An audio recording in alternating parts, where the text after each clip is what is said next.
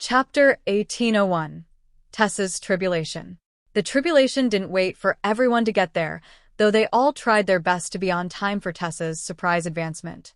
The last one to make it was Ray, who had been busy working with a customer to finish an order, and then snuck out, leaving Maish to run the shop while she watched Tessa's advancement. Maish didn't mind. This was her first chance to really prove herself to Lady Ray and earn some favor from the notoriously terrifying spider. She was fairly sure that Ray was actually fond of her, but her mannerisms made it difficult to tell, and that left the girl with some concerns that Ray might kick her out of the shop if she didn't perform well enough. That would be terrible for her future in the guild, as this was the best place to sell the items that she was just now learning to make. She had been appointed as the manager, but Maish lacked any sort of confidence in dealing with Ray if the spider was in a bad mood. She already knew how that could end for people that Ray did not like, and she had no intentions of becoming part of the spider's next bath. If Ray knew what she was thinking, she would be at least mildly insulted. She didn't turn on useful people like that, and Maish was an ongoing project. She had already put a lot of effort into improving the girl, and now she was beginning to see the payoff. Like breeding smaller creatures to defend your nest, she was raising the girl to run her cloth shop and help her make clothing. It was a win for everyone, and the better that Maish did for herself, the better that she would do in defending Ray's shop. Getting impatient now, or sending her away, would be counterproductive. Only once Maish was fully grown into her powers and Ray was ready to move on to a new shop would she be prepared to stop keeping the girl at her side. Until then, there wasn't much that would stop her from guiding Maish toward a greater future. The first bolt of tribulation lightning hit just before Ray arrived, a massive disturbance that shook the ground and startled every creature living in the tiny world. Unlike the other advancements that had happened here, the ones for the lizard folk and the demons, this one was particularly violent, and the individual strikes appeared to be even more intense than usual. Then, Ray settled in with the crowd, and the second strike slammed into the barrier that Tessa had put up around herself. The divine power and the tribulation lightning seemed to merge for a second in an impossible combination of gold and blue. Then the barrier stabilized, and a third strike, this one made of a half-dozen smaller bolts of lightning converging over her head, pounded into her barrier. Tessa remained perfectly focused as the wrath of the tribulation lightning increased, and Thor silently cheered her on. The fourth strike was the same as the third, only more intense, and the fifth was strong enough that even Thor began to feel the intensity of the lightning. The sixth strike shattered every barrier that Tessa had put up, and Carl saw smoke coming from the red scales on her body as the war beast transformation tanked the worst of the damage. Hurriedly, she put the barriers back up, just in time for the seventh volley of lightning to crash into her, scorching her robes and exposing large patches of scaled skin. For the eighth volley, her barriers were shaky, as she had mostly exhausted her mana storage during the earlier strikes. The barriers shattered immediately, and Tessa was slammed to the ground, her scales charred and smoking, but already regenerating as she gritted her teeth and focused on gathering as much mana as possible for what was bound to be the strongest strike of them all. Dana watched in horror at the fury of the tribulation, so much worse than what she had undergone, as if the god of war was personally testing his disciple to see if she truly was worthy. The final set of barriers was better than the eighth set had been, but it was far from being enough to take the full force of the tribulation. The final volley did not come as a single strike, but as 9 simultaneous bolts of lightning crashing into Tessa from different angles, shattering every scale on her body, and leaving the ground under her a shining black volcanic rock.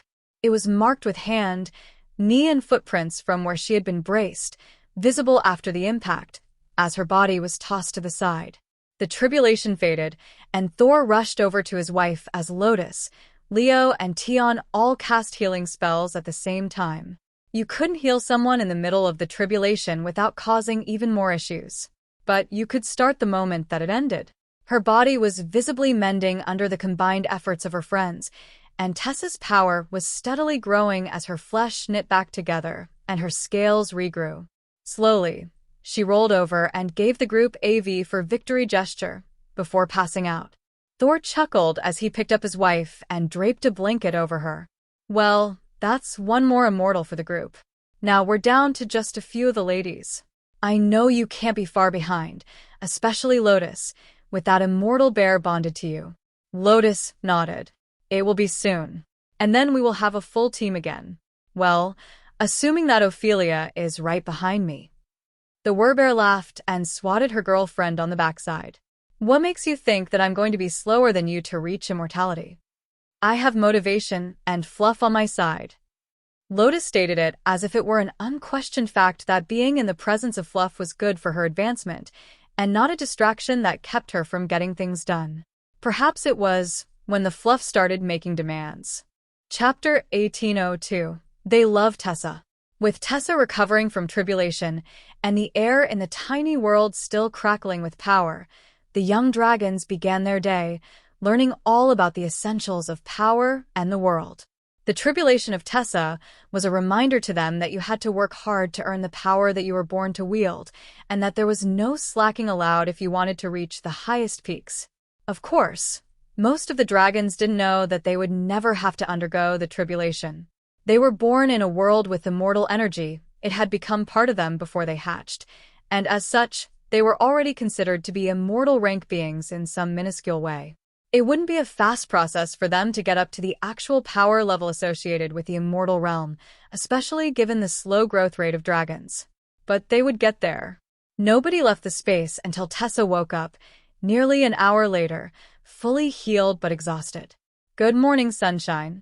Welcome to immortality. We have snacks. Carl greeted her as the war priestess woke up. That's the first thing? The first thing that you thought that I should hear once I woke up as an immortal? Carl laughed. Yep. That's the first thing that will welcome you into the rest of your never-ending life. It was that, or have Thor sing you a song about hatchlings. Thor gasped in realization that such a song had actually been an option. If he had thought of it, he would have done it. Tessa smiled as she saw the series of expressions cross Thor's face and then patted him on the shoulder. Don't worry about it. After all that, I could actually use something to eat. I am starving. Lotus laughed and made a grand gesture to call the bunnies in. Fortunately for you, I am your friend, and I always have food ready. Now we feast and celebrate. Ladies, bring anyone else who would like to join the festivities over to the main room of the house, and we will be there shortly. Tessa just needs the first round of snacks to get enough energy to get down the stairs without Thor carrying her. That wouldn't actually be a problem in Thor's mind, but Tessa was an immortal now, and there was some sort of dignity required. Or so Lotus assumed. Really, it was the other way around. They were now the weakest and among the youngest immortals. If there was any time to be undignified and childish, it was now. Compared to the elders, who had lived for 1,000 years or more, Tessa, making immortal at just under 30 years old, made her a practical child in their eyes. They didn't need to tell Lotus that she would do it all by herself once she made it to immortality. Besides, Tessa wasn't the sort. She had children on the way, a stable relationship, a war god to please by taking care of the orphans they had adopted. So many orphans. In the eyes of the Red Dragon, the bunnies also counted as war orphans, as the Darklight host had killed their previous owner and taken their homes. So, they were displaced by war, and most of them had no parents. Perfect qualifications to be taken care of by the Red Dragons. Not that the bunnies needed taking care of. They were happy to take care of themselves and anyone else who happened to be nearby, as long as they weren't absolutely terrified of them. That pretty much ruled out the lichens and a few other predator-type species. But for some reason, they didn't seem to have any problems with Ophelia, despite her being a werbear. Apparently, it wasn't the lycanthropy or the teeth, but the species that was the determining factor. Wolves hunted bunnies, but apparently bears were not proactive about it. Possibly because they couldn't catch them. However, it wasn't the bunnies that were the most excited about Tessa making immortal. It wasn't even the demons or lizard folk who had done it before her, here in the tiny world. No, that honor went to Ewan and Tenna, the adventurous pair of hatchlings who managed to get to the party before any of the other young dragons. Tessa took good care of them when Naksha was hunting them down for escaping the nest again. The black dragon smiled as she saw her wayward charge arrive on the scene. For once, he was actually where he was supposed to be, and it was entirely because he had wanted to explore and see the exciting parts up close. "Welcome, little ones." Lotus made breakfast burritos. The black dragon greeted them. Winning. Then the hatchlings were off, looking for Lotus and the peak snack of hatchling black dragons. Divine lightning dragons as well, but there was some dispute about whether the burritos were better than chocolate fudge brownies. Yuan insisted that sweets were still ranked second, simply because they lacked meat. Technically, the burritos did as well, but they had eggs, and that was basically meat of the unborn, which was pretty hardcore. Yuan liked eggs. Soon, Tessa was swarmed with hatchlings, eager to tell her all about how happy they were that she had reached immortality, and how they would get there soon, and how there were snacks, and how they were all excited about the day that her eggs hatched. It would be a sad day for them when she went to the immortal world to start building her power. But they didn't know it was going to happen yet. "All right, everyone back up 2 steps. You can't all hang off Sister Tessa at the same time. You'll tear her robes," the matron announced. "Yes, Mississippi." The dragons dutifully took 2 steps back and then immediately returned to their overlapping questions and congratulations as Tessa knelt to pat them all and assure them that she was listening to their stories. Carl laughed as he realized that Tessa was never going to be able to outrun the group mom role that the Red Dragon clerics were saddled with. Even the hatchlings treated her that way. Chapter 1803. Immortal Gifting. Tessa let immortal energy flow into herself for the first time, feeling the difference in her power now that she had advanced. It was not just a matter of using different power, the way that it was used was slightly different. This is incredible. There was so much that I didn't truly understand until I could actually use immortal energy. Now I see why it's so hard for mortals to break through without guidance. It's not something that you can learn from a book. You have to experience it before you can truly know what it is to be immortal. Perhaps we should add that to our training? A bit of immortal energy injection for those near the bottleneck to help their bodies understand when it is time for tribulation. She was mostly talking to herself, but the other dragons were taking notes. They were all still mortals, and while they were gaining power quickly, they were still behind Tessa and the others. So this knowledge would be useful for them, not just in theory for their charges, but personally for when they eventually managed to ascend. Being pure dragons, they would eventually. They lived long enough that it was basically inevitable in these circumstances. Every bit of knowledge that they could get before they ascended would make the process easier and help keep them ahead of the hatchlings, who would grow into proper immortals simply by virtue of having been born in the tiny world. It was an unfair advantage. Well, it looks like the Darklight host did get an immortal recruit during this event, even if we didn't find her at the New Home Merchant Clan's compound. Dana joked as Tessa was continually swarmed by the hatchlings. "It seems so. I guess we should throw a party, perhaps make her a welcoming gift." "That seems to be the tradition among the clans during the recruitment," Carl agreed. "What would I even need? I mean, there is plenty of immortal rank gear available. We're not short on that," Tessa joked. "That's just a given. Everyone in the guild gets the good gear." "No, we need to come up with something special. If you were going to move into the guild house in the immortal world, I would offer to make you your own custom room. But I suspect that you'll be remaining here to be closer to the little ones." "That won't work. But there has to be something." The hatchlings began to panic at the thought of Tessa moving away. She was the less scary red dragon, the one that was in charge of things like bath time and morning exercises. Not horrible, awful things like chores, study time, or bedtime enforcement. They had completely forgotten that they used to hate bath time until Tessa made it fun for them, and not just the water element dragons who had to be dried before bed. They blamed that on the bedtime people. Not Tessa, though. In theory, they could just sleep wet. There wasn't really a health issue with it for the water dragons. However, they did tend to make a gigantic mess if they were allowed to sleep in the water. So, sleeping dry was part of their training to get along with others. You know, we could make her something special. Something that would please her god. What about a mobile armory and training space? Dana suggested. That's brilliant. Keeping a stock of weapons on hand will always please the war god, and a training ground is exceptionally useful for the orphans. Plus, it's a good place for Tessa to relax when she is off shift, Carl agreed. If he was going to do this, he would do it right. He would make the core of the space with the help of the Amulet of Destruction to bring it to one sub-rank higher than himself, making it a mid-ascended rank immortal space. Then, he would use Breath of the World to improve the quality by one rank, which should make it peerless. With that level of quality, even if Tessa wanted to train the dragons, she could do it for quite some time without fear of damaging anything inside the space. As long as the item was bonded to her, training inside it wouldn't damage anything. Much like activating skills through your own weapon didn't damage the weapon, unless they were far too powerful for it to handle. So, she could use it herself very nearly forever. By the time that she was powerful enough that an ascended immortal training ground was no more use to her, there would be no problem getting her a better one.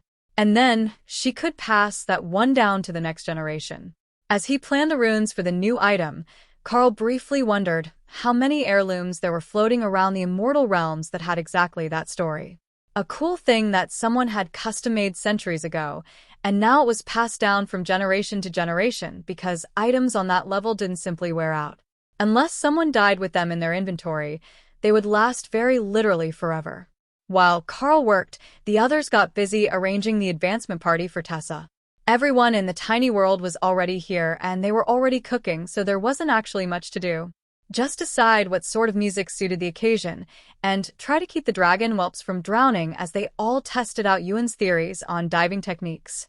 The water dragons had informed them all that you could actually use your wings to swim in the water, like you use them to fly through air. But there was still much discussion about the best ways to get yourself into the water, especially for those species with thicker bodies, as the water dragons tended to be longer and more serpentine. "Miss Tessa, come swim with us," someone called, speaking Draconic. "All right, pool party it is. Everyone, switch to your swimsuits." Chapter 1804, After Party. Carl ignored the call to go swimming for a solid 3 seconds before the thought of Dana in a swimsuit put the task of finishing the gift on the low priority list. He could deliver it tomorrow, he had time. He swapped outfits to a pair of knee-length swim shorts that Ray had made for him and shook his head in dismay as he saw the chaos in the lake. Everyone who wasn't actively cooking or eating was in the water, and the hatchlings were dive-bombing the lake, terrorizing the fish. They weren't hunting them right now. The food was already sorted for the evening, but they did love to dive at them. "Mr. Carl, will you dive with us?" Yuan asked. Carl laughed and transformed into demon crow form, then raced into the air and dive-bombed the lake, gliding smoothly under the surface to come up next to Dana, where he transformed back. The little dragons cheered, and Carl wrapped his arms around his wife. "That was too cool. I need to learn to do that. If you kept your eyes open, you'd know where you're going. But then I'd get water in them." Dana laughed as the dragons argued. "See what you've started. Now poor Tessa will never get them out of the water. But they're washed up and clean. I'm pretty sure that getting them to go to bed was someone else's problem. Besides, she just advanced. That's definitely worth a day off." The other dragons nodded. "That's the tradition in the church. If you advance, you get the rest of the day and the whole next day off." That didn't seem like much, but the church was always busy, and taking more than that off would deprive someone of a much-needed healer. And one that had just advanced to a new rank, which meant it was a more powerful group or more critical patient that would be missing out. Thor splashed happily through the water as he chased Tessa around, with a group of dragons chasing them. Everyone was having a grand time, and even the orphanage matron had begun to unwind a little. At least by her standards. She hadn't gone as far as a bikini, but she had switched to a light silk dress, in red, naturally, and chased the hatchlings into the water. By her standards, that was positively frolicking, even if she was still doing her best to keep the little dragons from getting injured or running off too far from the group. A huge splash, followed by giggling, informed Carl that Tifa had found a new swimming technique. She could enter her space, and then appear in the air near Lotus, to cannonball into the water, despite not being able to fly. She was gaining a new appreciation for the joys of playing in the water and learning a bit more about why the dragons thought this was such a great place. Simply walking in was no fun at all. You just got wet, and then had to swim. The first signs that the food was ready brought Thor and Tessa out of the water, and the former Sero brought her a large blanket, where he had set up a proper picnic. Thor always one that put great effort into romance, and he had planned this well in advance, expecting that Tessa would make immortality sooner or later. Karl followed his lead and picked up Dana to bring her to the beach for dinner. Following Thor's lead and hoping for romance, Dana joked as Karl set her on his lap when he sat down. Thor has all the moves, but I suspect that he's going to find a reason to slip away with Tessa as soon as they've finished eating. And you're not going to follow his lead? I'm not sure that we should wait that long. Most of the kids are already exhausted, and it's a good time to retire to our room for a bit. The guild store can run itself for a bit. If it gets out of hand, I will send the Watchers down to take care of it. Dana laughed at the thought of the eldritch horror-looking summons running a store. Karl didn't use them in combat, so she assumed that they weren't a combat-capable unit. But with a skill name like Pet Sitter, they had to have some sorts of skills. It was one of his few mysterious skills. The rest Karl used often enough that Dana at least understood the basics of how they worked, the limitations, and some of the tactical advantages. But that particular one seemed to have been overlooked for the most part. Then she saw one. Karl, do you have your Watchers active here in the tiny world? What? Oh, that's not one of the Watchers. Opal just made a golem that looked like one when she was setting things up for the bunnies. Something about warm hugs and tentacles. Dana frowned. There was something deeply and profoundly wrong with that statement when it was related to Opal. But she wasn't entirely certain what the Fae had planned. However, it wasn't as nefarious as Dana thought. Or perhaps it was even more nefarious.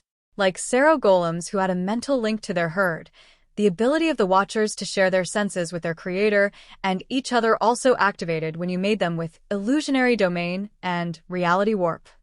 So, having the frightening-looking but incredibly friendly creatures around the tiny world was better than having cameras set up. Not everywhere in the tiny world was an illusion that she could look in on. But the Watchers were constructs, and nobody thought twice about where they were going, as long as they weren't in the way. Plus, the Watchers had a natural instinct to help and protect, so the orphanage dragons liked to have them around, even if they didn't have the powers of the real ones. Though, the only actual power that the real ones had was pet space, which they used to create things that the residents of the tiny world needed. Chapter 1805. No slacking. First thing in the morning, while Dana slept soundly beside him, Karl finished up the gift for Tessa. She might not need the training space for some time, but it wouldn't do to delay her advancement gift for too long. Now that she was an immortal, he could start introducing her to the Lycans and the members of the new home merchant clan. Everyone would simply assume that Karl had recruited a member when they saw a new face around the guild compound, assuming that she came out of the tiny world at all. Tessa was still a red dragon priestess, despite her class advancements. So, she had a compulsion to keep to the tenets of her god. And all the best things to keep the red dragon pleased were in the tiny world right now, unless someone attacked them. Karl mentally searched the space and found that Tessa was already awake, having breakfast with the hatchlings, while teaching them to play nice with the bunnies. The dragons often forgot that other species didn't have tough scales, so claws hurt all the time, not just when you were trying to make them hurt. That was an important lesson before the young dragons could transform into humanoids.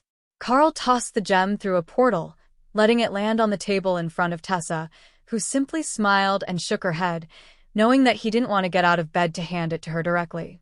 If he got out of bed, he would have to do things and start answering questions from all the other guild members who had been busy all night, making items for the shops. Even the alchemists here in the tiny world had been busy helping Remy with her efforts. They might be mostly mortals, but they could still prep all the ingredients, saving the Naga matriarch a lot of time when making multiple batches of potions and pills. The concept of pills was becoming increasingly popular among the Darklight host. They were more convenient to use as medicine than potions were, so anything that could be condensed into a solid pill had been. Naturally, some things needed to remain a liquid, and the ointments were perfectly balanced as they were. It was mostly just the healing medicines that they were focused on. Those were the ones that needed to be easier to use in an emergency. Plus, the bunnies had even come up with a better way of carrying them that was Lotus approved. They took some of the failed pills, ones that had come out at common and uncommon quality, and wouldn't be sold in the shop, and pulled a thin wire through the middle of them. Hung around the neck like a necklace, they could be eaten like candy in an emergency. That was a tactic that Lotus had used before with medicine, but if they made them out of higher quality medicines, they would sell incredibly well as decorative jewelry. After all, who would assume that all those small round stones were pills, and not rocks? From a distance, it was impossible to tell them apart. Carl wasn't able to sleep in for long, no matter how much he wanted to. They had an increasing number of customers arriving at the guild shop this morning, all eager to see what was going to be stocked for the day. Everyone knew that the Darklight host had the ability to make peerless grade items, so they were fully expecting to see something appear. With thousands of peak immortals gathered at New Home and the 2 locations linked by a portal, this was the perfect opportunity to find customers for all the best gear, and the Blackwoods pack knew it. So, they were sure to get Carl out of bed and down to the shop. Duty calls. I should likely pick out a selection of good stuff for today before I get there, or they're going to panic. I suppose that leaving them in the guild store bank would have been better, but it's been so long since the last time that I forgot it was an option. Dana laughed at Carl's annoyed tone. Go take care of your loyal customers. I suspect that Lotus is going to advance in the next day or 2. Her aura is already unstable, and Tifa is pushing her hard against the bottleneck with her growth. All right, you stay here. Let me know when she does advance. If you want to make some items while you wait, just toss them in the store inventory. They split up, and Carl transported himself directly to the back room of the shop, making it look to the customers as if he had been in the back office. Good morning, everyone. I've got a restock for the peerless grade items ready for sale. You're just in time. The peak immortals gathered around, watching the upper shelf where Carl had put the best items last time. One by one, he restocked the shelves, loading them with warrior items, and then a pair of mage rings that would grant a combined mana regeneration rate higher than nearly anyone present could actually spend it, as well as a steady rate of stamina regeneration. A matched pair of peerless grade rings like that for a combat mage would make them nearly unstoppable, the warriors assumed. The easiest way to defeat a mage was to wait for them to run low on mana or exhaust themselves casting. If they didn't do either, then defeating a skilled mage was a nightmare for most warrior-type classes. There was no doubt about it. Those items were going to sell, and they were going to sell to the same person. It was just a matter of who could afford them. While the warriors rushed to inspect the items that actually mattered to them, one more figure slipped into the room, wrapped in a soft black cloak. She stood at the back of the room, staring at the items. Not with the sort of greed and lust for power that most had, but with a growing sense of confusion, as if she had seen something impossible and was struggling to understand it.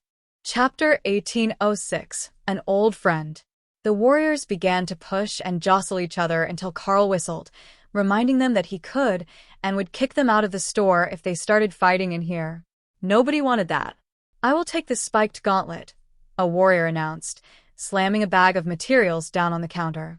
Carl watched the system count the value and nodded. We have a deal. The gauntlet was passed to the warrior, and Carl replaced it with a pair of bracers that had similar stats, but without the combat damage that only came on weapons. There was some more arguing among the warriors before another bag of resources was placed on the counter next to a rare void element flower. I want the amulet. Then another warrior with a bag full of some sort of sand that the system insisted was insanely valuable. I will take the strength ring with the highest skill damage and the one with the attack speed. According to the system, it was worth it, but Carl had no idea what the sand was for. Whatever, he would look it up later. Deal. He took the items and passed over the goods, which made the warrior smile. The Darklight host really will take anything on trade. Who would have thought that they would have a use for underworld sand? Oh, that's what it was. That was insanely valuable for death element creatures. Like the pair of black dragons in the tiny world. They could use it as a resource to help their power grow more quickly, as if they were in the divine plane, next to their goddess. The thing was, while it was super valuable, in theory it was only valuable to certain people. Carl had just put the sand away when a slender figure pushed through the crowd. I would like to buy a ½ kilogram of that underworld sand from you. The woman placed a bag of assorted void elemental stones on the counter, and Carl shrugged, then handed over a small portion of the sand.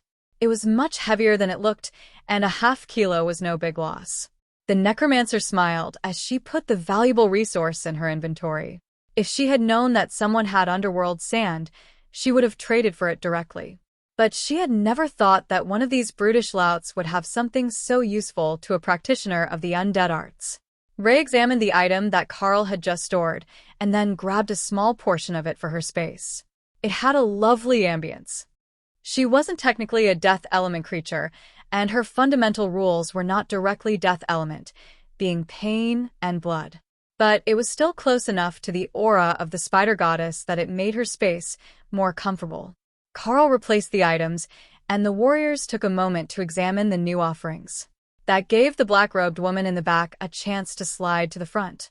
Before I make a purchase, I would like to know, do you know if there is a beast master in your guild? A Tengu with your same name. Carl examined the woman, and found that she had her name and information hidden. Whether by a skill or by an item, he didn't know. But what he did know is that he knew that face. The last time he saw it, she was a small girl. But she was a grown woman now. Or dragon. I know who you are looking for, Supreme Lady Rue of Gthuzan. The woman smiled. It seems that you do. I want those 2 rings, and then we simply must speak. I have many questions about what might have happened to that beast master. As she finished speaking, Kara walked out of the kitchen in cargo pants and a tank top, holding a breakfast burrito in both hands. She walked up to Rue, handed the confused dragon a burrito, and then vanished into the tiny world to get more cupcakes. She was going to need them today. She had a feeling about it. It was. Have a seat in the back, and I will bring you the items as soon as I finish with these other customers. Rue nodded and followed his directions into the back room, already beginning to suspect that things were not what they appeared to be here in the Darklight Host Guild House. For one, it had been over 10,000 years, but that Carl was a void immortal with a very young life force. He was also not a beast master of any sort. He had a pet sitter class which was similar but not directly related. The appearance of Kara was what gave it away. Either the real Carl was here, or they might be related. It wasn't unheard of to name your children after yourself, and the system didn't tag them as junior. So, this might be her ancient mentor's descendant. She sat down in the meeting room, and then snapped her attention to the corner of the room when a tentacle-faced monstrosity appeared with a tray of snacks. "Are you an ancient?" she asked, utterly baffled by the creature's appearance. "I am modeled after them, miss. I am a summoned construct known as a Lesser Watcher. I have refreshments for you." Carl chuckled as the dragon stared at the Watcher. Being able to see through their eyes was absolutely overpowered when you wanted to play pranks on old friends. "So, you must be part of the pet sitter class skills, right? What sort of abilities do you have?" The Watcher didn't answer for a moment, conferring with Carl on what was safe to tell her. "The primary ability of a Watcher is to take care of guests and pets, so my strongest skill is pet space. However, I also have access to many other skills at a lesser power level. The Watchers are not particularly combat capable. However, we are well equipped to control wayward pets. Meaning, I have the Voidlock skill to freeze hostile creatures in place until they calm down.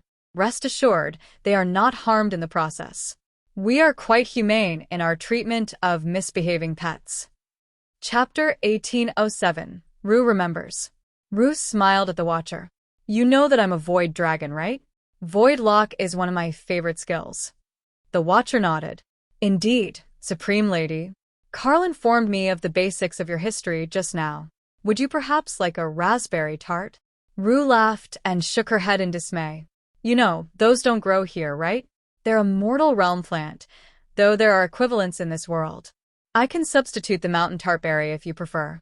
That was the immortal realm equivalent of the raspberry, and they grew them in the tiny world now, for the sake of the mystic chefs. So, there were plenty available, even if the Watcher hadn't been able to simply will them into existence using the kitchen function of the pet space spell. In some ways, that spell was absolutely broken and overpowered, but in others it was so incredibly mundane that it could be overlooked. The space didn't have particularly strong defenses, even when it was made as a separate space. So, it wasn't a great defensive pocket dimension. It couldn't create weapons, eject unwanted visitors, or even cause damage. That was up to the occupant. However, if the creator knew of a food product, it would create it in the kitchen, up to the caster's level. And the beds were extremely comfortable, guaranteeing proper sleep for nearly any species. He's the same Carl, isn't he? Just cosplaying as a human to fit in with the locals. I can't say, madam. I don't know what other Carl you might have met in the past. That wasn't a no, Rue decided.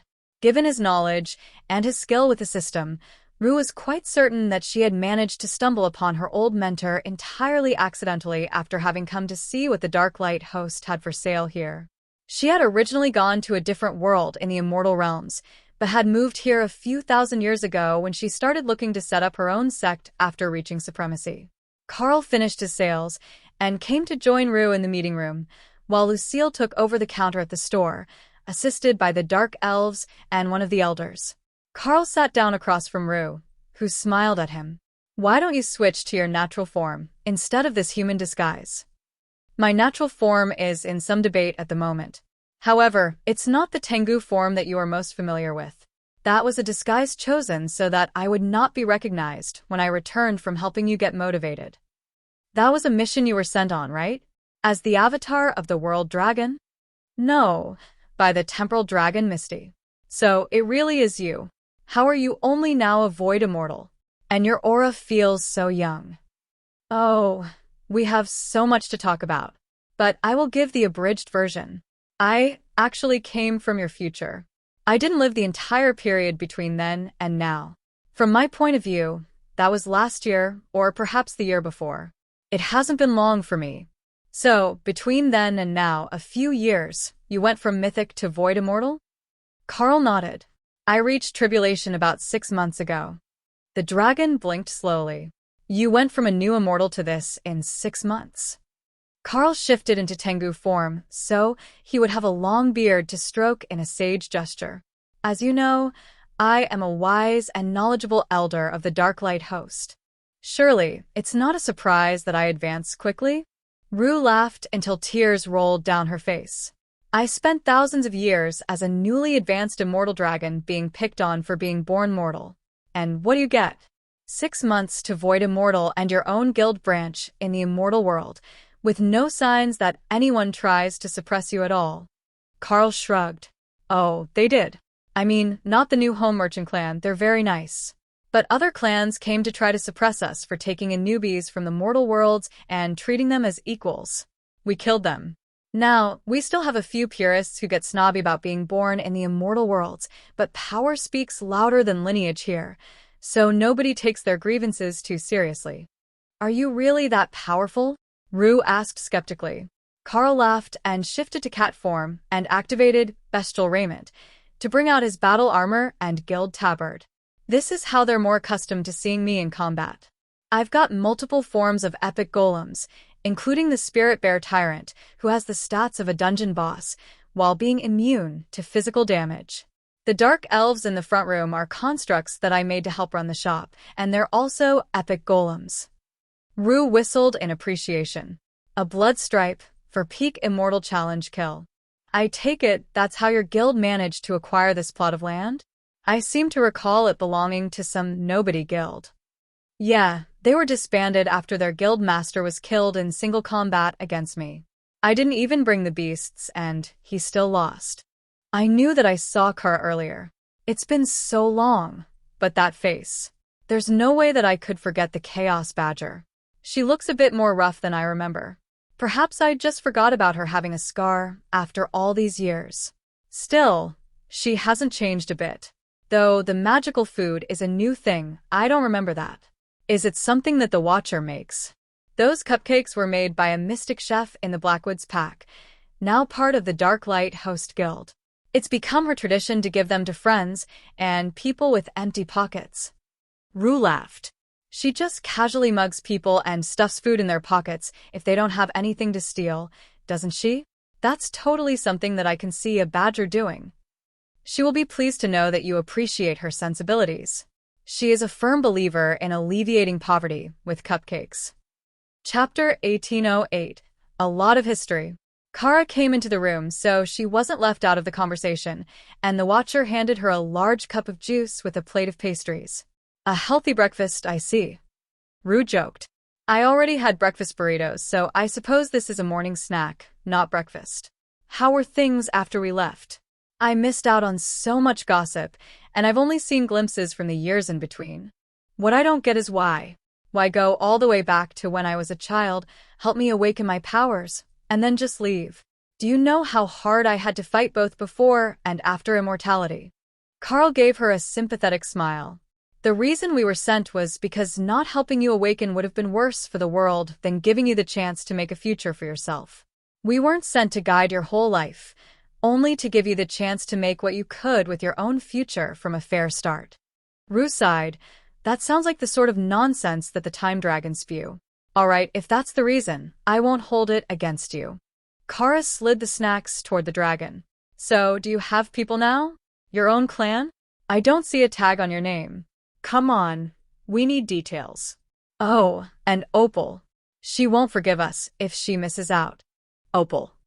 Forest trickster and former illusionary butterfly. She's a hopeless romantic and peerless storyteller. She makes illusionary plays and dramas to retell major moments in history, as well as to relay her own imaginary stories to the world. That sounds dangerous. Usually not. Though, she has illusion stones to allow users to insert themselves into the role of heroine in the romance stories. What now? She calls them build your own story type romance dramas. Everyone has roles, and the plot is set. But the outcome is up to the user. Rue looked intrigued, and Carl smiled as he shook his head. I should warn you that Opal has some unique tastes in romance. Some of them can get pretty wild. Rue winked at him. I was once a queen. I'm sure that I am at least somewhat familiar with the basics of the royal romance dramas. Good point. But she's got some other ones as well. I will have her send you a list later. I know that you're secretly a lady of culture. Rue laughed at the badger. I'm not 10 anymore. I believe that you wanted the 2 rings, right? Did you have something good to trade? Carl asked, diverting the conversation back on track. Rue nodded and took out a small pouch full of plant seeds. I promise you that these are worth far more than the rings are. I'm just a bit short on gear at the moment. Carl inspected the dragon. She was wearing a robe that covered herself with a disguise effect, but he didn't see any jewelry on her. Not just couldn't see the stats, she wasn't wearing any at all. It seems there is a lot more to your story than we've gotten so far. But I think that we can arrange a friends and family discount to get you a fresh set of gear. Lady Ray, my blood destruction spider partner, is happy to decorate pretty ladies. Are you flirting with me, Mr. Carl? Not at all. I'm actually quite happily married and soul-bonded. I was when we met as well. However, Ray is a true fashionista, and she prefers to put beautiful clothing on beautiful people. You really do have a strange group of beasts, don't you? Oh, it gets stranger. Carl laughed. There is a dark flame phoenix with a deep hatred for all things water element. The Naga matriarch who has gone full mad scientist with her alchemy. The Sero that evolved into a behemoth and married a red dragon priestess. And then there is Tion, who decided that a 3-kilo fox was the perfect form to be the group's bard. Rue shook her head in dismay. So, it's not just the 2 of you that are oddballs? What do you mean? I'm the normal one here, Kara insisted. That is a concerning statement. She's joking mostly. If any of us are normal, it's definitely Dana. And maybe either Thor or Leo. The scale-obsessed behemoth? I will give you Leo, but calling Thor normal is a stretch, Kara countered. Rue watched them banter and shrugged. Isn't that normal for a Sero or a dragon? There's just something about a muscular dragon with well-polished scales, you know? Kara frowned. Or it could just be that all dragons are a bit weird and scale-obsessed. I mean, fluffy ears are much cuter. Rue turned to Carl. Do you support that position? He married a divine fox girl. He's not going to go against the power of fluffy ears. Rue gave Carl a knowing look, and he just shrugged. Oh, it gets worse. She wasn't born a divine fox. No, his bonded beasts turned her into one so that she could be the perfect wife for him and keep up with his power growth. When you put it like that, It sounds like a nefarious plot. Really, it was just Remy wanting to try out a new advancement potion and lacking medical ethics, Carl noted. That doesn't make it sound better. Rue informed him. The fox ears are cute though, just like Tion's. Kara giggled at the dragon's confused look. He's our team's Stonefur Divine Fox. An adorable little fluff ball, but he's far too gullible, and he gets pulled into all sorts of shenanigans, including the one where our Dana mage gained fox ears. He was brought along as both a potion ingredient and the healer, in case the experiment went wrong. But we are focusing on us too much. How did you end up here? What did you do in the middle? Did you bring more people? Are they entertaining? Right, you're not one to let things go just because I diverted the topic. Alright, where do I begin? I suppose I should go from the start, from the moment that you two left Gthuzan. Chapter 1809. Rue's Past. Rue took a deep breath and focused on the story. As you likely know, after you left, I was taken in by the Crown Prince. We were wed not long after you left, and it was a bit of a scandal at the time, but nothing compared to what came after. You see, the other branches of the family weren't happy about a half-breed dragonkin being queen after he ascended. It led to so many assassination attempts that we gave up on trying to explain my marriage being within the rules as I could transform, and we simply held a purge of the extended family branches. Not an extermination. He was too soft-hearted for that. But about a quarter of the royal family of Gthuzan was culled after an attempted coup. He should have finished them all. We ruled together for, I suppose 100 years or so. Those were good days, and our descendants are still the main branch of the royal family. I know. We were cousins. But our children were glorious, some of the strongest dragons that the kingdom has ever seen. I still say that was the right choice, and he was both a good husband and a good king. There were some years there after he was assassinated, where I was a bit angry and bitter at the world. You see, I made immortality first, and those hoping for the throne wanted to use one of our children as a puppet. So, they managed to poison the king while I was out of the castle. By the time I got back, it was too late. So, instead of letting them win and seize the throne, I took it for myself. It was a terrible time in my past. I had to kill fully a third of my own children before things were settled, and they understood that the good of the nation comes first in the selection of the next monarch. Weak and greedy leaders should never be allowed into positions of power. Power is for the powerful. A few generations later, there was a boy among the young princes, one who had that gleam in his eye. He was born with talent, not like me. But that wasn't enough for him. He had that drive, and he pushed for absolute dominance. I passed my throne to him and moved to the immortal worlds, thinking that my fully formed immortal spirit made me nearly invincible. I was wrong. So wrong. The world that I made it to was in the middle of a massive planet-wide clan war. As an unaligned spirit immortal, I was forcibly inducted into one of the clans with a subservience collar and sent to the front lines.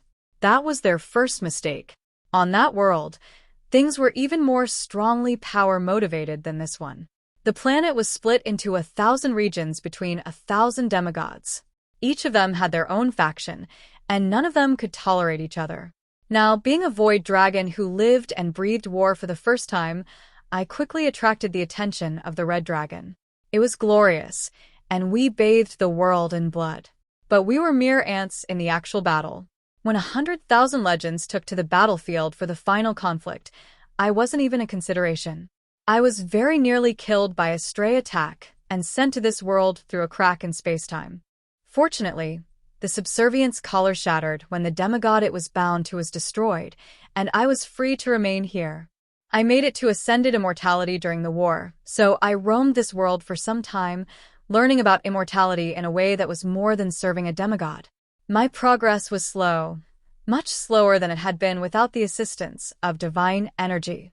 Even though I had the potential to make immortality during that dark time on a mortal world, I lacked the potential to go much further. So, I spent a few thousand years looking for opportunities and ways to increase my potential. About 1,000 years ago, just after I had reached peak immortality, I found a dragon inheritance on one of the other worlds I visited. It was a Void Dragon Legends inheritance, and it was enough to push me through to supremacy, though my innate potential was lacking. When I came back, I was feeling invincible again. So, I thought that maybe I could settle down and go back to the glory days of Gthuzan. I started a clan up on the north side of this continent, in the Valalan League. I named it the Gthuzan Clan and took in wayward immortals. We had a couple good centuries there, and then we were attacked by one of the larger guild alliances who wanted our territory. The clan was wiped out, and I barely escaped with my life. I've been wandering since. I just don't have the heart to take in a new group of disciples and start over after seeing so much of what immortality is like. So, I've just been wandering, looking for interesting things and wallowing in nostalgia. That was why I remembered the man who had helped me start all this and become more than nothing in the first place. Tell me, what made you want to start a guild branch here, instead of staying with a clan and staying loyal to them until you had enough power? Carl smiled sadly. Nothing had gone right in Rue's life. Every time she tried to settle down, things went bad. Being in the clan and being in the guild are two different things. I don't view myself as having left or been disloyal to the clan. We still work together, and they have a full branch here.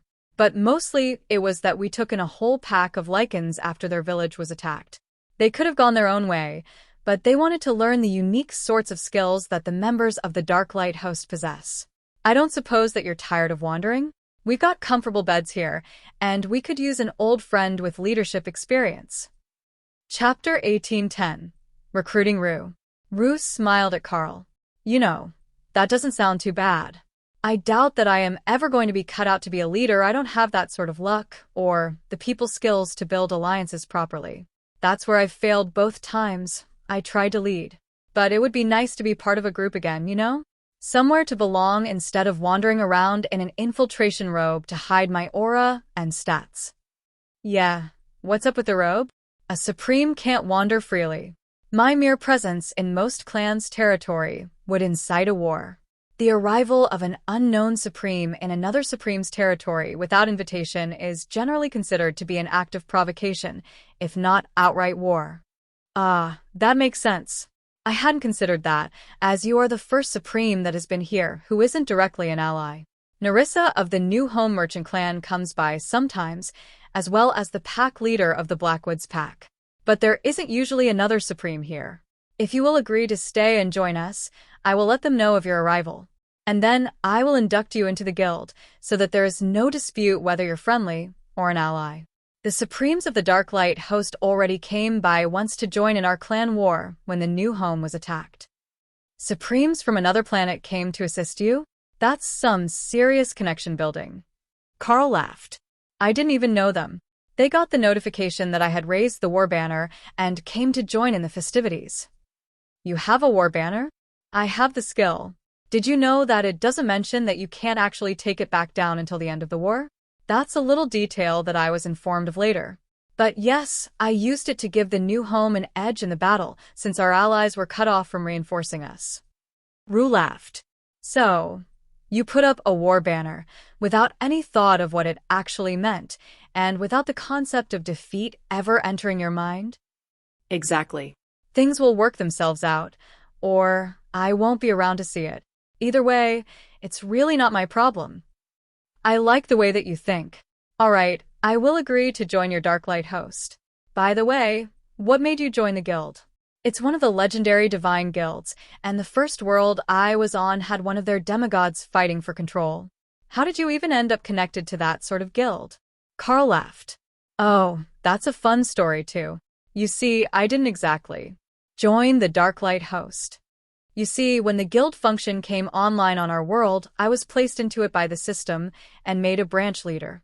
I've been one ever since, founding new branches as I move up in power. There are 2 branches in our old world now. 3 if you count Matilda's, which is quite small. And now I've started one in this compound that we won. The system awarded the Darklight Host this place as a reward for taking out their guild leader in a challenge, and once we had the Blackwoods pack with a need for a new place to live, it was only natural to move in. That makes sense in a way. All right, bring me in, Mr. Carl. Rue giggled at the words, remembering her childhood. Now, she was 10,000 years old, while Carl was far younger and less powerful than she was. Somehow, he still felt like her senior in some way. She had tried so many things that failed, but he had just been moving from one success to another. Guild contract offered. Rue has entered the Dark Light host. Kara cheered. One of us. One of us. Rue laughed. You are crazy, you know that, right? In the good way. Ooh, we should make the Carl give you a trade skill. You didn't have a trade skill, did you? Rue shook her head. No, I don't have a formal trade skill. I trained at Inscription, but never got the trade skill. I got the skill book and talisman mage class skills instead, learned manually. Perhaps because of the activation state of the system at the time? And then for thousands of years after I became an immortal, there was no chance. It was just battle, constant battle to survive the clan wars. Either way, I don't have a formal trade skill. Kara examined her. Well, you're a void dragon, and I was once a void badger. So we have a few things in common. The question is, what aspect of creation would be best for you? I think that it would be funniest if we gave you runecrafting so you could make supreme ranked accessories and troll the market. Rue smiled at her. That could be entertaining. But perhaps weapons? Even if you only sell a few every decade, supreme ranked weapons are the sort of thing that entire clans are built around. They give a peak immortal the power to defend his territory in a challenge, and they're incredibly valuable. That's still runecrafting, unless we find a way to teach you blacksmithing as well. I would say we could teach Hawk to be a smith, but he's already picked mystic cooking for his fire. Oh, the Dark Flame Phoenix, right? I take it that he's a foodie. Very much so. Actually, I have a skill book that might work. How does your training thing work? Rue asked. I combine skills that either I know or one of the beasts on my team knows, and then I combine them with other skills to create an improved version I can teach to others. It's one of the World Dragon Avatar type abilities. Kara made grabby hands, and Rue held out the book to her. You want to be a blacksmith? Don't be silly. I can't learn that. But I know someone who can. Our little friend Tian is a stone fur divine fox. He's naturally earth element, perfect for blacksmithing. Chapter 1811. Tian is a clean fox. Kara grabbed Tian from where he was napping in the tiny world and brought him to the meeting room. What's happening? Oh, good morning. Is someone injured? Rue smiled. No, nobody is injured. You see, we're in need of a blacksmith, and Carl says that he can combine the skill into something amazing as long as one of his partners knows it. So, your sister has volunteered you. How would I be perfect for blacksmithing? Thor is the big and powerful one that is good with metal. You are literally a stone fur divine fox. It's right there in your name, and you have innate earth manipulation, while he's just using lightning to melt it. Of course, you're perfect. Tian gave Rue the most adorable of aggrieved looks. See how mean she is to me. Ever since we first met, and she tried to steal my most precious possessions, my sister has bullied me. How many times must I apologize for that? It was shiny, and I just wanted to take a look. Rue patted the little fox, and then stroked his soft fur. You've had it hard, little one. But if you learn blacksmithing, you can help make special items for Carl. Wouldn't that be better? Blacksmithing involves fire and hammers and soot. I don't like it when my fur gets dirty. You could transform. When you transform, all the dirt falls off. So, you would be perfectly clean in fox form. Tian considered it. Humans aren't as cute as foxes. Rue smiled at Carl. He really had raised an adorably spoiled little fox. But she understood where Tian was coming from. Being cute was an important skill. How about this? We will ask Carl to make you as cute as a male Dana mage? She was a fox too, right? Rue hadn't seen Dana yet, but she was sure that Carl had already told her the basics of the story. And she wanted to see what sort of amazing skill he could make out of basic blacksmithing. If it were worth it, she would happily take a spot at the forge. And then we can work at the forge together. If you want, you can even transform back, and I will take you for a bubble bath after the forge.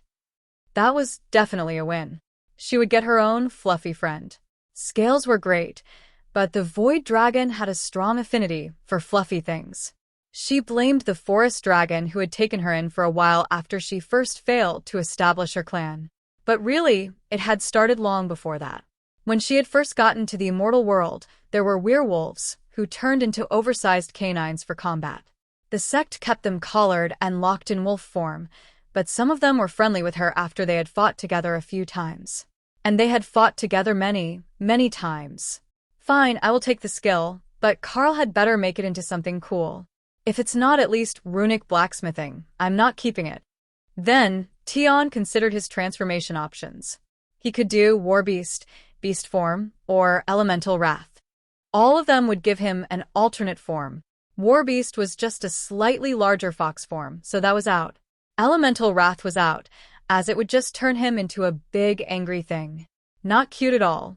So, Tion reluctantly tried Beast form to see what he would look like as a demi-human. The tiny fox transformed into a teen boy, not more than 13 or 14 in human years, with fluffy white fox ears, long hair, and a puffy white fox tail. He created a mirror and examined his appearance. You're right, I do look a bit like the Dana mage like this. We've got the same ears. I wonder if the Carl's son will look like this one day. Kara smiled and winked at Tion. She knew the answer, but she wasn't sharing. She had gotten very good at hiding the memories of the glimpses of the future that she had seen from Carl, so that she didn't mess up his decisions and change the outcomes that would lead to them. On the other hand, she loved to share her memories of the past. That was always entertaining, and she could reminisce with the others about all the fun things they had done. Tion used the skill book, and Carl got right to work making a better version of blacksmithing for Tion and Rue to work with. With the materials they had and the earth magic, they could make nearly anything that they needed for raw materials. And with the ability to turn basic raw materials into advanced magical items, they could make new weapons for the Immortals, which was the one thing that the Immortals valued the most. Many of them barely wore armor or accessories, but they all needed a primary weapon. Some of the sects even believed that strengthening themselves and their swords was the true path to supremacy. As they had actual supreme-ranked leaders, they might not even be wrong. Carl thought about what needed to be combined with blacksmithing to make something that was going to be cool enough for Tion. The fox wasn't going to want to swing a hammer all day, that was absolutely certain. So, Carl decided that it would be best to combine earth manipulation with blacksmithing and runecrafting, and then see where it went from there. Elemental Blade, Epic Grade Skill. Creates an indestructible runic weapon with the stats of an epic grade item at the caster's level. 1 mana per minute channeling cost. Compatible with Golem and Guardian type construct spells. Well, that was cool, and he was definitely going to teach it to Dana, but it wasn't the combination that he wanted. Perhaps he had focused too much on the earth manipulation part of the combination? That seemed like the answer. He knew that the combination should make an advanced crafting skill of some sort, not just a really cool combat ability. Chapter 1812, Divine Tion Forging.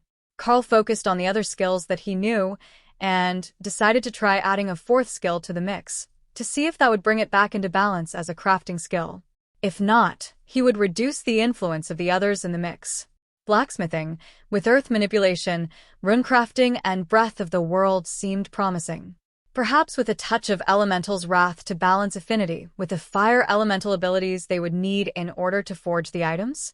Warning: divine crafting skills are unique in the world. Proceed? Full send, Kara shouted, while Tion stared at her in confusion, unsure what the phrase meant, and Rue rolled her eyes. The badger could clearly tell more of what was going on than the others. Well, what was the harm? Sure, he would have to make something different for Rue, but accepted. Trade skill upgraded, runecrafting, has been upgraded to ancient runeforging. That was not what Carl had been trying to do. And now he couldn't teach it to Tion. Divine crafting skills are unique. Follow me. Little one failed to transfer skill. Ancient runeforging. Well, that was a bust. Give me a moment, and I will find a way to make this work. Carl explained to the dragon. Trial and error is sometimes needed, she agreed. Carl felt a flood of new information entering his brain from the system panel. The energy was tinged with the familiar feeling of system energy that he knew came from the world dragon. Those 4 skills might have been overboard. First, he would have to start simple, and then he would teach Rue the skills to create the materials separately. That should be better. She wouldn't be able to use Breath of the World. It wasn't compatible with a Void Dragon. But he could combine blacksmithing with the rune crafting and give them runic blacksmithing, then hope that Rue could use earth manipulation. That should be enough. Or he could add dark flame to blacksmithing and a rune crafting, and he got dark fire smithing. Dark fire smithing, epic grade crafting skill. Gains a bonus to death and dark flame element crafted items. Not quite what he needed. How about sacred light? Tion's most versatile skill for both healing and damage. Divine runic smithing, peerless grade crafting skill. May create holy weapons that will align to the user's faith, imbuing them with additional bonuses related to the aspects of the pantheon or god that the user follows. Ooh, I want that one. Give us both that one. Tion insisted. All right, that's the winner.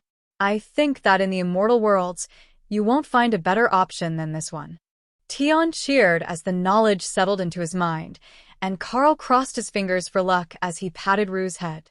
Pet sitter Carl offers knowledge skill. Divine runic smithing will be transferred to the unfortunate soul Rue. She really must have had a tough life if even the system called her an unfortunate soul. But she had been run out of everywhere that she had ever lived and failed repeatedly to settle down and create a home for herself. So it wasn't wrong. A divine crafting skill? Oh, peerless grade, but it specializes in divine items. That's just broken. And it's not blacksmithing, but blacksmithing is part of it. It looks like I can use it as a rune crafting type skill as well. You know, I looked into the texts on the topic, trying to learn how you did it, but I never found anyone who could actually use your skill. There were some who claimed they could, but they only knew a few words of the ancient runic languages, which let them make better items. It wasn't the same. Carl nodded. There are apparently a few. Clan leader Nerissa knows at least one.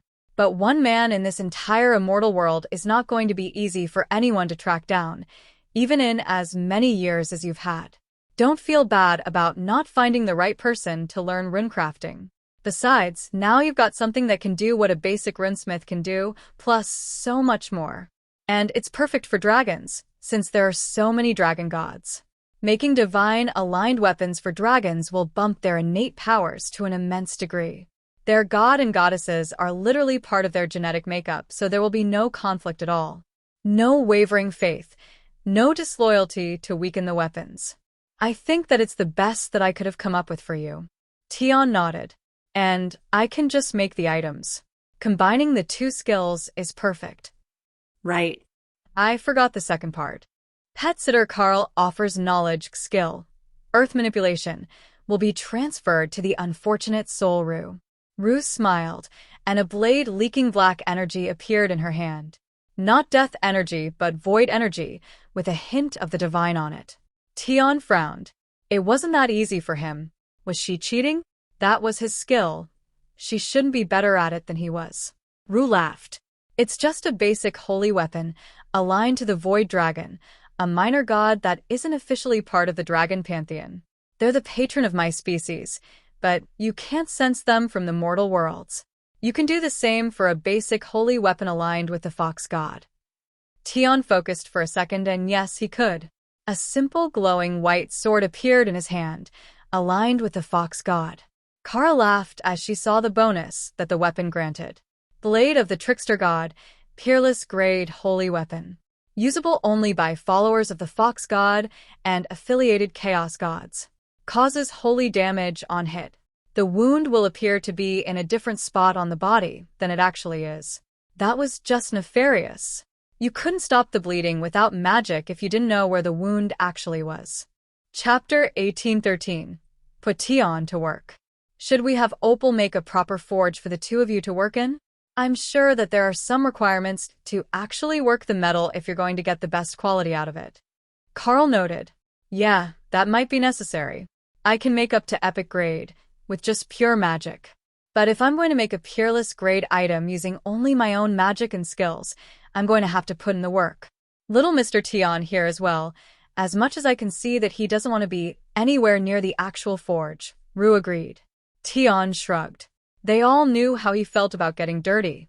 However, he was also highly driven to be helpful, and if he could make better items in the forge than simply creating them with runes on them, he would do that. With earth manipulation, he could already make pretty good items. But pretty good and top-of-the-line special stuff that would sit on the top shelf with pride were two different things, and if he couldn't do the second one, Sister Ray would make fun of him. Ray had strong feelings about making the very best items that you could, even if it was a hassle. She would even custom make items while a customer waited, just so that she could get the perfect shade for their skin tone. That's how far she was willing to take it, so Tion did feel a bit bad about not wanting to get dirty, knowing that he could just use a burst of magic or a barrier to clean himself off again. Opal appeared in the room with them and bowed politely to Rue, then spun in a full forward circle as she straightened, which made the dragon laugh. I will make you a forge upstairs in the crafting area. It will be wonderful, and I bet that you can recruit a few other blacksmiths to come work with you as well. Of course, you will have to teach them how to do it, but I'm sure that the Leakin Pack has at least a few who would like the job. You'll have to come with us then. I'm not Kara. I can't use your head pat skill. Tion reminded him. Ray has learned it too. Ray also enjoys giving head pats. They make people panic for a split second, thinking she's going to stab them in the head. Kara would not be at all shocked if that was really the reason. Kara could use it simply because she was Kara, and it caused chaos every time that it was activated. But it had been surprising that Ray had managed to learn the skill as well. Perhaps one day, Thor would also learn the trick so that he could imbue new skills onto his pack members. It seemed unlikely, as he would just turn to Carl for it, as anyone in the pack having it meant that the pack had it. But it could happen. Opal raced off to the second floor so that she could make the forge for them, and Carl rose to his feet. I should let you two get practicing. I have more items to sell, and the others are going to wonder what took us so long in here. They think that we're just haggling over a pair of rings. Rue laughed. Now that I think about it, didn't I just get swindled? I can make the rings that I bought. In fact, I can make better rings than I just bought, because I'm supreme ranked. Carl winked at her. If you want, I can refund you, and we can put them back up for sale later today.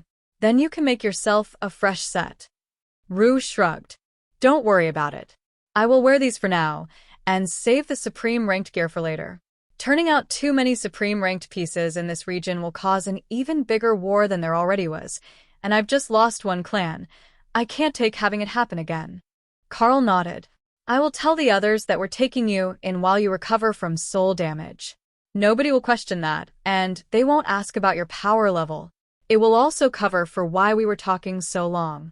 Recruiting a new member, especially an injured one, is always a delicate process. Tion led Rue upstairs, while Carl returned to the front shop. Sorry for the delay, everyone. We had a few other matters to discuss. Now, who needed something special? He asked, while placing a few more peerless grade items up on the shelf to take the spots where the rings were. Not a problem at all. The goods will wait for you to come back, branch leader. A burly warrior replied, clearly doing his best to get on Carl's good side. Did you have a piece in mind? Or perhaps something from the other cases? We have a number of beautifully balanced epic grade items in stock. The warrior considered it. I think that I will actually go for 3 of the epic grade items. And then I would like to commission a custom piece. I would like a rapier is focused on fire elemental damage, made for a berserker. Carl considered the options. All right. Does he have a signature skill? And is he opposed to using transformation magic? You're thinking Elemental's Wrath? He has the skill and uses it often. After all, it's bonus fire damage to everything. Hawk laughed as he heard that in Carl's thoughts. That was a good berserker. All right, I know just the thing, though a rapier for a berserker is a bit odd. The warrior shrugged. It seems to suit him. He's not the super bulky berserker, he's the small and crazy sort of berserker. That makes perfect sense now. All right, I have a few partially finished rapiers in stock, and I can have something finished up for him at the peerless grade for tomorrow. Then I will take these 3 epic rings for my apprentices and pay the deposit for the custom piece. Tion would be happy. It was his first custom order. Chapter 1814. Rue makes the perfect gift. Tion saw the description of what the man wanted and sighed. There was no avoiding working at the forge if he was going to make a peerless rapier. However, he could make the basics and then just hammer out the impurities while adding the extra ingredients to purify the metal. He could make all the raw materials on his own, that wasn't the issue. It just needed additional processing that he couldn't do without the forge. Rue saw the order and hummed thoughtfully. You know, if this is a rapier berserker, why don't we add something fun to it? Sure, fire damage is what they wanted. But what if we also gave it an ability to increase agility and attack speed with every successful hit? Then the berserker would get even more berserk as the battle progressed. It would basically mimic the frenzy skill, without overlapping with similar skills that he might already have. Oh, that is wonderful. Super fast berserker sounds fun. We should make something for the Cuddle Bear as well. Cuddle Bear. Her name is Ophelia. She's a Werebear berserker who's almost to immortality. She is partnered with a green dragon cleric who became a beast master recently. They're so cute together. But she's a titanic berserker, like a gigantic bear, 10 meters tall. She was also super fast. The dragon laughed at the thought of an agility spec titanic bear totem berserker. It was ridiculous, insane, and hilarious. Alright, I will work on something for her. Do you know what goddess she follows? No idea. I will have to get someone to ask. Tion sent a thought to Thor, who rumbled with amusement. Ophelia has taken to following the red dragon. She likes war and taking care of green dragon priestesses, so it was a good fit. Thor says the red dragon. Alright, that's common enough for berserkers. They love battle, so the god of war is a good fit if they're not going to follow one of the beast gods. The bear god would have also been a good choice for Ophelia, Tion thought. But she had been influenced by her hyperactive fluff lover. With Lotus around, the extra nurturing of the red dragon was the direction she turned to. Rue focused on making a divine weapon for the berserker, something that would live with her until she was a supreme-ranked berserker. What sort of weapon does she usually use? Battle axe. 2 of them, but she also goes for the big one sometimes. Always an axe, though. Got it. I will make her a big one. I don't think it matters too much if she's fighting in full bear form, but in werebear form, it will. Rue got right to work making a divine weapon that would fit well with the needs of a werebear. At least, if that werebear needed an immense amount of agility. She wouldn't slack on the strength and damage, but the special effect would be to add agility every time she dealt damage. It was wonderfully suited to the followers of the god of war. The more they battled, the more they could battle. Not adding more damage, which could just lead to overkill. No, faster attacks so that they could engage in more battles in any given amount of time. It would greatly please the red dragon. While the 2 blacksmiths worked, Carl sold the majority of the items that were on the shelves and eventually realized that he was running low on stock for even the epic items. The Lycans had been working hard day and night, but they were still selling so many items that it was becoming impossible for them to keep up with the demand. Something would have to change. Or they were going to need to give bad news to some of the customers who came for acolyte bribes. The only question was what Carl could even do about it. Sure, he had Tion now, and the fox could make items very quickly, as he had magic to make them as he enchanted them. But that was still pushing the work onto one person instead of spreading it through the guild. He could try to get more skills to the rest of the members, giving the Lycans earth manipulation, but that skill wasn't going to work for everyone. It wasn't the sort of skill that was compatible with every class, and Carl was actually surprised that he didn't have to modify it to work with Rue.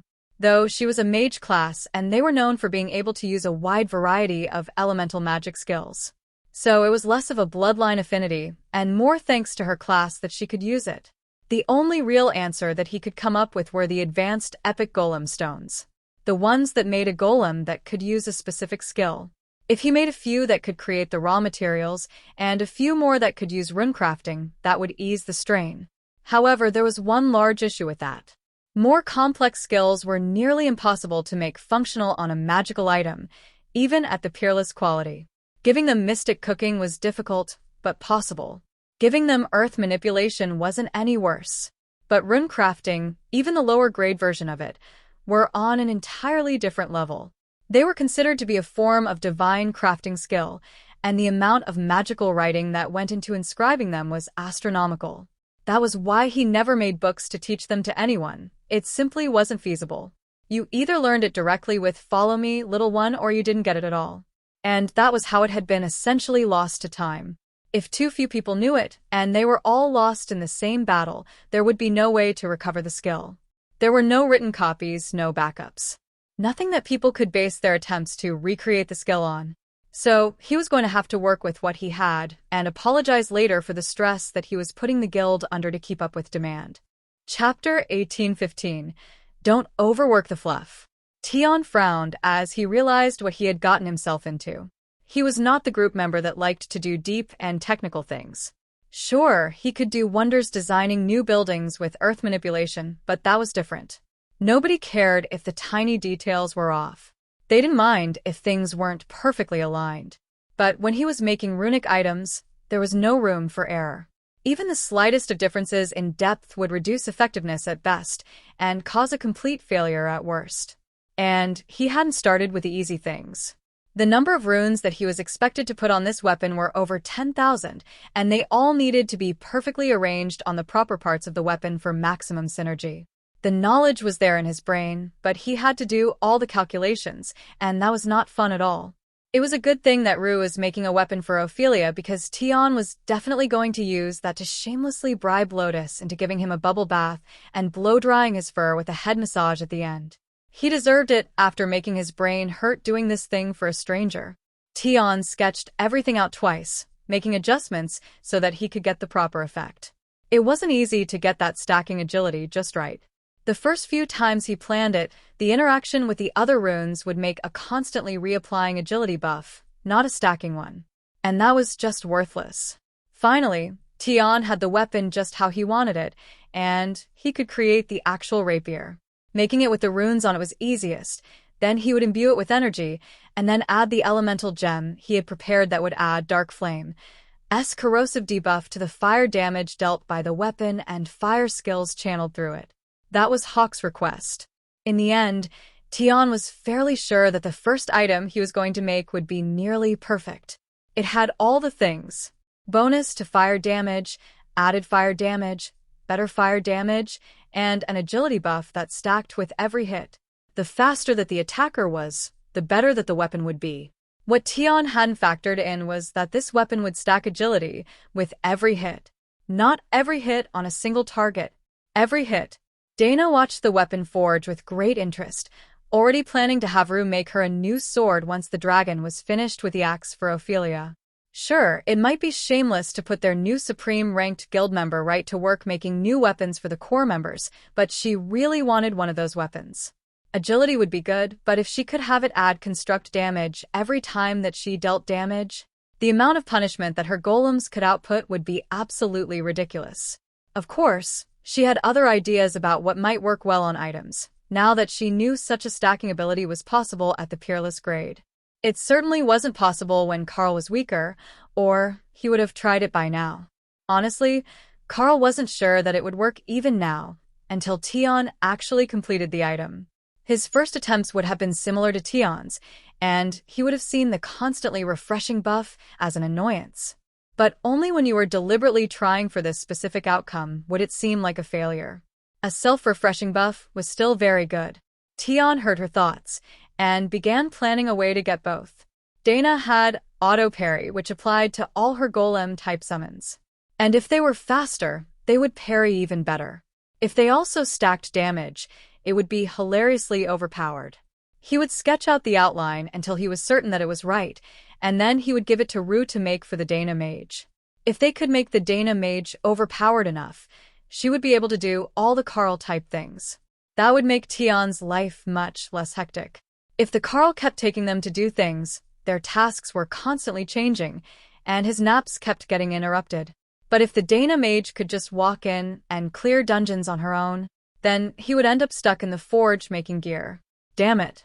Having a trade skill now was going to doom him to a life of boredom and dirty fur. Rue saw the tiny fox's internal conflict and gently stroked his head with her free hand as she tweaked runes on the axe that she was making for Ophelia.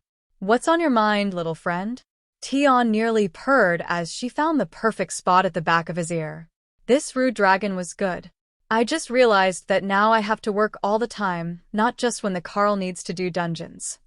Rue laughed. "They're not going to buy weapons that expensive all the time. It's more than most clans can afford. Most of what you're going to be asked to do is the epic grade weapons and accessories. You and I can both make them with a thought and even imbue them with divinity, so they will grow with the user and align to their deity's power. That's better than anyone else is selling at the epic grade, and we can make 100 at a time if we want. You won't be worked too hard. That assured Tion that there was hope for his future. At least a little bit of it. But now that she mentioned it, he had never seen a weapon like the ones that they could make, and the longer someone used them, especially when they had a strong bond to the divine, the stronger the weapon would get. That was one of the usual side effects of divinity on items. So, they really could make a specialty of creating the easy items. That was wonderful. Chapter 1816. And for the Dana Mage. Then Tion remembered that there was a request for him to make, since he was here. If you're done with the one for the Cuddle Bear, can you make one for the Dana Mage? With all the fast and the same thing for stacking golem damage. Rue considered it. I can likely do that. What sort of weapon does she like? Swords with only one sharp side. Rue nodded. There were many options in that category, including the rapier that Tion had just made. But she suspected that what he meant was a longer, slightly curved blade, or a staggered set, with one sword and a short sword that was little more than a dagger. She was familiar with both, as she had millennia of combat experience on the battlefields of the Immortal Realms when she first arrived. If there was a weapon that she wasn't aware of how to handle properly, she would honestly be shocked. That sort of thing simply didn't happen. But that was also part of the reason that the other Supremes had ganged up on her. Her sect was too versatile and lacked proper backing to support its position. Carl had made the right choice to align himself with the new Home Merchant clan and the Blackwoods pack at the same time. That was 2 guaranteed Supremes on his side, 3 now that she was here. With 3 Supremes in the tight alliance, there weren't many who would dare to attack them, even if she was in hiding. The word would get out that there was a Supreme-ranked crafter in the guild, and until someone could verify who it was, they would be cautious. The only condition was that until everyone was sure of who she was, she couldn't tag weapons with her name. Instead, she would encourage the system to mark them as created by the Darklight Host Guild, instead of created by Supreme Lady Rue. That should be enough to keep everyone guessing. The one that she made specifically for Ophelia had her name on it, so that the Werebear would properly appreciate the craftsmanship that went into making the perfect weapon for her. But the ones to be sold to strangers would be better anonymous, to promote the guild's power. The stronger the reputation of the guild, the safer her own life would be. Rue had faith in Carl. The man was a force of nature even when she met him 10,000 years ago, and he was definitely more powerful now. If there were more than a few people in the lower immortal ranks who could keep up with him, it would be considered divine intervention, which was more than just a joke in the immortal realms. The gods really would get involved if someone started to get too far out of line, sending their own supporters to suppress the one that was throwing things out of balance. Only with immense power could any immortal, or even a supreme, survive that sort of targeted oppression. During her early years, commonly known on her world as the Demigod Wars, it was a constant thing. Everyone suffered under it, and everyone knew that you had to take measures to avoid having it happen to you directly. Simply being too close to someone who was targeted could be a death sentence. So, Rue got right to work on the sword for the one known as the Dana Mage, which she suspected was just beast speak for a mage named Dana. The followers of the beast gods had odd naming conventions, and tended to view outstanding individuals as their own species entirely. She was actually spot on. Hawk had a terrible time with names, especially when he was young. So, his use of the Carl and the Dana Mage had stuck as more people entered the team. Everyone in the Darklight hosted it now, and even the system tagged him that way, so other people he met, complete strangers, addressed him that way. Dana thought that it was hilarious, even if it was sometimes annoying that people called her the Dana Mage, as if it was some sort of weird title or class name, not her own given name. Dana caught a mental glimpse of Rue starting to make a weapon for her, and she smiled with admiration at Tion's blunt and shameless way of pleading for the very best of the good stuff for his friends. Not only that, but he did it while convincing the dragon to pet his head. The little fox might be shameless, but he had skills. What was really bothering Dana was that the royal family of Gthuzin were all shadow dragons. But Rue was a void dragon. From what she had learned, Rue was a princess, and should have been born a shadow dragonkin. So, how had she ended up as a void dragon? Was it something like how Kara had evolved, going from a void badger to a chaos badger? A related subspecies that better suited her powers as she advanced? Or had she done it on purpose to optimize her powers? It was certainly possible to evolve your species, but for a royal dragon, one who had been an immortal empress, it seemed strange. Even if she had done it later. That wasn't really something that you could just ask someone, though. Progression details were generally considered intensely personal, much like asking about someone's secret skills. And while Rue remembered Carl from her childhood, Dana had not even properly met the dragon yet. Eventually, they would have to sit down for a long chat so that she could catch up on all the little details that Carl forgot to ask about. A proper girls' talk. In her space, Kara was doing her best to hide her amusement. Dana saw the dragon as potential competition, but even after thousands of years, Rue hadn't gotten over the death of her first husband, and she had no intentions of trying to steal anyone else's. She might have shared him, but she had never forgotten him. Chapter 1817. Gathering Supremes. With the custom order now finished, Carl added it to the store's inventory, in the pre-purchase section, so that nobody would sell it, even if someone requested exactly that same weapon. It normally wouldn't be an issue, as he was the one that stocked all the peerless grade weapons for the store, and he handled almost all the negotiations for them. But better safe than sorry. Carl had just settled into the sales spot at the front of the store when a familiar pair of visitors came calling. "Branch leader, might we have a moment of your time?" We both felt an odd presence here, and the pack leader has some questions, clan leader Nerissa insisted. "Yes, I would imagine that you do. If you would like to follow me, I will have refreshments brought." Instead of bringing them to the back room of the store, Carl led them directly up to the second floor, where Tion and Rue were working on new weapons. Tion was creating generic holy weapons that would grow with their wielder, and Rue was working on the blade for Dana. "Clan leader, pack leader, this is Supreme Lady Rue, our newest guild member. She is an old friend of mine, and through an odd quirk of fate, I was her mentor during her childhood. So, when she found us here, she quickly agreed to join the Darklight host and become one of our resident experts on weapons crafting." The two other Supremes watched Rue finishing the runes that she was adjusting, and then paused as she smiled easily in front of them. Normally, a strange Supreme in someone else's territory would be on edge.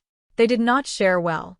But this one looked right at home, and the pack leader suspected that despite the difference in power levels, she actually had some level of loyalty or debt to Carl. "Good day, everyone. I am Rue Gthuzin, wandering cultivator, and now a divine blacksmith. I have specialized in making advanced runic weapons and items attuned to the faith of the wearer. It's a pleasure to meet you both, clan leader Nerissa, pack leader Blackwood." Nerissa frowned. "You are quite polite. But I still have concerns. What is your purpose in coming here? Are you intending to set up another clan in the region? The new home merchant clan already has an outpost here in the city, and we would need some sort of notification if that is the case." Rue waved her hand dismissively. "I tried that once in the past. It's not for me. I am happy to remain within the Darklight host. Carl is the branch leader, and I have no intention of changing that. I believe Elder Blackwood understands the urge to be a less active participant in pack politics." The aging Leakin nodded, and Carl noticed that his old injuries really were nearly all healed. He was near the peak of his power again, a supreme-ranked powerhouse, no weaker than clan leader Nerissa. Of course, Carl also noticed that their scents were intermingled. They had been closer than simply training in the same room. The old Leakin laughed as he noticed Carl noticing. "Mind your business, Junior. It's all for the sake of professional growth." I didn't say a word. Nerissa rolled her eyes. "See, this is why I haven't been spending time around the Lycans. They're all going to notice, aren't they?" The pack leader shrugged. "If they're in the same room, it's impossible for them not to." Carl winked at the clan leader. "There's no shame in it. I'm a married man, and Lady Rue is a widow. It's not like we've never come out smelling like our partner." At the workbench, the boy that was Tion's humanoid form laughed. "You smell like Dana all the time, even if you haven't been together. It's part of the soul bond. Nerissa ignored the little fox. So, you're just planning to remain here in the background and work as a weaponsmith? Not to become an active part of the clan's public front and known power base. Exactly. It hasn't been that long since the other regional clans around my old home teamed up on us. It's better if I lie low for a century or two, just so my presence doesn't bring trouble to the Darklight host. I may be old friends with the branch leader, but my clan did not go down easy. How bad was it? Rue's eyes went vague for a moment as she reminisced. I would rate it a 7 out of 10. Rue's evil smirk gave Nerissa a moment of concern, but the pack leader had a sudden insight. You are Rue Gathuzan, former clan leader of the Gathuzan clan. Gathuzan's war goddess. I didn't realize that you were a void dragon and not a red dragon. You killed 7 of the 10 clan leaders of the Ornanchar Alliance when they came to claim your territory. And my entire clan paid with their lives. I fled the Velalan League after the battle, and I've been wandering since. I heard that Carl had some interesting things up for sale, and as all my gear was lost in the battle, damaged beyond repair, I came to see what I could get. Then I realized who was running this branch and agreed to stay on. Those words caught Ray's attention. If there was someone here who had gotten a known nickname for being extra lethal, she needed to meet her, even if the Void Dragon didn't seem like the bloodthirsty sort. Unfortunately, she was busy right now, in the middle of a custom fitting to make a new wardrobe for one of the new home's elders. Only when she was finished with that could she head over to the guild house to chat with their new member. She should bring the Tessa. Tessa was an immortal now, and they both apparently served the Red Dragon. Or at least had a good relationship with her, as Ray seemed to recall that Rue served the Void Dragon. There were layers to her, like peeling a carcass or an onion. Chapter 1818, Creation Aura. You hide well. We didn't even notice that you were here until you made a supreme ranked weapon. The elders of the pack noticed and called the pack leader so he could get first dibs on the item if it was something that suited him. Rue laughed. Well, I can certainly make one that suits him. However, the ones that I've already made are for the ladies of the guild. Gifts to celebrate their advancements. I will start making items for the rest of the guild soon, and that will naturally start with the pack leader. And yourself as well, clan leader. I understand that the Darklight host and the new home merchant clan have a tight alliance, and it wouldn't do to make you wait when supreme ranked craftsmen are so rare. And that's exactly why the appearance of a newly created supreme ranked item within the guild house caught the attention of the others. The barriers likely kept the others in the store from noticing, but they're not set to block the senses of the Darklight host members. Rue realized what had happened. She had thought that this room was fully shielded to keep the residual shockwaves and energy pulse from affecting the outside world. But it was open to the perceptions of the guild. So, even with the fluctuations contained to the room, they would still sense it.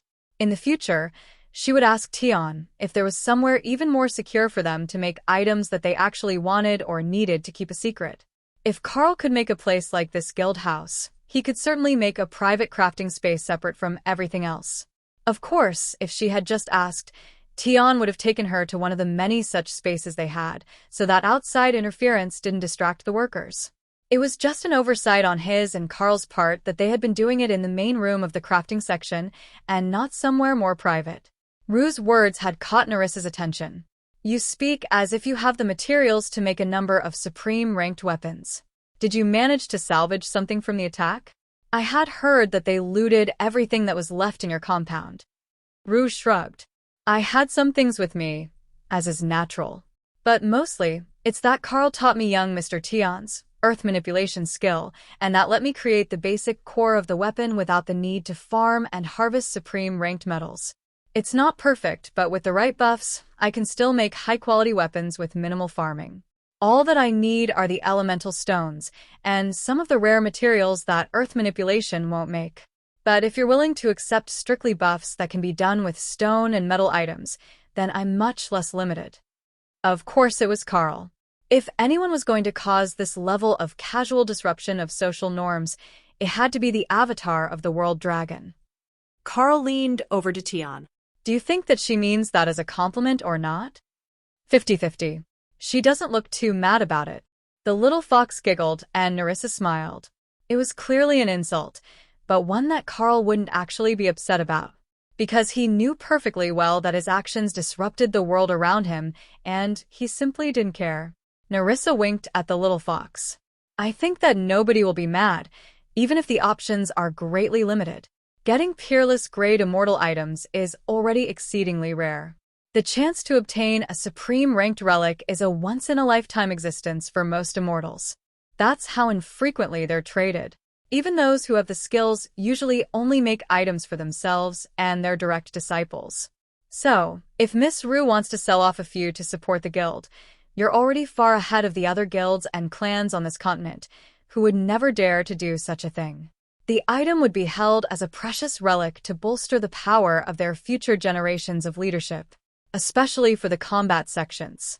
Their members die on an alarmingly frequent basis. Rue nodded. They're the ones dragging down the average lifespan of immortals. Most of them still allow contests to the death to decide which of the top disciples in the region get precious resources. They're insane, but they do turn out highly skilled combatants, so people keep doing it, even knowing that they have as much of a chance of being killed in a tournament as they do of ever making it to peak immortal. And that's not even counting all the ones that will be killed while out trying to gather resources on their own. Tian laughed. Killed while out collecting resources? Nope, can't imagine how that could happen. Never saw any of their disciples.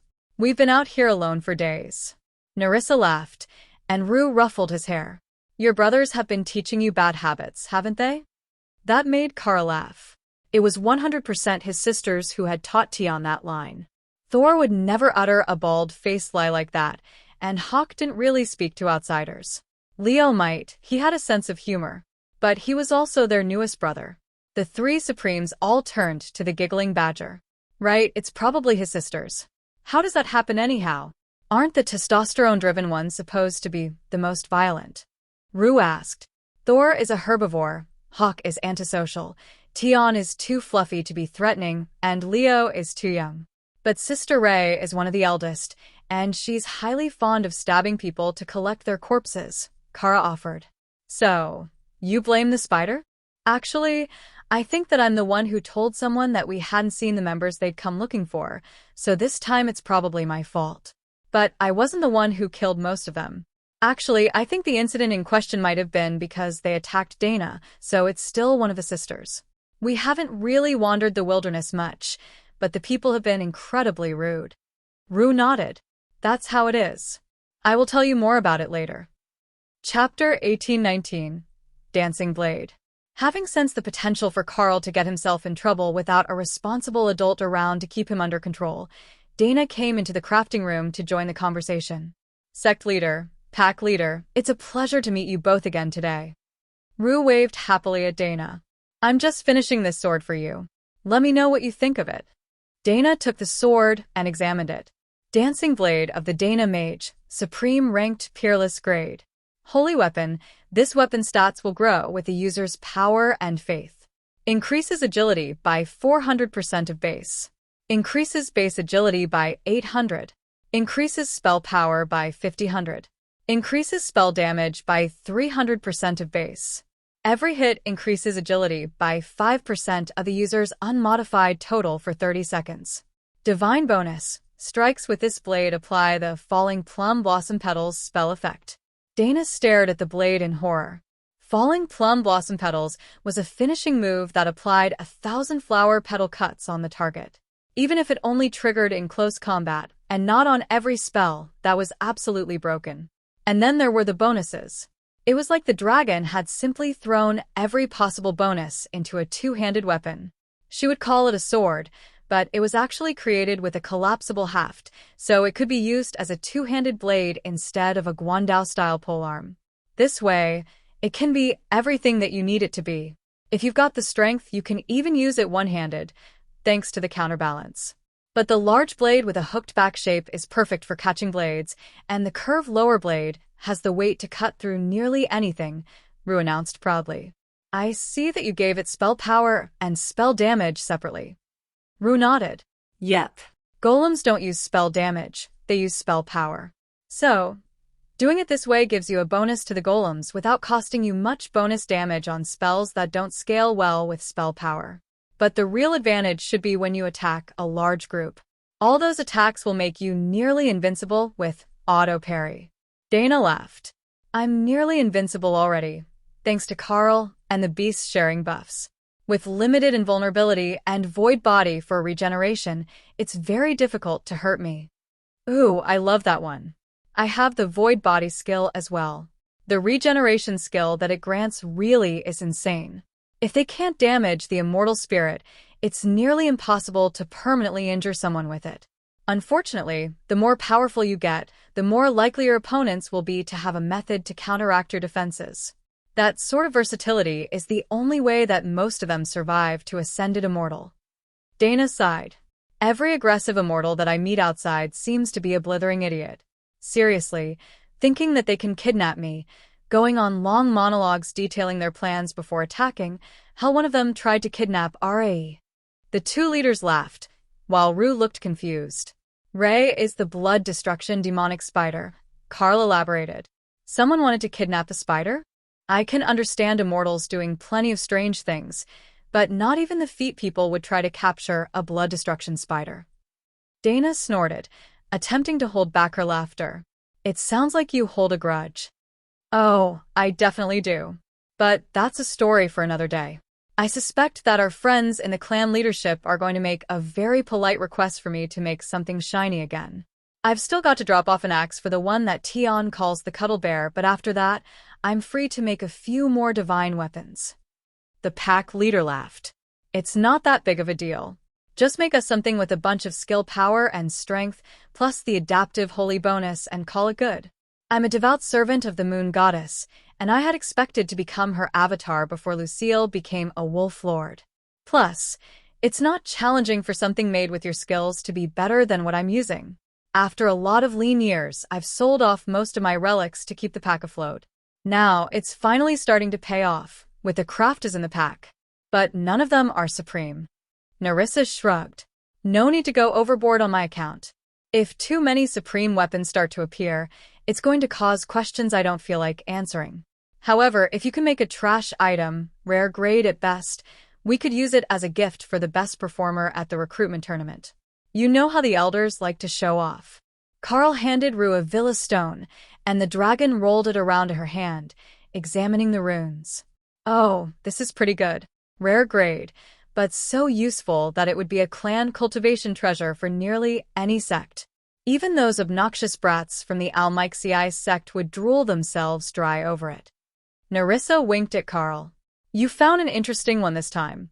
I know that she's not as new of an immortal as you are, but she seems to have a pretty good grasp on people's natures as well.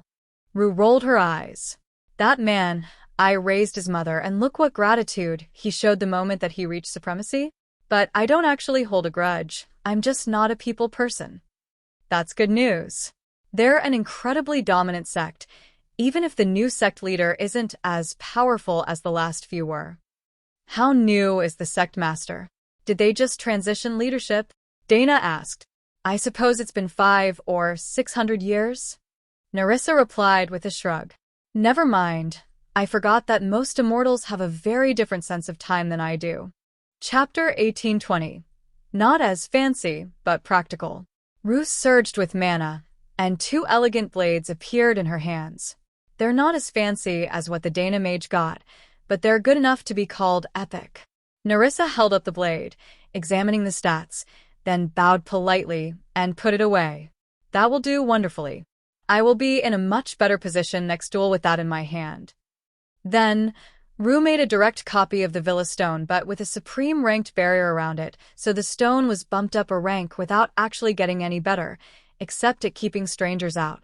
Nobody would ever know the difference anyhow. You can have that as the grand prize. Nobody will show you up this year, that is for certain. Do you know who is going to get the top contenders? Almixii, with a 90% likelihood. If not them, we're the most likely second choice. It just comes down to who wins in the end. If it's one of the druids, then we've got a pretty solid chance. But if it's a blade master or a mage, they're likely going to go for the resources. Well, It's a shame to lose such a good item, but it will show the others in the competition that we're serious about being able to provide resources. That should keep at least a few from being poached, Carl agreed. Of course, everyone and their dog has already been to see you about obtaining the bribes to steal the recruits with. I don't even know if that counts as a win or a loss. An epic grade item is a lot of profit, but if we lose too many of the recruits, we're going to be in a tight spot this year. The members have been working hard to get apartments ready for the next wave. The Leakin Pack leader shrugged. If they sit empty for 1 year, it's not the end of the world. Everyone knows that your compound took damage in the battle, so they're not going to hold it against the new home if you take in fewer members than usual. Nerissa nodded.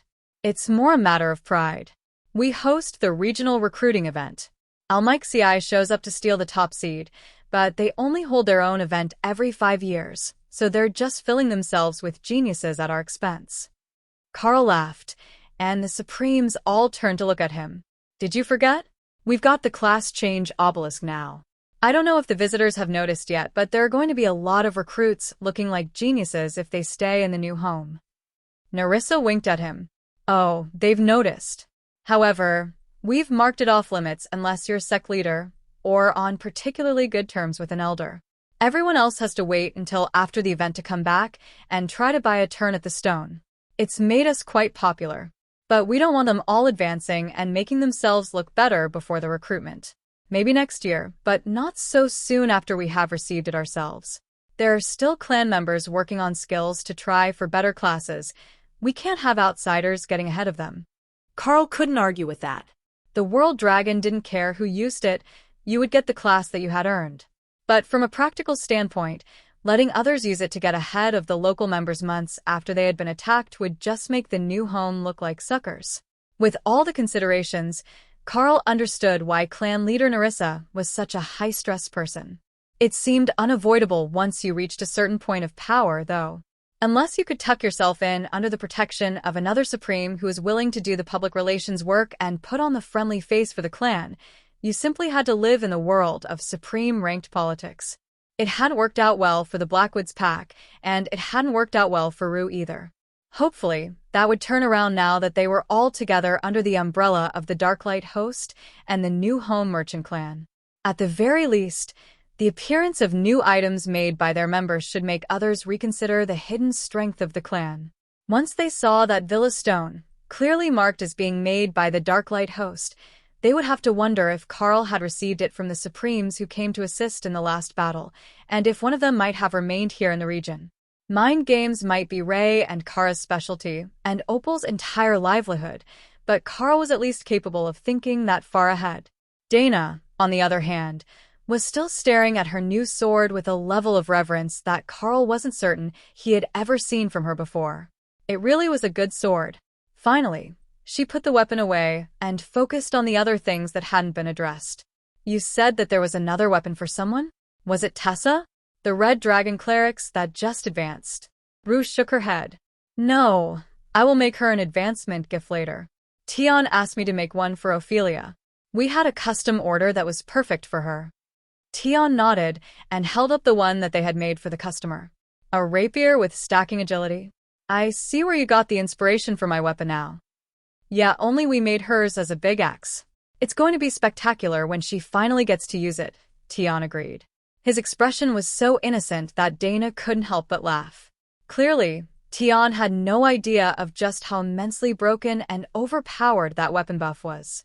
He just thought that it would be funny to see an incredibly fast giant bear. You know, being exposed to high-rank items in your inventory is one way to help push someone up through the ranks. The aura of the weapons, especially holy weapons, is like a growth charm that continually fills the body with energy. Sounds like the Blade of Champions and the Hangclaw. Hawk noted, listening in on the conversation. It did. It really did. Chapter 1821, Frustrating Lotus. Why don't you head off and deliver the axe to Ophelia in person? Tion can bring you to the spot, and I'm sure that you will enjoy the surroundings, Carl suggested. Rue wasn't certain what she meant, but Tion handed the rapier to Carl and then transformed back into a fox before jumping into Rue's arms and bringing them both to the tiny world. He seems enthusiastic, Nerissa joked. I don't think he wanted to remain in humanoid form any longer. He's been thinking all day about getting Lotus to give him a bath and a massage, and now that the weapon for Ophelia is done, he has the perfect excuse to stop working for the day. The clan leader laughed. Oh, to be young again. At least he managed to complete the request for your customer first. Carl declined to mention that now that Tion had the skill, he could use it as well. So, there was no fear of not making the deadline just because a young fox was a distractible creature. It certainly did make Carl's life easier now that he had more people to rely upon, though. And he could now give runic blacksmithing to more members of the guild, as he could distill it from regular smithing and runecrafting. In fact, it was even easier now that his own skills had advanced to ancient runeforging. The skill was incredibly powerful, and simply combining lesser skills was no longer an issue at all. In fact, Carl suspected that he could actually combine ones that he didn't know, as long as he had a good enough description of how they worked. He would have to experiment with it later, but for now he would keep the two clan leaders happy with answers to whatever else they were worried about. Rue had been taken away to the tiny world. The other two Supremes had new weapons, and there wasn't anything visibly wrong at the moment, so Carl had high hopes that he could get back to work. But the chance for him to simply relax was not going to last long. He could feel Lotus' aura destabilizing, either in joy or despair. Bringing a supreme-ranked weapon to Ophelia must have triggered something in her partner, as the little priestess was definitely going to reach immortality in the next 10 minutes. Dana smiled. I think that I know what happened. Ophelia taunted Lotus by stealing her fluff, and used the axe to buff her speed until Lotus couldn't catch her. Every hit increases agility. You don't actually have to do damage. So, if she just keeps poking Tifa with enough force that it would usually cause 1 point of damage, it counts, but the Spirit Bear Tyrant is immune to physical damage. Dana was watching the whole thing through Tion's eyes, but the little fox was laughing too hard to provide a coherent explanation, and Thor wasn't close enough to see the situation and translate. Oh, that's just devious. I would have never thought of using it that way. Is this what they call a trauma-induced advancement? I've heard that many people actually break through ranks in moments of great stress. Could this Lotus have broken through due to the trauma of losing her bonded pet? Dana laughed at clan leader Nerissa's question. Most definitely. Just not being able to touch the little bear would be enough to stress her out to the point that she would forget that she could simply call it back into its beast space. A beast master's bonded partner can't actually be stolen from them by conventional means, so the little bear likely thinks that it's all a hilarious game. Through his laughter, Tion managed to pass a message. Ophelia has both me and Tifa. So, Ophelia had stolen not just her bonded partner, but she had all the available fluffy things. And right after Lotus had been promised that she could bathe and brush Tion. Well, if it works, it works. As long as she manages to complete the breakthrough, that's one more immortal for the team. Then, we will have not only another Beast Master, but a highly capable healer to add to our team. She was a healing specialized Green Dragon Priestess before she changed classes, and she's got the Tree of Life ability. Nerissa whistled in appreciation. That was an incredibly powerful healing skill, and now she knew exactly who was advancing to immortality, as Carl had brought Lotus to the immortal world to help with healing and resurrections after the attack. The other healers would be glad to have her in the clan. Her technique was already becoming the standard for resurrections in the new Home Merchant clan if the target had lost their physical body, as it gave the immortal a fresh start, costing them time but allowing them to correct any mistakes they had made in their growth. The healers loved it. The combat instructors and skill library elder loved it. Those who died and returned as children absolutely loathed her, and the healers who so joyfully threw them back into the hell of their childhood with every fiber of their beings. The healers didn't see what was so bad. But they weren't bullied children with little talent. The healing classes were always valued. So, they didn't live through the same struggle for resources, the bullying over rankings, the intense competition. It was an entirely different experience, and one that the warriors were not eager to repeat. If Lotus had known how infamous she was among the warriors in the clan, she would have simply laughed.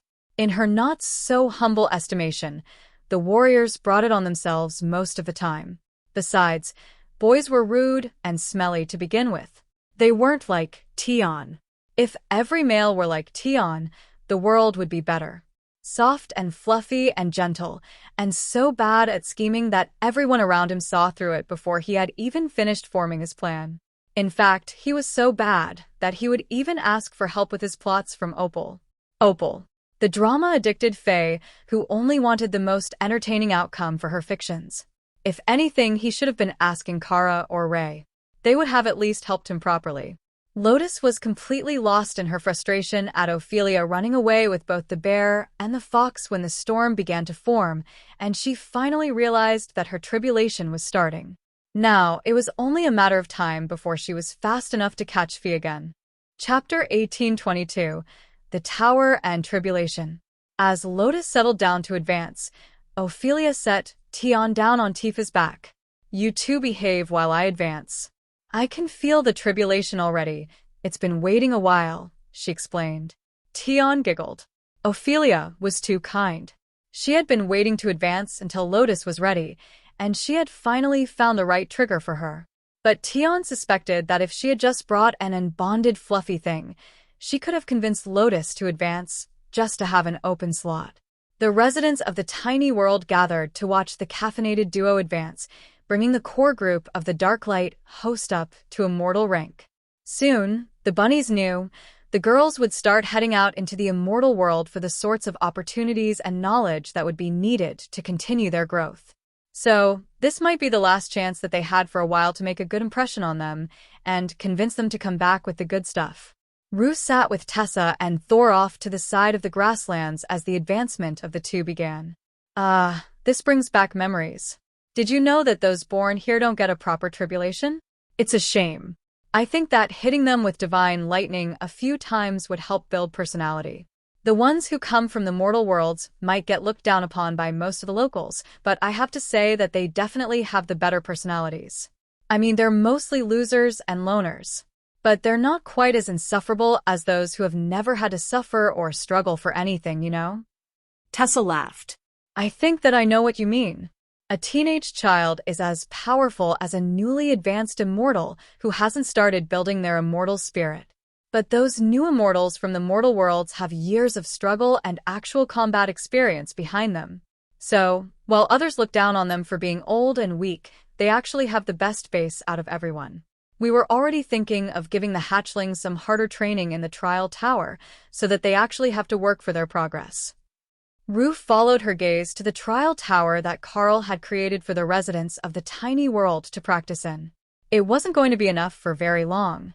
They were all reaching for immortality, and even though Carl had pushed the power level up, it was still a void immortal stage construct. However, when she examined it, Rue realized that she understood how the runes worked. It wouldn't actually take much to advance the tower. She would just have to overlay the existing runes for peak power and capacity with her own power, then let it settle into the tower. Then, it could generate barriers and enemies right up to early supremacy. That would be enough for even a peak immortal to test their powers inside. The dragons could train right to adulthood in the tiny world, in a tower that could recreate massive battlefields, entire forests full of enemies, or a million other scenarios that Carl's mind could envision. A trial tower was limited by the innovation of the creator, but Carl had used runecrafting with illusionary domain, randomize, and reality warp to create anything that the system thought would be an appropriate challenge for a combatant on that level of the tower. It wasn't the same fight every time like most normal people would create a trial tower to be. That sort of construct was normally left by powerful mages to determine an inheritor for their powers if they thought that they would die without a disciple worthy of them. So, the trial was set to eliminate anyone who wasn't worthy of their very specific sort of inheritance. I think that I will give that thing a little tweak while we wait.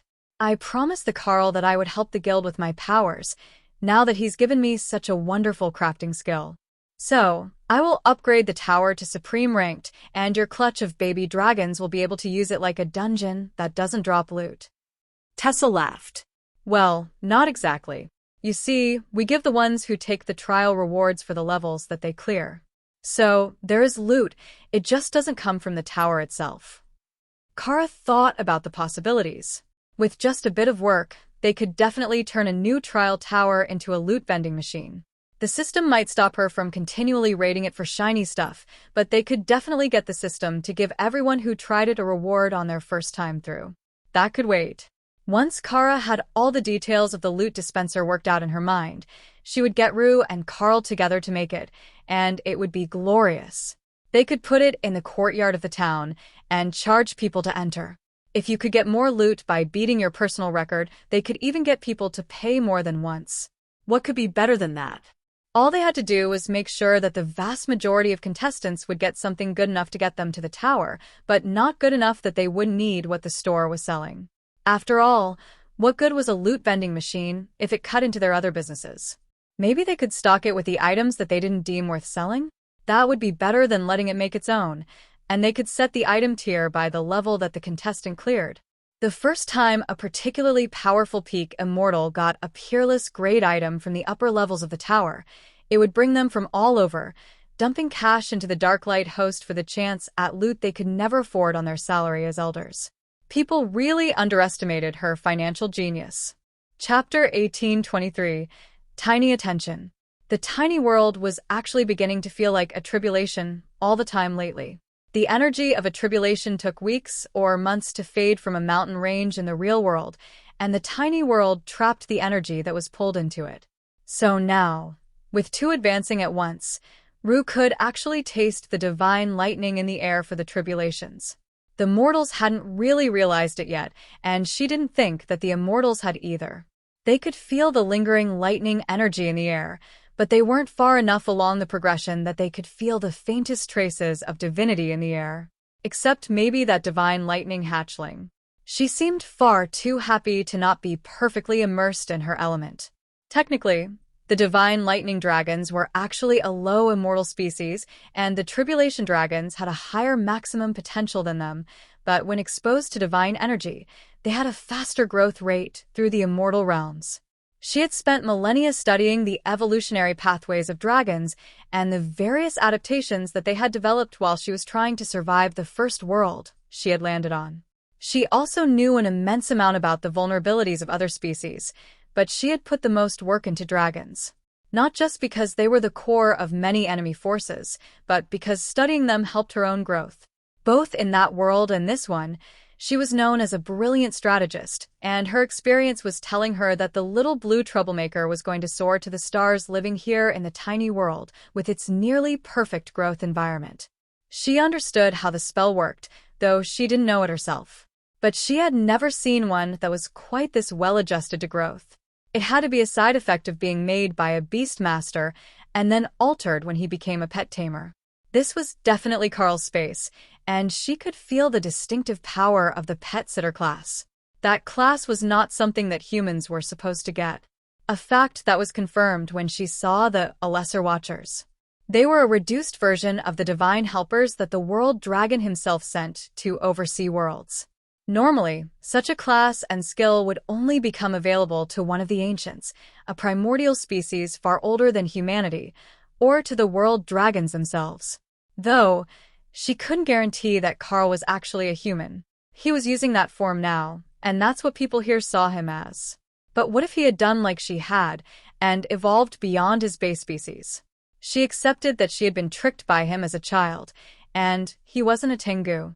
She could sense that it was a disguise when she saw it again. But his human form didn't feel natural either. More like it was a placeholder designed to blend imperfectly with the population. If he thought that he was actually passing as a human, he was sadly mistaken. She could see that he had been shaving daily, but his beard was already coming in by the end of the day, his eyes were void black with no sclera, and his fingernails were very clearly metallic. If anything, it looked more like a monster pretending to be human, but without the awareness that Ray or Tion had about their forms being non-human. Kara, on the other hand, seemed utterly uncaring that everyone knew she was a Chaos Badger. She didn't even try to hide it. To Kara, that would take all the fun out of life. If people didn't realize she was a badger, they would have no chance to prepare for life around a badger. And if they weren't given the chance to prepare, it felt more like an ambush, and ambushes were for enemies, not casual background characters in her life. Carl laughed as he watched Kara scheming to create a new trial tower during the advancement of Lotus and Ophelia. But the lightning was taking time to form this time, with the two storms seeming to have halved the growth rate of the tribulation. It might be an issue with his tiny world, so Carl increased the exposure of the tiny world on the mortal world side, and then cracked it open a bit on the immortal world side. It was still linked to their apartment in the new home compound, and nobody would break in there, so he felt safe enough as he let energy flow in from both sides. That helped a little.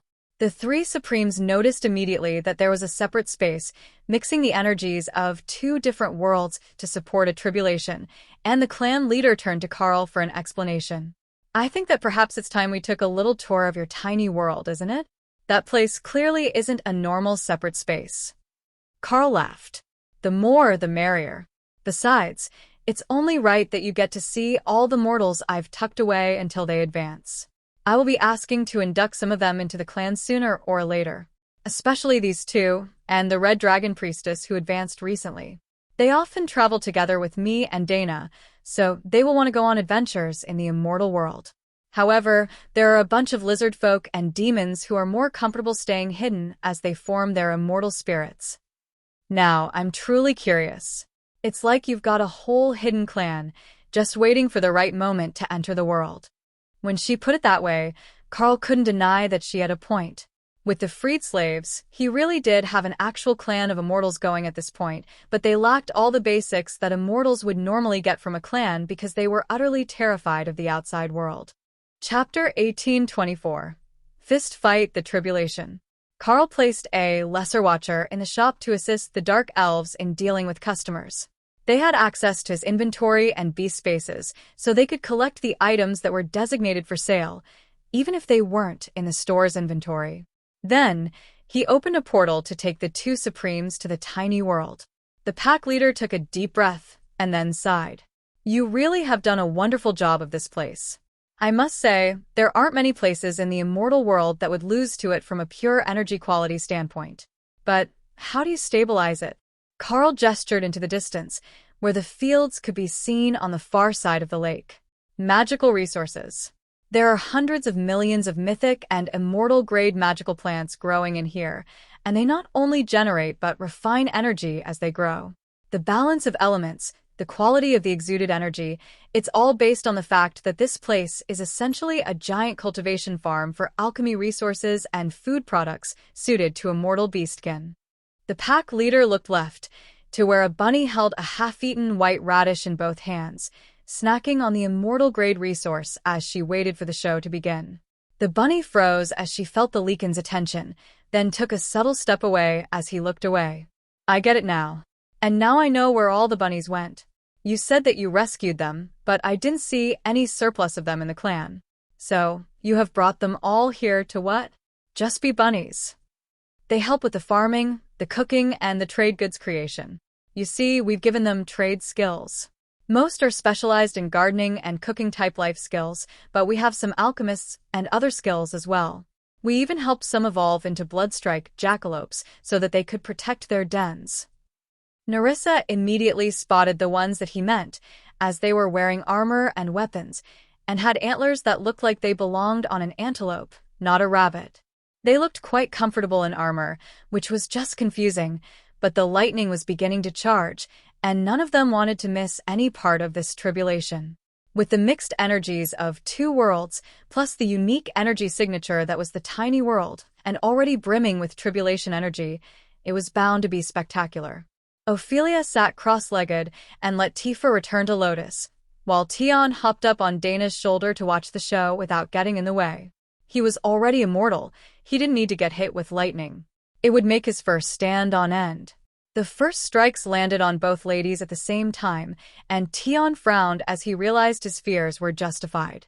Even from this distance, his fur was all crackly with static. If he had been any closer, it would be a nightmare to fix. He couldn't even brush it back down because the static would shock him. Lotus was going to have to fix this later, since it was her fault anyhow. Dana used Eternal Lightning as a barrier to protect her body as she petted the irate little fox. The lightning barrier absorbed most of the static, but every strike was adding more. She had to do something to avoid laughing. Lotus had Tifa held securely in her arms, and the little bear was suffering the same fate as Tion, but from point-blank range. It was only immune to physical damage, not divine lightning. For the first 2 strikes, Lotus' barrier had held, but when the third one hit, the bear got a shock, and it was not impressed with this situation. However, Tifa wasn't willing to let Lotus suffer this alone, so she stayed in Lotus' arms instead of retreating to her space. At least until Thor warned her. If you keep absorbing the lightning from the tribulation, it's going to mess up her advancement. I will give her a stuffed toy to cuddle instead. Reluctantly, Tifa retreated to her space to pour energy into her beast master, helping her along with the advancement process. The beast's space was already at immortal rank, and Tifa could feel that another space was becoming available. That seemed like a good sign of advancement. So, she focused on adding energy to the new space, letting it finish forming without taking energy away from the tribulation that was remaking Lotus' body. The priestess had changed into her Tree of Life form now, regenerating branches as fast as the 4th volley of lightning was tearing them away, her branches exploding with the power of the strikes. In the distance, Ophelia had a much more berserker-type reaction to tribulation. She was trying to fist-fight the lightning. With her shiny new axe equipped, she had transformed into giant bear form, and she was on her hind legs, swatting at the incoming lightning and roaring in frustration. Pack leader Blackwood chuckled as he watched the bear trying to get revenge on tribulation lightning, while clan leader Nerissa just sighed and rolled her eyes. A berserker was a berserker when you came right down to it. Deal enough damage to them, and they simply went feral. Still, she thought that the Titanic Bear Totem Berserker had a chance of winning this round. Whatever skill she had used last had actually stopped the tribulation for a split second, and the energy had lost cohesion before soaking into her body. That was new. As the leader of a clan who took in newly advanced mortals, she had seen thousands of these scenes, and that was the first time that she had seen someone stop a tribulation lightning strike with pure brute force. Sure, plenty of classes could stop it with a barrier, but stopping it with an attack skill was an entirely different matter. Chapter 1825. Now she can explore. The tribulation storms began to fade after the 5th strike, but both Lotus and Ophelia took a 6 before they completely faded, and the pair advanced to immortality. Sensing that the advancement was done, and the danger was over, Tifa returned from her space to land in Lotus' arms, only to nearly have her spot stolen by Tenna, who was naturally attracted to the lingering divine lightning from the tribulation. The bear and the divine lightning dragon stared each other down for a second. Then Lotus wrapped her arms around Tifa and her legs around Tenna, as they were too large to hug at the same time with just arms. I win. I'm immortal, and now I have my fluff back. Fee can't run away from me anymore. Tifa laughed and turned her dainty mistress head to the left, showing her a faintly smoking giant bear, who was clearly also an immortal.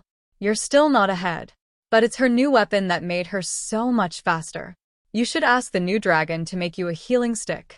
If it heals as good as Fee's axe zooms, you won't have to do anything at all after the first heal.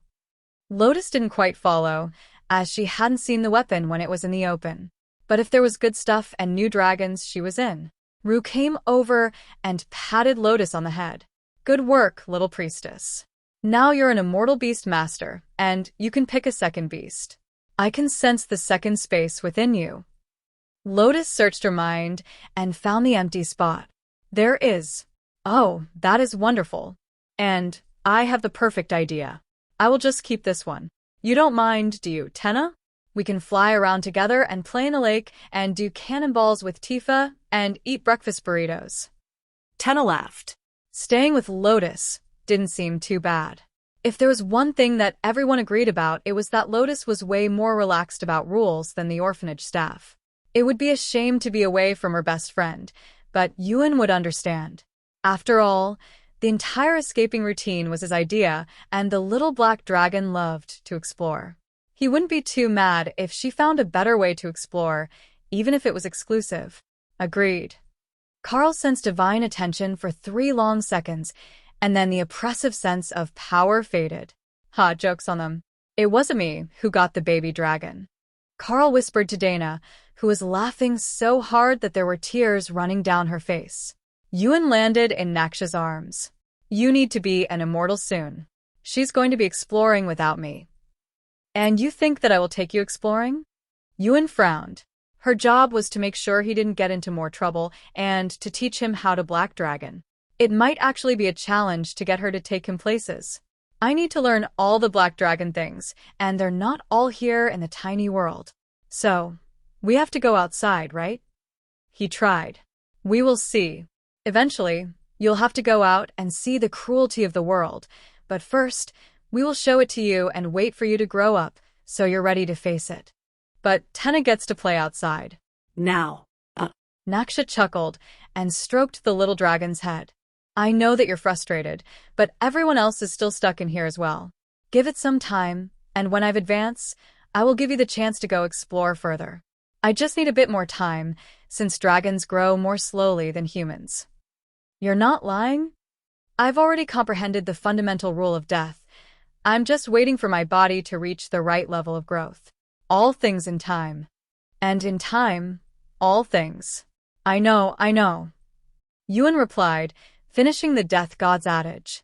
The servants of the death god were supposed to be patient. That was a fundamental aspect of death. But what if he wanted to know about more things than death? Didn't he have time while he waited to do all those things? Naksha chuckled as she calmed the little dragon. Yuan didn't actually have too much to worry about, in her estimation. Lotus wasn't going to give up on being surrounded by bunnies and baby dragons, so she would come back here as often as possible. In fact, she might not even take her own room in the immortal worlds. She would just borrow the link between the tiny world and the clan compound that led to Carl's rooms and use that when she was meeting new people. There was no need for her to have a whole separate dorm. Of course, that was not how clan leader Nerissa felt about the situation. All new members needed to be assigned rooms in the new member section, or people would start thinking that either the member was unwanted or they were getting special treatment and staying somewhere else.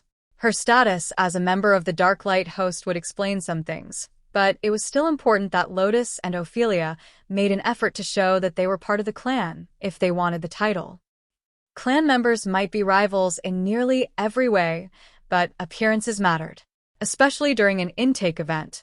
It would still be going on for over a week, and this would actually be the perfect time to bring in the pair so that they would settle in with the rest of the young immortals that were looking for clans. Neither of them was more than their mid-20s, by the clan leader's estimation. Still practically children by immortal standards, barely grown. But she would be looking forward to the hazing ritual when someone challenged one of them. The berserker could obviously handle herself, but someone trying to damage a healing tree with a spirit bear tyrant and a hatchling divine lightning dragon on her side would be highly entertaining. Chapter 1826. Good Healing. After giving the pair a few minutes to celebrate their advancement, the three Supremes brought the attention back to matters of clan membership. Welcome to Immortality, Lotus, Ophelia.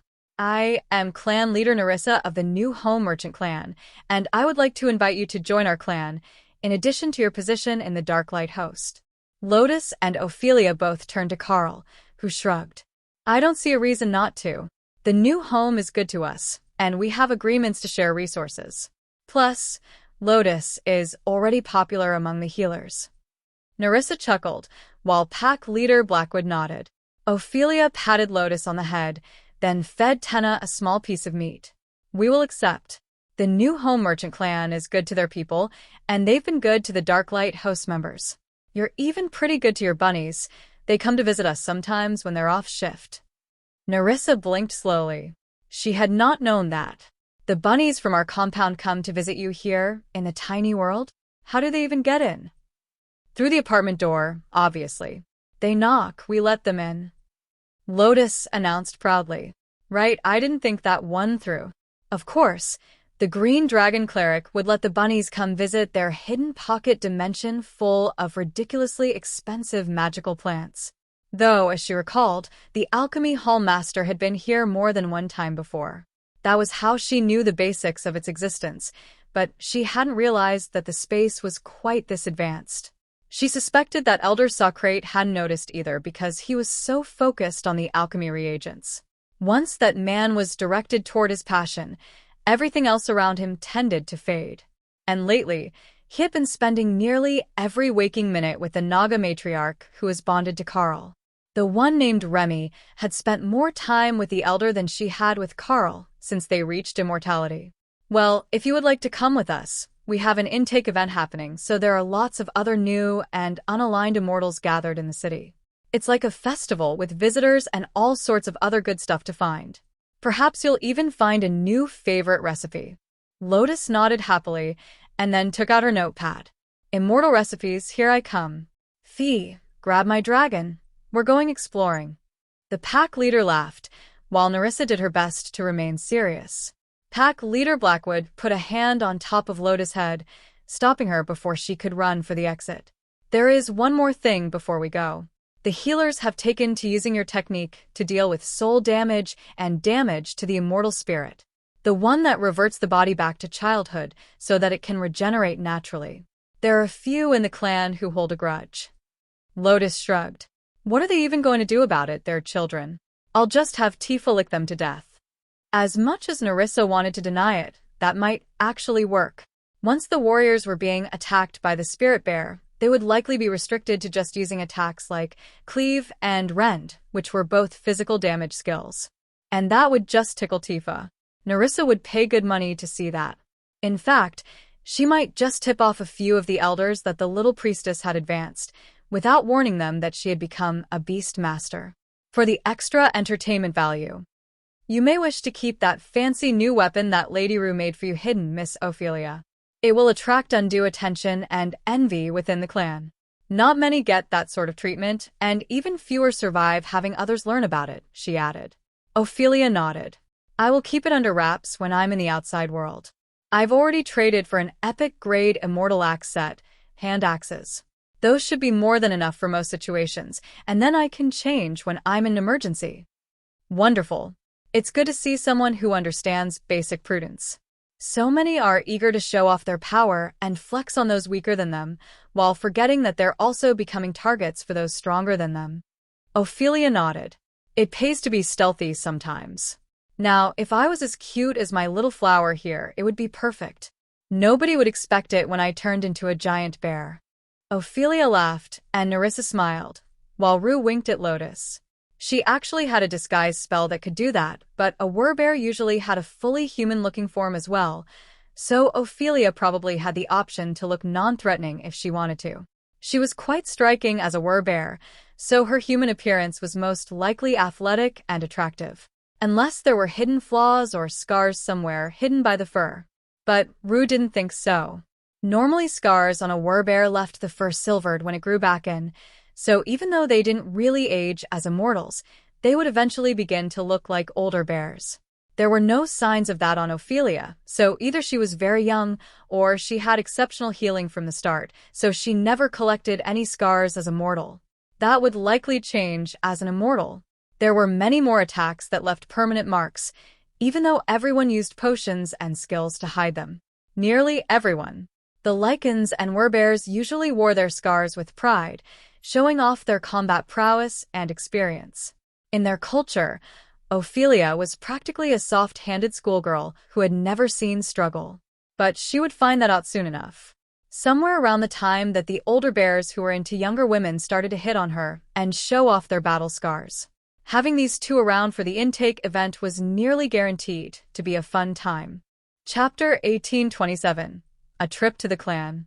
Why don't we all take a trip to the clan so that you can get acquainted with the layout and start meeting people?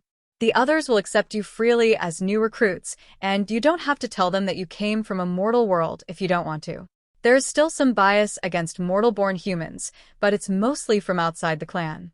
I will get you both an apartment next to Karl's so that you don't have to go far to get back to the tiny world, and I'm assuming that you both want to stay together? Lotus nodded happily. Yep, I don't sleep well without my cuddle bear. The clan leader chuckled. Anyone else would be considering the ramifications of sleeping next to a furry furnace, but for Lotus, it was just the perfect temperature, even when she had a bear on both sides of her. We can exit through the apartment. There is a dedicated entrance in the house over there. Tessa and Thor can likely join us as well. We haven't introduced them to the clan, so we might as well do it all at the same time. They definitely won't be staying in the compound much, though. Tessa still has a clutch here in the tiny world. Nerissa considered that. We can introduce them quietly later if it's better. I will just inform the elders that they were recruited now, but the Red Priestess had children to take care of. Everyone understands that concept. Tessa nodded. I would rather not leave them at all right now. They're getting too close to hatching. At most, half a day away. That should be more than enough time. We can just introduce you to the elders, let everyone visit a few shops, then you can check your new apartment and head back to wherever you stay here, Nerissa offered. Thor patted her on the shoulder. I can sense what happens around them in the tiny world. There won't be any hatching without you present. All right, that's settled. I want to go see that ice cream shop that Kara is always going to. Oh, and bring Leo, he knows the flavors. Where is Tion? I've got my brush. Oh, after I get to Tifa. My baby got so frazzled. Ophelia chuckled as Lotus began to get frazzled with too much happening at once, and led her toward the exit. Don't worry, everyone is going. We should grab a few others as well. Ray, would you be so kind as to grab your mage and the Wolf Lord? Those girls will want to see the shops too. The rest can come with their parents, but those two have just received their class, so they should meet the clan at the same time that we do. Ray vanished, then reappeared with two startled-looking girls. I will go watch the shop while my mage is exploring. Take good care of her for me. Then she was gone again, leaving someone else to explain. We're introducing everyone to the new home merchant clan, since Lotus and Ophelia just advanced. Carl offered. Oh, that makes sense. Hello, my name is Maish. And I am Lucille. It's a pleasure to meet you all.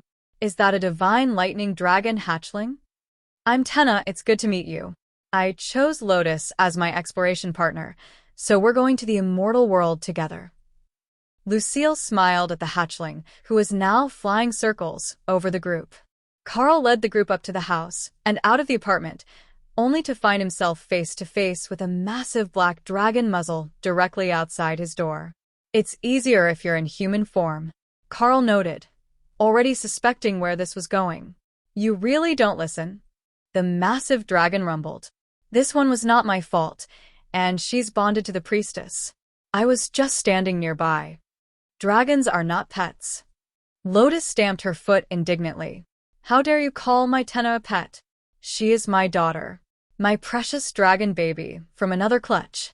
The massive black dragon tilted its head, trying to see Lotus, then gave up and transformed into a 2-meter-tall ebony-skinned human man in black and red layered robes.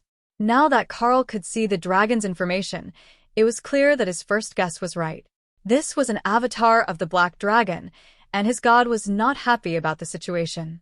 However, dealing with him would not be easy, as the system wasn't telling Carl what this avatar's power level was. He could see Supremes, he could see Legendary when Merrick had come to join them, but he could not see this dragon's power level. Maybe it was an item effect? Yeah, that would be much less concerning than the other options. Your daughter? The dragon asked carefully as the divine lighting dragon landed in Ophelia's arms. Yes. My daughter. I adopted her.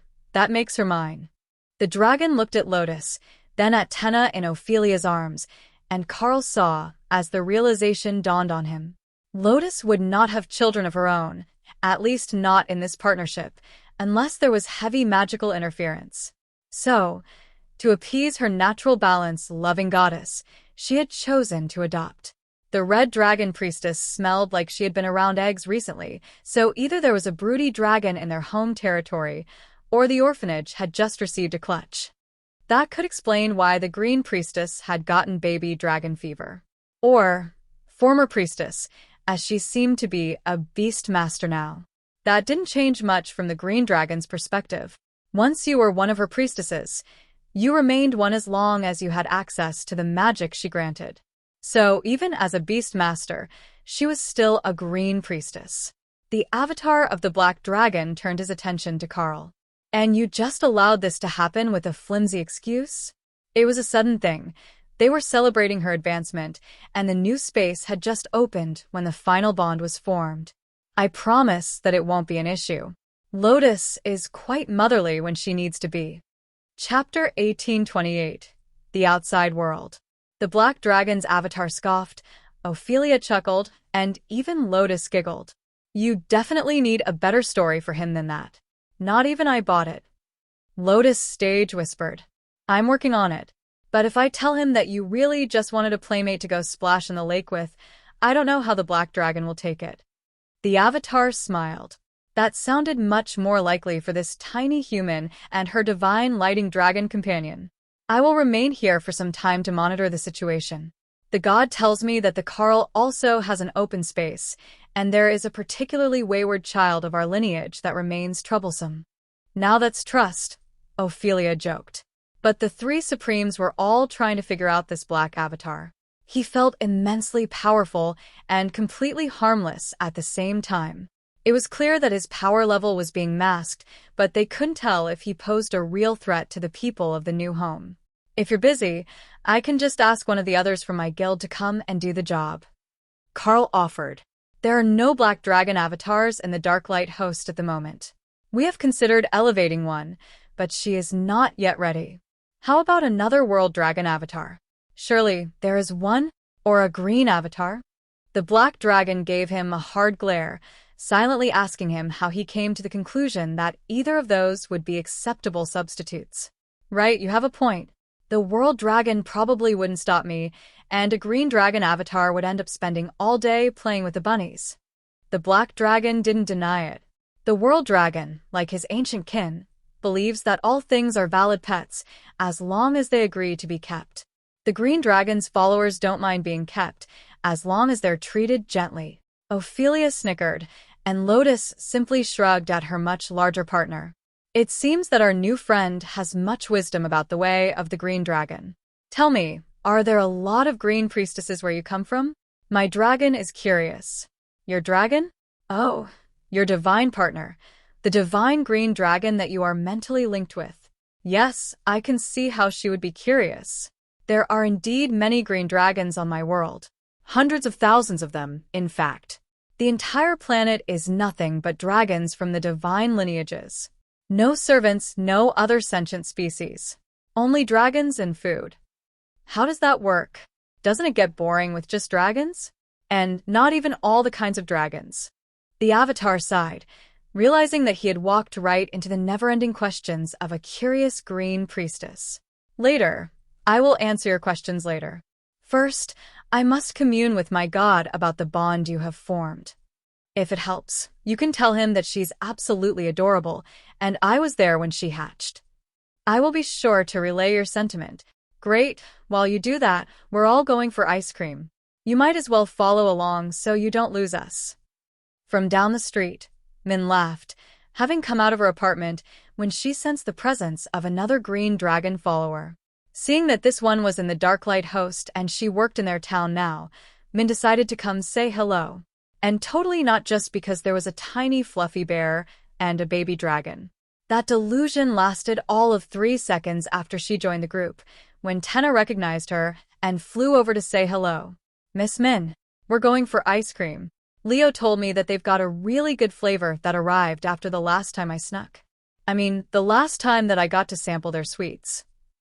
Min did her best to ignore the stranger's glare, but behind his resting angry face, the avatar was already beginning to calculate whether this divine lightning dragon was flaky enough to considered family to green dragons. They technically belonged to the blue dragon lineage. But the insatiable thirst for knowledge of the blue dragons and the insatiable curiosity of the green dragons were quite similar. Letting the priestess raise this dragon might not be the sort of disaster they were concerned about. It was likely still going to be a disaster. Just not the type the gods were thinking when they sent him here. When they got close to the ice cream shop, Tenna spread her wings and raced out of Min's arms, aiming to be first into the shop. Carrying too much speed, she failed to stop in time and slid the entire length of the glass cabinet before being caught by the shopkeeper, who was incredibly used to the antics of young dragons after nearly a century of running the shop. Well, hello, little one. Whose whelp are you? I don't recognize you. I'm Miss Lotus' adopted daughter. We just got here.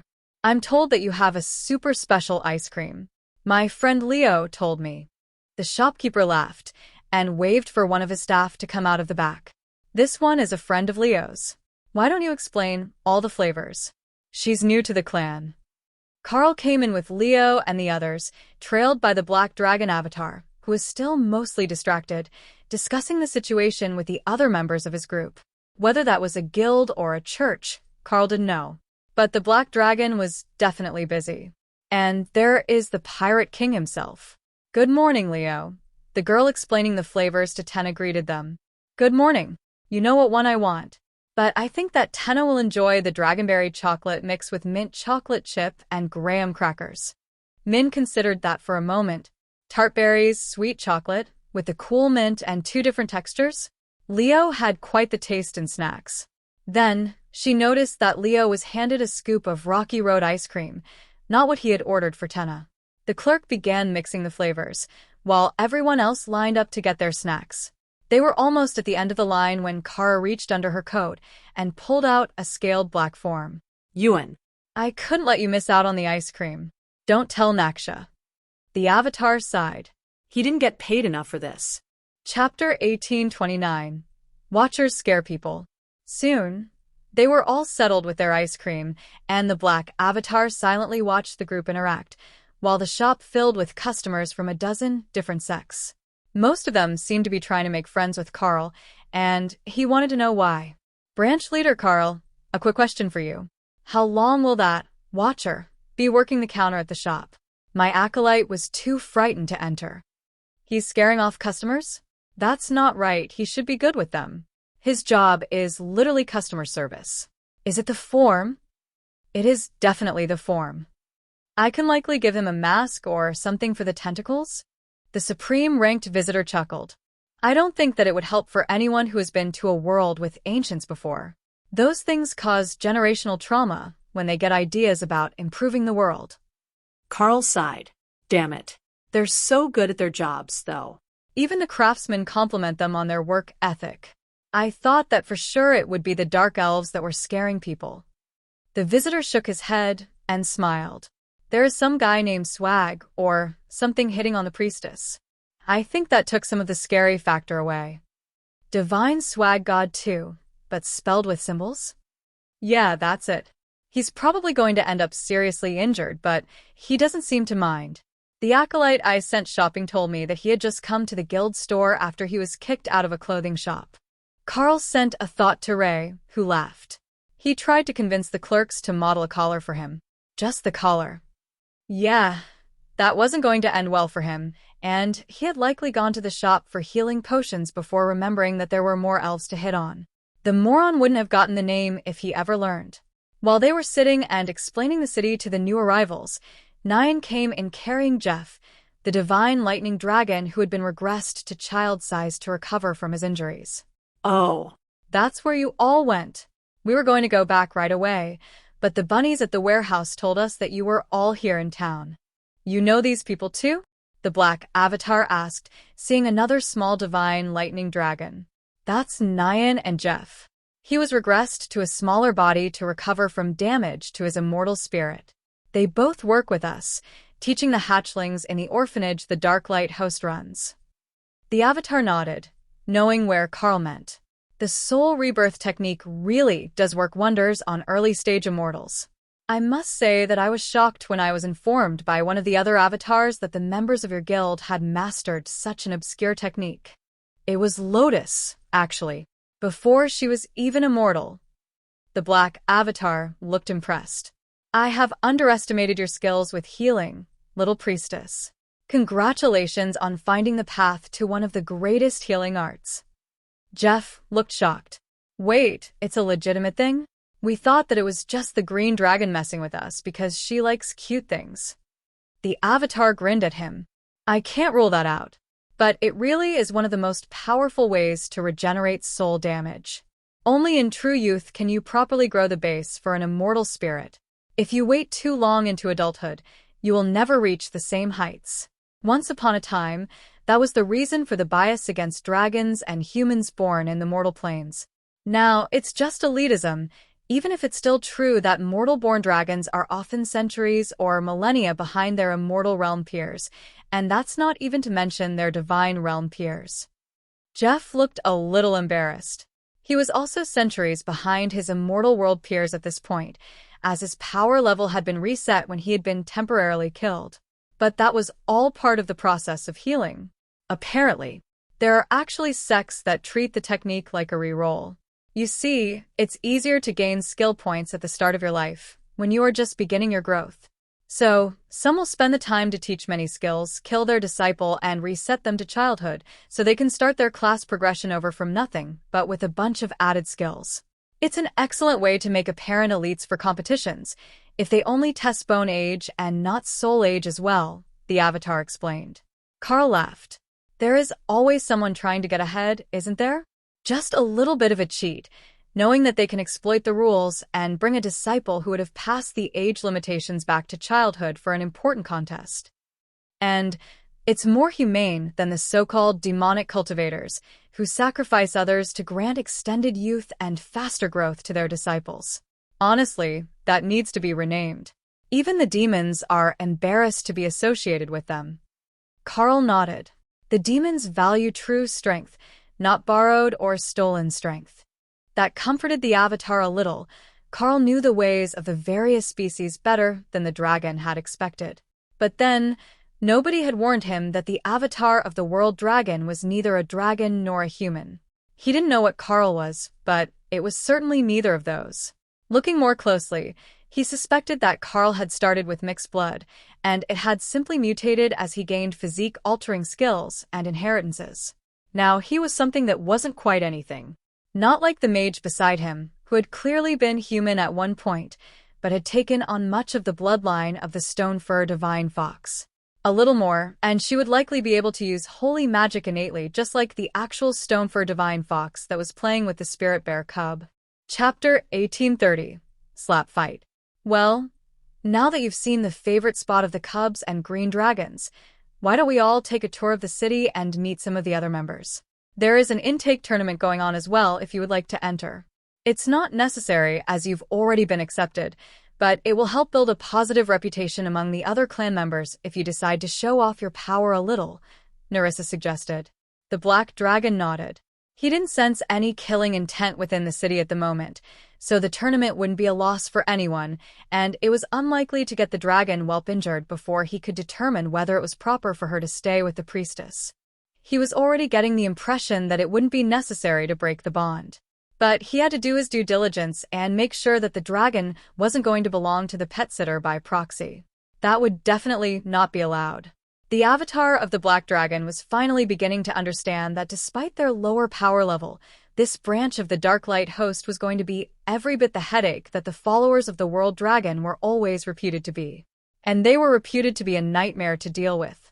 Ophelia smiled at the clan leader. You know what? An intake tournament sounds like a lot of fun. I haven't had a good brawl in a rather long time.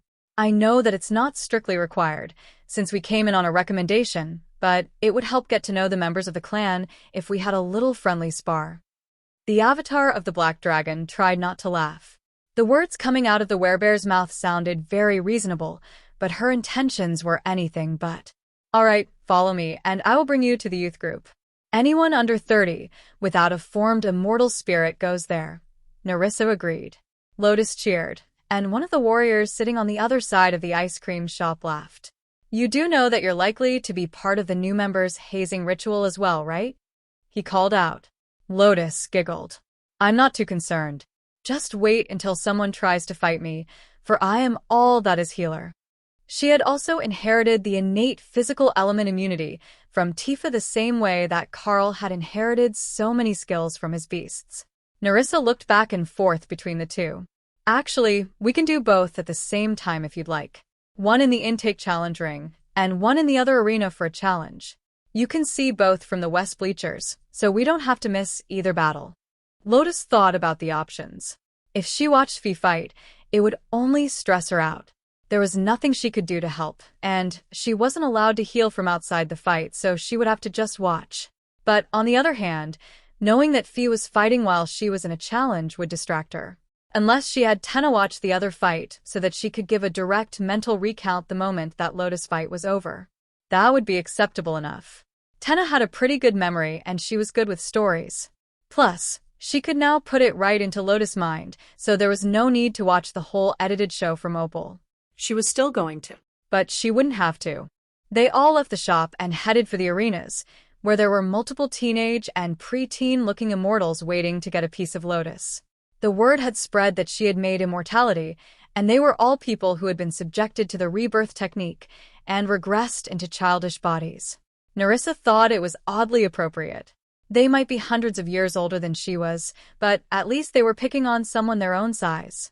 You'll have to draw lots to see who gets to challenge her, as there is no clear order of challenge. However, if someone wishes to have a ranking match with our other new member, Miss Ophelia, there is no line. One of the other berserkers laughed and raised his hand. I'll go. Ophelia laughed. Berserker-on-berserker combat was rarely an actual hostile challenge. It was somewhere between a hobby and stress relief. A match was just ending, and the two berserkers simply barged past the potential members and others waiting in line. Excuse me, coming through. Out of the way. Yes, you too. Coming through. Ophelia laughed as the other berserk simply lifted people out of his way, muttering polite words as he pushed through the crowd. They reached the sands, and Elder Fersham chuckled, quickly changing his introduction. It looks like we've got an immortal spirit level ranking match. Gustav versus Ophelia for an all-berserker special. They took their spots, and Gustav roared before turning into a massive white tiger. Ophelia roared back as she transformed into bear form, dwarfing the tiger. And then they were on each other, skills and fur flying with the frenzy that only a pair of multi-ton berserkers could unleash. The sudden brutality shocked the crowd into silence for a few seconds, and then the whole arena erupted in cheers as they began to pick sides. Gustav was a 4-meter-tall white tiger, but Ophelia was easily 3 times his size and much faster than her bulk suggested, even using her standard weapons, not the new one that Rue had created for her. The shock slowed the decision about who would fight against Lotus for nearly a minute, but none of the victims of the clan's healers were willing to wait for another match to start and lose their chance to challenge Lotus. Fine, we will let Orpheus go. He suffered the most. Who would have thought that, as a youth, he suffered from premature? The warrior known as Orpheus backhanded the boy beside him as a void immortal ranked woman laughed so hard her eyes were watering. She was Orpheus' sister and the source of the rumor about his lack of bedroom skills. Chapter 1831. Dual Duels. Lotus happily entered the ring so that she didn't have to watch Ophelia's fight live and waited for the warrior to enter the arena with her. The man had been reborn, so he was still working on rebuilding his skill tree, but he had quite a wide selection of skills from before he was reset into the body of a 15-year-old. He was far from the youngest, but he was gangly, awkward, pimple-faced, and his sister had been spreading vicious rumors about him. He had definitely had it the worst of anyone who was reborn. At least the ones who were fully regressed to child-sized got some sympathy points from the rest of the clan. An angry teenager got none. I'm sure that you both know the rules already, as the clan leader brought you here. No summons, no bonded assistance, no outside help, no deliberately aiming at the genitals, the referee announced. That last part was new. Lotus didn't remember hearing that was part of the ruling, and normally it would put her at a disadvantage, as that was close to shoulder height for her, with so many tall men around. But it didn't matter. This guy wasn't fully grown, and she wasn't going to punch him anyhow. Start. Lotus immediately transformed into the Tree of Life and began summoning, entangling vines, to grab her opponent. The warrior countered with Field of Blades, tearing apart the vines as fast as they were sprouting, but Lotus was not a simple opponent to fight. The vines exploded in a paralytic toxin every time that they were damaged, and she had poison damage on a few pieces of her gear. The logic was that if she had to fight, they would take continual damage to offset enemy healing, while the majority of her skills were intended to buff her healing skills. Lotus added Circle of Wrath, a holy element area damage skill to the mix, and the warrior's health began to steadily drop, even as her own stayed completely full. It was a brutal war of attrition, and her opponent couldn't afford a single misstep because her vines would sedate him if he did. In the crowd, a few of the regressed clan members laughed. That spell, the green dragons use it to hold down and sedate unruly patients. She's turned it into a primary combat skill, and her regeneration is so high that even his field of blades isn't hurting her. Carl smiled as he heard their admiration. Field of Blades was a physical damage spell, literally just blades cutting at everything in the range. Simple, brutal, and effective. Unless your opponent was bonded to a spirit bear tyrant, that was. Then, Lotus remembered that she had a second partner now, which meant that she had a new skill. Chain lightning arced from her branches, adding more damage to the mix, and causing her opponent to stumble. He was scratched by a thorn that tore through the joint of his armor and began to slow, giving Lotus even more chances to attack. Lightning slowed and stunned, while her vine sedated, and within a minute, her opponent was barely mobile, with a vine wrapped around his ankles. However, he had bestial regeneration, and Lotus had truly terrible spell damage. She still only had him at half health. The crowd didn't care. Getting to watch a healer fight in the arena was a rare thing, as nobody would normally ever challenge them and risk making an enemy out of a healer. Only those who had to restart as children instead of spending years rebuilding their damaged immortal spirit could possibly understand the suffering that they were put through in the minds of those who had undergone the treatment. A flurry of blades continued to clash with the vines, while arcs of bright white energy blocked the lightning strikes. The battle was turning into a furious duel that would make any combat class proud, but the actual damage level was so laughably low that more than one of the immortals had to check to make sure that Lotus wasn't still a student. Comparing the two battles, the one between the healing tree and the warrior was definitely the flashier. However, the other was definitely messier. With rapid regeneration and long claws, the two berserkers had turned the battlefield into a storm of flying blood and fur. The challenger had far superior damage and agility, but Ophelia's regeneration and pure durability was making the fight a questionable outcome. Those watching had a pretty good idea where she would rank on the charts for the Spirit Immortals, but in a duel, she ranked among the elite tanks. Nearly impossible to take down. Not that either berserker cared. The fact that their opponents were not easy to defeat was exactly the outcome that they had hoped for. Forfeit. Forfeit. The warrior fighting Lotus began to frantically shout as his friends burst into laughter. Lotus' tentacles had managed to breach his armor, and apparently he was not a fan of where they were headed, so he called the fight before things could get really bad on his end. It was probably the right call. Lotus had a history of traumatizing the boys. The warrior scrambled out of the arena as soon as Lotus retracted her vines, and then the priestess transformed back and pulled Tifa from her space to spin the bear around in a victory dance. She has a spirit bear as a pet? Damn, the Beast Master class is just broken. No wonder she's so tough. Ranger-type classes all get bonuses from their partners, and the Beast Masters can bond proper monsters.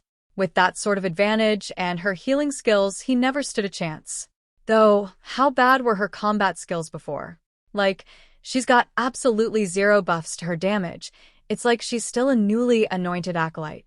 Or does her usual group have so much damage that she never needed to learn other skills? Another warrior asked. Well, she's in the Darklight host. So, wouldn't that mean that she's likely part of Carl and Dana's usual group? They came from a mortal world, and Lotus just reached immortality. So, she was likely part of their team as she advanced, and relied on the massive damage that the two of them could output. Well, that makes sense. With a team like that, and a gigantic Warbear Berserker as your tank, damage is much less important than crowd control. Chapter 1832. That last. They're going to have to force those Berserkers to stop fighting when the timer runs out. That should be entertaining, a mage in the bleachers near Dana joked. The girl next to her laughed. Should we take wagers on whether one elder will be enough, or whether they'll have to send in a second one to make them realize that it's not a three-way fight now? The mage seriously considered that. Getting Berserkers to stop fighting was a tricky matter.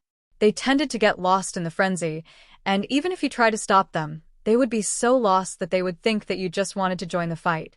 Eventually, Elder for Sham blew the whistle to end the fight. And, as predicted, neither Berserker paid it any mind. They just kept fighting as they had been before.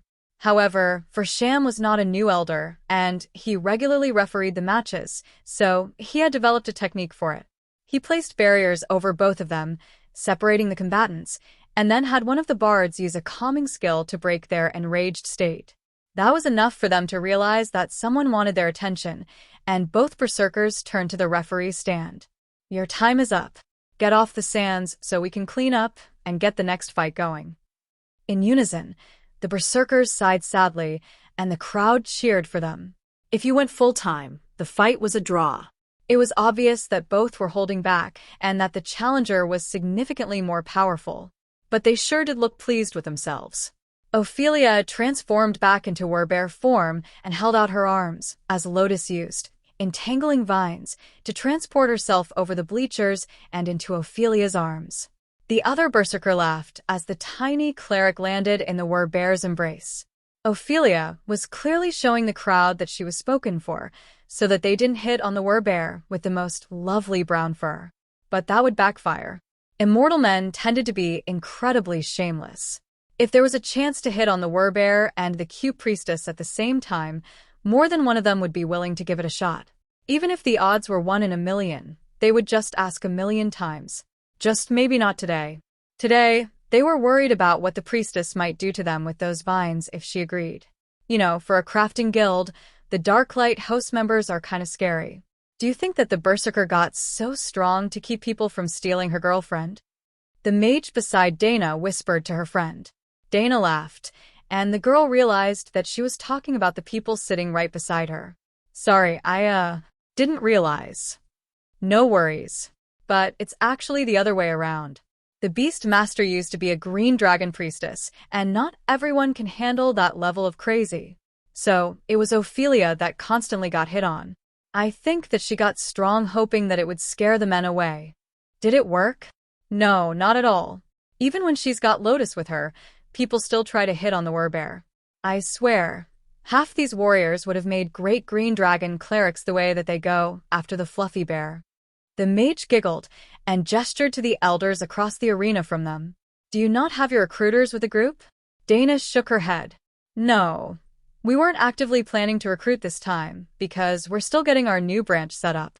So, we will start next year. Do you guys have a shop here in town? I've got some coin." "We have a portal to our shop, as our guild house is further northwest of the coast. But if there's something particular you'd like, I can grab it directly for you." The young mage smiled. "I have 5 fire element and 2 ice element elemental stones I collected, plus some coin. What do you have for a necklace that will help an arcane mage?" Dana checked the guild store and brought out a rare grade necklace that added a load of spell damage and mana regeneration. It was a rare grade item, the sort that most of the sects were buying as bribes for recruits. How about this? 3 fire element stones of good immortal rank quality. No flaws or cracks. The mage picked out 3 stones, and Dana handed her the necklace. "Pleasure doing business." "Oh, this is wonderful. The extra mana regeneration is just what I needed. Arcane magic tends to be heavy on the mana use, especially if I use a magic missile barrage. Even the fastest of warriors can't parry 50 missiles, and they'll shatter nearly any skill barrier near my level. But it's so hard on the mana pool." Dana nodded. "I know that feeling. Arcane missiles were one of my earliest spells." "Oh, what direction did you go after that?" "Direct to Golem Mage." Dana shook her head. "It took me a while to obtain the Golem spell. I went for Fog as my second spell. That way, I could obscure the battlefield and attack without being spotted from so far away. If the warriors can't see you, they won't chase you." The young mage nodded eagerly. "Oh, that's a great spell. A shame that it won't work well in the arena, being so close together, but when wandering the wilderness, it can be amazing." The mage's friend smiled at Carl as the 2 mages went off on a magic-related tangent. "I don't suppose that you'd be willing to open the shop for me as well? I could really use a new sword. I got robbed on the way here, and they left me just an uncommon grade blade as a joke." "You didn't hold back anything in inventory?" The paladin laughed. "You say that as if everyone just has spare gear. I was fighting a salamander when they ambushed me and hit me with paralysis. They made me trade everything on me for my life, using a blood contract. Carl frowned. I don't know that practice. What does it do? The paladin frowned. Everyone knew the blood contract. It enforces an agreement, using the system. I agree to turn over my gear, they agree not to harm me or deliberately let me be harmed for 1 week. Enough time to get to safety. It's how a lot of the clans do it these days, though some are stingy and will only give you a few hours. Chapter 1833. The Blood Oath. The man on the other side of the unfortunate paladin handed a piece of paper to Carl. It's actually really easy to use the blood contract, since it's not a magical item. I carry a couple of copies on me. You just sign it with your blood, and have the target sign it with theirs. The clans view it as the peaceful option as it guarantees that the victorious side won't continue to seek vengeance on you, and the contract says that they're willing to swear an oath on it. So, while it doesn't stop the robberies and assaults, it does keep them from escalating too far. If either side attacks, the contract will cause backlash on them, so neither side can seek vengeance for some time. And it counts asking others to do it for you, as an attack on your part. That's the genius of doing it through the system. It guarantees that the victim can't call their elders over to turn you into pace the moment that you spare their lives. And that explained why it was both widely used and widely hated. Once you were forced to sign, you had to swallow your hatred for a period of time, and just accept that you'd been robbed. It was basically adding insult to injury. Now that Carl thought about it, those agreements could be the source of most of the tense relationships between groups. If they were waiting for a timer to run out, it would explain why they were all somewhat getting along, despite not getting along. It would also explain some of the reason why so many disciples were attacked on their way here. Just disciples of the other clans, when normally they would attack any immortal they found wandering the wilderness without protection. If they were headed to the recruitment, they were looking to bring in members, and that meant maintaining some sort of decent reputation. If they went attacking recruit candidates, who were almost all young and newly adult immortals, they would get a reputation for preying on the weak that would discourage any of the new immortals from joining them, for fear of being turned into a slave for the sect, or a training tool for the older disciples. There was a lot that went into maintaining a clan, when they were all more than a little sketchy. In Carl's mind, that was one of the greatest advantages that the Darklight host had. They were questionable in many ways, but they were not a sketchy group or treacherous. If you made an agreement, they stuck to it. The trick was making a good agreement with them when they had the World Dragon on their side. Carl read through the agreement and found that it really was a simple and open document, agreeing that you wouldn't seek retribution, lead the other into harm, or take actions that would cause injury or death. That was why they had left the paladin a crappy spare sword. If they hadn't, then he would certainly have been in immense danger between where he was ambushed and the new home compound. Enough that the system was likely to call it deliberately causing him to be severely injured or killed. They weren't going to escort him to safety, that was for certain. So they left him a weapon and called it good enough. Do your groups have someone up in the sparring arena soon? We only had a couple new members join us this time, and they've both finished their fights, so we're just relaxing now. We're not a large enough guild to need to take in more than a few people a year, Carl explained. None directly. We haven't finalized any, so we're here to watch the fights, and then we will judge by their displayed skills whether they're a good fit for our sect. It's not so much about whether they win or lose, but how they handle themselves and what skills they already show an affinity for. Take the Berserkers, for example. Both of them are earth magic users, which doesn't suit our technique. But we also don't specialize in Berserker-style combat. So, while they're incredible fighters, we wouldn't try to recruit them, as it would only lead to headaches on both sides. Oh, that makes a lot of sense. We don't really have one defining sort of combat style, much like the New Home clan. We just kind of go with the flow and form nice balanced groups, then teach them a trade skill so that they're not living off free cupcakes. The men nodded, pretending that the reference made any sense at all to them. Kara, feeling generous, as the paladin's story checked out, decided to explain. She held up 2 chocolate cupcakes, topped with green frosting and chocolate chips. Then, she handed them to the 2 closest immortals and sat down, as they frowned at the food in their hands. Free cupcakes. They're made with the mystic cooking skill, so they not only reduce hunger, but they also give a small magical buff. For someone with nothing else, They're a real blessing. The paladin shrugged and took a bite. He hadn't gotten a good meal in a while now, since he was short on cash and out of gear. But the cupcake would have been welcome at any time. From behind them, Carl heard a cheer and saw that Swag was also holding up a cupcake in victory. His luck was back on track. That was 2 in 2 days. Now that he had his flow of lucky cupcakes again, he was confident that his next outing would be a successful one. And, with that luck on his side, he didn't hesitate to get his team together to head out adventuring. They had only been back a day from a gathering trip, but he got cupcakes 2 days in a row, and that had to be a divine sign that he was supposed to use this chance to build up his wealth. Chapter 1834. What Lotus Wants. Carl watched the next match as Dana and the mage beside her happily chatted, and then Lotus inevitably got bored and dragged her to her feet. Sorry to interrupt. We need to go do a thing. The mage laughed. All right. Welcome to the clan, young Beastmaster. You did well, and your daughters are adorable. Lotus smiled and bobbed her head rapidly in agreement. Right? They're absolutely perfect. As if to make the point, Tifa stood on her hind legs and nuzzled Lotus' face, which made the mage laugh. It's like the system just found you the perfect class. What skill is that? Oh, it's not a skill. It's the rare drop from the Spirit Bear Tyrant Dungeon. Tifa is a Spirit Bear cub, an actual daughter, not an active skill. Tifa nodded in agreement. The Carl found me and brought me to Mama Lotus. Tifa announced, shocking everyone. They didn't realize that the bear could speak.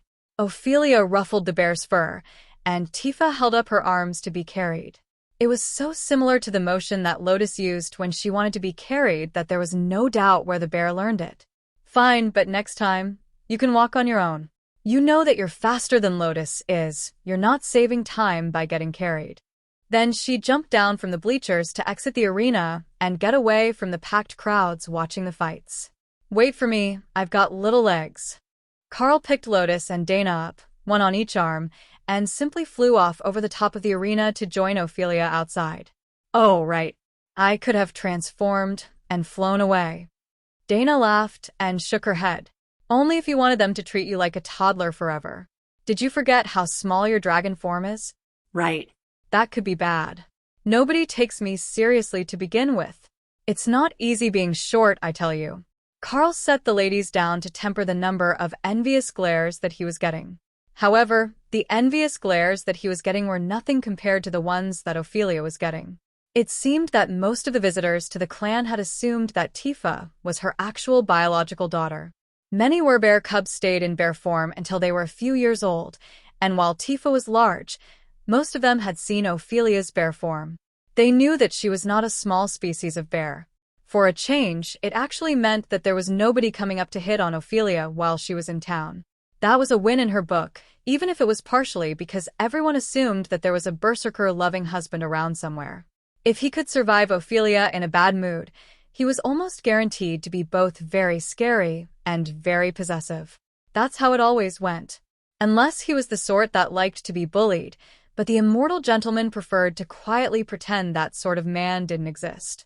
Lotus took the lead, and Ophelia fell in behind her, with the rest of the group wondering whether they were going for snacks or just exploring the city. Lotus and Ophelia hadn't gotten a chance to really see the place yet. All right, we're going exploring. What is there to see? I heard that there's a shopping district, and there are so many new things to see here, Lotus finally insisted. Oh, that is perfect. Right this way, ladies. Allow me to be your tour guide for the day. Dana laughed as he looped his arm through hers and began to lead the group through the streets with his best tour guide voice. Such a good tour guide voice, in fact, that others began to join their group, thinking that Carl was a legitimate service that the new home merchant clan was offering to guests and visitors. He was the only one other than Dana that had the clan tag turned on, and none of them knew Kara, as they were visitors. So, it seemed logical that he was an actual tour guide showing off the highlights of the city. Excuse me, sir. Is there a clothing shop here that sells and modifies leather armor? A passerby asked. In fact, there is. Carl replied, checking with Ray first. There is one 3 blocks down, and then a block to your right. There is also one behind us that does alterations to leather, but they do not specialize in armor. Alternatively, you can utilize the portal in the park 4 blocks to your left and check out the Darklight Silk Emporium in the Darklight Host Guild Village, formerly the Hyperion Sex location. The portal is open full-time during the event, so you may come and go freely. The visitor smiled as Carl openly plugged his own faction shop, though it was not in the city. If you could get to it through a free portal, that was close enough for most people. But they would check the local shops first. Thank you. The visitor wandered off to the first shop that he had mentioned, and another guest, a teenage boy with shockingly orange hair, darted forward to take her place. Sir, might I ask if you know where I can find a room? I arrived much too late, and even the campsites are full. Carl checked the guild chat, hoping for some sort of information on the topic. I see here that there are still a few members renting hostel-style bunks. If you go left to the portal, then west down the street to the large bulletin board, you'll find the listing and a contact person on duty who can arrange a hostel room. Thank you so much. He ran off, and Carl led the ladies down the street, pointing out various shops that the beasts liked. And then there is the second most important building in the entire town. Everyone stopped and looked in the direction of Carl's gesture. It was a cafe and bakery. Chapter 1835. The Drink Order. Ophelia was about to complain about Carl having led Lotus directly to caffeine, but she was already being dragged inside. For such a small creature, Lotus was exceptionally strong, and bonding with both Tifa and Tenna had made her even stronger. Now, she could even drag Ophelia down the street, as long as she could get the traction and Ophelia didn't pick her up. Rue and the Black Dragon Avatar turned to smile at each other. These two were going to be great entertainment, that was absolutely certain. So amusing, in fact, that the two of them had become nearly invisible in the chaos that surrounded the Darklight host's visit to the city. It was incredibly relaxing, though the Avatar had long since mastered the art of masking his aura in such a way that he didn't feel completely blank, only incredibly unremarkable to most. Most people didn't feel that he was a threat. He always felt just a bit weaker than them, but not so weak that he would feel like an easy target. It was a talent that Rue had never mastered or even seriously considered. Displaying your strength was the way to stay alive in most of the immortal world, and even the way that Carl muted his aura without making himself feel less powerful was an odd thing to her. She knew that his actual aura was absolutely monstrous, and everyone would give him a wide berth if he walked down the street, but instead, he just felt like the Carl, vaguely threatening to most things, but not enough to actively intimidate them. Even as they entered the cafe, it was Lotus who attracted the most attention. Partially because she was trying to steal Tifa back from Ophelia, but mostly because she had the loudest and most vibrant personality of the group. The staff knew instantly that this would be a valuable customer for them if she could convince her friends to let her have coffee on a regular basis. That seemed like it would be the hardest part, given how hyper she already was. Can I get a raspberry mint latte, double shot of espresso, 2 lemon danishes, a cinnamon bun with raisins, and one of those chocolate brownies? Of course. Would anyone else like to order? We have pup cups of whipped cream for the ones who can't have caffeine. Ophelia snorted in amusement, but Tifa raised her paw. She didn't know how a cup of whipped cream was supposed to be special, but she was a big fan of it. Perhaps that was the reason? Did they know that bears liked whipped cream? I'll take one of those lattes, with just a single shot, and Carl will have your fruit smoothie special of the month. Then a half-dozen assorted pastries, Dana decided. Rue nodded. We will have the same, with extra straws. Bring me a black coffee. Extra large. Ophelia sighed, realizing that they were going to be here a while. The waitress smiled as she went to fetch their order, which would fill the large table with sweets. Her suspicion that the Green Dragon would be a good customer seemed to be completely justified. At least, that's what she assumed Lotus was. The priestesses took after their patrons, but she didn't have a priestess class, so the natural assumption was that she ended up that way because she was a green dragon. Lotus was practically bouncing in her seat, waiting for the good stuff to arrive, and the other patrons of the bakery had to struggle not to laugh at the happy songs she was making up, and at the spirit bear trying to sing along. Tenna had given up on trying to sing along with their songs. Neither of them sang in a tone that melded well with her voice. Instead, She was in an intense discussion with Leo about the various advantages to coming here to go to school. They basically boiled down to Leo had friends here, and he didn't know many of the other hatchlings. That wasn't an advantage for her, so Tenno wasn't planning to change, even if the Red Dragon matriarch of the orphanage scared her a little. It was better to be with her clutch mates and a scary teacher than to go to a school with all new people. Perhaps she could convince Leo to switch? He could float in the air, and that was basically flying without wings, so he should fit in with the dragons. The food and drinks came out quickly, and Lotus pivoted from excitement about her drink choice to what she was going to do next. There were so many options now that she was an immortal, and she had heard all about the fun things that Carl and Dana got to do, like going to immortal dungeons and exploring new places.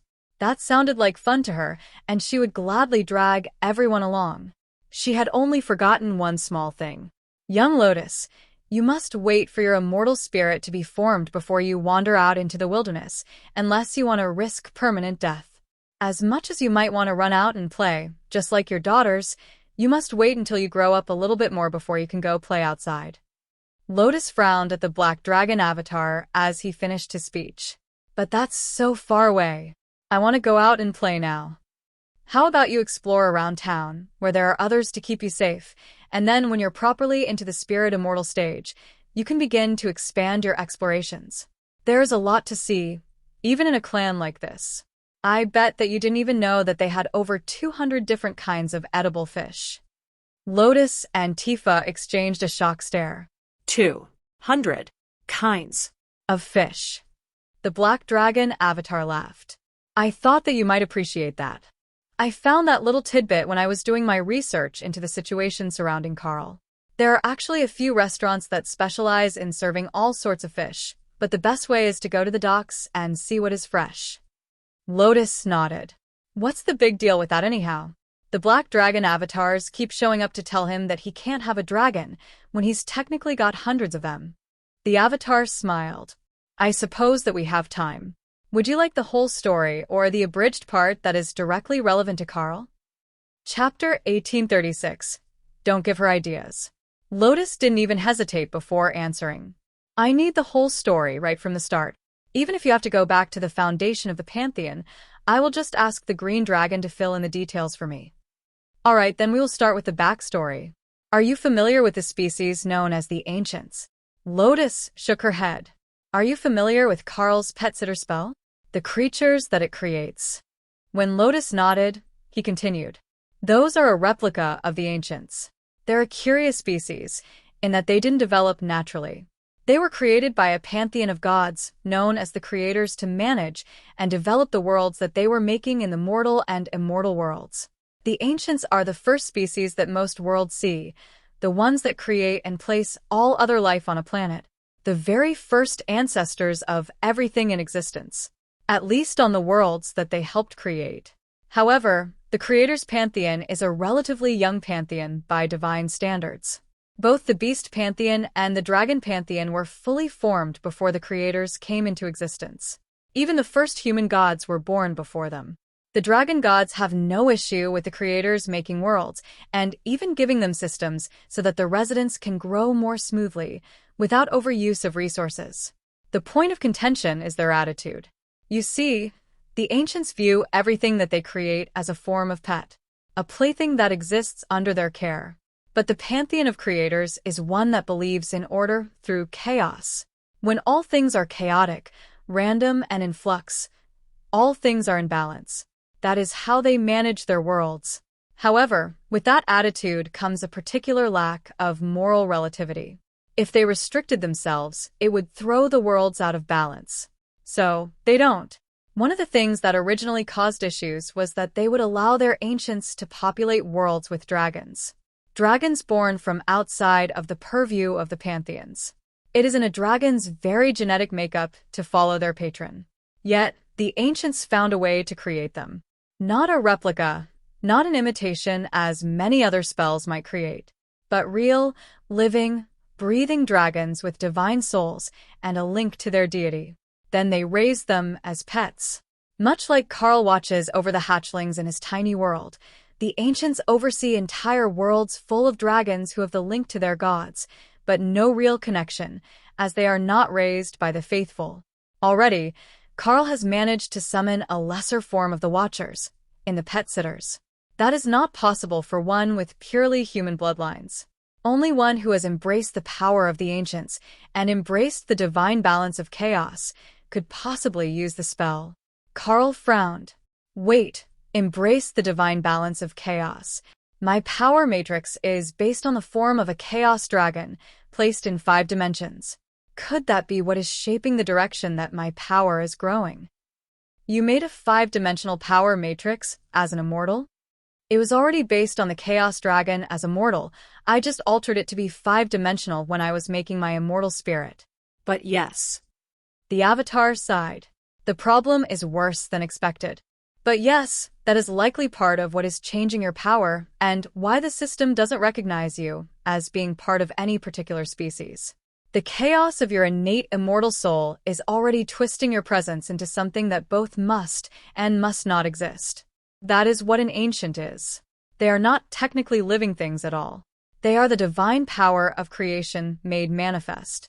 Pure arcane energy, imbued with the spirit of the divine to emulate a living thing. In a way, they're almost a mana elemental. But a chaos element mana elemental.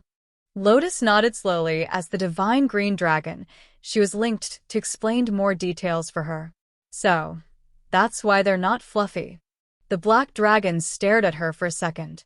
Yes, that is why they're not fluffy. Fluff is only one aspect of what makes a species appealing. They are not concerned with fluff because they can make fluff at will. Now it was Dana's turn to be stupefied. Was Lotus actually understanding this conversation on a deeper level than any of the rest of them? Or was she just fluff-obsessed? The tentacles are actually really soft when they want them to be. Tessa has them stop me from snacking before bed. Ophelia chuckled, and Lotus looked shocked. It was you. I knew it.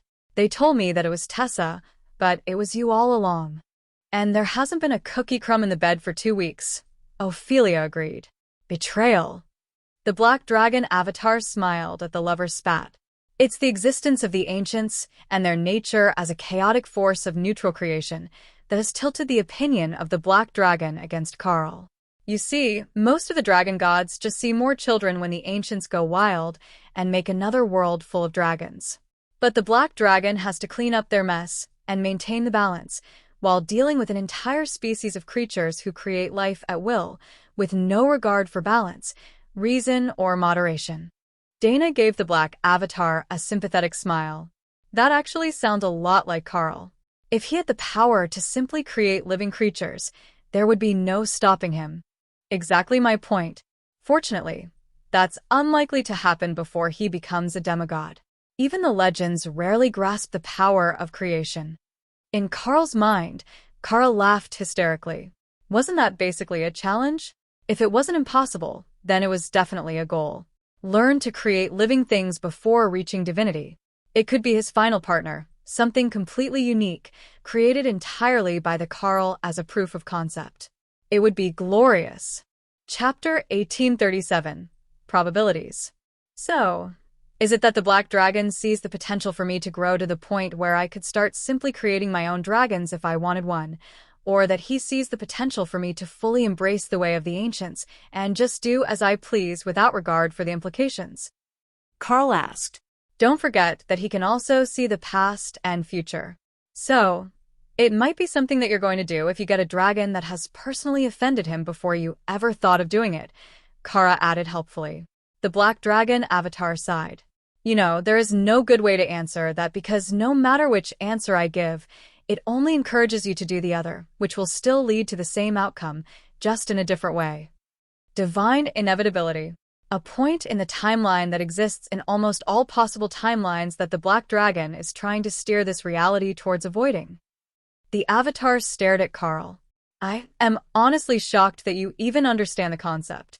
But then, you did manage to make a 5th-dimensional power matrix, so it stands to reason that you understand more than a little bit about it. Carl shrugged.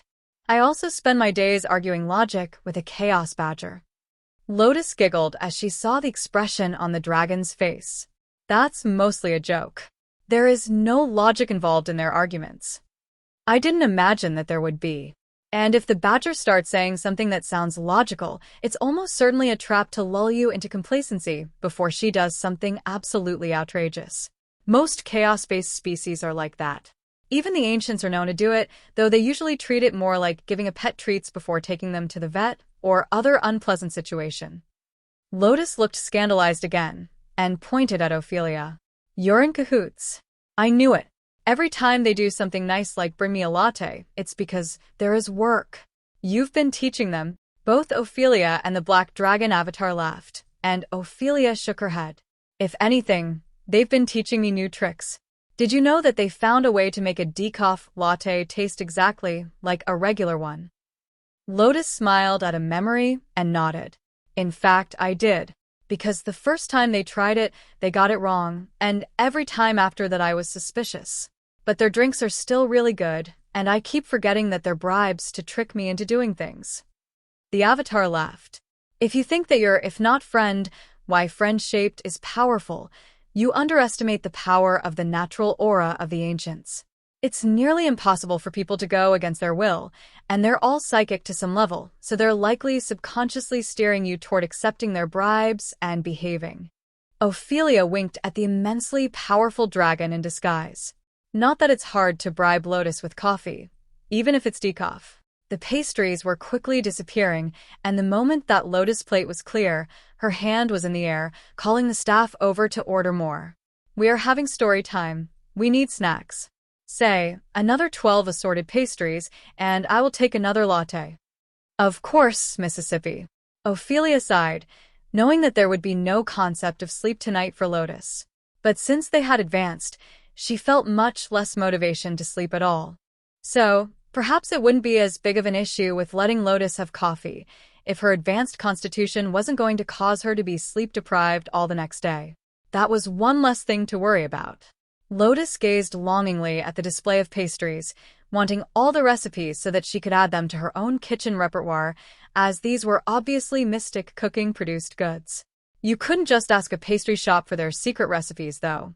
That would be tacky. So, she had to guess when they came out, using her experience to guide her next attempt to make new sweets. Plus, she still had questions. So, if that's the big issue, that Carl is too in tune with the ancients, why are they concerned about me having dragons as a beastmaster? I'm faithful to my goddess. I'm not an agent of chaos, and I'm not going to do bad things or mistreat them. She was practically pouting at the injustice now, and the Black Avatar smiled. We're just worried that the Carl and his patron deity might be a bad influence on you. I know you feel aggrieved, but when you've lived as long as I have, perspective changes a little. You're old? You don't feel old. The Avatar chuckled as he shifted to let the staff load more pastries onto the tables. Far more pastries than they had ordered, he noted. However, he didn't see himself getting out of story time with a green dragon cleric in under 2 hours. That would be practically a miracle once she got on a roll about all the other things that he knew. Still, he had plenty of patience, and watching the young get excited was entertainment in its own way. Lotus waved a half-eaten donut. You didn't answer. The Avatar chuckled. I'm a little over 20,000 years old. Actually, I think that I might have met Miss Rue when she was young. I can still feel the lingering energy of a divine battle's damage on her soul, and the battlefield feels familiar. Maybe 8,000 years ago? That sounds right. I would have been considered young for a leader of my faction then. But like so many others, I had seen more than enough combat to last a lifetime. That world was a mess, and I don't regret leaving after the battle. Roos sent a guild message. That means he was a demigod 8,000 years ago. Chapter 1838, 99 questions. That news got Lotus excited. That means you've seen countless immortal worlds, right? Are they all similar? Does every one of them do things a little bit different, or have different populations based on how they were made? Or do they kind of blend out to neutral after enough time? Do you know what I mean? Like in the mortal worlds, after 100,000 years of invasions, every region has its own peculiarities, but when you look at the larger picture across a continent or the whole world, the populations are actually pretty balanced, just segregated into their own faction territories. The Avatar shrugged. The immortal worlds are different. For one, Not all of them are created and populated by gods. Many of them are simply private realms that were created by powerful legends and demigods in the past. Not always even the distant past. I was recently sent to one that was causing issues with constantly trying to steal souls from the underworld, only to find that it was some idiot of a legendary necromancer who thought that stealing souls from the underworld might be a functional path to divinity. Now, his world is only 100 years old, but it's fully populated with undead and essentially abandoned. Lotus nodded. The black dragon got cranky when you tried to steal from him. Even the green dragon clerics ran afoul of the black dragons now, and then because they would come up with new and inventive ways to revive people whose souls were already beginning to pass over. It didn't usually amount to much, as they had an agreement. But the black dragons would notice even a single resurrection, much less wholesale theft of souls that weren't being resurrected. Oh, so like the tiny world on steroids? The Avatar laughed. Not exactly. If Carl was a legend, he could simply make the tiny world an actual planet in the immortal realms, either hidden away in a pocket dimension or open to be accessed by others. Even a world this size isn't an issue for a legend with a tiny world spell. So, the spell is misnamed? The dragon shrugged. That depends on your point of view. The divine worlds are an entire galaxy, created by the greater gods for their children. So, in contrast, even the largest planets are tiny. Even this one is 100 times larger than the one that you came from. This continent is about 15,000 kilometers across. And then there are the ones that aren't round at all. Some like to make them fun and unique, like disk worlds, where the world is flat and you really can fall off the edge. Lotus was fascinated. There are that many ways to make a world? Do you have a world? Even a pocket dimension has to count at your power level. The black dragon laughed. No, I was once a seeker for the black dragon, something like a mission specialist who goes out and takes care of tasks that their deity deems important. Now I'm an avatar, more of a political representative. Between the two, I never had the need to form a world of my own. But since you're still curious, I will give you a fun fact. While you started as a cleric and became a beast master, I actually started as a necromancer and became a priest later. There was a time, back in my youth as an immortal whelp, when I would go into dungeons with 1,000 skeletal warriors on my side. A memory flashed in Carl's mind of a spell combination that nobody could use when they were still mortals. Something like the Army of Unholy Retribution? He asked. Oh, that is a fun spell. But when I was young, I didn't have any such powerful minions, just skeletons. So many skeletons gleaned from the battlefields. So I mostly used Undead Horde, which increases the damage done by my undead minions by 1% for every minion that I control. It's a nightmare on the mental load, since you need to actually control all those undead, but it was an excellent power-building exercise, and I developed my power matrix in near record time. Lotus nodded in understanding. Our friend Ray loves her spectral knights and these super cute Lich Lord skeletons. The black dragon laughed. Lich Lords are cute? Lotus nodded. You should see them in combat, waving their hands around to make grand dramatic spell effects, and then hovering near her shoulder begging for praise. If she wasn't a green dragon, he would assume there was something very wrong with her brain. But Carl was nodding. The Lich Lords do love to be praised. Lady Ray uses Army of the Dead, Queen of the Damned for blood golems and undead minions in combat together. It really is an effective combination to back up a blood destruction spider. The Avatar nodded. Queen of the Damned is a popular one among many of the spider goddess followers. They have a particular love for making things explode in the most gruesome ways. Ray definitely wouldn't deny that. Are we going to teach Ray a new summoning spell? She can be the undead queen the way that Dana is the golem mistress. Can spiders be necromancers? They're not technically death element, right? The black dragon shrugged. There is no rule against it. Normally, they don't gain system access. The spider goddess views it as cheating.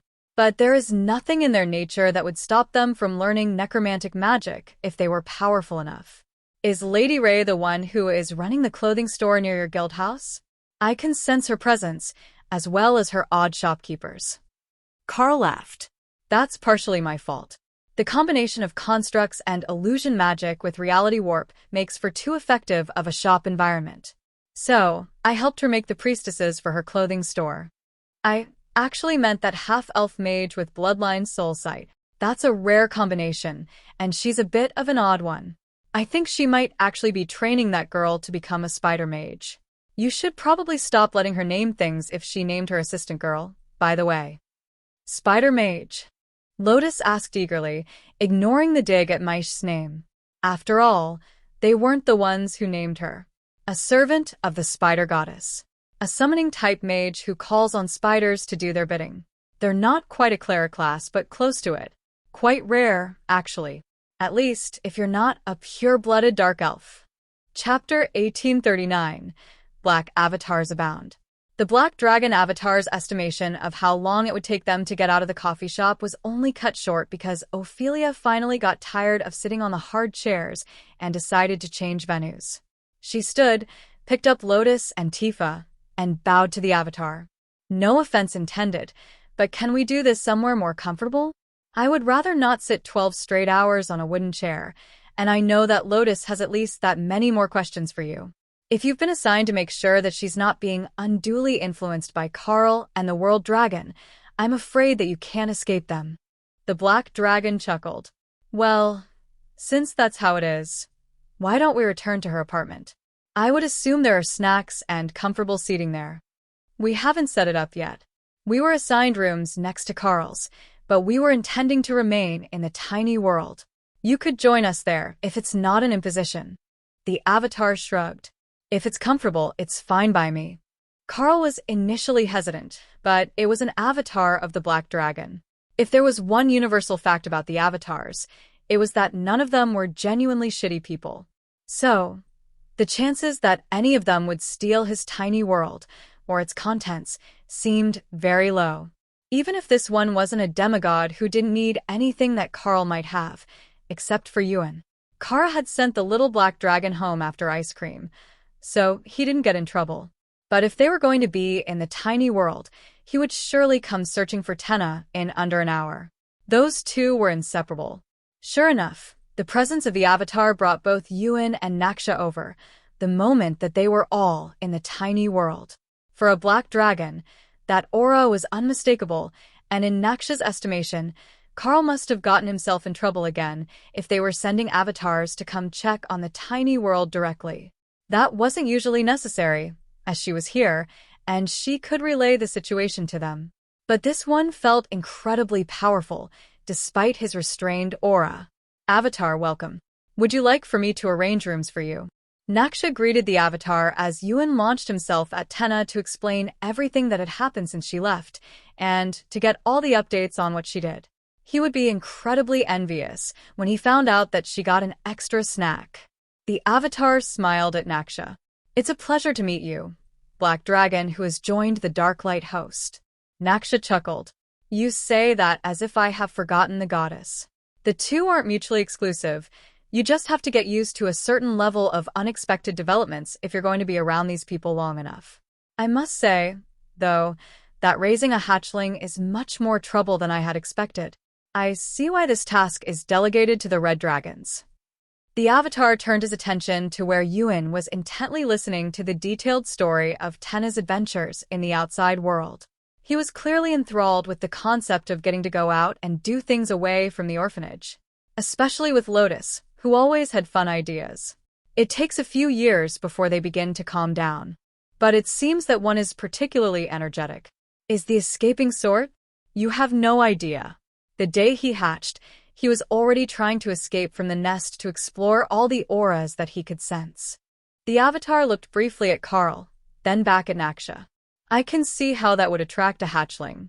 Dungeon teams often have a particular problem shaking off black hatchlings, since they always feel like death energy, so the little ones treat them like big siblings who should be obliged to answer all the questions they have about the outside world. Naksha laughed. That doesn't just apply to Carl and the others who go to the dungeons. Yuan has questions. All the questions.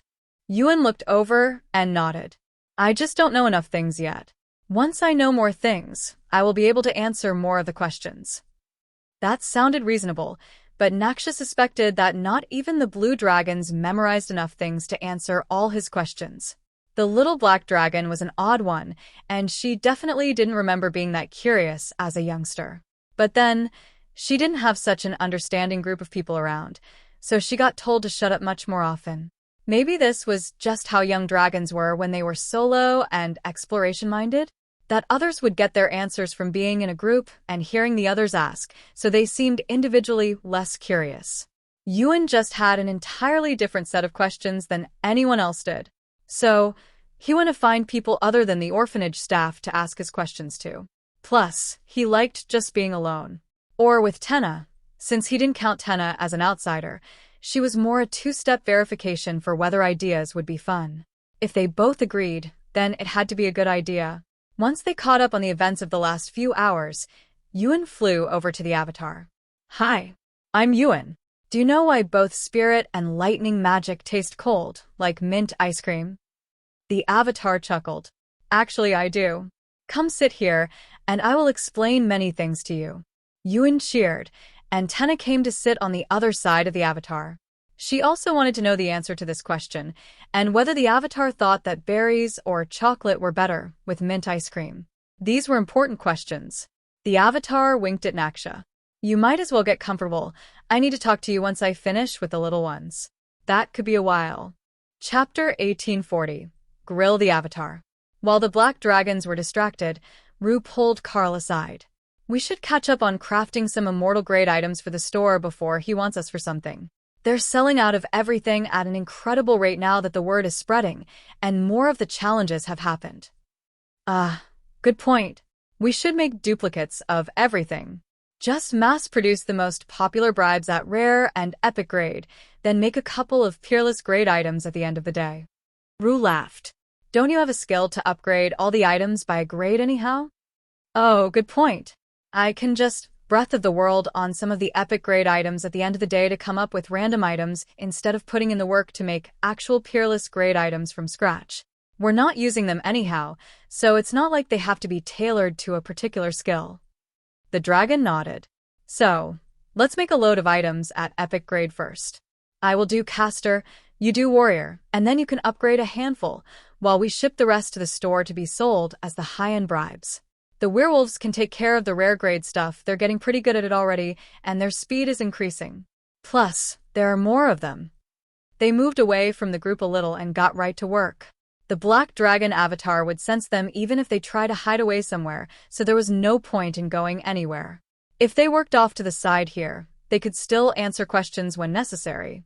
And while Yuan was taking up most of the conversation, the avatars still did have some questions for them and Lotus. This space, what was your plan for it? Carl shrugged. Mostly it's a place for my people to live now, but I actually started it as a space for the beasts to relax and to grow the magical plants that they needed. There are some animals here as well, but strictly within a balanced ecosystem, as they're essentially livestock. For example, the fish in the lake. We limit how many the hatchlings can hunt on their own, but they're often included in the meals. It cuts down on how much we have to go out and gather or hunt. If we had to hunt meat for so many hatchlings, it would be a nightmare. But with the tiny world, we've got more than enough. We also have many rare alchemy resources here, plants that Thor likes to eat, and a number of other valuable resources, plus the extra energy to help the dragons grow. The avatar nodded. You did a fine job with that. Far better than most, actually. Most attempts at a tiny world are either incomplete or closer to a mortal world in energy density. Enough to survive within, but not nearly enough for anything to really thrive.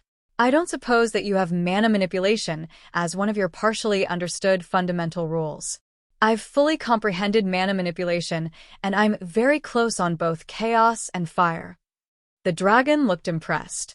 I wouldn't have expected you to do so well with fire. Is it caused by feedback from the phoenix? Carl nodded. Hawk has been with me longer than anyone, and we understand each other very well. I understand a bit of all the rules that the beasts mastered to get to immortality, but Hawk didn't start out as innately fire element, so I learned it as he did, without the innate understanding that the others skipped. It led to a more complete understanding of the rule than most. I see. That makes sense when I have the context. However, it is somewhat startling that you managed to fully understand the rule of mana manipulation. It's not one of the easy ones to understand, and is generally considered a third-tier rule. Third tier. The Avatar nodded. There are basically three types of rules. Fragmented rules, which are situational, or part of a larger rule. Primary rules, which are major elemental rules and core concepts of sentient beings. Then the core rules. Life, death, mana, and divinity. Most immortals will struggle to even touch on one of them if they're not innately aligned to them. Take your little fox. He understands a portion of the rule of divinity, as he is a divine beast by birth. Though, that is different than understanding divinity itself. And the black dragons will innately understand the fundamental rule of death. But most others will pick a simpler rule to understand. The Naga in the alchemy lab understood the fundamental rule of transformation, an alchemy-related rule. It's one of the second-tier rules, as transformation is an overarching rule which is involved in many others. So many will understand a bit of it, but not all. Then there are the first-tier rules like pain, powerful within their own range. However, not all species can feel pain, and pain itself is usually only part of a larger process. It's still a fundamental rule, but not on the same level of influence over the world. At the immortal rank, the choice makes very little difference, unless your lifestyle doesn't suit the rule that you have understood. The spider would struggle to live in a world where she was surrounded by slimes, which do not feel or understand pain. She would be bored half to death. So, picking a rule that directly impacts your life is much more important than one that has the higher ranking or the most influence on creation. That level of optimization will help you grow much more quickly within your own chosen path. That's where so many of these idiots in the training sects fail. They all learn the same thing and don't consider that it might not be the best option for themselves. It's just the only one that they have access to, so they try to make it fit. I suppose if you don't truly understand what you're doing, you just have to pick whatever has the most available information. And you do understand? Rue asked curiously. I have lived in the divine realm for quite some time now. You can't compare the access to information there to what you can access in the immortal realms. Chapter 1841. Sidetracked Conversation. The black dragon soon realized that he had been sidetracked. How did this turn into questioning me about the best ways to develop fundamental rules? You've all mastered one. You don't need to practice them for quite some time. Rue shrugged. You have answers, and the Darklight host loves questions. That's just how things are here. When I arrived, they wanted my whole life story. Carl chuckled. While that was true, it was not the whole story. He had only wanted the story because he hadn't seen her in 10,000 years. If he hadn't met her before, there would have been at least a few less questions for her to answer, and Carl wouldn't have pushed to get her backstory, since so many of the immortals had a tragic past that they would rather keep to themselves. If he didn't know better, he would think that those character-building moments were actually necessary to reach immortality. And even though he did know better, he was still tempted to look into it, just in case it helped. Well, you were sent here to learn a bit more about the Darklight host, so you could make sure that Lotus wasn't going to be mistreating Tenna in the future. I suppose that this is one of the many ways to introduce you to both the guild and Lotus herself. If you had been briefed by the black dragons in our guild, it might have saved you some moments of concern, but honestly, an avatar from the divine realms asking random dragons scattered across many worlds is a terribly ineffective method of intelligence gathering. The avatar shrugged. I'm more surprised that they bothered to send me at all. I know that you've continued down a path toward bonding with a dragon for some time, and multiple visits haven't dissuaded you. But sending a divine avatar seems excessive. I'm sure that it's something related to the oracles and their visions, things that might happen if you were bonded to a dragon, but they insist that if I knew the future, I would change it into something unintended, and they would have to start all over. Carl laughed. They're trying to guide the fate of someone who has randomized as both a crafting skill and a spell modifier? I don't envy their job. You know, I'm beginning to understand why the mere mention of your guild makes the Oracle Core day drink. Carl chuckled. I got that impression from the members of the other branches that I've met.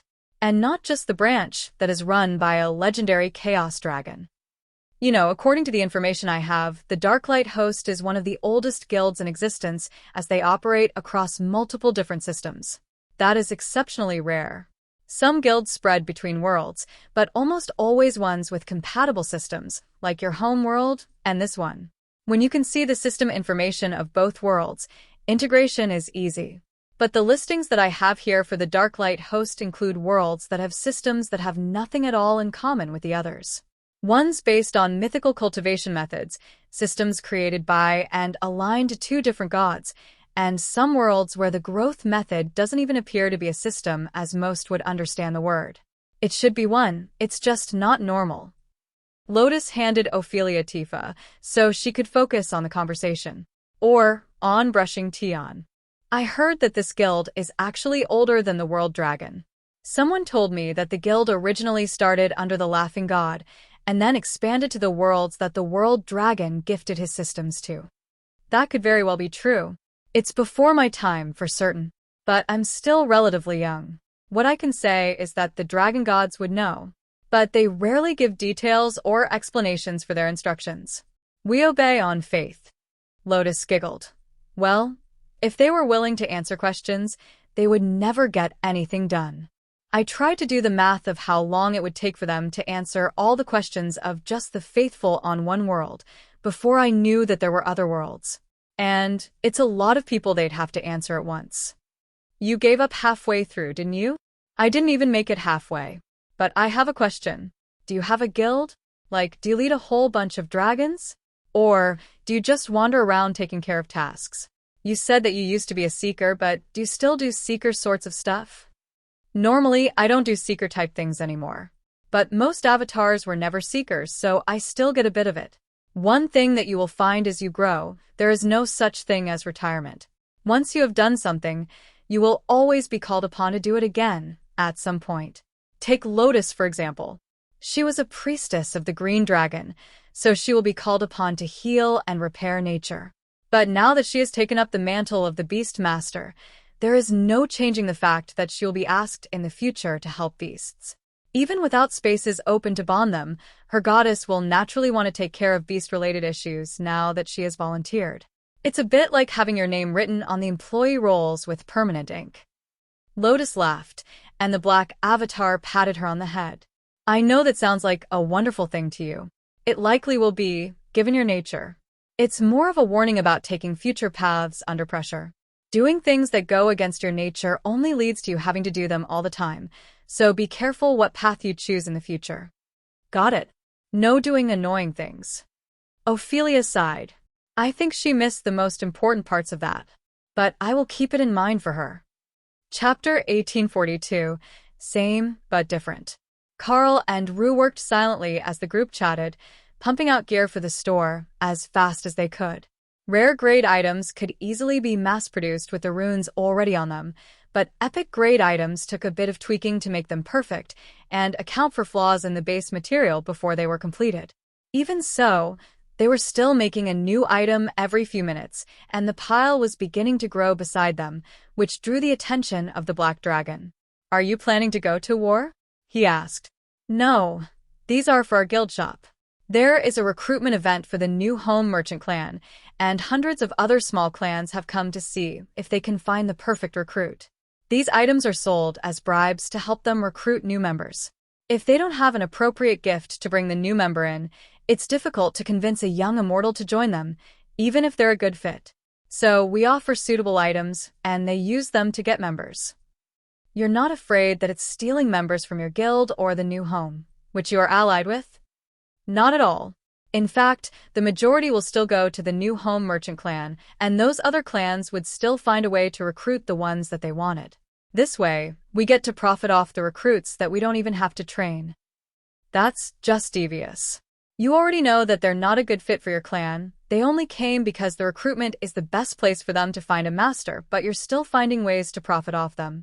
It's a surprise that the new home merchant clan isn't larger, given its tactics. Carl shook his head.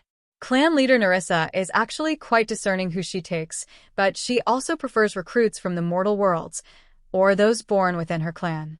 It keeps that sense of family, as so many came from other worlds that they have something to bond them, instead of being outsiders in a clan that looks down on them. Ah, one of those. I have encountered many such clans after entering the divine realms as well. Mostly, they prey on newly ascended demigods, but some of them are genuinely hoping to build the power of the pantheons that they represent. That's why I aligned with the one that I did. We are all servants of the Black Dragon, so while we're all working on our own ways to reach divinity, we are all very similar personalities. That sounded more than a little extreme to Carl. Not just followers of the Dragon Pantheon, his entire clan was filled with Black Dragon followers? Though, that still wasn't as extreme as most of the Immortal Realm clans that only followed one specific build of one specific class. So perhaps the outlier here was him, and his view that a guild should have a little bit of everything just to keep it interesting. Leo came to sit with the group and waved to their new addition. Hello, Mr. Dragon. If you're all Black Dragon followers, who decides who is in charge? Like, you're all doing the same job, and you're all going for the same goal, right? So, is it just whoever is the most powerful? That's how most of the groups here do it, but it seems dumb because powerful and smart aren't the same thing. The dragon actually laughed out loud at the innocent little turtle. You are absolutely right. But when they're powerful, nobody can stop them from being powerfully stupid. So, they do as they please, and others try to emulate them because they are powerful. Leo sighed. One day I will be big, and people will look up to me. Because you can fly? Leo paused for a second, shocked that the Black Dragon avatar had made a joke. Then, a slow smile spread across his face. Yep. I will be huge and flying, and even the dragons will be impressed. The avatar nodded seriously. Well, if you can keep up with the Great Turtle, the dragons will definitely be impressed. The Great Turtle? He's a god of the Beast Pantheon. Hangs out with this snake girl all the time. But he's the size of a continent. Very impressive if I do say so myself. Oh, know the one you mean. Have I been too narrow-minded? Are snake girls friendly? I don't think I know any snake girls. The avatar winked at Leo. When you grow up, you'll find out that snake girls can be very friendly, but they can also be very sneaky and mean, so you need to be careful and find the right one if you want to make lifelong friends. Leo nodded as he took in this sage new advice. I will remember that. Humans can be sneaky too. There is a boy at school that is always lying and trying to cause trouble for others. My friend Cindy Lou warned me that he was a bad person, so I didn't get fooled when he tried to get me in trouble. She is human, but she got her class at only 8 years old. The avatar was truly impressed by that. Earlier awakenings usually meant higher potential, so if a human could awaken before puberty, they were definitely going to grow into someone who could achieve great things. As long as they didn't die young. Did she get a good class? She's a druid. They won't let us go out on missions yet, since Cindy Lou doesn't have an immortal spirit yet, but I talked to the matron, and she thinks that we can train in the tower here in the tiny world when we have days off. Ruth smiled at the excited little turtle. I will work with Carl to upgrade it so that all the immortals can use it, and you don't have to hold back. Then we can bring all our friends and go as a group. That will be so fun. I will have them ask their moms tomorrow. Chapter 1843. Empty the Tower. The concept of a trial tower was one that greatly intrigued the Black Dragon avatar. He had seen them, everyone had, but not many knew the trick to making them. It wasn't a matter of a lack of power. Demigods had more than enough power to do nearly whatever they wanted. The difference was in the knowledge. There was something missing in most people's knowledge, so even if they learned to read the language of the ancients, they couldn't replicate their creations. And he didn't have the runecrafting skill, so he couldn't do it that way. He was assuming the second option was how they had done it here, as an actual ancient Luce in the immortal worlds would have caused a much bigger uproar than his god sending him here to ensure that the hatchlings were not led astray by a follower of the world dragon. Already, he could tell that Carl was intending to follow their agreement to the letter and just ignore the spirit of the warning behind it. But for a follower of the world dragon, that was already better than expected. Most of the time, they would make an agreement, then immediately think of a dozen ways to circumvent it so they could do what they wanted without technically breaking it. Naturally, Carl had already done that, but he had decided that it was best if he simply went along with the Black Dragon God's plans for his children. Picking unnecessary fights with the god of death simply didn't seem like a good idea. That didn't mean he would extend the prohibition to the rest of his team, though. Besides, Thor was teaching Tenna to use the Eternal Lightning Barrier, and the Divine Lightning Dragon was a natural study. They weren't even going to have to make a skill book or use Follow Me Little One to teach it to her. That would upgrade her basic skills and make Lotus even more durable. With immunity to physical attacks, eternal lightning, and her physique buffed by both the spirit bear and a dragon, Lotus would soon be one of the most difficult to damage green dragon followers in history. In fact, she could likely pet most of the unpettable things without even using any skills. Their natural response would be to attack with claws, and Lotus was immune to that, so she could just ignore it. And if she could ignore the claws, it wouldn't be long before she could pet it. They could see the trial tower from where they were sitting, and the fact that there were people outside waiting and chatting between trips through it to build their skills. It was only made for mortals, so the ones using it were those still stuck at mythic rank. But that was enough for them, as they weren't particularly interested in building their combat skills beyond the immortal rank at the moment, and mostly just needed to get a solid base for tribulation. Once they had that, once their bodies and skills could withstand the lightning and the changes that came with it, they were content. For the bunnies and the ones who had been kept by the octopus and its minions, that was enough. They didn't even dare dream to be powerful immortals, they just wanted to be seen as actual people in the immortal worlds. The approach of Carl and Rue brought more of them scurrying over, and Carl raised his hand to get their attention. Once everyone is out of the trial, we'll shut it down for a few minutes while Lady Rue upgrades it. Once that is done, even those of you who are immortals will be able to use the tower at your full capability, and that should help you start forming your immortal spirit. The targets you find inside will have one, so if you're learning by combat, you can do it that way. However, I will also alter the trial a little to add mental challenges so that you can directly use it as a training resource for your immortal spirit. I know how most of you feel about fighting. That made the bunnies laugh. Only the handful who had evolved would even dream of going into the trial tower. The rest were not fighters. But if they could learn how to reach immortality, or to advance after they were immortals, that would be wonderful, and they could help out so much more around the tiny world. That was the most important part to the bunnies. They had to be helpful. There were no other acceptable ways to behave in their minds. Not after generations of selective training, where only the most compliant survived. Now, they didn't even long for power for themselves. They just wanted to be viewed as actual helpful members of the Darklight host, who had taken them in. Technically, they already were, and among the most powerful, as they were all mythic ranked. But that was just the mortal realm branch. They wanted to help all the branches. Having a whole new guild house that didn't have bunnies there to maintain it felt wrong, no matter how many lichens were there. Perhaps they could find a way to do their work when the wolves were not around? They were terrifying. The last few members left the tower and got an update on the situation from the others waiting outside, but nobody sent a message about the tower closing so that they didn't interrupt or cause someone to fail a trial that might have led to them learning something valuable. The right timing was everything. Alright, I will get started. I've been writing down the changes I want to make for this to be a place of learning and puzzles as well as combat. And then I will give that information to Lady Rue, and she will upgrade the whole thing to the supreme rank, Carl explained. The Black Dragon avatar watched with rapt attention. He would memorize and record everything and bring that information back to his own people so that they could make something like this to train their immortal members as well. He could read the runic languages, and his memory was good, so they would only have to adapt what he showed them to a functional design that would produce the required output. The runes were only half the challenge, after all. Chapter 1844.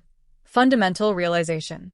Carl began the work of deactivating the tower, so it was no longer considered an immortal rank magical item, and then began layering the extra runes that he wanted onto the stones of the tower, adding the extra functions to study and create mental puzzles.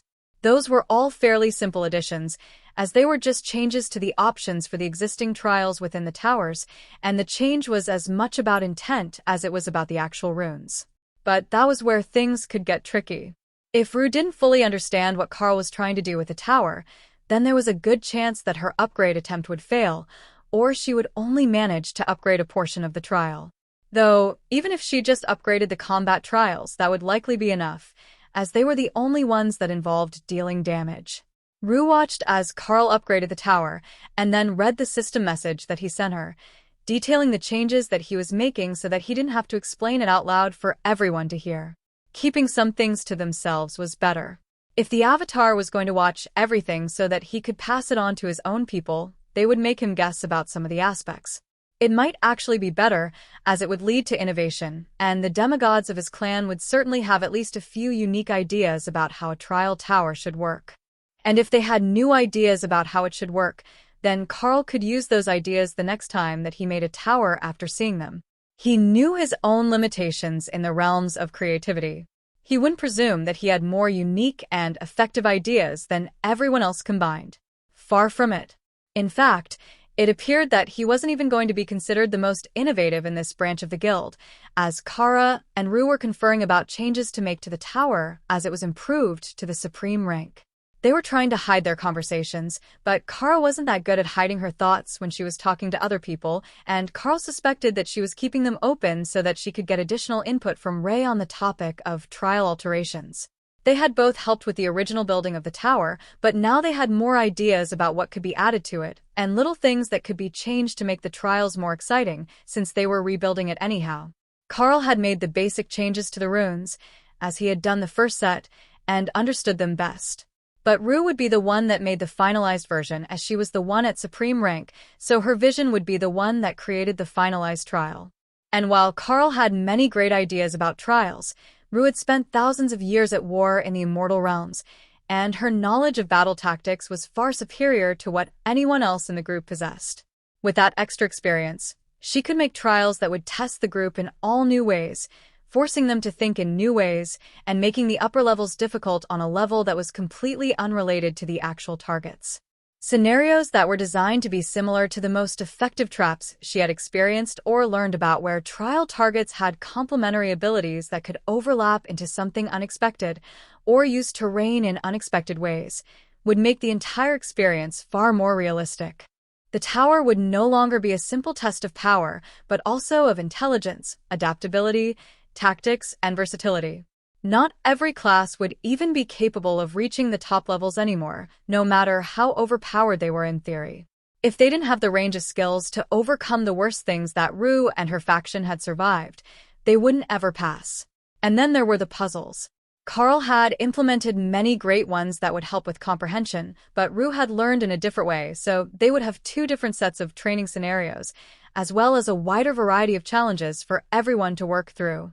It would be great if they could con the Avatar into adding his vast knowledge of progression to the tower, but that seemed like far too much to ask of someone who actually been sent to keep them from doing weird things that would lead the dragons astray. Put that way, this was likely one of those things, but Rue is a dragon as well, so it might not count. Everyone watched as Kara gestured wildly, trying to explain a concept that simply shouldn't exist in this reality, while Rue laughed and made counterpoints. She was a void dragon, and while it wasn't fully chaos-aligned, she did understand enough that she seemed to grasp the basics of what Kara wanted. That was more than what Carl would have expected of most people, and he was looking forward to seeing what they came up with for the tower. After half an hour of channeling mana, making small alterations to the runes, and adding a few new connected clauses, Rue was ready to finalize the new tower. All that she needed was power. There are mana stones all around the main building. They're mostly for the residents to train and recover, but you can use them freely. They'll recover on their own, given time. Just don't deplete them to nothing, and everything will run smoothly. I made enough of them that they regenerate more than the world passively uses. Carl explained. The Avatar turned toward the guild house replica in shock. He had felt the mana repository, but he hadn't realized that it was all mana stones that Carl had created. He had assumed that it was a divine treasure. And with that realization came a secondary realization. Divine beings radiated divine power with every breath. Power that was being absorbed into the tiny world, because that's what this world was designed to do by an immortal who had mastered mana manipulation on the level of the fundamental rules. And that would change everything for the residents of the tiny world if he stayed here doing his job for much longer. Chapter 1845 of History and Feuds. While the dragon was becoming concerned about the changes that his presence could be making to the tiny world, he also realized that there was another thing that he should be worried about. A Chaos Badger conspiring with a supreme rank dragon to create a trial tower with random puzzles and trials. While it was not something that concerned his god directly, and it wasn't likely to get anyone killed if he allowed it to continue, there was a very good chance that someone was going to stumble across forbidden knowledge in that tower. Anything that involved chaos and training tended to appeal to the Laughing God, the creator pantheon's god of mischief and pranks. He was also a system god, who made many systems for different worlds. In a way, the Avatar felt sorry for them, even if they were better off than they would have been without a system at all. Having a system that loved to troll you was a true nightmare for the Black Dragon. The problem was that while he had committed most of the array to memory, the way that the runes interacted was a mystery to him. They were overlaid in so many different patterns, it wasn't like reading from a tome. You had to understand the art behind them to understand all the actual phrases, so mostly he was trying to memorize nonsensical strings of words that were intended to complete clauses near them. He didn't understand, but he did his best to memorize so that the others would get an idea of how the Darklight host was making their training equipment. Perhaps it would be useful. The tower completed with a flash of impossible colored light, and Kara laughed victoriously as Randomize settled in over the tower, expanding the trials far beyond what they had directly designed. It would only operate within the parameters that they had given it, so nobody would die within the tower. But if the puzzles and training areas were fully randomized by the system, they would no longer be limited to the knowledge that the creators had. Now, it should be able to teach them whatever it was that they were aligned with, so it could help all the mortals to ascend to immortality. The Black Avatar stared at the tower, examining the magical aura of the place, which was much easier at his power level than trying to understand how it was made. Mana fluctuations to a divine being were no more complex than watching the swirling flow of a river. Too much, and you couldn't follow it all, but you could still get a good idea of the basic current patterns. Oh, that is a lovely training tower. I can feel the concentrated energy inside of it. If anything, I think that it might actually be more valuable to immortals who are operating without a system or on a concentrated growth path than an experience-based system, he noted. Ours isn't an experience-based system that I know of. I've never seen it mention experience anyhow, Carl noted. The dragon examined him for a second. Yours is a bit odd. It's not explicitly experience-based, but you still grow with life experience. For a pure concentrated growth system, even if they killed 1,000,000 monsters, they wouldn't get anywhere if they didn't follow their training method to enhance their power. Carl frowned. What a nightmare of a system. What do you do if you can't get the resources you need, or you're injured and can't perform whatever spell or ritual you need? Do you just lay there and wait to recover, knowing that there is nothing you can do? More or less. Many of them are here in this world. Even in the new home merchant clan. Some of them have been looking for centuries for a particular item, a bit of knowledge or an opportunity that will let them advance again. That sort of system needs much more patience than one that grows with practice. Oh, that makes sense. We definitely grow with practice. In fact, that was the basic method at the academy where we started out. Practice your skills until they were second nature, and then push yourself to maximize power to advance. Then learn more skills, repeat, and expand your base. It worked out pretty well to create well-rounded fighters when the giants attacked. The Black Dragon laughed. That is a never-ending feud, I tell you. The giants and the dragons rarely get along. But the giants and the creators? That feud is practically baked into their genetics at this point. They will never forget and never forgive. Aren't the creators supposed to be from multiple different species? How could every giant have a grudge against them? The Black Dragon waved his hand. That story is far too long. But as I understand the basics, it started when the creator's god of death was attacked by titans and destroyed one of their planets in retaliation. Things snowballed from there. There is far more to it, but that's the basic premise of the feud.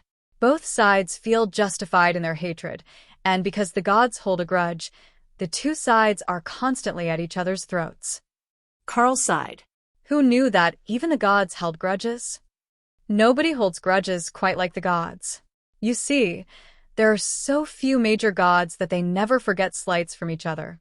Once one of them has a true feud going on, it can last hundreds of thousands of years. It usually feels like a short spat to them, but for the rest of us, it's often so long that we don't remember it ever being another way.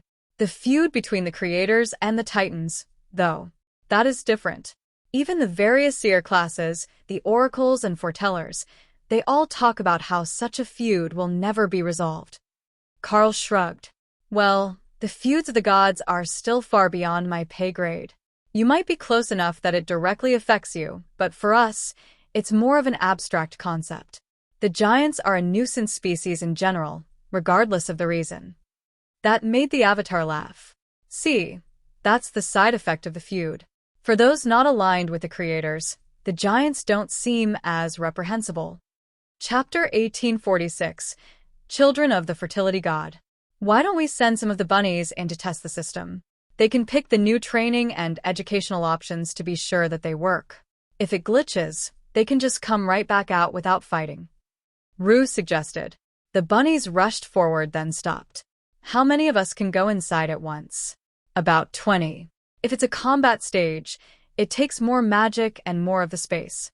But if you're all doing training areas and puzzles, they're smaller, so more can go. But 20 at once should be fine, no matter what everyone is doing. With that, the bunnies rushed for the tower, which pulsed with light as they entered. The lights on the tower started at the bottom, showing that they were on the first stage of the trial, and slowly moved around the tower as the space began to fill. That was a convenient feature that Rue hadn't even intended to add. What are the odds that they're all doing puzzles? Thor asked as he watched the tower fill. The black dragon snorted in amusement. I would say 9 chances in 10. One of them might be trying to advance a skill to be more helpful to the group, but bunnies absolutely love puzzles. The children of the fertility goddess, who is a bunny, often spend all day doing puzzles and playing games. If you present them a new puzzle to solve, it will make their entire month. So, even here in the immortal realm, the bunnies should be the same. Lotus laughed, then snuggled her face into Tifa's fur. So, bunnies are just like that all the time? Like, I thought it was some sort of trauma thing that made them want to be helpful all the time. The black dragon shook his head. No, they're like that. Bunnies love being helpful the way that green dragon clerics love fluffy things and chocolate. There is no bunny that doesn't love being helpful. I'm willing to wager that even the ones who evolved into jackalopes and got warrior classes did it so that they could be helpful to the group and fill a role that they were relying on others for. Right in one. That is exactly why they did it. I must say, though, the Bloodstrike jackalope is exceptionally rare and powerful. When it comes to evolution, they're exceptionally well-suited. And those ones seem to be blood knights, so they have natural life leech and regeneration, meaning that they don't impose on others to keep them healed. That's very nearly peak bunny. The only thing that could be more in tune with the nature of their species would be if there were some male bunnies here, so they could protect the den and the little ones. Though, I suppose that you have the orphanage so they can protect the hatchlings until there are baby bunnies. One of the bunnies made a startled gasping noise, and Carl noticed her fidgeting. Did we miss something? Well, you see, there are male bunnies here. The golems that you made for the spa area. Do those even count? I think so. Either it's them or it's one of the other epic golem-type summons, but we've got more than a few pregnant bunnies. Carl chuckled, and the black dragon avatar shook his head in dismay. You made golems so realistic that they can reproduce? It's the epic golem spell, altered a bit to expand their skills and make them more useful around the tiny world. The base spell summons a clone of an actual person, but I never considered them to be living beings in that way. The avatar smiled. They're not. However, they are fully capable. The thing is that they're made of pure mana, so their offspring might be a bit odd. Either they'll be purely bunnies, as the other partner is essentially a mana elemental given form, or there'll be some odd hybrid. If the form was a bunny, things should be normal. But what were the other options? The bunny looked uncomfortable, and Carl winked at her. There are actually a few other options here. We've got a couple demon lords, copies of Carnage, and Oathbreaker. Then there are the pet sitters. There are dark elven priestesses, but they should be free from suspicion on this front. The last would be the male bunnies and the Leakenpool boys. The black dragon avatar considered the options. All of those except one could lead to outcomes that were not on the list of normal hybrid species. Usually, one bloodline would dominate the other, and bunnies usually only came from two bunny parents. The exception would be lichens and other beastkin, which could blend in either direction. However, if the bunnies were breeding with Carnage or Oathbreaker, it sounded improbable, as neither of those demons was known as the lustful sort. But the offspring could be ridiculously powerful. They both came from divine bloodlines, named after an exceptional member of their ancestry who had reached the rank of demigod and made such a name for themselves that the entire divine realm remembered them. He had to admit, he was more than a little curious what the bunnies got up to when you left them unsupervised. Normally, they either lived in temples to their goddess, or they were indentured servants to other groups since they were so bad at standing up for themselves. So, their population tended to be so segregated that clans had to arrange dating events just to maintain their numbers. Even here in the tiny world, they had taken nearly all female bunnies. That didn't appear to be a deliberate choice. He could feel from their auras that they had come from different locations and weren't raised here. That meant Carl had likely taken them as spoils of war. But they were happy here. He would just have to warn Carl about the population explosion if the bunnies had found willing partners here in the tiny world. They didn't have 1 or 2 children at a time. 6 to 10 was the normal number for their species. Then, he noticed that the silver dragon standing on the far side of the tower was doing his best to look innocent, like he wasn't involved in this conversation. So, that was at least one of the incidences down. He would have a chat with that dragon later. Chapter 1847. Suspects. All that the group could do was wait for the first round of bunnies to come back out, but that gave them plenty of time to speculate on just who the father of their upcoming baby bunnies might be. There were many theories, mostly about the various enhanced golems that were in the tiny world. But that was mostly because the living males were in limited supply. Rashid and Oben, the 2 bronze dragons, were possible options, but that seemed unlikely. Librarian Ike was a fan favorite, mostly because he would read stories for the bunnies, and Lotus thought it was adorable. Raced, the silver dragon, was clearly one of the culprits, despite his refusal to admit to anything. But other than that, there was just Axel, the patron of the orphanage, and Thor. Both of them were taken men, and even the bunnies waiting for their turn were adamant that no such thing would happen. So, the most likely options were the enhanced golems that Carl had made. Sitting in the library with a sleeping bunny draped across his lap, her head on the arm rest and her back serving as a book rest, Ike sneezed. Someone was obviously talking about him behind his back, but he had no idea what they might be saying. They were out of range of his mind-reading abilities, and the only other person nearby was sleeping. The bunny was dreaming of the new species of radishes that had been introduced to the gardens, so it definitely wasn't her that was plotting against his reputation. He strongly suspected that it was either Raced, who loved to compile notes for the library to organize, or Opal had come up with another of her fan fictions. That Faye was a menace to a good man's reputation. Opal laughed as she saw the suspicion on the blue dragon's face. This footage was definitely going into her next film, perhaps after she altered the outfits a little. If the blue dragon didn't want her to ship him with the bunnies, he had to stop giving her reasons to ship him with the bunnies.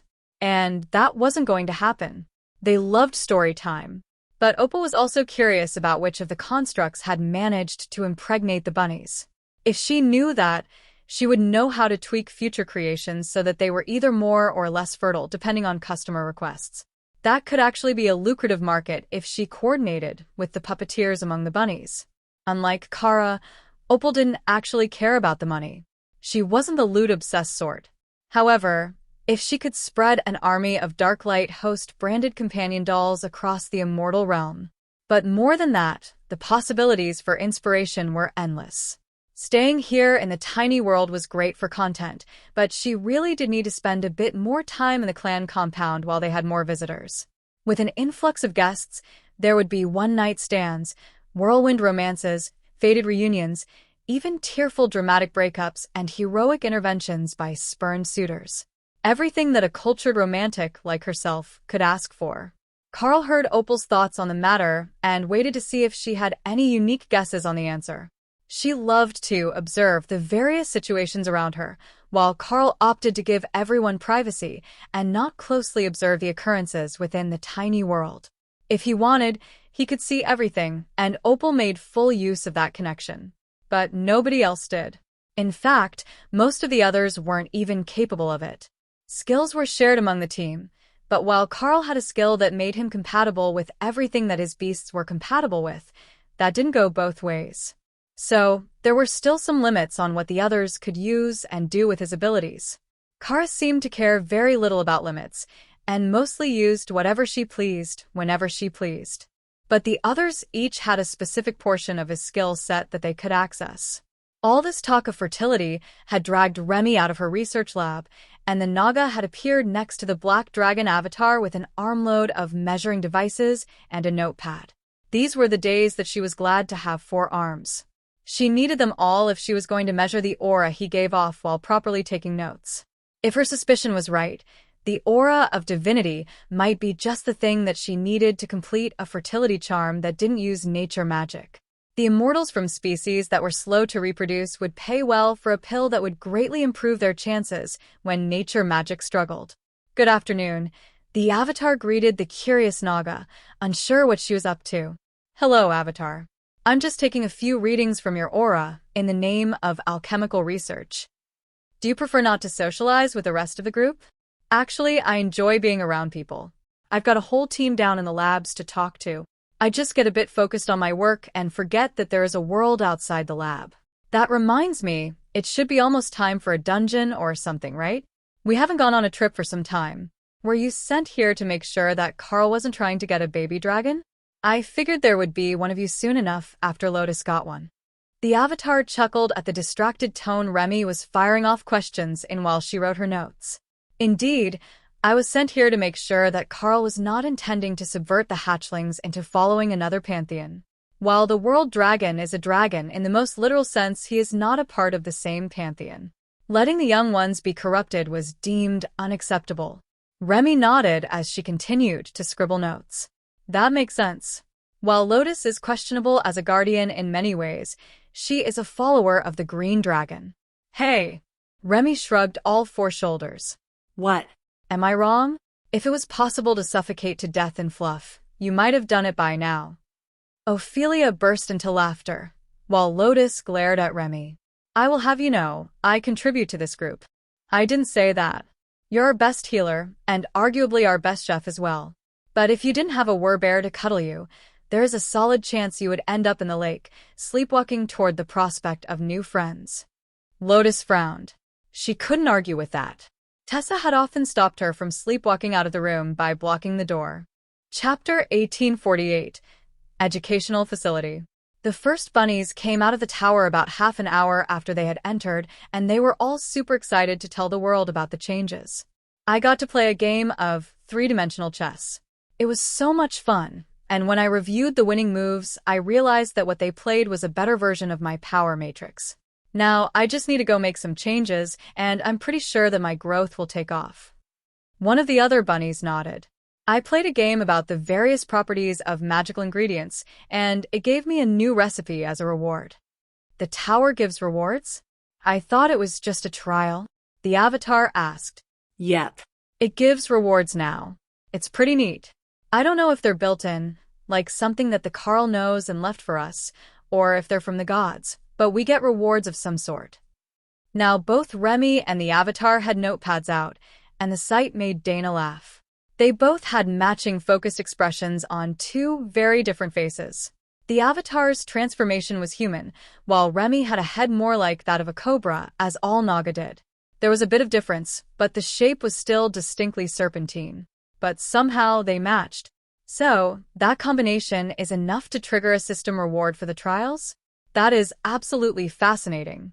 I don't recall seeing any of the familiar markings of the system stones on it, but it's still linked to the system and granted the rewards. I wonder if that is something to do with the base being made by an avatar of the World Dragon? Or if it's innate to the design. We will have to test that once I get home, he muttered. Yes, much testing to do.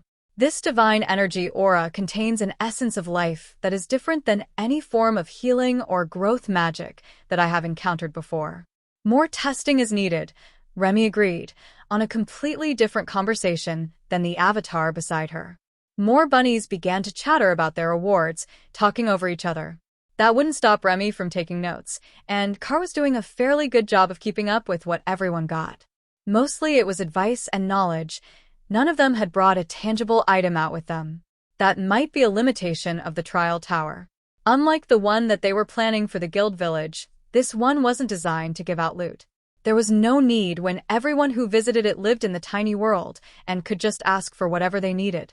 But getting knowledge from the system that wasn't part of what the guild already knew was a huge win. They needed to tell Librarian Ike.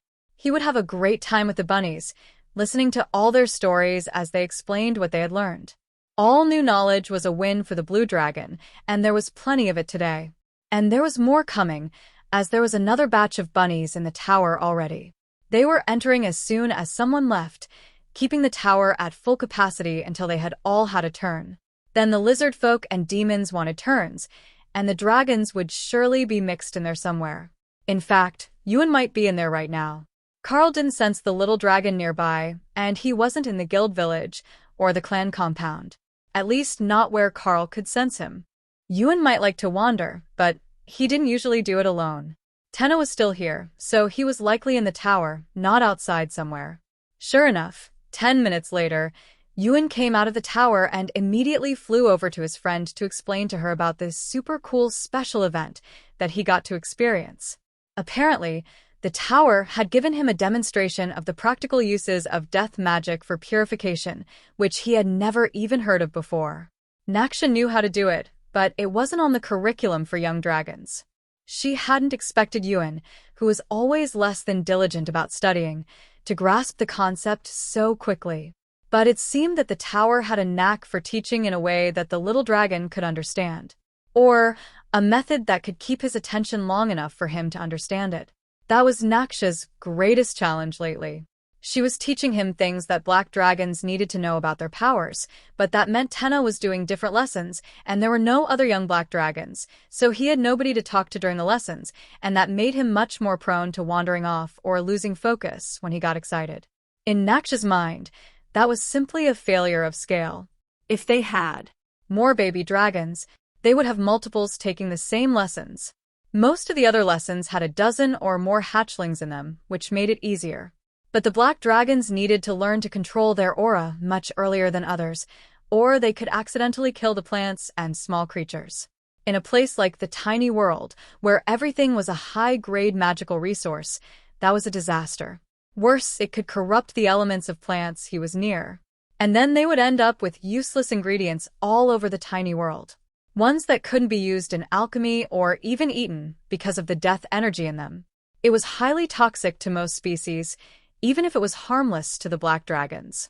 She wasn't sure if she could manage to rope the Avatar into helping her out, but he did look interested in what Yuan had to say about the lesson.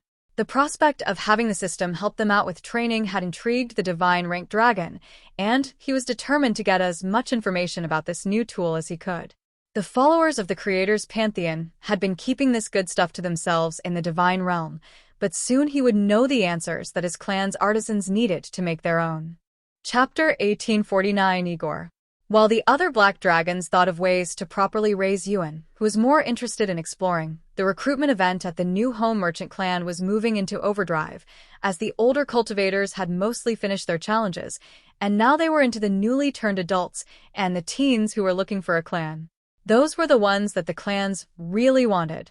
The younger you started on a specific path, the easier it was to adapt, so they all wanted to take disciples as soon as they possibly could. And that was causing an influx of customers for the Darklight host, who were desperately waiting on Carl to get them the higher-grade items he had been distracted from. Their frantic messages finally got him back on track, and Carl grabbed Rue to help him finish the items. All that they really had to do now was to create a batch of epic-grade items, which took a few minutes each, and they would be ready for him to use Breath of the World to upgrade them to Peerless. They already had most of the items for the regular sales finished. They just hadn't shipped them over, as they hadn't realized that it was an urgent matter. There were many other craftsmen, but they were all busy with the rare grade items and custom orders. Plus, they couldn't make the Peerless grade items that were in the highest demand now that the elders looking for a single disciple had started to find their prodigies. None of them wanted to go home until they had managed to obtain one of these limited edition crafted items, and they were crowding the store to the point it was becoming difficult for anyone else to shop. Rue quickly got into the spirit of things and started carving random combinations onto epic-grade items, knowing that they would change with the advancement and might make something fun. If the bonus wasn't set, there was no reason to get super specific in your descriptions. Just get the right general spirit of things, and then let the skill do the rest. It might even end up better, knowing how the system loved random bonuses.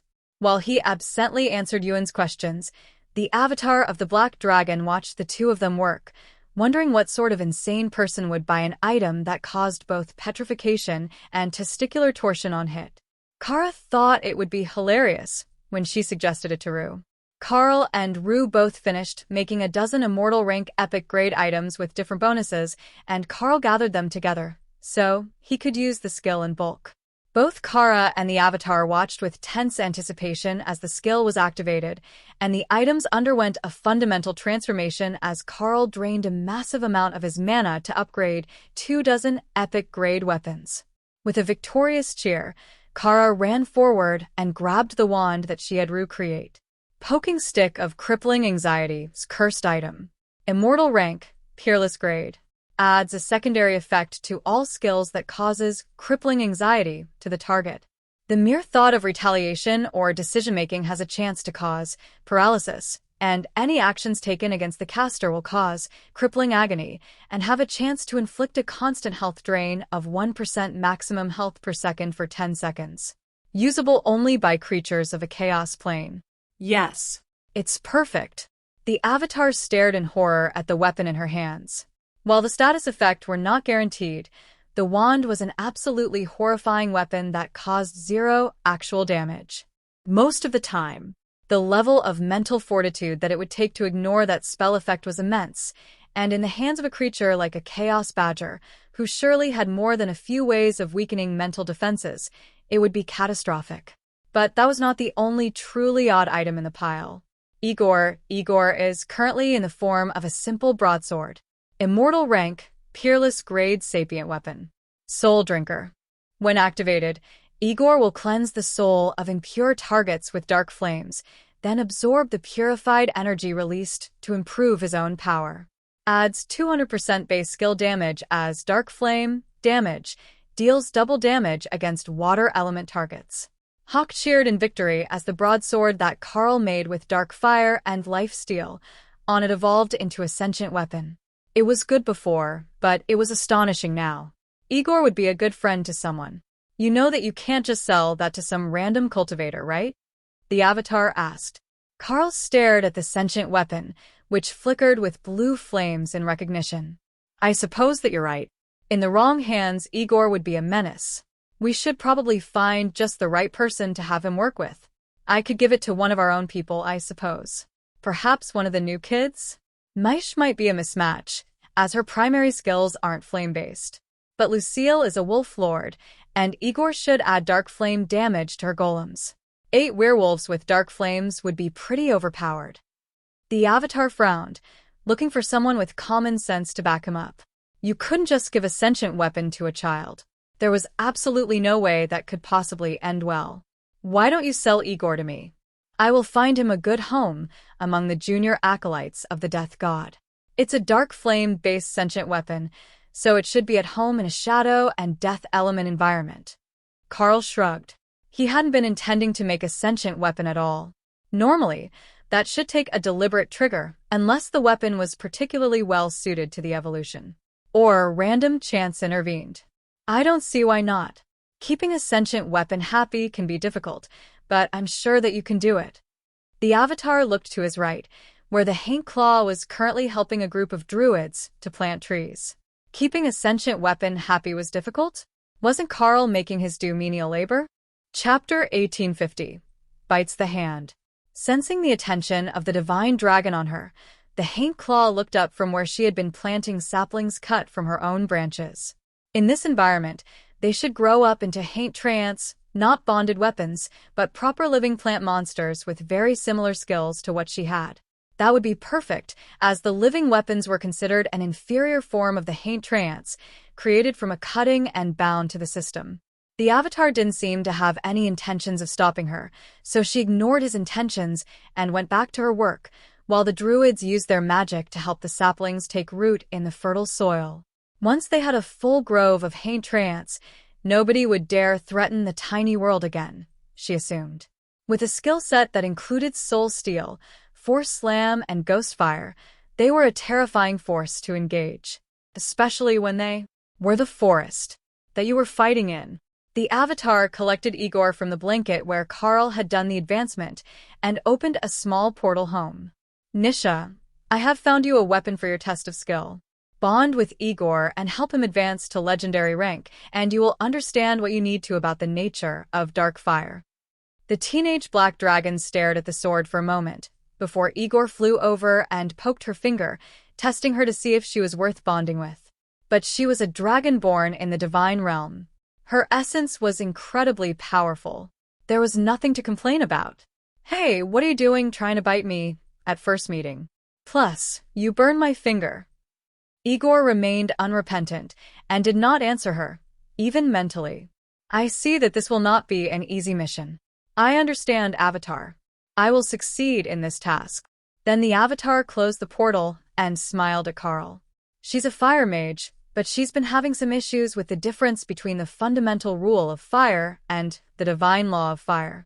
Fire with free will should help her with that difference, as one is simply a progression of the other, and it's not necessary to master a divine law unless you're trying to improve your combat power.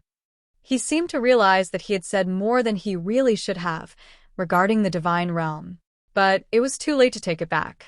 There are better versions of the fundamental rule? Why don't I know those? Is there a book? You have to know them, right? You're a divine realm avatar, so you definitely do. Could you please teach me?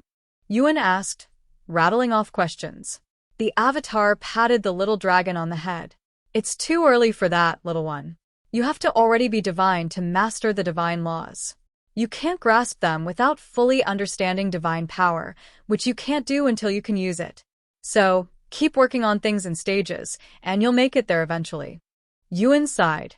That was what everyone told him. Do things slow. You're not ready for that yet. Focus on the task at hand. But he had questions.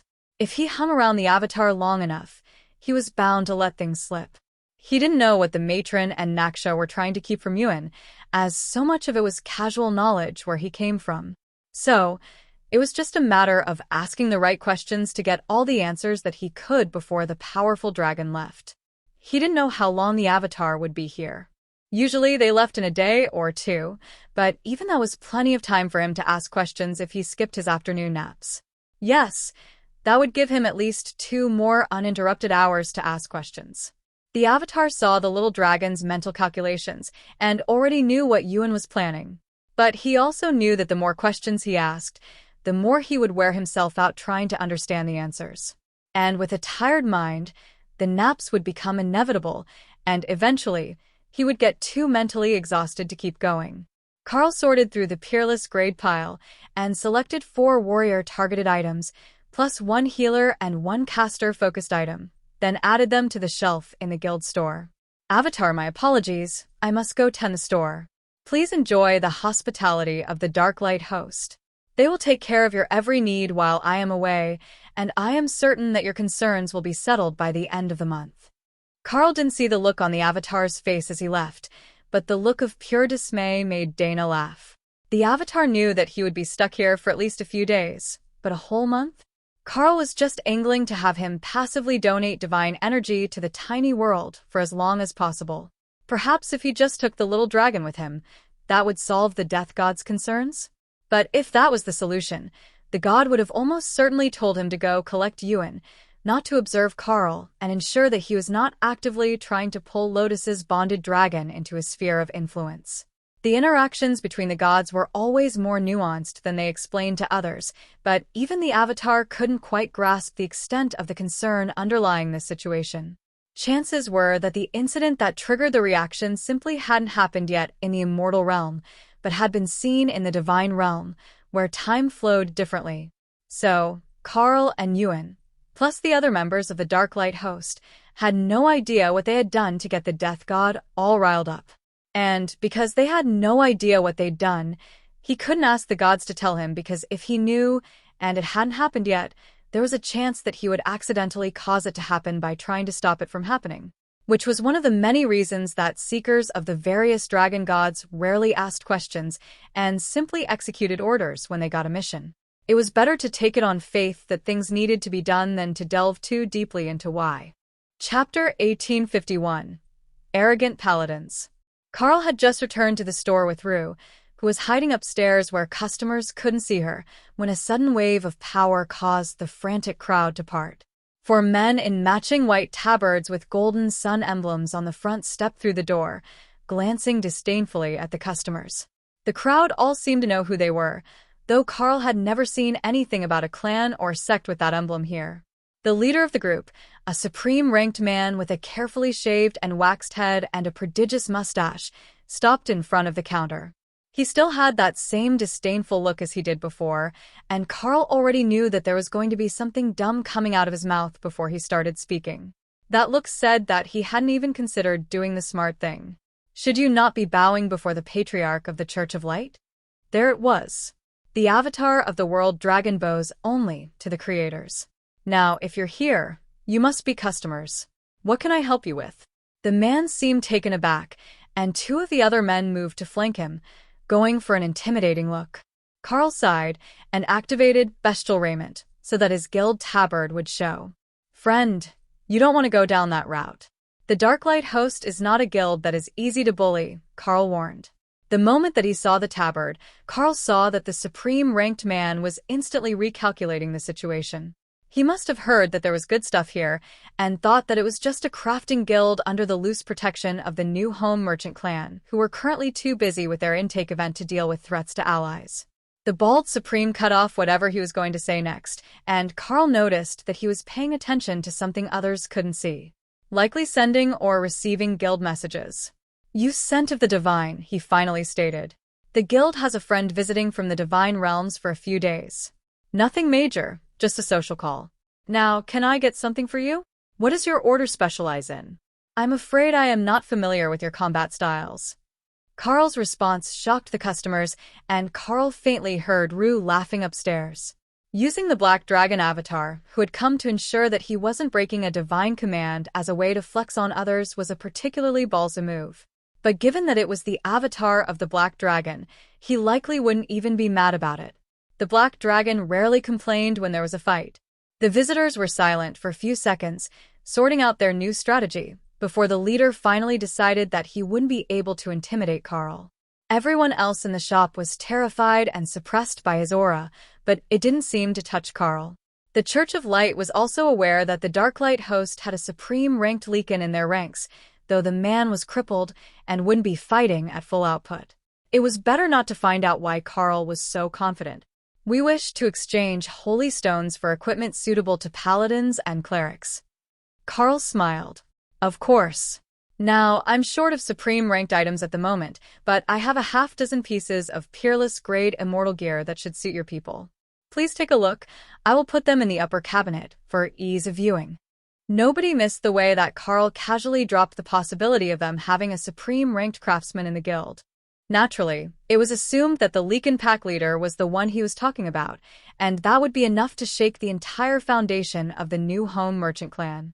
Even a few items going up for auction would catapult the Darklight Host to the ranks of the most influential factions in the region.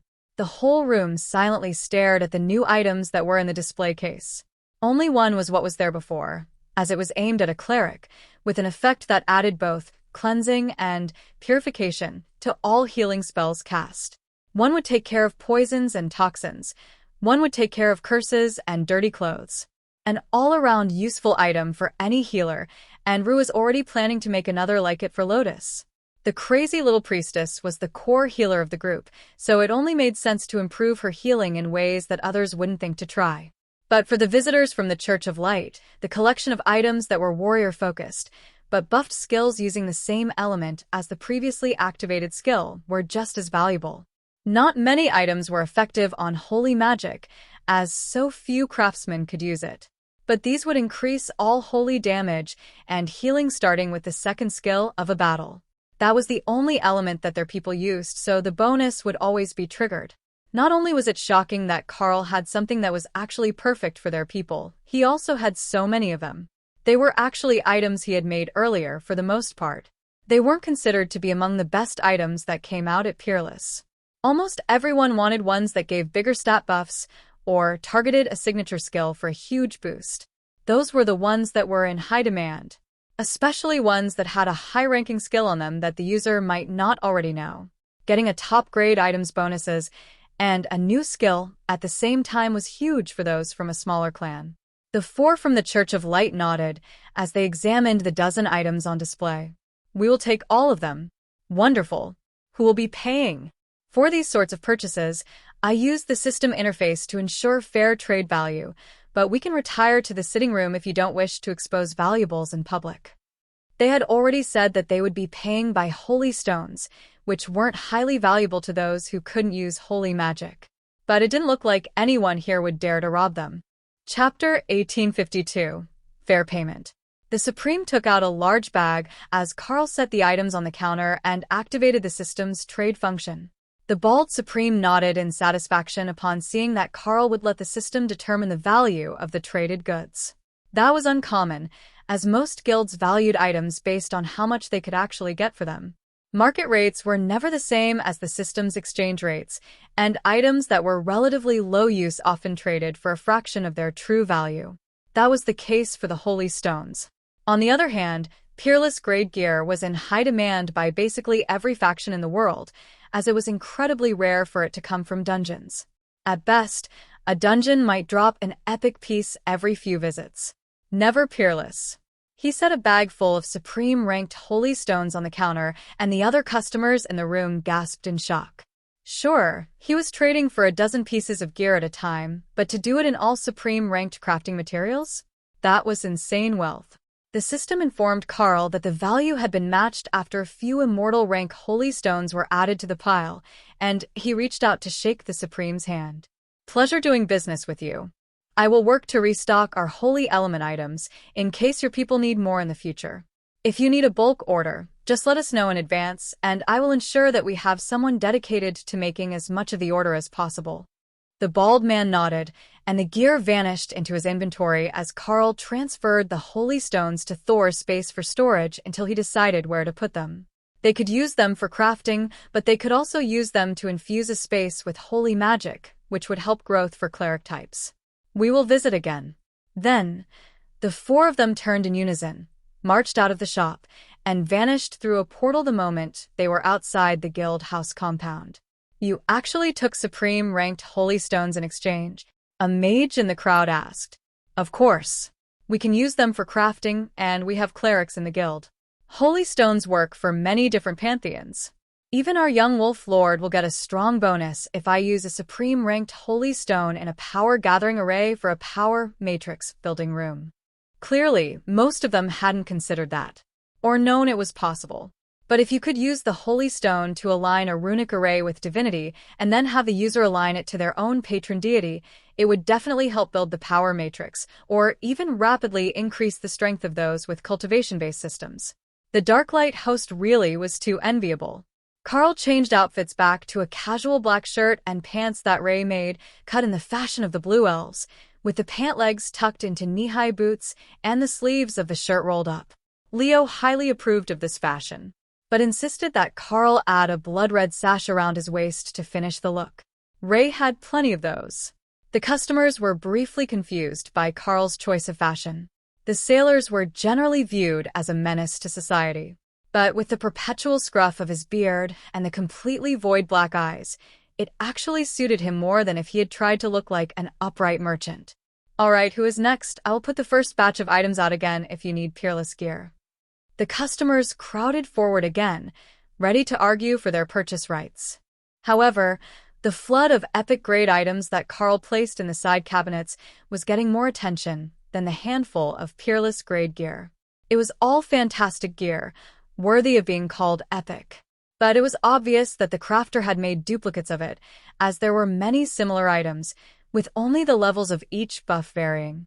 That was huge for the clans. Getting everyone the same sort of buff made the recruits feel like they weren't missing out. Sure, if they were different classes, it made sense to get them very different items. But most of the clans only took in one type of people. Carl could see it in how they clustered in the room, gathering around items that were best suited to their techniques. Carl, if you would be so kind, I would like 5 of these epic-grade dark firings. They're well suited to the purgatory flames that my clan uses, one of the mages declared proudly. The comment wasn't really for Carl, he was flexing their advanced technique for the others in the room. But Carl nodded, and had one of the dark elven priestesses bring out 5 matching rings for him, all with the dark flame damage bonus on them. Those golems were intriguing to Rue. She didn't know all the spells necessary to make them, so she would have to ask Carl about it later. But the idea of a supreme-ranked shopkeeper golem, especially an epic grade 1 with the stats of a supreme-ranked boss monster, was incredibly appealing to her.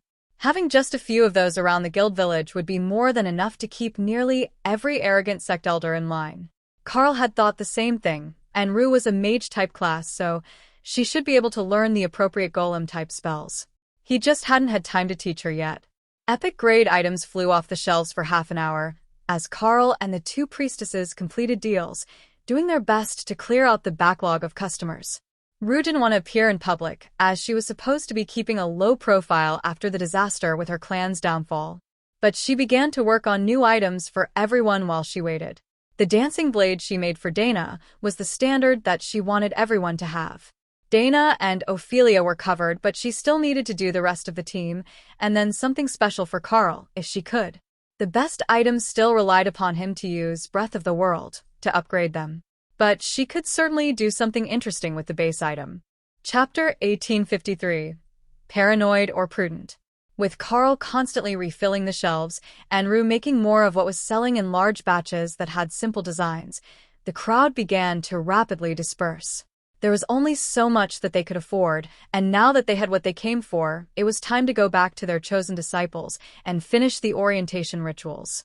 Every clan had something that they did to welcome new members.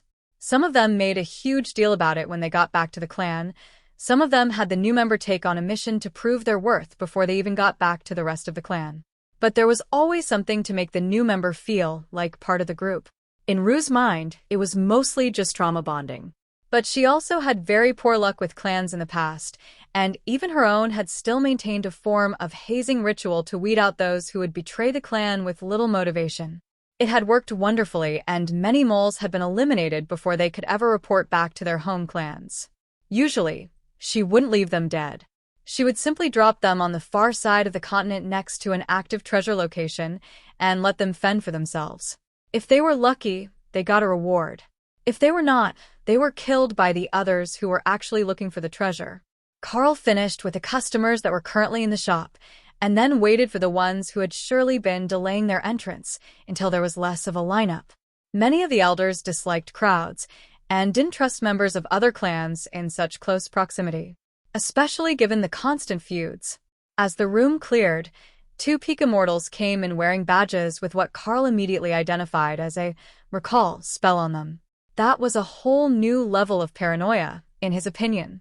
You could keep a life-saving device on you that had the effect, but keeping it out in the open to discourage people from trying to kill you? That was just a bit weird. Good evening. How can I help you today? Carl asked. We have come with a proposal from the Yizman clan's mining conglomerate. It has come to our attention that your guild has a particularly well-built dungeon raiding team, and we would like to arrange a deal to trade dungeon clearance attempts for raw materials. Carl frowned. Perhaps this would be better discussed in the office. Please follow me. He took a seat across from the 2 peak immortals and set the privacy spell to block all sound in and out of the room. It would be better if there were no misunderstandings about the level of privacy here. All right. So how would you propose that this deal works? Carl began. Well, our Yizman clan controls 2 low-grade dungeons. However, while the dungeons are considered low-grade, the difficulty is actually quite high, as they consist of nothing but 3 roaming bosses at peak immortal power output. While that is not great from the viewpoint of those who do dungeons looking for rewards, the dungeon area itself is actually quite large and set up as an underground mine. So, we send teams in to control the bosses while the workers dig. That is how we formed the mining conglomerate, and the mines contain a wealth of high-grade crafting materials, gems and rare ores that can't easily be synthesized with magic, even with earth manipulation. So, we would like to contract your team to do the control work, keeping the bosses away from the mining teams, in exchange for a share of the gathered resources. You are a crafting guild, so it's only natural that you would need the resources that the mines provide. But the instance is otherwise under the control of the Yizman clan, not open to the public. Carl nodded slowly as he began to understand the issue. So, you are short on members who are strong enough to keep the bosses contained, and if a second or third boss patrol's over, you are currently forced to abandon your mining efforts and waste a visit to the instance, correct? The two men looked uncomfortable, which told Carl that he was correct. I don't see an issue with that. As you said, my team is exceptionally skilled at dealing with dungeon bosses. However, we may also be able to defeat the bosses, which would put us in an awkward place, as we wouldn't need your miners anymore, only permission to use your dungeon in exchange for a portion of the collected rewards. The two immediately saw where Carl was going with this. If the Darklight host could actually kill the bosses, they were in the stronger position. They weren't just holding off as long as they could so that a mining team could work. At least, not if they could actually kill the bosses. How many people do you need for a peak immortal boss fight? The instance allows up to 25 in total, including the mining team. While it is certainly possible to clear the dungeon with a full team of ascended immortals, we are not particularly interested in that trade. Carl nodded. I was thinking of 10 for the fight, with 15 of yours to mine.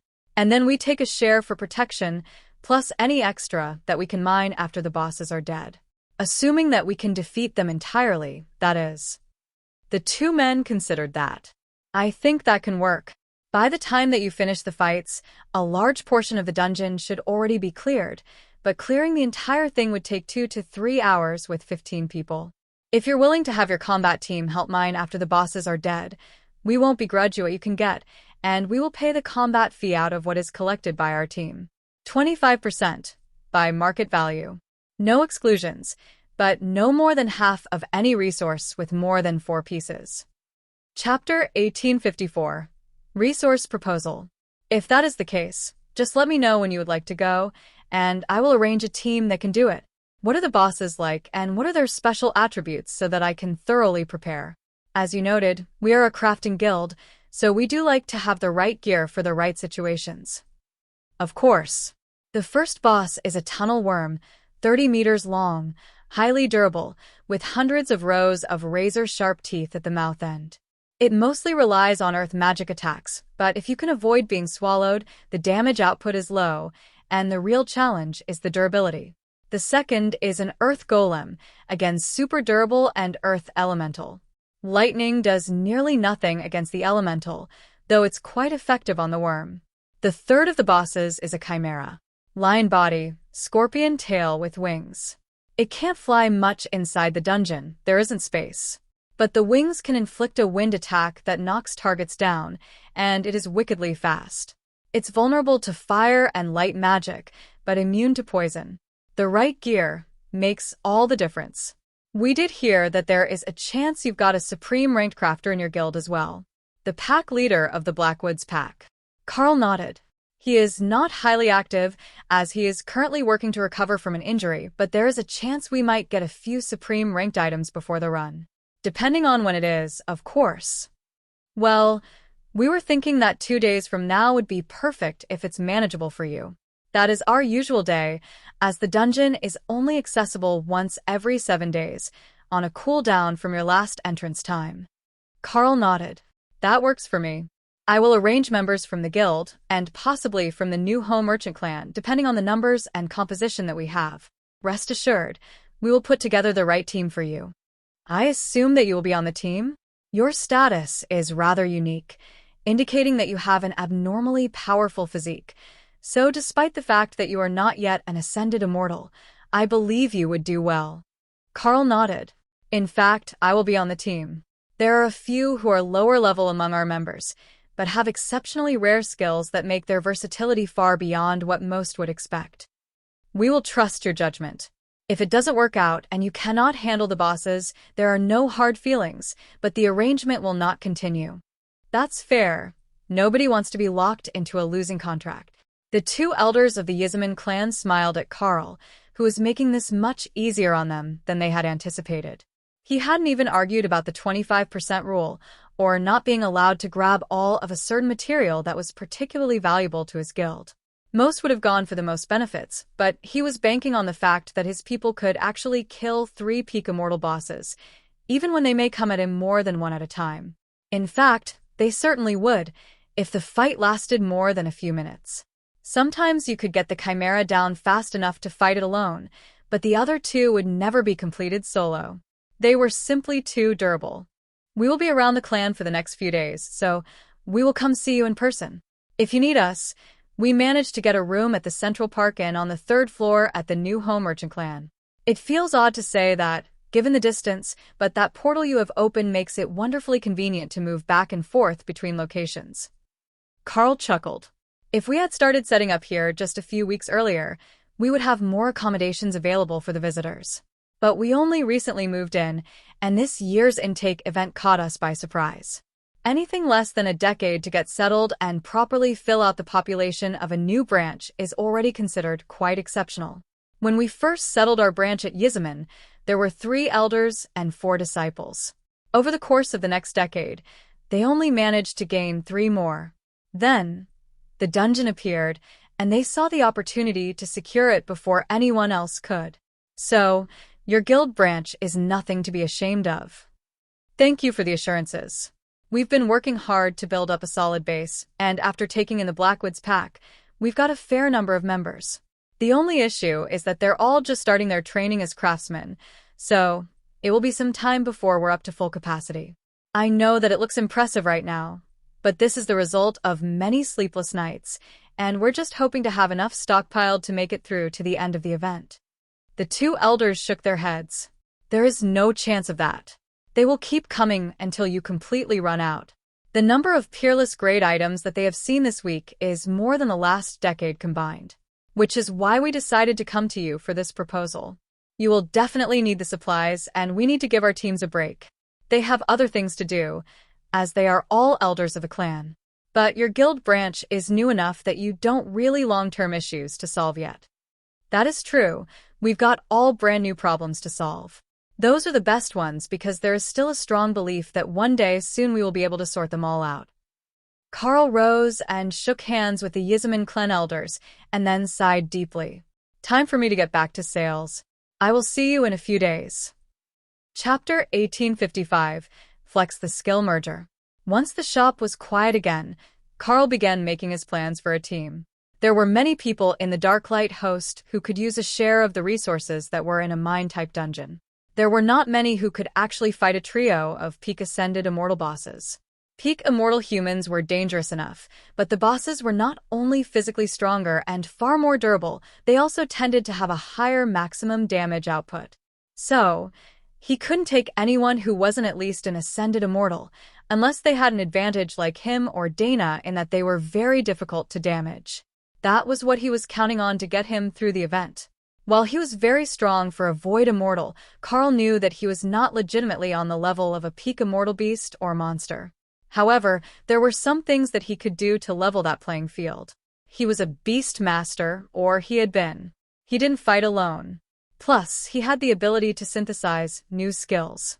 If he could combine something powerful enough, he would be able to create an army that could even take on a peak immortal dungeon boss, so they wouldn't be relying entirely on the elders of the Blackwood Pack and the New Home Merchant Clan, should any of them be willing to come along. Carl took a seat behind the counter as the Dark Elven priestesses and 2 of the Lycans took care of the customers they'd have. A little work with skill merger was exactly what he needed right now. First, he would go back to attempts that had failed before and try to find the reason they wouldn't work. Army of Unholy Retribution combined Undead Army, Bodyguard, and Epic Golem to create a skill that was innately immortal ranked. That would be where he started. Spell combination successful. Army of Unholy Retribution immortal rank skill. No compatible users found. Insufficient affinity for the death element. Carl stared at the message. So that was the issue? It was creating a powerful army of the dead that he simply wasn't compatible with? If that was the case, then he simply needed to adjust the combination of skills a little. If he replaced Army of the Dead with Summon Spirit Bear Tyrant, Golem Duplication, and Reality Warp to allow him to bypass the individual nature of the summoning spells, he might. Spell combination successful. Army of Nature's Vengeance, Peerless Grade Immortal Ranked Skill. Summons an army of immortal beasts for 1 hour. Cost: 5,000 mana per beast. Carl stared at that message. 5,000 mana per beast? Golems cost 50 per casting, and he would get 2, while Dana got 4, now that they both had Golem Duplication. But could you even call that an army with such a high casting cost? To be fair, Carl had an absolutely immense mana pool. But even if he completely depleted it, he wouldn't have more than 50 beasts in that so-called army. It was the sort of skill that would be immensely powerful as he scaled and gained more power. However, he might do better with a less powerful summoning spell. Something that would make creatures more powerful than Illusionary Domain and Reality Warp, which could make hundreds of combatants for a paltry amount of continual mana use. That combination was already powerful, even if the illusionary constructs it created could be easily shattered by a peak immortal boss. Perhaps it was because of the Spirit Bear Tyrant spell? That one was already epic grade as an immortal summoning, and it only called 1 bear. If he removed that, which he had chosen to make more durable constructs, and replaced it with a damage ability, perhaps that would be better? Golem Duplication, Reality Warp, Bodyguard, Epic Golem, and Chaos Vortex should make something powerful. Spell combination successful. Army of Badgers. This is a forbidden spell and may not be used in the immortal realms by divine decree. Understandable, really. In his mind, Kara was howling with laughter. That spell was brilliant, absolutely, horrifically broken and possibly world-ending. But brilliant. She would keep it in mind for later. Just because there was a divine prohibition keeping it from activating didn't mean that it wasn't a real skill. Go with the KISS principle. Less is more. Kara suggested. Right? He just needed a better summoning spell, not the very best possible one. If he just used Bodyguard, Reality Warp, Greater Golem, and Golem Duplication, he should get something that would work. Spell combination unsuccessful. Unstable skill template. Carl sighed and adjusted the balance, before deciding to give it a little kick from the pet sitter class. Golem Duplication, all things are pets.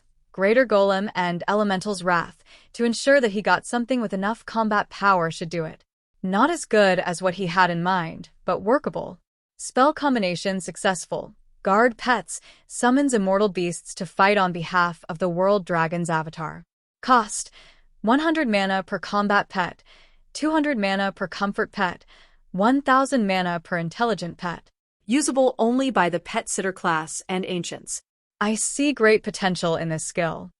Opal noted the moment that Carl created it. Then something horrific happened. She couldn't use it. And oh, my comfort pets. Even Carl had to laugh at the melodramatic response to finding out that she couldn't use the new skill that Carl had created. Not only that, but she couldn't use the Army of Nature's Vengeance either. She lacked the nature affinity to activate it. It was only Leo and Carl that could theoretically use that spell, and Leo only had enough mana for 2 beasts. In normal circumstances, 10,000 mana was more than he would ever need. But those needed 10,000 mana for 2 constructs that would only last an hour. In Opal's mind, the Army of Nature's Vengeance was a defective skill. Too costly for the reward. Chapter 1856. Combat skills cause commotions. Now, do I need more skills? Probably something for combat. I need something that's actually going to deal enough damage to matter without stacking up. Rampage first. Carl muttered to himself. The Lycans on duty gave him a strange look. Wasn't he terrifying enough? What exactly was he planning to pick a fight with? If it was more powerful than what he could handle, shouldn't he just ask Rue to give him a hand? Carl focused again and decided that overwhelming presence for the terror debuff and suppression, with Devastate, which dealt double damage when it did more than 10% of a target's health, would go well with Tribulation Chain and its combination of lightning and holy damage. Then he just needed to add Elemental Blade, which was already an epic grade damage skill, to give it form. Spell combination successful. Blade of Divine Wrath creates an indestructible runic weapon with the stats of a peerless grade weapon, one sub-rank above the caster's level. Deals tribulation damage to the target, equal to 500% of the caster's mana pool. 100 mana per minute channeling cost. Usable only by avatars of greater gods. Carl sighed. Again, with the insane mana cost. But he could handle 100 mana a minute. That was far less than he regenerated, and this version of the sword wasn't compatible with golems or constructs, so he couldn't make more to give away and drown himself in ongoing mana cost. What are you doing? We can all feel the mana fluctuations, but I don't sense any changes to the building or yourself, the young Leekan woman on sales duty asked. Oh, I'm using one of my skills to increase my comprehension. It's a way for me to learn new skills, instead of buying them with skill points like most classes do. That's pretty cool. Did you come up with anything? Carl nodded and activated Blade of Divine Wrath. The weapon that appeared in his hands had an oppressive aura so strong that it forced the Lycans and the handful of remaining customers to their knees, nearly forced to prostrate themselves before the divine might that was emanating from the weapon. Sorry about that, I didn't know that would happen. Carl apologized as he put the weapon away. What sort of skill is that? Some sort of holy weapon. A customer in bright white robes asked, sweat still rolling down his forehead. He was a low-ascended immortal, but the mental domination effect had hit him like a club. He could likely have fought it off in a few seconds, but in battle, that was longer than he was likely to live after seeing that weapon. A skill to create a runic weapon for avatars. It's quite a skill, but insanely mana-intensive. The immortal laughed. It had better be for the effect that it has, even without using it. I feel sorry for whoever has to face that skill in battle. It almost feels like facing an angry god. Carl was tempted to ask how he knew what that felt like, but suspected that it was not the sort of question that you could ask a stranger without it feeling insulting. Well, that should be enough for me to complete this week's tasks. Sorry for the inconvenience, everyone. Please allow me to apologize with a 10% discount on your next purchase. The immortals smiled and returned to their shopping as a group of peak immortals rushed into the room with their swords drawn. Gentlemen, relax. There is no need for weapons. What you felt was just the activation of a new spell. A bit of divine attention to an avatar of the world dragon. There is no ongoing threat. The immortals took a moment to relax before they put away their blades. That was terrifying. We thought that one of our summoners had caused a backlash. Carl frowned. How do you get a backlash with a summoning skill? It's not a skill, it's a clan technique. Sometimes it summons something that is, well, less than agreeable about being summoned. Carl nodded. I can only imagine. I've bonded with a Chaos Badger and a Blood Destruction Spider. Their reactions to being forcibly summoned without a system to restrain their behavior would be difficult to deal with. Though I got both as children, so they've grown up a bit more mellow than their peers. The immortals laughed. The word mellow can apply to a Blood Destruction Spider? Of course. She runs the Darklight Silk Emporium just down the street. She is quite into fashion, and she's got some wonderfully fashionable clothing that complements any sort of skill set. Their conversation was cut short as a bunny simply appeared in front of Carl. She was a Void Bunny, one of the group that had evolved when Kara advanced them to the Dollmaker class. She also hadn't meant to cause a scene. She had simply exited the tiny world as close to Carl as possible. He patted her head and held up a finger asking the immortal to wait a moment. What's up? If you're here, it must be urgent. The Black Avatar urgently requests your presence. Carl sighed. He likely should have known that was going to happen. He had caused the sort of commotion that an avatar of the Death God could not ignore. It seems I must run. The Black Dragon's avatar does hate to be kept waiting, and I don't need to create more headaches for myself. Gentlemen, the discount applies to you as well. Please enjoy 10% off your purchase. If you wish to shop for clothing instead, I will have Lady Ray honor the discount at the Silk Emporium as well. Then Carl simply shifted back to the tiny world with the bunny wrapped under his arm. Nobody's going to say anything about an immortal ranked bunny? No? Nobody? Alright, I will. What sort of bunny is that anyhow? The dark elven priestess winked at him. It's a Void Bunny. She's a crafter of sorts. She makes statues and dolls. But she rarely comes out here because the bunnies are innately terrified of the lichens, even though the lichens mean them no harm. Void. Bunny. There is something strange about this place, no doubt about it.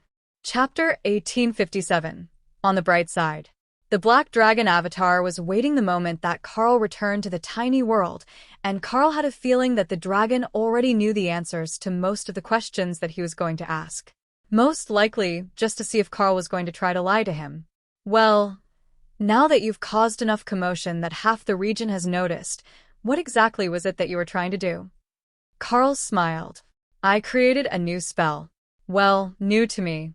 It's a combination of a few different abilities that I already had, using Skill Merger. The name that the system gave it was Blade of Divine Wrath. He had expected the avatar to at least have the decency to pretend to be shocked and amazed, but he did not. So, you activated the Blade of Divine Wrath inside the store, around customers? That's an interesting choice. On the bright side, you didn't accidentally smite someone who was upset at your pricing. But I must say, you really do know how to cause a commotion. That was not my intention. Besides, our prices are completely fair. If we don't offer a premium because an item is rare and in demand, we use the system valuation to determine the prices. It's all in the search for knowledge, you see. A guild that strives to do anything should be willing to purchase everything. Honestly, the Blue Dragon should be a bigger fan of us than he is. That made the Black Dragon avatar laugh, a real, honest laugh. I will give you that one. There is a lot of new information to gather whenever the World Dragon calls on a new avatar. I see that you do have a librarian here, but I strongly suspect that he is heavily overworked and even his journal is beginning to fall behind by now. Oh, good point. I have new skills that I need to find a way to donate to the library. Making skill books for peerless grade skills isn't really practical, and only me or you could actually use the skill, so I can't just teach it to him or one of the inscriptionists. You use ancient wisdom to allow the inscriptionist to copy a skill book? I suppose that's valid. Oh, that's a great idea. I've been using Follow Me, Little One, but then they have to be compatible. If I use ancient wisdom, it's much more flexible, even if it is temporary. We actually use Ancient Wisdom as a guild skill for the branch, since it's so convenient to just grant the whole group one super overpowered ability for an outing. Or give a whole bunch of assistants a crafting skill for the day. The Black Dragon sighed. Now I understand what is going wrong here. How many skills do you think that your average guild member needs? Carl shrugged. I asked the leader of our Drod branch, and she said all of them. Is she a blue dragon? Maybe. Lotus began to giggle uncontrollably, while the Black Dragon smiled. There is no other acceptable answer to a blue dragon. They must know all the things. If I didn't know better, I would think that young Yuan was one of them. He also feels a strong urge to know all the things at the same time. Carl saw that that dragon was asleep next to Lotus, who was currently making dinner on the open grill by the lake, where everyone else had chosen to sit for the evening. He fell asleep in the middle of a question, didn't he? My first thought was that being born in here, he might have been cut off from some essential types of inherited knowledge, but that doesn't seem to apply to the others. The avatar shook his head. With Naksha here, who has obtained the inheritance of a mythic rank ancient black dragon, he shouldn't be missing any sort of genetic memory. Even if he was, it would naturally fill from her presence near him. I didn't even know that was a thing that dragons could do. Quite convenient, really. Though it does make me wonder if he's forgotten that he can access it. There are so many questions. Carl chuckled, and Lotus smiled fondly at the little dragon. I don't think that he's lacking inherent memories. Everything he asks about is something that wouldn't normally happen to a dragon his age. So, he's just curious, Lotus informed them. Did you happen to make any other skills that the librarian and I should know about? The avatar asked. Well, there were a couple. There was Army of Nature's Vengeance, which is pretty good, but a lot of mana. 5,000 mana per summon, and they only last an hour. Then I made Guard Pets, which is more mana-friendly. That one I can create a proper army of summons with. Then I already told you about Blade of Divine Wrath, and there was one failure. A failure with Spell Merger? That's odd. Normally, you just need to keep trying to find the right balance until something comes up. I'm told that there are as many skills as there are possible combinations. Carl shook his head. No, the spell formed, but it's unusable. Army of Badgers is apparently a forbidden spell. For a very good reason. The Black Dragon agreed. Kara transformed to humanoid and came to confront him. And why is that? An army of badgers would be spectacular. What better army could there be? Badgers can do anything. The Black Dragon chuckled. I am told that the Order Gods petitioned to get the spell declared a war crime, but that was before my time. Kara rolled her eyes. How bad could it possibly be? It will let him summon an army of spirit bear tyrants, and they're immune to physical attacks. And how likely are they to do something that disrupts space-time or rob their enemies? Don't be silly, they can't use Chaos Vortex or Spatial Quake. Plus, they don't have thumbs. Besides, I'm just getting started on the nasty spells. Wait until I figure out how to combine Spatial Quake and Soul Harvest. Chapter 1858. Badgers Cause Headaches. See, this is why badgers give everyone headaches. Why would you want a spatial quake to steal people's souls? Because they're sparkly. Carl shrugged. She had a point. If you sucked an immortal spirit out into the chaos plane, where a spatial quake originated, it really was sparkly, in a collection of colors that didn't exist in reality. The Black Dragon clearly didn't understand, but how do you explain a color that someone can't see? There are some spells that cause side effects that are worse than the intended effect. The ones that directly affect the immortal spirit tend to be among those. When an immortal spirit is shattered, the energy that is left over is not pure, and it generally can't be used by others. Trying to use it directly is usually toxic and can corrupt the recipient. Carl frowned. Can't be used by others? The amount of immortal spirit energy that I've absorbed since I got here is considerable. I have a couple of skills for it, and a haint that helps me out with the raw energy. Even a haint normally can't deal with immortal spirit energy. There is too much personalized energy within it to filter out. How do you deal with it? Perhaps I might learn a new technique from the World Dragon's disciple. Carl laughed. You're not going to like the answer. My power matrix is based on the meridian points of a legendary Chaos Dragon, arranged in 5 dimensions. I just throw pure immortal spirit into it and let it chew it up, spit out the waste, and give me back the purified energy. That's a thing. Carl nodded. The personalized aspects of the immortal spirit can't take the pressure of the 4th and 5th dimensions, so they get separated from the pure immortal spirit energy, which can easily adapt. You could likely do the same thing with a purification-type power matrix. Yes, the White Dragon avatar does that. He will use nearly any sort of energy to grow his own power, by purifying it and absorbing it. However, I was not aware that there were others who had found a technique that works the same way. Mostly, people would just trap the energy and convert it. Carl thought about that. I can see how that would be more effective. It takes a fair bit of mana to break down and cleanse a mortal spirit the way that I do it. But I have a lot of mana. How large is your mana pool? You're still just a void immortal, even with an epic grade constitution. Carl shrugged. About 250,000 points? Give or take. The dragon looked impressed, but Lotus was staring at him in shock. Oh, that's some bullshit right there. How do you get 250,000 mana, and I've got 10,000? Can you even run yourself out of mana with 10,000? Carl asked. Of course. I can multicast long-duration heals and run out in under an hour. And that's without refreshing barriers. The Black Dragon chuckled. You know that you can get gear to cut down on mana use and increase mana regeneration, right? I have gear for mana regeneration and extra healing already. Maybe I should upgrade and get something with more mana cost reduction. Ask Rue to make you something that reduces spell costs by a flat amount instead of a percentage. That way, you can spam low-grade heals for virtually free. There is a 1 point minimum on all spells, but 1 point per cast area heals will never run you out. Oh, that's a brilliant idea. I don't need a lot of mana if I can get like 20 points of mana cost reduction. 20 points? How cheap are your spells? Lotus shrugged. I am a green dragon priestess. Most of my heals are long-duration ones, which are much cheaper than instant heals, or my tree form, which is a channeling cost. Does mana reduction affect channeled spells? It does, but not with the full effect.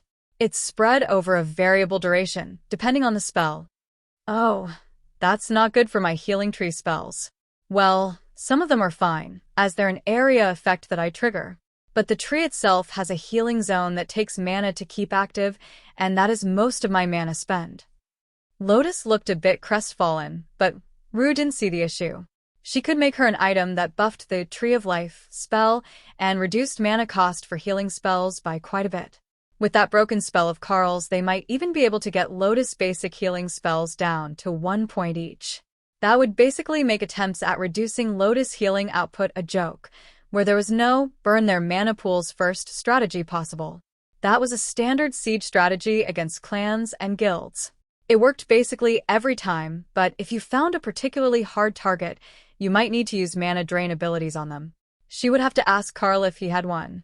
Rue was well aware that Carl's basic strategy was if hitting it doesn't work, hit it harder, so there was no way to tell what sort of versatility his skills had, other than in elements, so that he had something that would hit anything. Mana stealing wasn't actually something that Carl used often. The Haint had the ability, but the amount of mana that it took was far less serious of a concern than the life force and soul energy that it stole. Soul damage bypassed so many sorts of damage reduction that running them out of mana was irrelevant. Did you want my shiny new sword spell? Carl asked the Black Dragon, changing the topic back to spells, in case he could get the avatar to slip about a few more good combinations. I already know it, thanks. Divine Wrath is one of the spell categories that all the avatars learn to use by the time that they are demigods. You're what is called an overachiever, starting before you're even ascended immortal. Carl shrugged. Give me a couple more months, and I'll make to ascended immortal. I'm doing well at adapting my immortal spirit. It's just a slow process, and I haven't found a shortcut yet. The avatar laughed. You're already using the shortcut. Well, damn. I was hoping for a shorter shortcut. Chapter 1859. Picking the team. Now that I'm back here, I need to find a proper team to take to a peak immortal dungeon with me. There is a clan that wants to hire us to hold off the bosses or kill them while they mine. The dungeon is only 3 bosses, so it shouldn't be terrible, but they agreed that we can bring 10 people. Now, I understand that we can't bring anyone whose immortal spirit isn't fully formed, for safety's sake. But that still leaves us with all the elders of the pack and anyone that we want to invite from the new home clan. Does anyone have someone in mind? Rue shrugged. I'll stay here and keep up with the requests for the store while you're gone. Immortal rank items aren't a big deal for me to make, and it would likely cause troubles in the dungeon if a Supreme showed up. Good point. Why don't we ask the younger Elder Blackwoods to pick a few of his elders, and then we can drag Elder Kushal and Elder Alex along with us. They're both strong ascended immortals, and they'll likely do it for a share of the loot to give to the clan. Do you even need the extra members? With the new skills that you described and your status as a pet sitter, you should be able to do it with just your beasts and your mate, the Black Dragon reminded him. But it will look bad on us if we don't bring all 10. They'll think that we're not taking the deal seriously and might not want to enter at all. Clearly, the Avatar was more used to simply giving orders and having them be obeyed than the politics of interacting with other clans all the time. But that wasn't surprising at his power level. If you go with your beasts out, they should accept the count, but as you're all void immortals, that will cause some issues of its own. They're going to expect you to bring strong ascended immortals to deal with the bosses in any sort of dungeon. Nobody will accept or expect that you're going to simply overwhelm them with numbers. At least, that was how things were the last time I was on this world. Carl nodded. Indeed, they suffer from specialized warrior clans. The Black Dragon sighed and shook his head. Did you know that idiocy really is contagious? If you leave a smart person with idiots long enough, they will actually become morons. Carl laughed. If the dungeon difficulty was lower, I would say to bring the new home merchant clan's moron with us. But he's still not an ascended immortal. Why would you bring someone known as a moron? Because he's reliable, and he's gullible enough to go along with any sort of dumb plan that I put in front of him without asking questions. Oh, so he's a good friend of yours, the Avatar replied deadpan. Dana chuckled. Actually, not just him, but his best friend. Actually, she should be here somewhere. Yes, there she is, over with the bunnies by the water. Are you sure that one isn't known as the moron? Dana smiled and shook her head. No. She came from a mortal world where she was reincarnated and thought that the system was a game, so she gave herself a game nickname, not knowing that it would be shown to everyone for the rest of her life. Still, I can see how she would be a good friend of a pet sitter. He's got the class skill, all things are pets, and she did name herself Pretty Kitty. Opal smiled innocently at the dragon. Go pet her head. I bet that you can make a new friend too. Are there any of you that don't actively try to cause trouble? That's the brother's job. The Avatar looked between Thor, Leo, and Tion, then back at the little Fae. Fine, it's mostly Thor's job. But Leo is pretty responsible. While you all argued, I sent out the messages. We've got 4 elders from the pack, all on the strong side of Ascended Immortal, including a druid to pose as our healer. Plus myself and Dana, that's 6. The elders from the new home haven't answered the message yet, but they might be busy with the event. Oh, there they are. Alex, Kushal, and Douglas are all in for the run. Naturally, they want a share of the raw loot for the clan warehouse. We will make sure that they don't leave empty-handed. Now I just need to prepare a weapon for you so that you're not behind on damage, Rue decided. You're worried about his damage output? That new skill that he created will do nearly 1 million damage to a boss with average durability. It might cause a massive commotion every time it comes out, and a risk of divine backlash if you use it frivolously, but there is little to no chance that he won't be able to clear the dungeon. When you put it that way, I really should make him a proper weapon so that he doesn't keep using that skill. If anything, it'll likely be his allies that take the brunt of the backlash. The luck of the world dragons fated is too high to suffer for their own excess. Just go for something that bumps either summoned construct damage or beast damage. Either one will work. If I'm using guard pets to boost damage on top of my golems and such, they'll likely be beasts.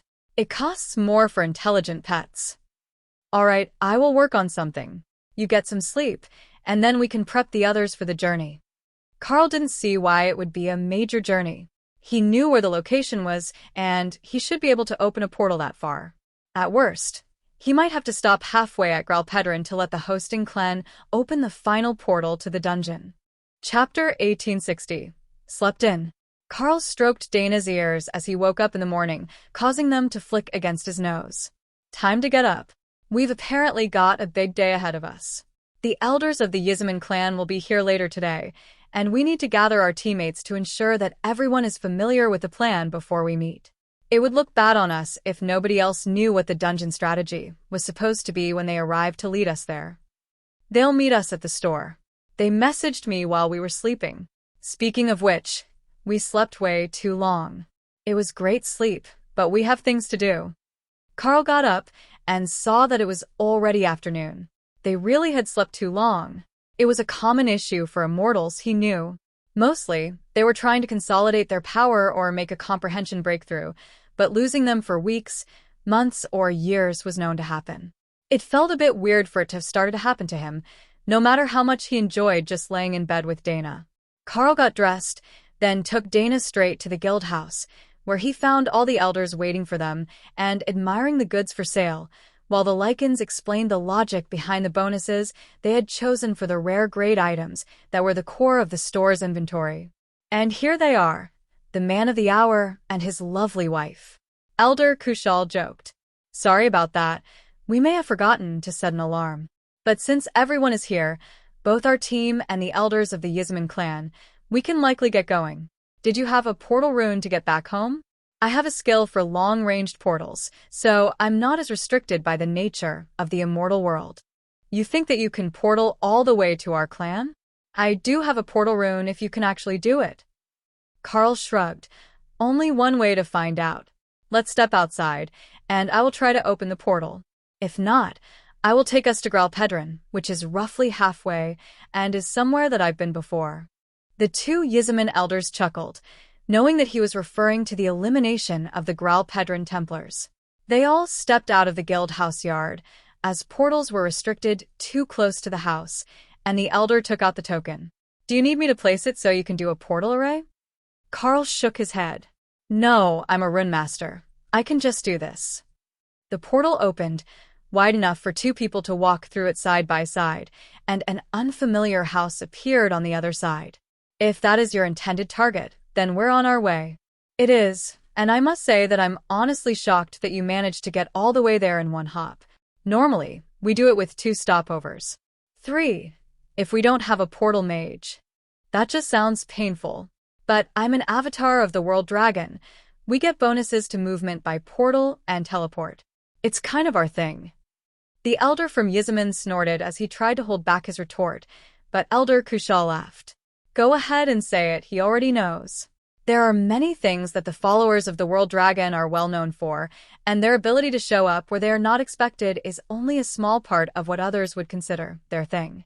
If anything, their propensity to make bad situations worse in the most unexpected ways would be the more memorable one. Carl shrugged, and Elder Alex laughed. Oh, do we have stories for you, gentlemen?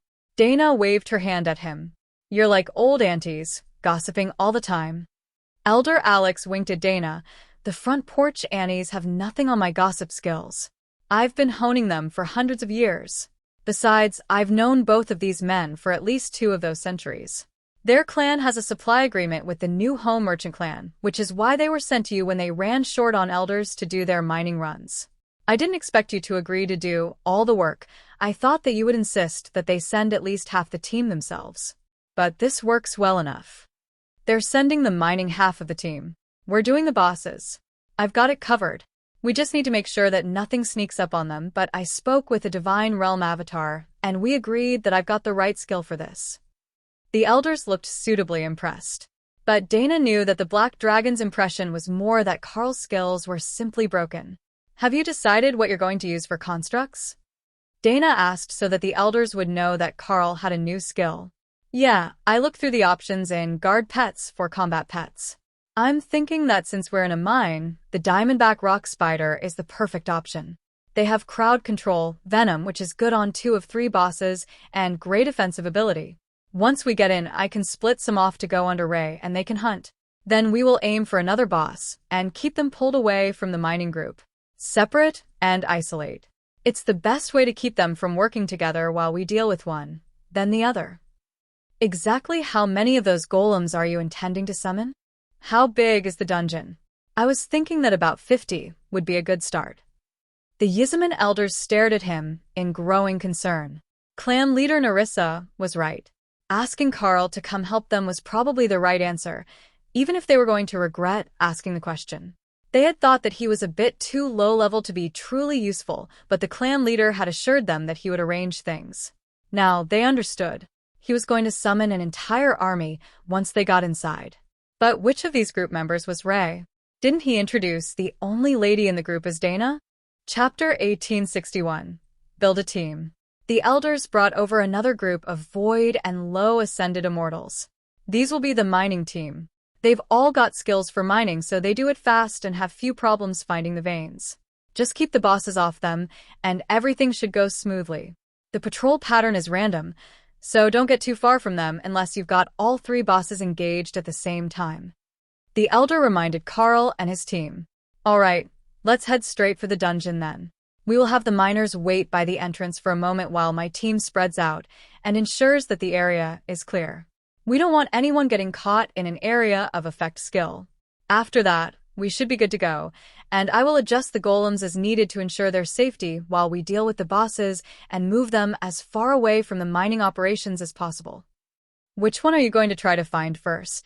One of the miners asked. Doesn't matter.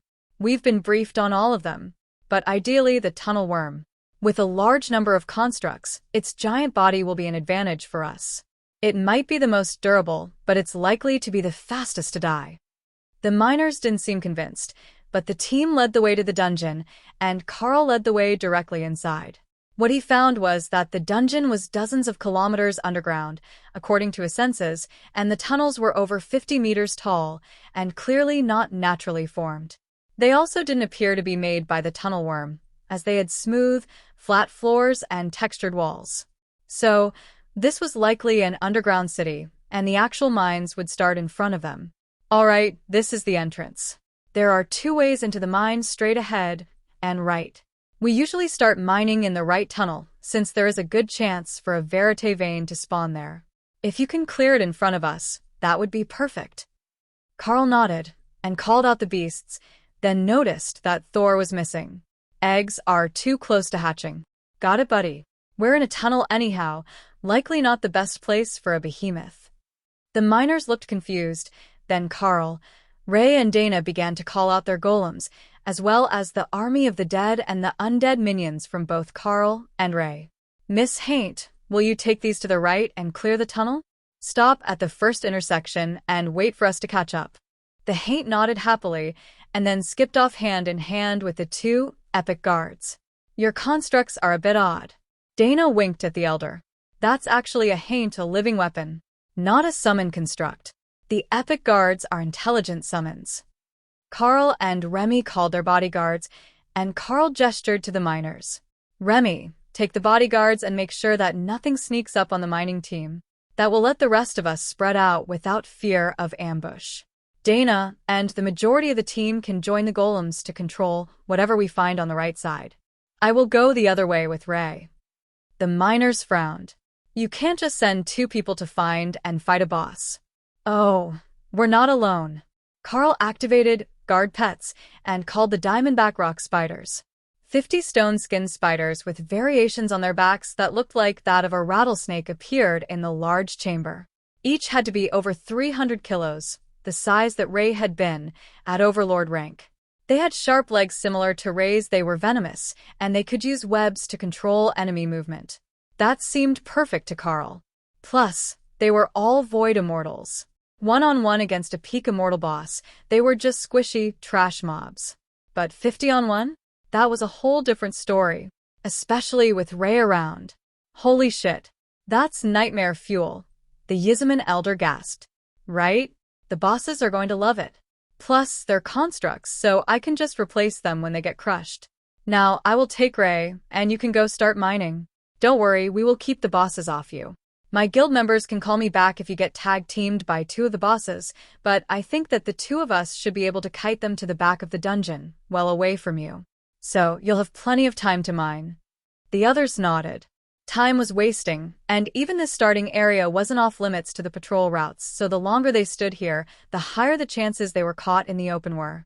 The members of the Darklight Host and New Home Merchant clan rushed down the tunnel to join the battle. They could hear starting with the golems, and Tion hopped up on Dana's shoulder, so he didn't have to run.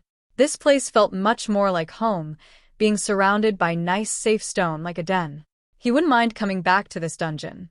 Once everyone was out of sight, Carl activated his other new summoning spell. 20,000 mana summoned 4 members of the Army of Nature's Vengeance, which Carl didn't get an option on the appearance of. 4 dryads appeared around him, looking very much like the Haint, mostly tree, but with the upper body of a female elf in the center, as if the branches were her limbs, and she was embedded into the trunk of a tree that extended well over her head, but radiating nature magic instead of soul magic. They all had epic grade constitutions, and Carl smiled. This should work out very well for him. So, he summoned another 10, pouring a fifth of his mana, a full 50,000, into the summoning. Ooh, it's a party now, one of the dryads giggled. Indeed it is. We're playing a game. I sent Oathbreaker and a bunch of golems the other way to look for dungeon bosses. We want to find and eliminate one before the other team manages theirs. The dryad smiled, and a vine whip shot out toward the tunnel. I can feel the life force from here. Whose team is the spider on? She's going to work on her own for the 3rd boss. Can you tell her where it is? Right at the back of the dungeon. Try to keep yourself moving in line with this direction and you'll find it. Ray smiled and raced off with the spiders chasing behind her. Chapter 1862. Spatial Quake. Ray couldn't use Shadow Step to move faster, as the other spiders were unable to use it. But they were insanely fast, rushing through the tunnel at over 100 kilometers an hour, despite the somewhat cramped confines. Now, we go find the other one for ourselves. Do you know what one we get? An earth golem, we think. It feels like stone magic. The team on the right is fighting a manticore, and the spiders get a giant worm. A manticore? I was told that it was a chimera. The dryad shrugged, her vine whip waving. It is a manticore. The scorpion tail gives it away. Perhaps they're just dumb? Carl couldn't rule that out. All right, we need to hurry, or the obsession demons and their team will beat us. The dryads laughed at the thought, and Carl found himself grabbed by vines as the tunnels blurred around him. The dryads were just as fast as he was, and they knew where they were going, so there was no need to slow down to check for signs of the boss. The tunnels didn't get any smaller as they went. Thought they turned to rough mining tunnels, instead of the formed walls of whatever ruined city this dungeon was based upon. That seemed odd to Carl, as it was a waste of energy to mine more than the actual veins and a path to the next one. And then the boss came in sight. Fully 30 meters tall, the earth golem was so close to breaking through to supremacy that Carl could feel its aura becoming unstable. No wonder everyone struggled with this thing. The dryads whipped out thorns to wrap up the boss, barbs tearing at the surface of the boss, while the vines tried to physically tear the earth golem apart. With a rumble, the boss grabbed a handful of vines and whipped them around, causing the dryads to go flying around the room until they released the spell. Even 14 on 1, their vines weren't strong enough to outmatch the pure power of the golem. And that was what the system called it. Earth Golem, though Carl would have assumed that it was an elemental, not some sort of rogue construct. This dungeon likely had some sort of lore behind it that he was unaware of, but he would look into it later. Carl decided that he should be far enough from everyone else, so he took out the Blade of Champions and then activated Blade of Divine Wrath over it. It coated the blade, creating a larger sword with the abilities of both, and the boss stumbled as the wave of oppression hit it. That gave the dryads a chance to attack with a wave of thorn darts, which pierced deep into the boss and then began to sprout, cracking the stone of the elemental surface. It was a truly nasty spell, and Carl could only imagine what would happen if that happened in a living target instead of a giant block of stone. The dryads who had been tossed around the room pulsed with healing light as they rejoined the fight, and Carl decided to see just how good his new blade was. It needed to actually hit the target and not with a ranged skill to activate. So he launched himself at the boss and let the blade pierce directly into the chest of the boss. A massive chunk of stone exploded out from the point of impact, and a wave of holy light from the blade caused the tunnel to shake. Maybe don't do that if you don't want the dungeon to land on our heads, one of the dryads suggested in a gentle tone. Right you are. That spell might not be the best choice for indoors. Or outdoors, the dryad agreed helpfully. But it had taken well over half the boss's health in a single strike, and if Carl had followed it up, the boss would have been dead in under a second. That was true power. Vines from the dryads grabbed the earth golem's limbs, pulling them wide as the next wave of thorns hammered into its chest and sprouted, shattering the stone from the inside. As Blade of Divine Wrath was clearly overkill in any situation, Carl swapped to Spatial Quake. He had never actually used it in combat before, though the Chaos Vortex spell that it was based on was an impressive combat ability. So, it shouldn't have been a surprise when the boss seemed to twist in an impossible way before its left arm simply shattered under the force of the Chaos Vortex, and the vines holding it in place were left flailing. Now that was effective. Carl focused, Spatial Quake, on a larger area and began pouring mana into it to keep the spell active. The forces began tearing the boss apart, aided by the vines and sprouts of the dryads. The Spatial Quake was not cheap when you used it as a channeled attack instead of a bomb, thousands of mana per second. But it was totally worth it, as the boss was reduced to rubble in under a minute. Mom, the Carl is cheating. Ray joked as she sensed that Carl had finished with his boss. Dana blinked slowly. They had only just engaged the manticore. It hadn't even been 2 minutes since they went to find the boss. How could Carl have even found another, much less killed it, already? Oathbreaker sighed in defeat. The boss had found something that was even more powerful than they were, and they were in danger of being relegated to the second option, despite their skills. Still, there was a chance that they could defeat this boss before Ray, and all those spiders managed to kill off the third boss. That was still a partial win. The tunnel worm was bleeding from nearly every square centimeter of its flesh, and huge chunks had been torn out. But it was so insanely durable that it was still fighting them, trying to squash the spiders against the tunnel walls once it realized they were too fast to bite. I will come join the main group once I have cleared the ore from this region. Carl informed the others. Stay over there. The miners won't know that you've killed the boss yet, so you can start looting the dungeon in advance. Tion suggested. That wasn't quite the deal, but they were definitely going to kill all 3 bosses, so a few-minute head start wasn't a big deal. Chapter 1863, The Slow Team. Ray, Shadow stepped away from the cavern wall as the worm tried to crush her again, and laughed as the creature's massive bulk was torn apart by spiders. It was good to see so many of the goddess chosen working together. Much better than her 2 golems. The worm might think of itself as a grand boss of this place, but it was nothing more than food for the spiders today. It was just a shame that it didn't taste better. Ray was determined that she would one day find the way to use that spell, but even being bonded with Carl, she still couldn't. It was stupid. She was a spider, they were spiders, they fought amazingly well together. But she couldn't cast the spell. This was open bullying, and she was not going to stand for it. Where was the option to file a formal complaint? While Ray was complaining about the unfairness of the system, Dana was more concerned with why the Oathbreaker demons were suddenly so enthusiastic about killing this manticore. Sure, they always loved to fight, but this was more than that. They seemed to be in a rush to get the boss down, despite the fact that their skills were literally designed for large group battles. The Oathbreaker demon did area damage, spreading their attacks to every enemy nearby. So, their total output in a massive battle would be hundreds of times higher than their single target damage. The miners didn't care. The Darklight host team was not only holding off the boss, they had managed to keep the others from coming to reinforce it, and the mining operations were moving along at an exceptionally smooth pace. They had nearly gotten everything in the first hallway, and now if they could bypass the boss, they could start moving to a new area. Dana caught on right away when the mining team started to get close to them and silently ordered her golems to push the boss down the side tunnel away. Keep clearing the shaft. That direction should be clear. All 3 bosses are accounted for, she explained. The other man and the spider horde have both other bosses contained? Dana nodded. Trust the process. Carl's power is not something that any average Void Immortal can compare to. That didn't mean much to them, given that the bosses were peak immortals. But they trusted that Dana would have said something if her husband was losing and at risk of dying. Damn it. Still not fast enough, Oathbreaker shouted as he wailed on the boss with all 4 swords.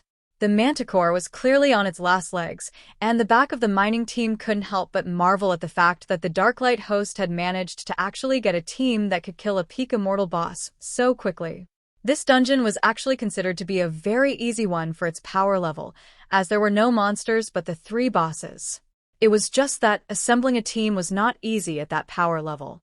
The manticore died a few seconds later, and one of the mining team members rushed over to talk to Dana, as the spokesperson for the group now that Carl wasn't around. What boss will you be going to next? If possible, we would like 1 speaking golem or a team member left behind so that we can get the warning if one of the bosses breaks free. Dana gave him a sad smile, and Elder Alex patted the miner on the shoulder. My friend, I have good news and bad news for you. Elder Alex began. First, you're going to have all the time that you need to clear out the dungeon today. That's the good news. And the bad news? We were the slowest of the 3 dungeon boss teams, and the other 2 will have started digging now that we've got the last boss down. The miner didn't believe it at first, but then the system message came through. Dungeon complete, calculating rewards. Dungeon closes in 23 hours. Crap. We agreed that the Darklight host could start mining as soon as the bosses died. Normally, we'd have another half hour before the team fighting was exhausted, or the bosses teamed up on them. Now we've got to rush, or they're going to clear the place with 100 bloody golems before we can mine anything. Dana laughed, and Oathbreaker shrugged. He had 0 talent for finding veins of ore. Perhaps if you gave him a shovel, he would be good at digging them up, but mining was not in his talent pool. All that he could hope to do was find something on the surface and hope that it led to more. But the Darklight host also hadn't gone to any lengths to find a map of the ore nodes within this dungeon before they arrived. Mostly, They were relying on Tion, as he had very good earth affinity. But Carl had gotten all those Dryads, and while they were nature and not earth affinity, once their vines were in the stone, they could get a decent idea of what the composition was. And that would let them make an educated guess as to whether it would be worth digging up. Fortunately for Oathbreaker, not only did Tion have high earth affinity, he also had shovels.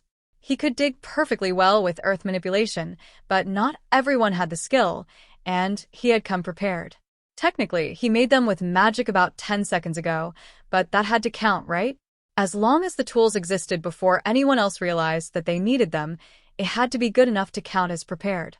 Tion began to hand out the shovels and point to various spots in a side tunnel, away from where the main group was working.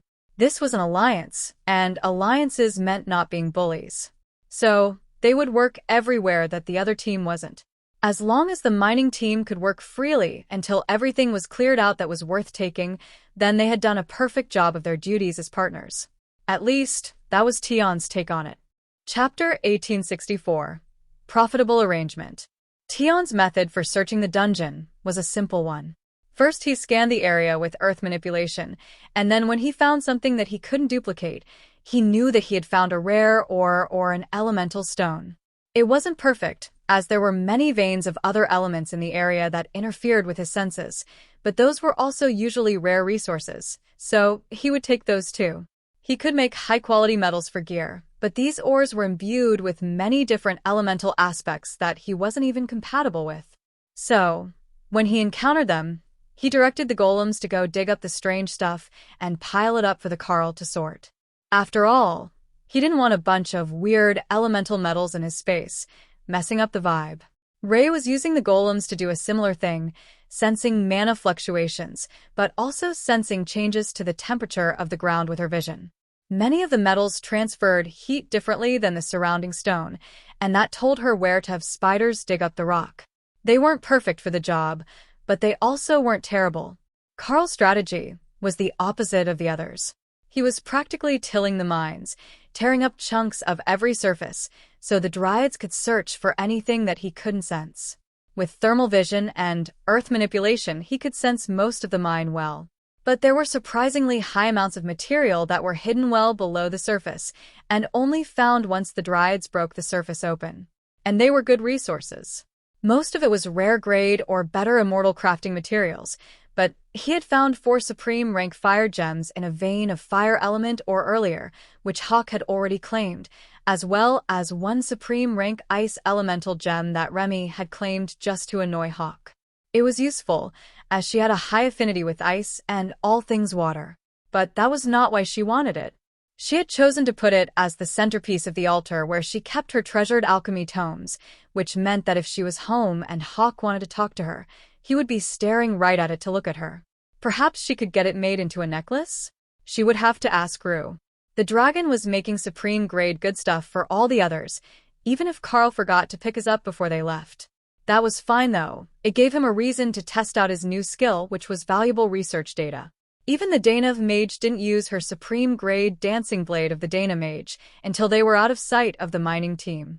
If Dana didn't show it off, knowing that she was the strongest duelist among them, in Remy's mind that meant that it would equate to a tacky show of wealth, like wearing too many gold chains, or rings on every finger. Only one could be magical, so wearing more was just tacky. This run had been good for them, but none quite as much as Ray, who got to lead an army of 50 immortal spiders into battle for the first time. Not only did that please her, it pleased her goddess, seeing one of the powerful chosen children looking out for the others and making sure that they were well fed, even if they weren't going to be around for long. Spiders were meant to help each other find food. Carl moved slowly through the dungeon with his team, not wanting to clear the dungeon's area too fast and end up causing the miners to lose more than their fair share of the loot. But the dungeon was enormous. At a regular walking pace, not the full running or flying speed of an immortal, it would take hours just to walk back to where the mining team was. And even with over a dozen Dryads, they still weren't digging up the tunnels at any faster pace than that. They had to be careful about some of the spots that they dug, as Carl could sense other tunnels and empty spaces here that weren't part of the dungeon, and he didn't want to accidentally drop himself into a massive sinkhole or abandoned mine shaft. There were multiple traps like that spread through the dungeon. 100-meter vertical drops with a bed of spears planted at the bottom.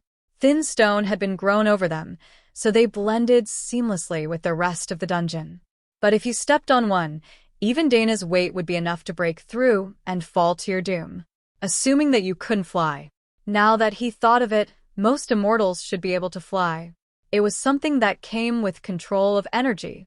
But from what he had seen, most of them never learned to do it properly on their own and used a tool of some sort like a sword.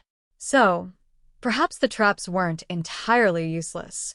Carl cleared the dungeon starting from the far side, getting every tunnel as he approached the others, and made sure that there was nothing left to take out of the dungeon at all. In the end, it was nearly 5 hours before the 4 teams met, and there were no more tunnels left to dig. Well, gentlemen, it's been a pleasure to loot this dungeon with you. As a reward for a job well done, you can keep the protection fee. We did quite well on our own. The miners laughed. They had collected 10 times what they usually did in a run, so they weren't short on materials at all. But Carl and the Darklight host had most likely collected far more than that. There was so much dungeon to explore, and some parts of it they rarely got to search for loot.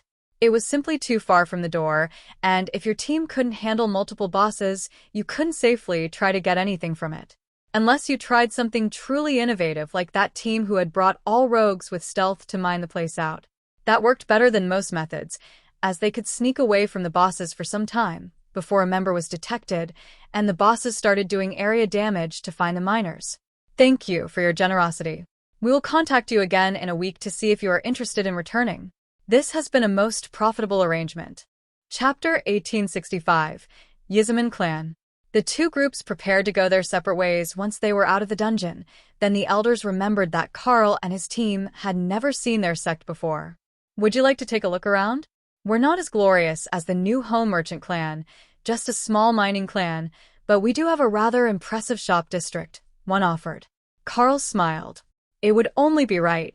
After all, we will be working together many more times in the future, I suspect.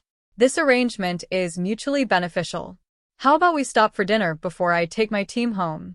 Perhaps somewhere a bit less formal, so we can see the real taste of the clan, not what is prepared for guests. That made the elders a bit nervous, as Carl was clearly an elite, raised by his guild to be a leader from the start.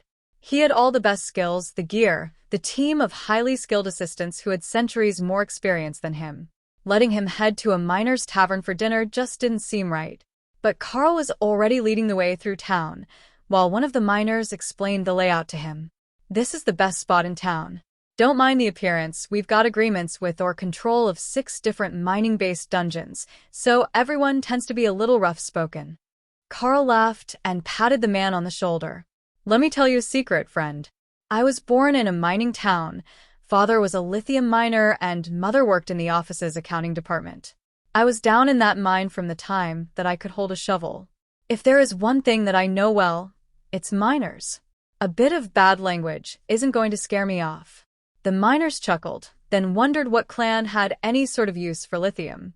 The material was cheap, and generally not all that useful. You could use some as a core for lightning-based artifacts, but that was just about it. But maybe that was his point? If he was born in a town that mined the most worthless of materials, he certainly wasn't born to the glory and power that he held now. The pair led the group into the tavern, much to the dismay of the elders who had come with them. This was not the part of the clan that they were trying to show to outsiders, not at all. But the moment that Carl walked in, he tossed an uncommon grade strength ring to the barkeeper and raised his hand. Rounds are on me. A great cheer went up in the tavern as the group took their seats, and the tavern keeper stared at the ring in his hand. That would buy everyone's drinks and dinner for most of a week. In fact, the price of an uncommon grade strength ring was basically his entire operating budget for the month. But it was the cheapest thing that Carl had on him that was easy to trade. The elders took their seats and did a quick head count. Where did your beasts go? They're back home already. They had things planned for the evening, so they all retired back to their daily tasks once the work was done. Lady Ray has a shop to run, and at the moment, she only has one assistant shopkeeper that she doesn't like to leave alone. Ah, the joys of training new people. It takes a while to trust them fully. Dana giggled and shook her head. I think that it's more a fear that someone will try to steal her elf. The girl is a bit of a project for her, as Lady Ray has been helping her with her growth while she works at the shop. But you know how the children of the spider goddess get about elves. The elder smiled. Yes, they get quite protective of them. Even if they're not dark elves, the spiders tend to view them as part of their faction. That answered the question that many of the miners had. Lady Ray was the giant blood destruction spider.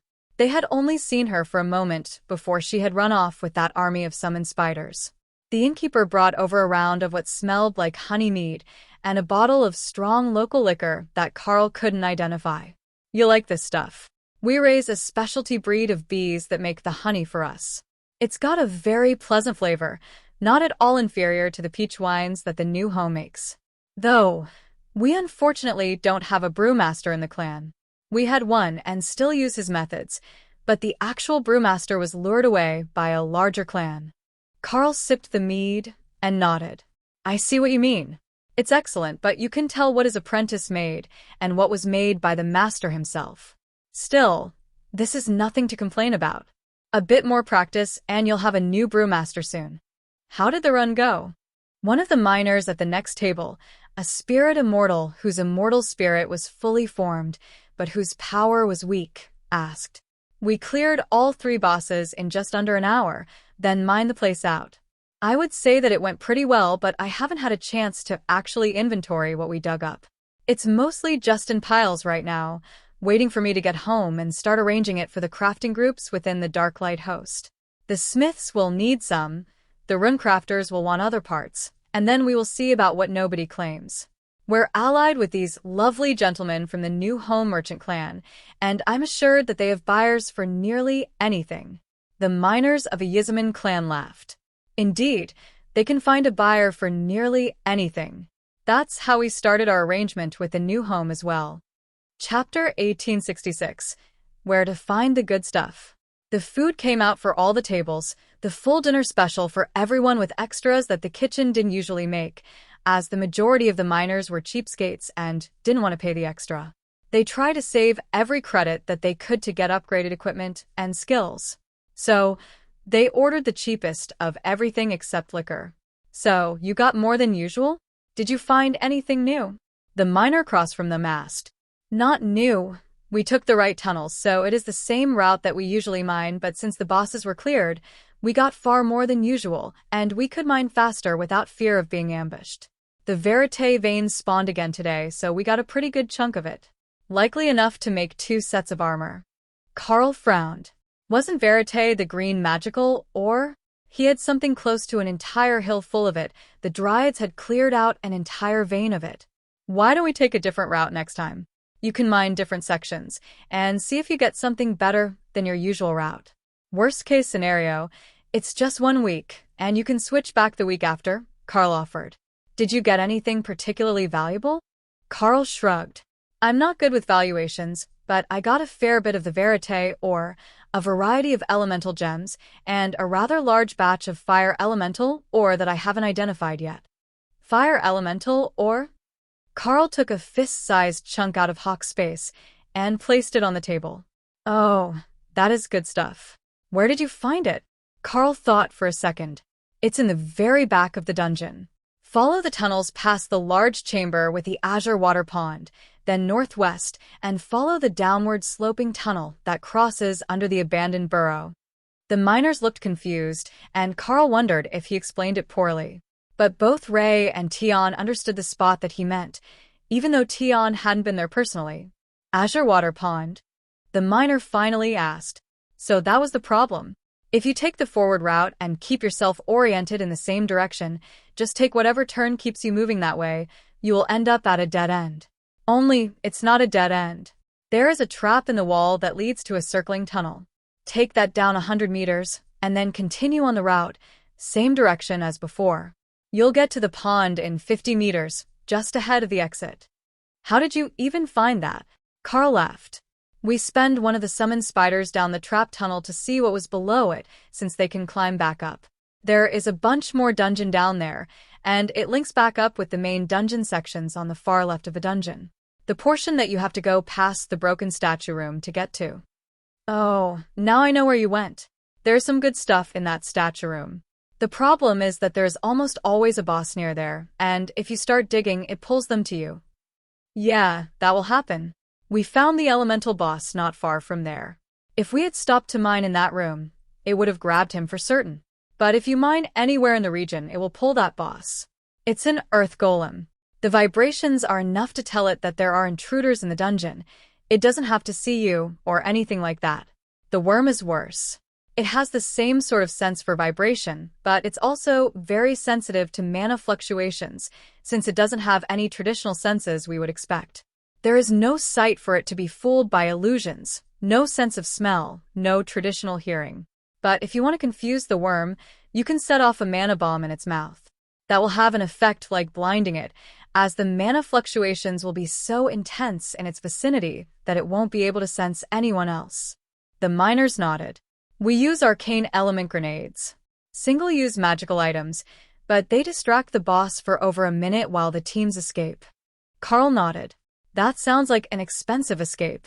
Fortunately, I have a skill that can do the same thing. But I also had the team to take out the boss, so we didn't have to use it that way today, and the distraction technique was just to help get the team in place. The worm isn't all that smart, and if it can't properly sense the team around it, most of its attacks will be flailing ones toward the last thing that hit it. The teams nodded.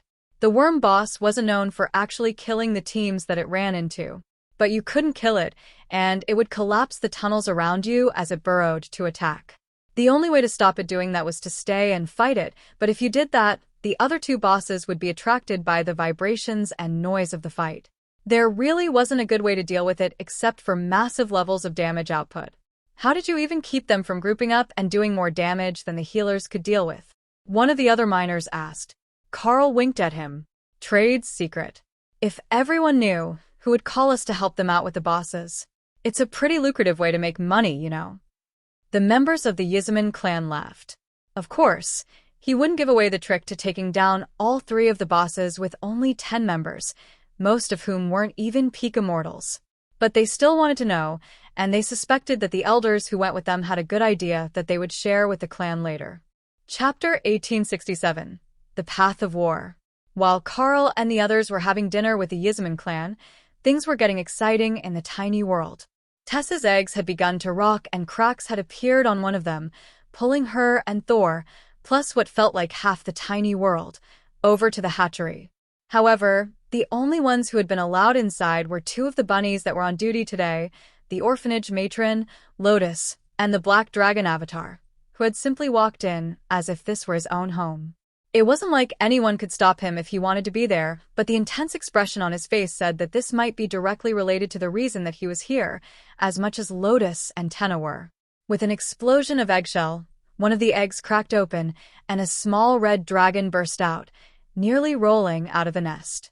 The avatar caught the wet, scaly creature, who immediately raised her head and breathed fire at him. Unhand me, foul knave. I will fuck you up. The avatar laughed as he patted the little dragon on the head and then placed her gently into the nest, where the little one began carefully dousing herself in dragon fire to scorch her scales clean. Well, I will give her this. She lives up to the reputation of a disciple of war, the avatar laughed. I would apologize and say that she didn't mean it, but she's brandishing a bit of eggshell like a sword in your direction, Tessa agreed. I have reinforcements. You're done for now. Are we sure that she's not a berserker? Lotus asked curiously as she crept closer to the irate little dragon. She's too young to have awakened a class yet, but she might be a berserker later. The orphanage matron laughed as she watched the little one's antics. Baby dragons tended to be the truest to their nature, so their first few minutes would tell you a lot about how they could be expected to behave when under stress or left unsupervised. Once she was suitably clean, the tiny disciple of war flapped her wings, then grumbled in annoyance as she failed to fly. Then, she got a brilliant idea and used fire magic to create an updraft so she could flap her way over to Tessa. Welcome to the outside world, little one. You smell like me. Are you my mother? Indeed I am. These people are all my friends, and the one with green hair is your father. None of them are a threat to you. The little dragon looked skeptical. Are you sure? I'm red, and he's quite green. Thor chuckled. It's a disguise because a behemoth doesn't fit in the room. The little dragon's eyes flickered with golden fire. A behemoth? A huge war machine to lead the armies? We will be unstoppable. Tessa laughed. Don't forget that you've got siblings still waiting to hatch. If our guess is right, they should all be divine lightning behemoths. She looked at the other 4 eggs, and then back at Tessa. So, I get to train my own army? That is a wonderful hatching gift. The Avatar gave Thor a sympathetic look. The brothers were definitely going to struggle with this pampered princess of the dragons, especially if they really were born as behemoths and not dragons. The little dragon might view other dragons as equals, but the behemoths were definitely going to be recruited as her underlings. If they had their father's laid-back attitude, they wouldn't even try to stop her. My friend, you are in for a rough time as a father. Thor reached down to stroke his daughter's head and chuckled as she bit his finger, failing to do enough damage to actually injure him. Yes, I suspect that you are right. This one is particularly spicy. The little one bit his finger again, then stared at it for a moment before trying a 3rd time. You can't bite hard enough to damage my finger. You'll have to grow up some before you can go to war with a behemoth, Thor joked. How does that work? My teeth are sharp. Behemoths are durable. Because we can't fly, we became very difficult to injure. So, a young dragon can bite all she wants, and it won't harm an adult behemoth. But if I catch you trying to bite your brothers, I will put you in air jail. The dragon didn't understand what that meant, but it sounded bad. What is your name, new friend? Lotus asked, now right next to where the dragon was cradled in Tessa's arms. The little dragon roared, much more powerfully than anyone had expected out of the tiny body. The Avatar nodded, as Tessa smiled at her daughter. It's a wonderful name. In the human tongue, you are Seraphina. The little dragon wasn't sure if that was a good name or not. She didn't know much about human language, though she instinctively understood it. It sounded easy to pronounce and not ugly. It should do. The other 4 eggs began to rock at the same time, and the first one cracked open, revealing a beaked head with a small nasal horn. Carefully, the behemoth hatchling smashed his way out of the egg by prying sections up with his horn. To everyone present, it looked like a newly hatched Sero, but it definitely had an aura of tribulation lightning on it, and it was already an immortal beast. As far as pure power, it might actually be stronger than the Disciple of War. But it wasn't nearly as aggressive. Once the behemoth was free of the egg, he began to prance happily around the nest as his sister proudly watched him. That would be a wonderful lieutenant for her armies. He was already as large as she was, and he felt like power. It was a shame that he was a bit silly, but she was sure that she could convince him of the benefits of the path of war. Chapter 1868. Baby Behemoths. Once the first behemoth was out of his shell, the others were only seconds behind, all very nearly identical. Even the patterns on their backs were the same, and Tessa realized with horror that she had 4 identical boys. How that was possible when they came from eggs, she did not know. But once they started to move around, she immediately began having issues telling them apart. It was embarrassing for a mother. William, Robert, Ollie, Dale, meet your mother. Everyone say hello. Thor instructed. The 4 behemoths turned to Tessa and made what Seraphina could only call a war bugle. That was an excellent sign. She struggled in Tessa's arms until her mother set her back in the nest with her brothers. Hello, I am your biggest sister. That means I'm in charge, Seraphina declared. The 4 brothers turned to each other, then ran over and tackled the little red dragon, licking her face in greeting. Damn you, I just got that clean. But now you smell like our sister, Dale explained. Seraphina wasn't sure how to react to that.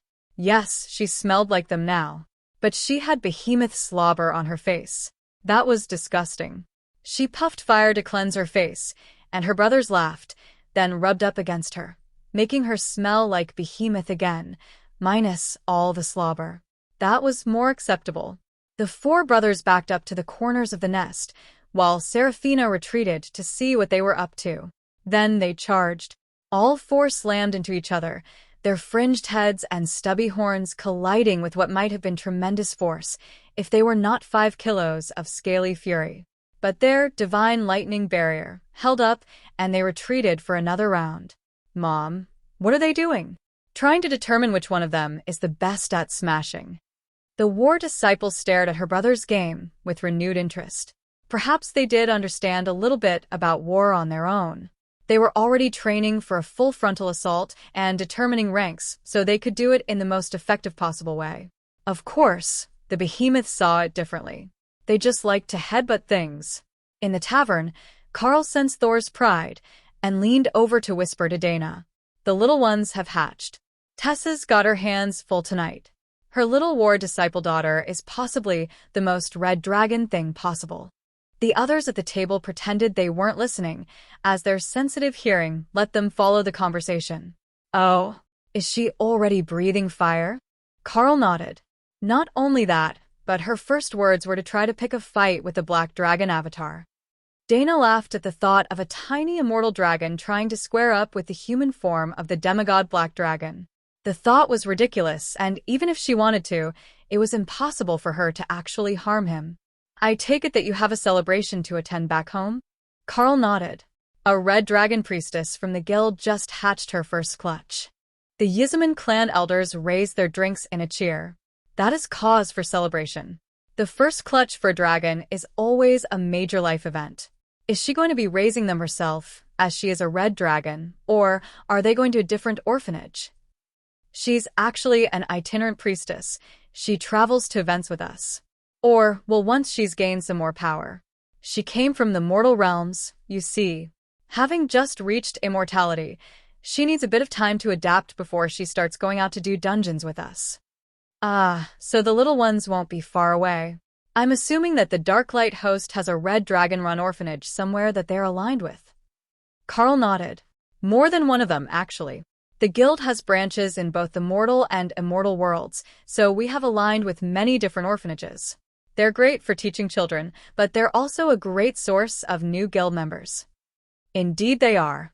We aren't aligned with the Red Dragon, but that's normal for a mining clan. Most of them are aligned at best with one of the earth or nature gods, and usually not too closely. There are some that have dragon clerics in the clan that help with nature magic, but mostly mining isn't all the glamorous. Carl shrugged. It never is, but it's essential. I do hope that you will forgive me for leaving a bit early tonight. I would like to go see the little ones once they've had a bit of time to wear themselves out. Of course. Once dinner is finished, we would not be shocked if you returned home with your gains so that you can feed the crafting teams with the new supplies. Carl nodded. Indeed, we have a runic smith at home waiting for the good loot so that they can make new items with extra elemental affixes. If they don't get that, they'll be waiting a whole extra day to fill some of the orders that we've got placed.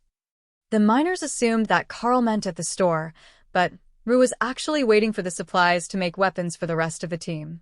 Once they all had supreme-ranked weapons, she would feel much less wary of sending them out into the world. They were competent, and she was still in hiding from her old enemies, but that didn't mean that the world was safe, even for someone like Carl, who feared very little. Having a life-saving talisman plus a supreme-ranked weapon should get him out of most of the trouble that he was bound to find. She wasn't in a hurry, though. There were hatchlings in the other room, and once the crowd began to clear out a little, she would go see the new members of the guild. Baby behemoths were bound to be adorable. Chapter 1869. Calm in the Hatchery. By the time that the chaos around the hatchery began to die down, Rue already had weapons for the entire Immortal Core team ready. None of them were quite as inspired as the one that she had made for the Dana Mage, but each of them had a particular power that would make the user incredibly overpowered. Now, they were just waiting on Carl to get back, so that he could do the upgrade from Epic to Peerless, and see if the weapons would be truly outstanding. It wasn't a long wait. Carl had brought the entire team back, including the members from the new home merchant clan, so that they could all come and greet the new members in waiting of the Darklight host. The tiny world was possibly the guild's worst-kept secret at this point, with a divine dragon in it, and so many of the clan elders visiting, so Carl didn't see any reason to keep them out. He would just keep the entrance private. That was the best that he could hope for at this point, as there were too many people who knew it existed to keep it completely a secret. Mostly, they didn't care, as it was considered something like a holding area for the mortals that were aligned with Carl. But it was also a prep area and hatchery for baby dragons, which might bring the attention of more than one dragon god eventually. But that was an issue for later, when the little dragons had grown a bit more.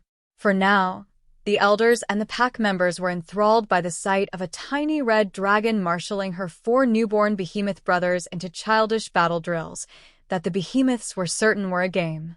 The Disciple of War took them much more seriously than the others, but somehow, the game kept ending with her under a pile of behemoths who didn't want to nap without the whole group together. Eventually, Seraphina gave up and just lay down for a nap under a pile of her brothers, and the group watching her antics silently cycled through so that everyone could get a chance to see the newborns and give Tessa their best wishes. They even brought gifts, random things that they had in their pockets or storage, but still valuable enough for a newly ascended immortal to treasure them. The kids had played hard, trying to follow Seraphina's directions, and they were happily snoring away, making little happy Sero bugle noises as they slept. Absolutely adorable. And such a powerful group of hatchlings. Each of them born to be peak immortals, with the potential for more. Not a single one that is going to struggle to grow to their full strength. Perhaps there is merit to the mingling of the bloodlines, even if the dragon gods would get upset about it happening too often. Why would they get upset? Dragon blood usually breeds true, doesn't it? One of the Blackwood pack elders asked. Because it becomes unpredictable. If a red and black dragon mate, the kids will be red or black. But if one of those children mates with a green, there's a chance that it will be one of the 3. It's rare that you get an offshoot like the Disciple of War, but she's more like the divine lightning dragons, in that she's an evolution of the base form for the immortal world, and still has a chance to have red dragon offspring, but no others. Elder Kushal explained. Oh, I see the issue. If there is mixing, they don't know where their children are going to grow up, and they don't know if that environment is suitable. Fortunately, we have a sanctioned orphanage with a leadership group assigned by the church. So, we have most of the learning covered. We even have a blue dragon for our library, though he's been pretty busy these days, since the young ones have more questions than he has time to answer them. The elders laughed, and the black dragon avatar gave a long-suffering sigh. Yes, the number of questions is overwhelming. I've been answering questions from just 2 of them, and it's already exhausting. I don't know how the blue dragons do it. Those 2 were Tenna and Ewan, so he likely got as many questions as the blue dragon did, just concentrated. But Carl wasn't going to tell him that. All right, we should let the little one sleep, and I think that Miss Rue has gifts for the Carl and his friends to celebrate, the black dragon insisted. Right. One last peek, and then we will spread out. Who needs dinner? I made extra. Lotus insisted. Those were magic words to all the immortals. Everyone was interested in what a new mystic cook would come up when she clearly came from a different world. Her accent was all off, not local to the new home merchant clan. So, there was a good chance that her cooking was just as unique. But unique barely began to cover what Lotus cooking was, when compared to that of others. Lotus brought out the first course, and Carl tried not to laugh at the ideas that she had come up with for the day.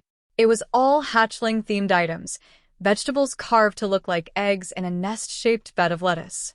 The elders chuckled at the deceptively simple salad, then their eyes opened as they actually tasted it.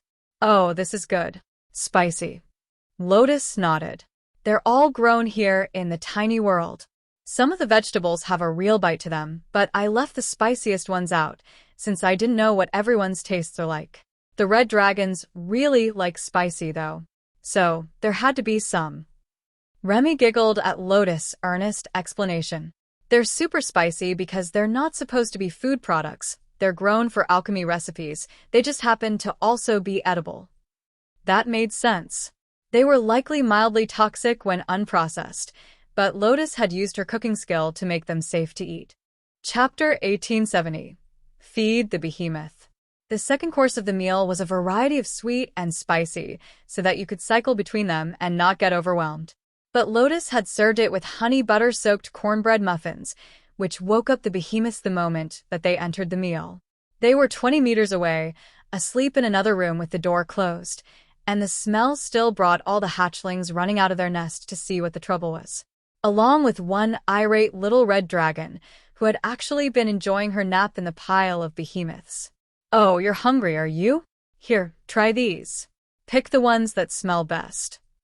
Lotus set out a bit of every dish that they were serving, along with a salad, and laughed as the dragon ignored everything but the honey-glazed meat. That was obviously the superior option in her mind. But the others attacked the muffins with a ferocity that startled the other guests. "Well, I think we found the favorite food of baby behemoths." Tessa laughed. The boys were shoulder-shoving each other, trying to subtly shift everyone away from the food so they could get more, but only succeeding in causing the group to circle the plate. It was amusing to watch, like a bunch of puppies who were all absolutely certain that they would never be fed again, despite the fact that they would be fed once more in about an hour.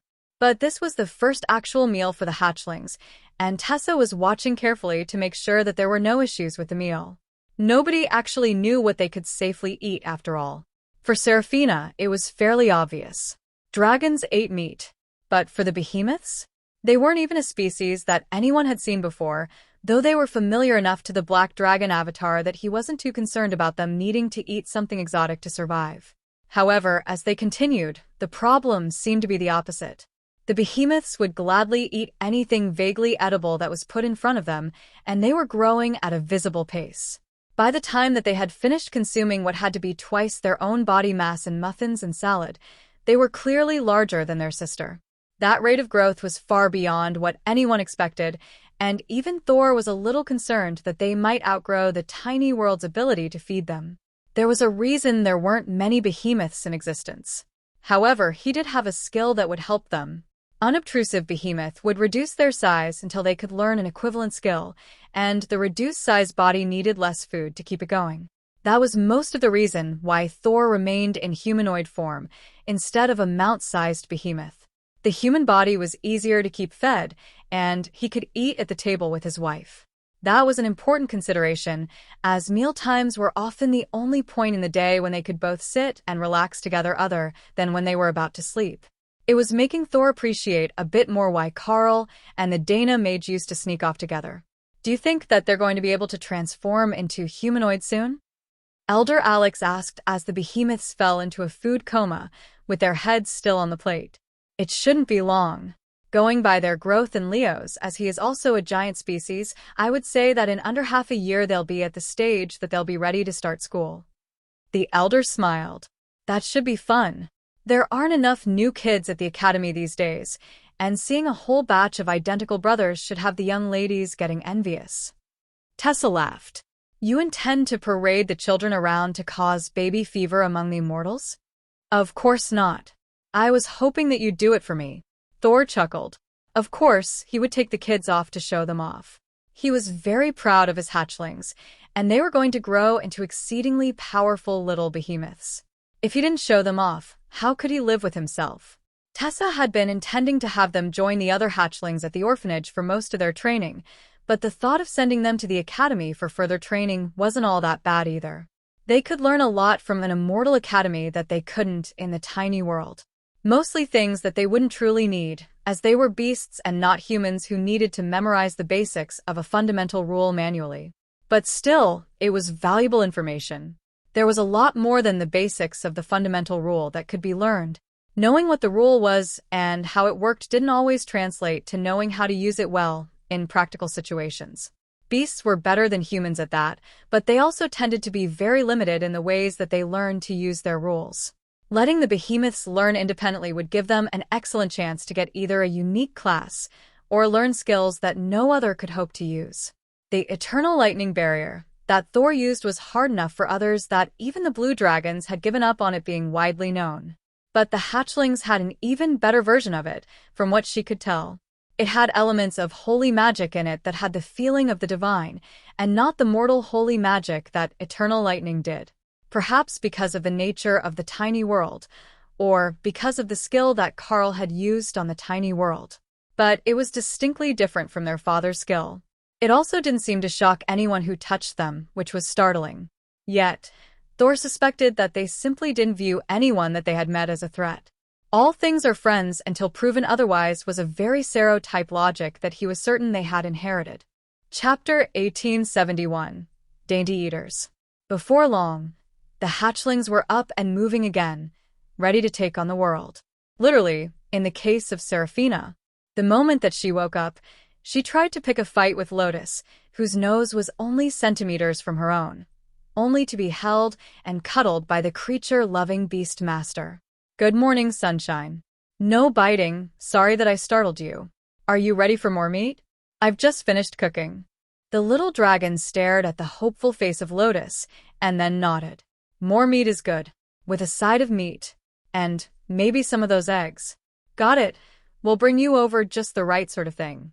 I've got a nice spicy sausage that I can scramble into an omelet for you. Seraphina had no idea what that was, but it sure did sound good. Then, her brothers woke up and immediately decided that they needed to wander. They were not well-disciplined troops. Hey, get back here, there is food coming soon. If you wander off, you'll miss it. The behemoths all rushed back over to her, checking to see if the food was visible from where she was standing, but Lotus had left the room to do the cooking, and there was nobody else around. Trust the nose. William decided. That was good logic, Seraphina agreed. She could still smell Lotus and meat, so they could just follow the smell and go to where the food was. The 5 small reptiles rushed across the floor of the guild house in a skittering of claws, making a beeline for the kitchen, where Lotus was adding one more dish to the breakfast that she had already prepared for the hatching beasts. They had made a lentil stew this morning that she was sure that the behemoths would like, and then there were assorted meats, crunchy vegetables, and now an omelet. Oh, good timing. This is the kitchen. This is a favorite place of everyone because it's where the food is made. But this is not where we eat. You'll have to go back into the other room, Lotus explained. The bunnies rushed forward and picked up the hatchlings, petting them softly as they relocated them to the dining hall, where high seats had been arranged so they could eat at the table with everyone else, despite not having humanoid forms. Somehow, Seraphina couldn't find it in her to be angry at the fluffy-eared creatures for picking her up and relocating her, while the behemoths found the whole thing to be a grand adventure. They were moving through the air, embraced in warm and soft. It was pretty good. The hatchlings were placed at the table, and Carl came down to eat with Dana at his side and Kara trailing behind them, discussing the day's plans with Opal. A day in the life of a war disciple hatchling sounded like a fun idea for both of them, but Dana had already warned Tessa, so they were going to have to let it progress naturally and not borrow the little ones for a staged adventure outing. No matter how much the little ones would love it. They had such wonderful plans, and now they had a reason to manipulate the whole day to get to a point where the hatchlings would be doing the fun things for the recording that Opal was making, without getting to the point where Tessa would shut down their plans. Really, she was being too uptight. Nothing bad was going to happen to the hatchlings, and the behemoths even had immortal rank barriers on them to keep them safe from most forms of harm. But they weren't the only ones that were interested in the little ones. Hawk was waiting for Seraphina to learn to fly so that he could swoop in and start teaching her about the joys of fire in all its forms. She could breathe fire from birth, which was a great advantage, so she was definitely a new disciple for the fire faction. He just had to get to her before Sister Remy corrupted her, and she ended up using frost fire or something silly like that. With Dana's warning, Tessa already knew that the beasts were scheming against her children, looking to either start teaching them age-inappropriate things, or to get them into a live-streamed game show.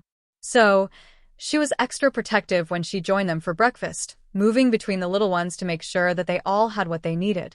The first to realize that there was a better way to eat lentil stew was Dale. He simply extended his barrier and pulled the contents of the bowl directly into his mouth, one blob at a time.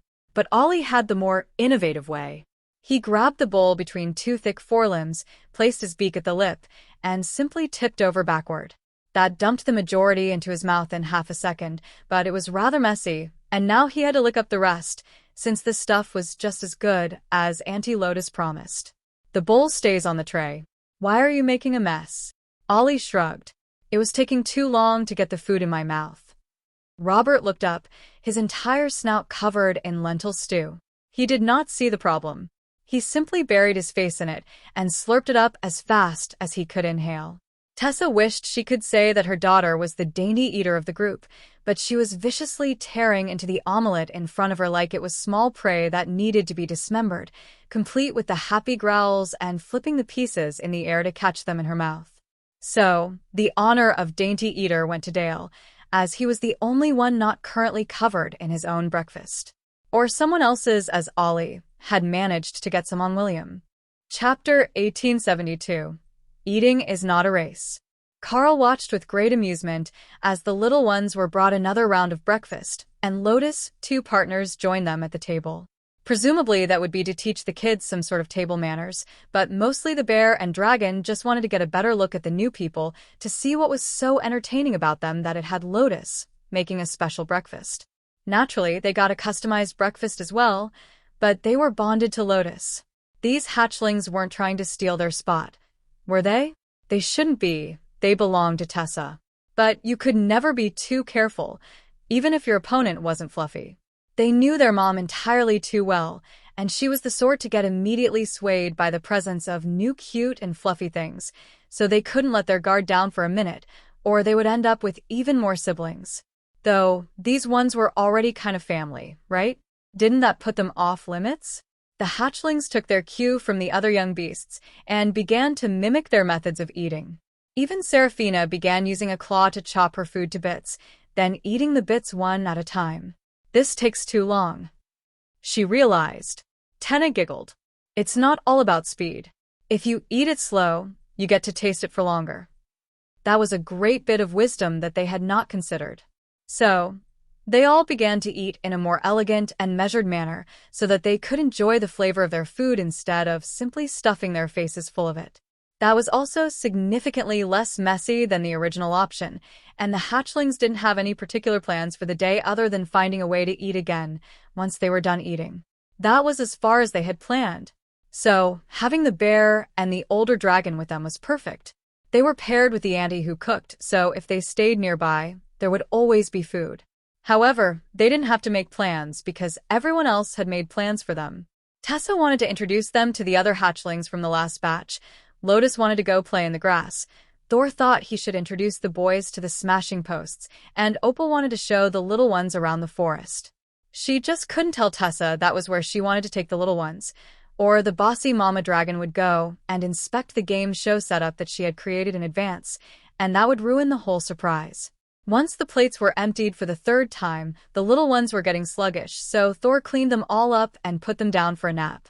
He was originally going to put them in 2 beds, one for girls and one for boys, which was how his herd had done it when he was little.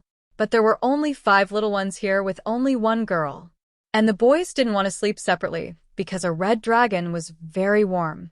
She might be a mighty disciple of war, but at this point, she was also the best pillow in the house, according to 4 young behemoths, who were snoring soundly the moment that they all got settled. Eat and sleep. Eat and sleep.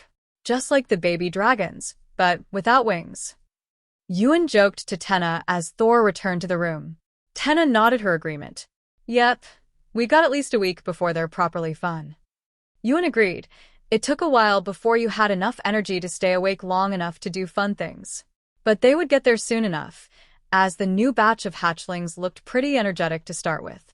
They just ate themselves into a food coma, like everyone else. But weren't those behemoths growing too fast? They were growing even faster than the dragon. There weren't a lot of things that grew larger or faster than a baby dragon, but the 4 boys from this hatching definitely were. Carl tried not to laugh at the group of not-quite hatchlings deeply discussing the growth of other hatchlings, like a concerned group of older siblings. But since the young ones were sleeping too much, and Opal was as enthralled with the cute sleeping scene as much as any of the others, Kara had another mission to accomplish.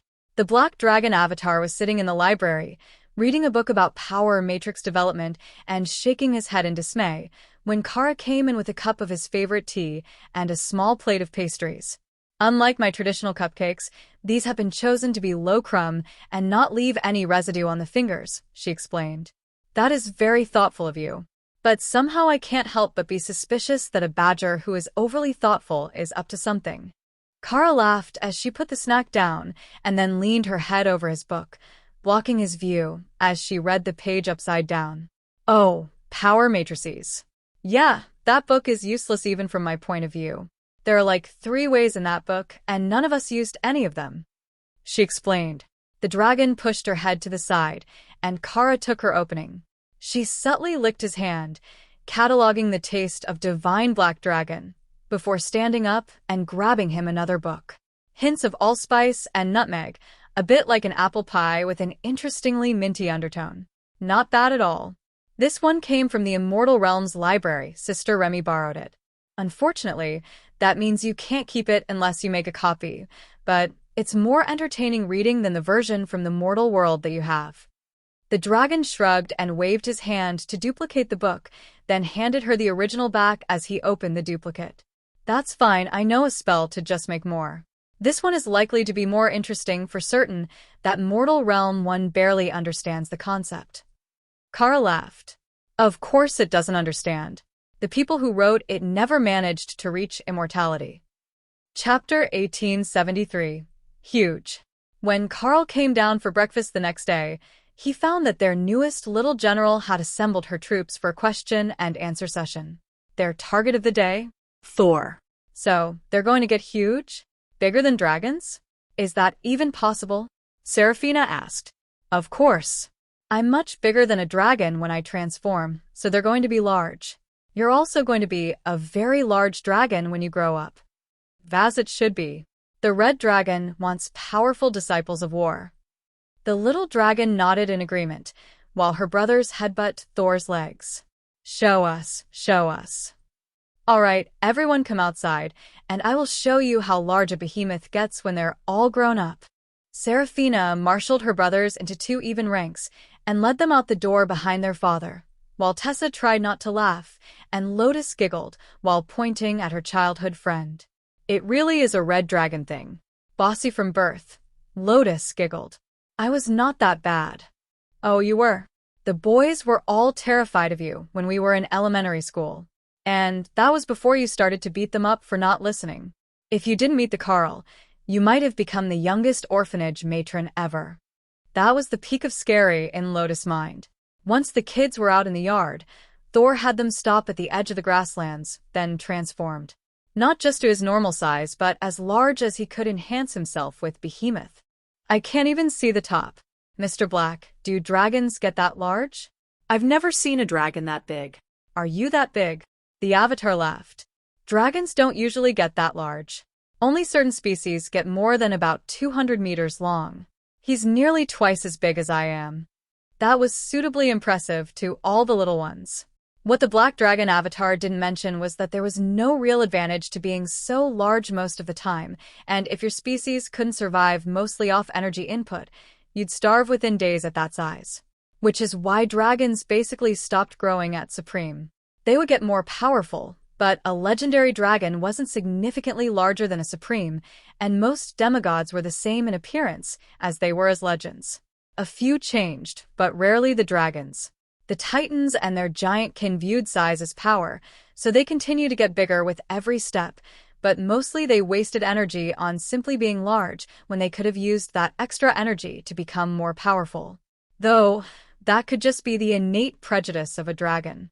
The Titans were generally hostile, and they had an uneasy truce with the dragon gods at the moment, though they were considered eternal enemies by the followers of the Creator's pantheon.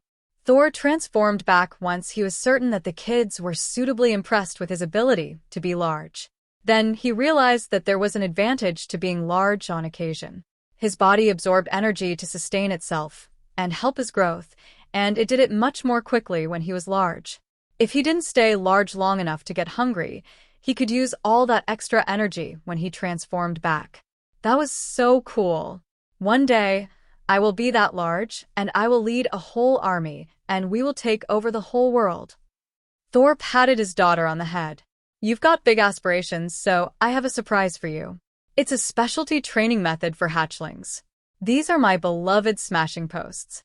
This is a place where you can train your wings so that you're not outflanked and surrounded in aerial combat, as well as practicing targeting your flames. Once you're a bit more grown, Uncle Hawk will show you how to make your dragon fire even better.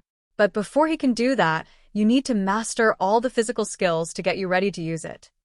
The little dragon looked skeptical, but as Hawk glided past overhead, she saw that the entire bird was made of fire. That was awesome.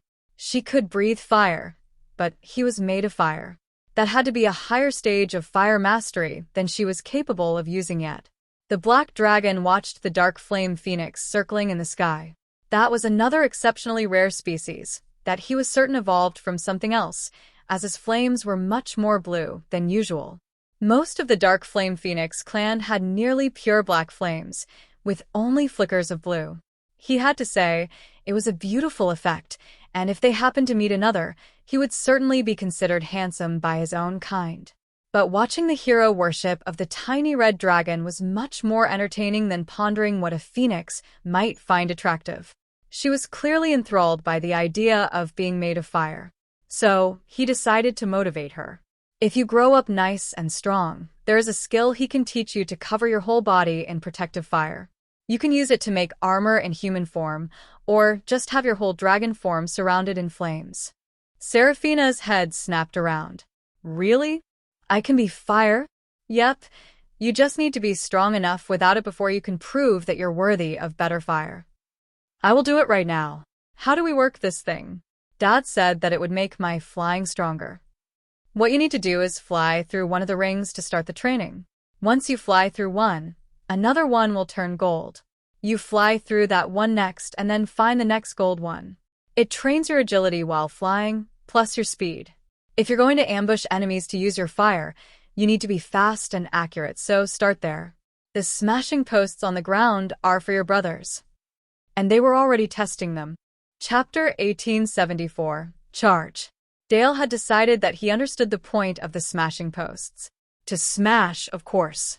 He ran at the nearest post as fast as his little legs would let him and lowered his head to hit evenly with all three horns. He hit the post so hard that his entire body lifted off the ground, and the little behemoth was left shaking off the aftereffect of the impact. A slow smile spread over his face, and as he saw another post in the distance, as he regained his balance. Charge. They're definitely your kids, Tessa informed Thor as the other three raced toward the posts. I knew that they would love them, but I'll put a softening barrier around them so they don't hurt their necks before they're strong enough for a full force impact. They are part dragon, after all, so they might not have a Sero neck. Tessa could tell at a glance that they did not. Sero didn't really have a neck. Their body just angled up to their ridge and beak. But the little ones had an actual neck. A short one, but at least a few flexible vertebrae that would let them look around more easily than a Sero that shifted its whole upper body to look left and right. The barrier on the posts made the impact a bit softer, supporting the bodies of the tiny behemoths as they charged. They charged, hit the post, tumbled and rolled as they bounced off, then shook their head and wobbled toward another target. They were perfectly in their element now, and the exercise was good for building muscle, so there wasn't any good reason to stop them. They would get hungry in 10 minutes anyhow. Overhead, Seraphina was frantically flapping her wings, the young muscles not fully developed yet, as she had never really used her body to fly any sort of distance. This was going to take a lot of practice, she decided. She had made it through the second ring by the time that she was exhausted, and simply spread her wings to glide towards Thor, who had come to stand under her, knowing that she would simply fall from the sky when she tired herself to exhaustion. All the hatchling dragons did the same thing the first few days. As much as they didn't want to admit it, even Tenna and Ewan still did it sometimes when they were exploring. The forest dragons didn't even see an issue with it. They just stopped in a likely-looking tree and had a nap until they were ready to start exploring again. They only stopped when they got older because they got so large that tree branches wouldn't support them anymore, and they didn't like sleeping in the dirt. As predicted, it was under 10 minutes before the boys were in a pile in the middle of the training grounds, napping. Tessa and the bunnies picked them up and moved them to the side so that others could use the training area during the hours that the kids were sleeping. That also gave them time to have more food brought over, and Librarian Ike came over with a freshly written book for Tessa. A late hatching day gift for you. I think that the little ones will enjoy this. She examined the book, then laughed. The Adventures of Thor the Brave by Opal Karlsdottir. There were full-page illustrations on every other page, and the story was a magnificent adventure from Thor's early days, suitable to the realistic aspirations of young children. Where did you even find this? Tessa asked. Did you not know? Miss Opal has over 20 volumes of Thor's adventures in children's book form in the library, along with her other titles. They're a fan favorite at the orphanage. This one is the first in the series because that's where you should always start with the book series. The librarian took his books seriously. Thor smiled at the book and nodded approvingly. You're in this one too. The first story is about when we went out to hunt lizard men and ogres. There is a prequel about the valiant battle between us and the giant stag beetle, but Opal thought that was better for humans, not a species that could actually fight. And the drakes? Thor chuckled at her question. That's in Hawk's collection of stories, which I'm sure that Serafina will be interested in later, as it's told from the point of view of a flying creature. All of Thor's adventures were naturally told from the point of view of someone who didn't leave the ground. So, they would be more interesting to the boys, and Serafina would want flying battles too. Especially ones with fire. Beside them, the black dragon paused, as if receiving a message. It seems that I am to be replaced here, now that the immediate threat of Carl bonding a hatchling or claiming one as a pet by proxy is past. The death god has decided that while Lotus counts as a pet to the Carl, Tenna does not. Hey! Ophelia patted Lotus on the head to calm the irate little priestess. No, the black dragon has a point. You're our healing tree mascot, simply too cute to be anything but a treasured pet. But Miss Tenna is going to grow up big and strong, a mighty dragon to take care of her mother. Tenna flexed her wings in pride. She could definitely do that. Carl, tell them I'm not a pet. Carl shrugged and activated Guard Pets and called for one comfort pet. He got a Vorpal bunny, one of the infamous, unpettable species, as their attacks had instant death on them that would kill most mortals in a single hit. But they were 2 kilos of pure white fluff, and Lotus squealed in joy as she got to cuddle a new species.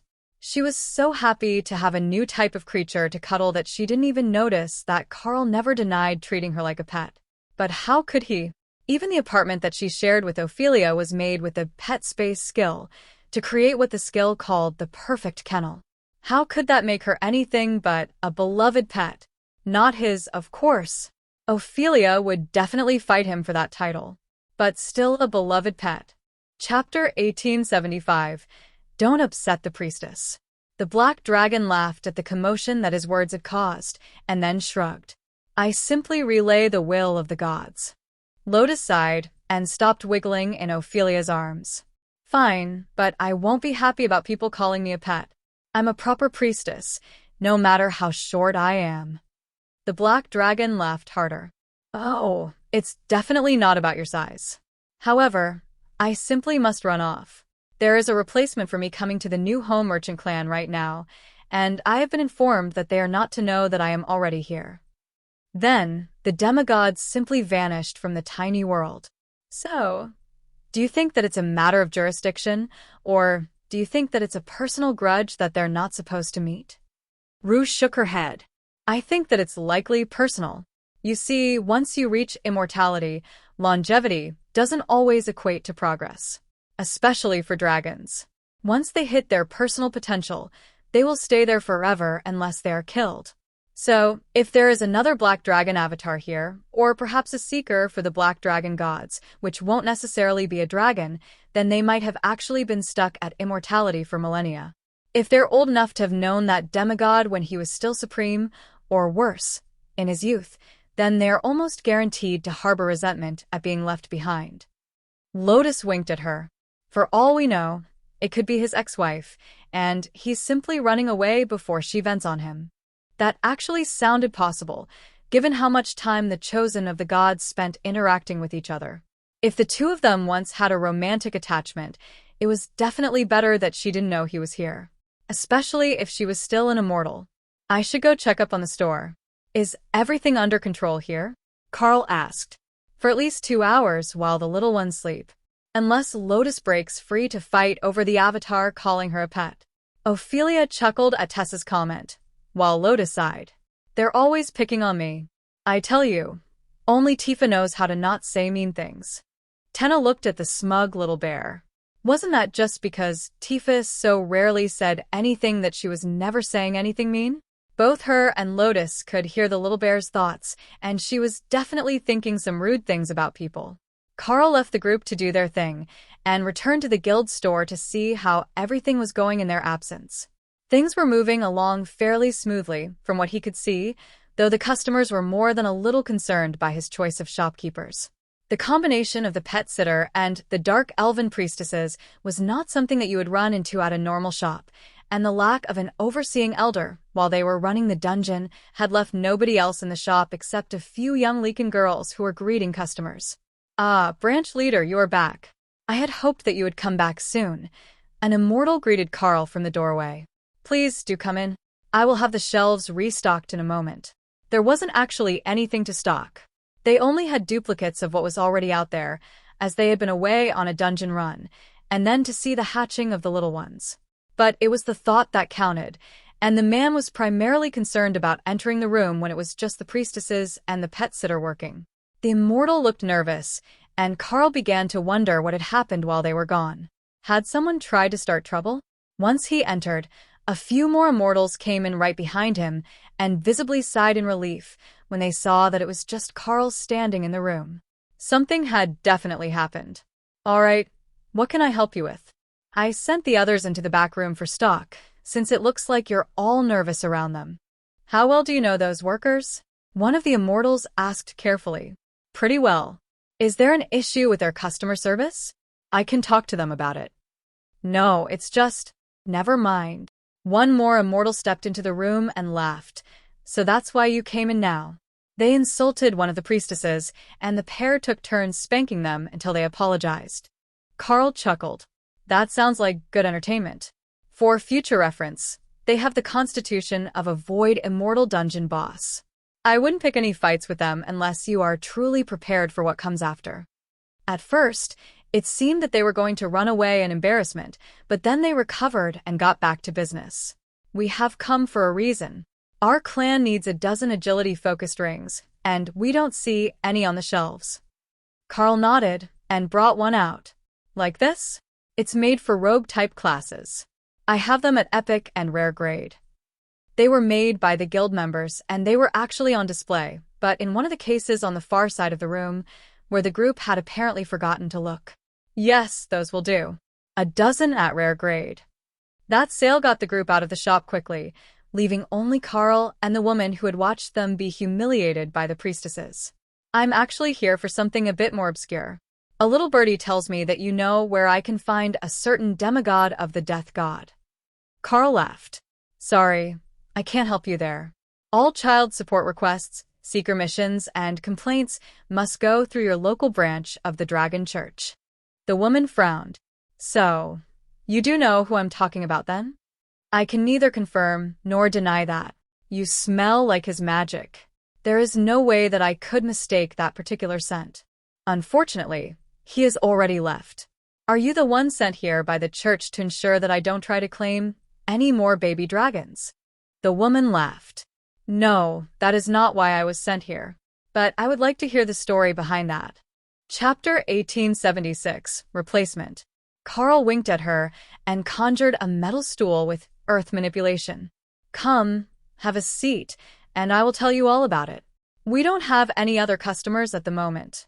You see, the Black Dragon has a particular objection to dragons being treated as pets, and I am a pet sitter who was once a beast master. So, I have an open beast space that I could bond a new partner in." That caused him some concern, given the nature of the pet sitter class and the fact that I am an avatar of the world dragon. The woman smiled. "You could have started with that part. I would have understood. The fear of me taking a dragon as a bonded pet is overblown anyhow. They will grow up big and strong all by themselves. It's better to bond the beasts with immense potential that need the right opportunities to advance. Something like a hawk that might one day become a dark flame phoenix, or a lightning sparrow that could become an impenetrable bulwark behemoth." The woman looked confused for a moment, then smiled. "So, you have a skill that lets you help beasts evolve? Ones that have reached the peak of their potential and need a chance to grow any further?" Carl nodded. "But it doesn't work on ones that are eligible for a system interface, so It's not going to help anyone's injured friend or clanmate recover. However, we do have a skilled alchemist in the guild who is working on potions and pills along that path. The woman shook her head. No, it's more about the various monsters that I've seen in the wilderness since I arrived in this world. Many of them seem to be stunted versions of creatures that I knew at home, ones that had been bred for war. Carl nodded. There are many species like that. But what brings you here? Surely you didn't just casually ask about a demigod. That is a more personal matter. I was actually instructed by the Black Dragon to remain with the New Home Merchant clan for some time. They are lacking clerics for the church, and I have been informed that someone may have begun to rebuild a temple to the World Dragon in the compound. Carl raised his hand. That would be me. Actually, I just activated the system stones that were on the grounds. I didn't intend to open the church, as it's taken heavy damage and is considered a clan relic at this point. If you are stuck and waiting to advance your class, there is a waiting list to gain access. Normally, there isn't, but there is a recruiting event going on right now, and that has brought an influx of people who are stuck with the warrior class, despite having gained many new skills. The new home has graciously agreed to let them try the stones, for a reasonable fee. Charging for access to church resources? Charging for access to the block that it is situated on. Normally, that region is out of the public access area of the clan, well within what is now the residential area. That makes a lot of sense. Keeping the clan's precious resources for themselves, especially as it is no longer an open temple. How is the condition? Fully destroyed. It's enclosed in a barrier that only I could access. The clan leader can't even access it without holding my hand to enter. So, the temple itself and the system stones within it are still protected from interference, but you only need to be close to the system stones to activate the obelisk and start the class change process. However, I will warn you that the class change protections are somewhat lacking. Immortals can see in, so they can watch all the funny faces that you make while you're deciding. The visitor laughed. That sounds like something that the World Dragon would do. Put you in a separate space for safety, but install a window so that others can still be entertained by you. You know, I never thought about it that way. I had assumed that it was just an error in the way that I reactivated the stones. But from this point forward, I will blame the divine will of the World Dragon for the situation. Are you sure that is wise? Blaming random things on the gods does have a tendency to upset them. Carl shrugged. Blaming entertaining things on the World Dragon rarely goes wrong. Plus, it's a system obelisk for changing classes. The fact that it works at all relies heavily on the will of the World Dragon. Though, it also works to activate the classes of those with Laughing God-based systems, so there is some overlap there. Perhaps because they're in the same pantheon, perhaps because they share a similar sense of humor. The woman looked vaguely scandalized, then sighed. Yes, you have a point on that front. Your god does have an odd sense of humor, even if his systems are a bit less random and cruel than those of the Laughing God. Is there another temple that I might use to set up? The clan leader and the elders are all busy with missions regarding the recruitment event for the next few days, but I was hoping to get myself situated and into a room before then. Carl shrugged. Rooms there I can't help you with, but if you want to take a room here for the time being, I can get you one in the guild house. If you're sent by the gods, I won't have to worry about you stealing or harming my members. Plus, the priestesses are here if you do cause trouble. The woman laughed, and I'm sure that you would find it highly entertaining if I was the one being spanked for annoying them. Not me, personally. But we have a forest trickster that likes to make short videos of entertaining things that happen around the guild. Chapter 1877, Veda. If you're not here to ensure that I do not keep a dragon among my bonded beasts, might I ask why you were sent to the New Home Merchant clan? Perhaps your mission is something that I can help with, and it might change what room would be best. Carl offered, changing the topic away from the likelihood of Opal recording visitors. The visitor smiled. I am a seeker of the Blue Dragon, and I was sent here to attempt to discern where the new home's sudden power influx came from. There were multiple rare skills recorded that the dragon libraries didn't have them recorded as knowing, and possibly one that we have not recorded before. However, now that I'm here, I have a good idea of where to start. The source should be you, right? According to my system, it says that you have ancient rune forging as a trade skill, and that is an extremely rare one. Well, miss, Carl checked her nameplate. Veda, it's a pleasure to meet you. I knew that the blue dragon would get curious eventually. Indeed, I have the ancient rune forging skill, but we also have dozens of rune crafters and a few divine runesmiths in the guild. So, while I might be responsible for some of the new skills, much of the new knowledge is up to the creativity of the guild. Veda laughed. In that case, I might as well take a room here for longer than just a few days, or I'll end up commuting by portal every day to do my work. Tell me, how did you manage to find so many rune crafters? I trained them, naturally. A secret skill of the world dragon avatars. The seeker stared at him, and her eyes flashed with bright blue, holy light. Secret skill of the world dragon avatars? If I told you, it wouldn't be much of a secret, would it? Veda rolled her eyes. Fine, be like that. But those priestesses, they're constructs, but not summon creatures, right? You found a way to put their creation spell on an object. Carl nodded. Indeed. It's a trick that most runecrafters can do, if they know the epic golem spell and the requisite runic formations to create the base of the spell. It takes a significant amount of mana to activate, but if you do it right, it's self-sustaining. So, you don't have members dedicated to funneling mana into a storage stone just to keep your guild house active?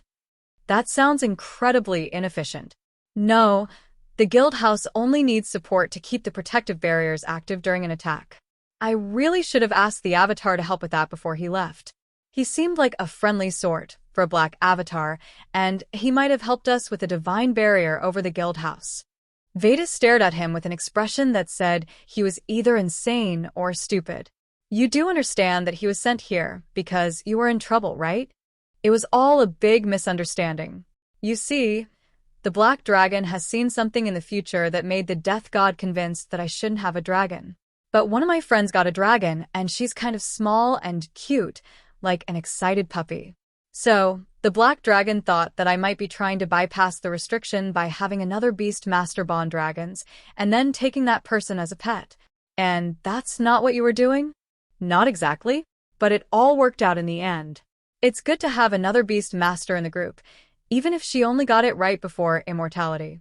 So, she's only got a spirit bear cub and a divine lightning dragon hatchling bonded to her. She sounds like an astounding combatant. Carl laughed. She's a healing, specialized green dragon priestess. That took Veda a moment to process.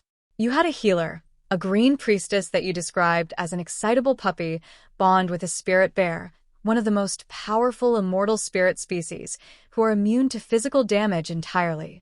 And then with the divine lightning dragon, whose combat damage output is among the highest of all divine dragon species. Carl nodded. One is super fluffy, and the other is warm and cuddly. Veda smiled. Yes, that makes much more sense than thinking of the actual abilities of a species that she bonded with. What might she be doing right now? I distracted her with a summoned Vorpal bunny. She's likely still holding it and trying to feed it snacks. The blue dragon seeker of knowledge laughed. You have mastered the art of dealing with the green priestesses.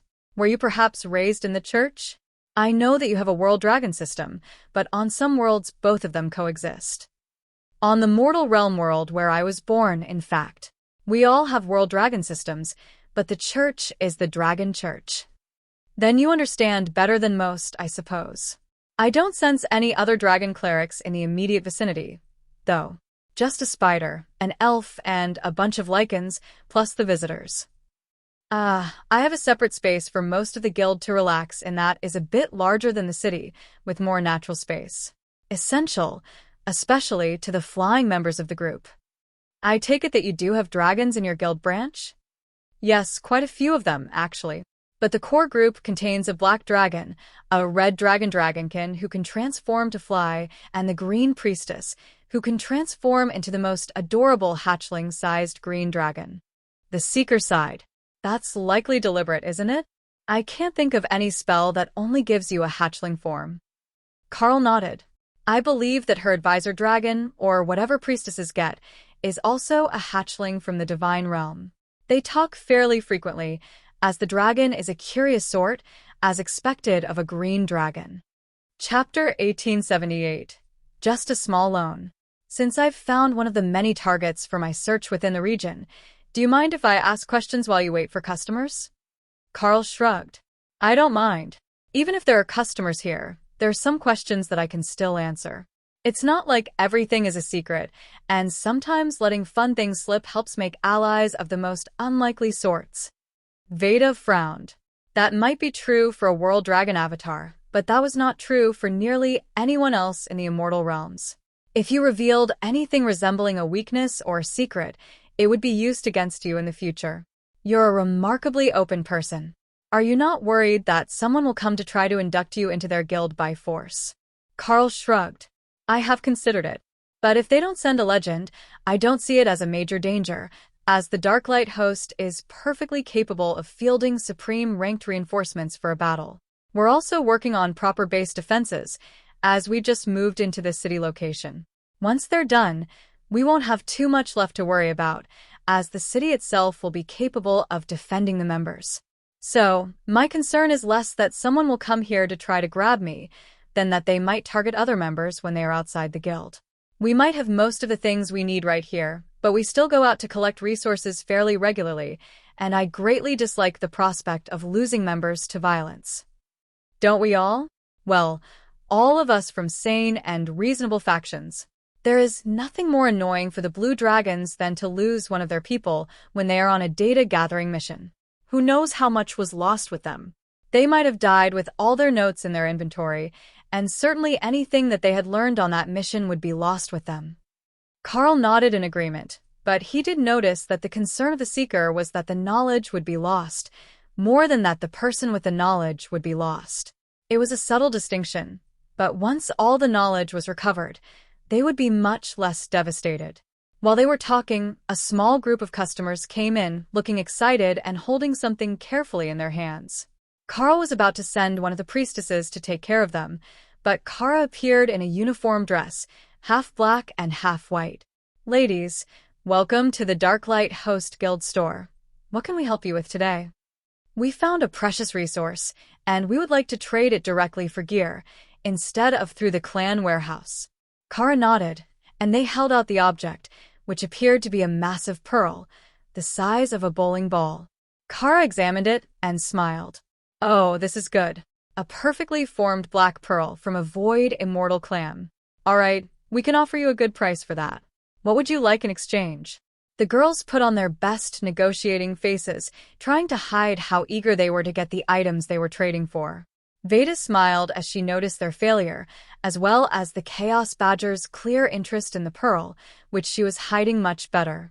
We were hoping to exchange it for 3 staves, one for each of us. At the rare grade.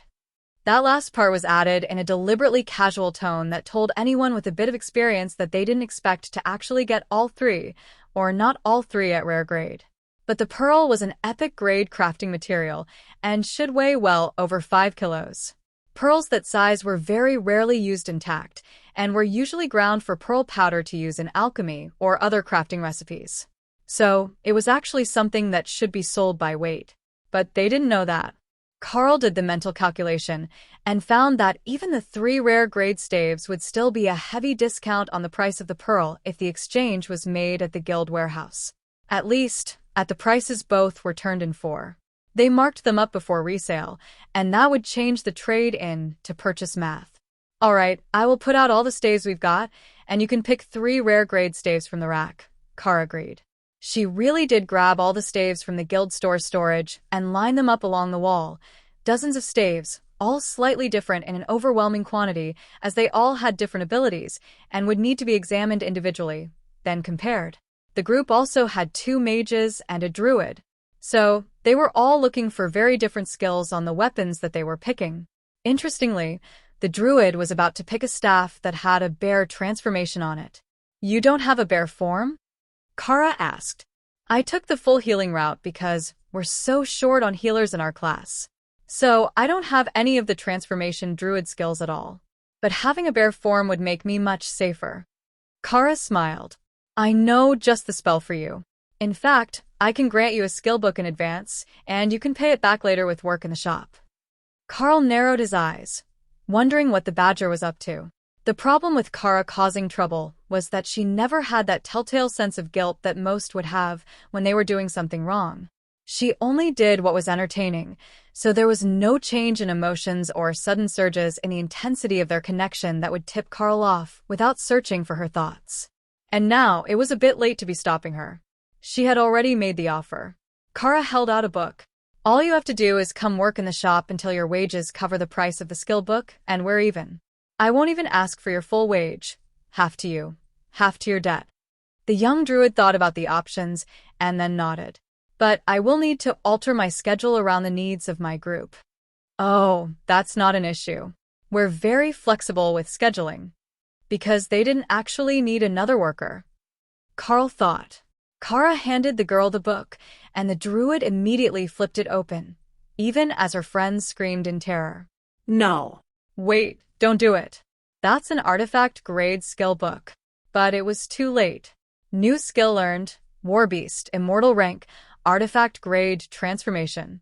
Grants a fully armored bestial form with epic-grade physical abilities and health pool. Chapter 1879. Kara is recruiting? Veda stared at the druid as the girl transformed into a 600-kilo honey-colored dire bear, covered in thick black armor. Ooh, that's a nice transformation. No wonder the badger thought it would be perfect. For a healing druid, this is a game-changer. Epic-grade constitution, faster movement speed, incredible attack power.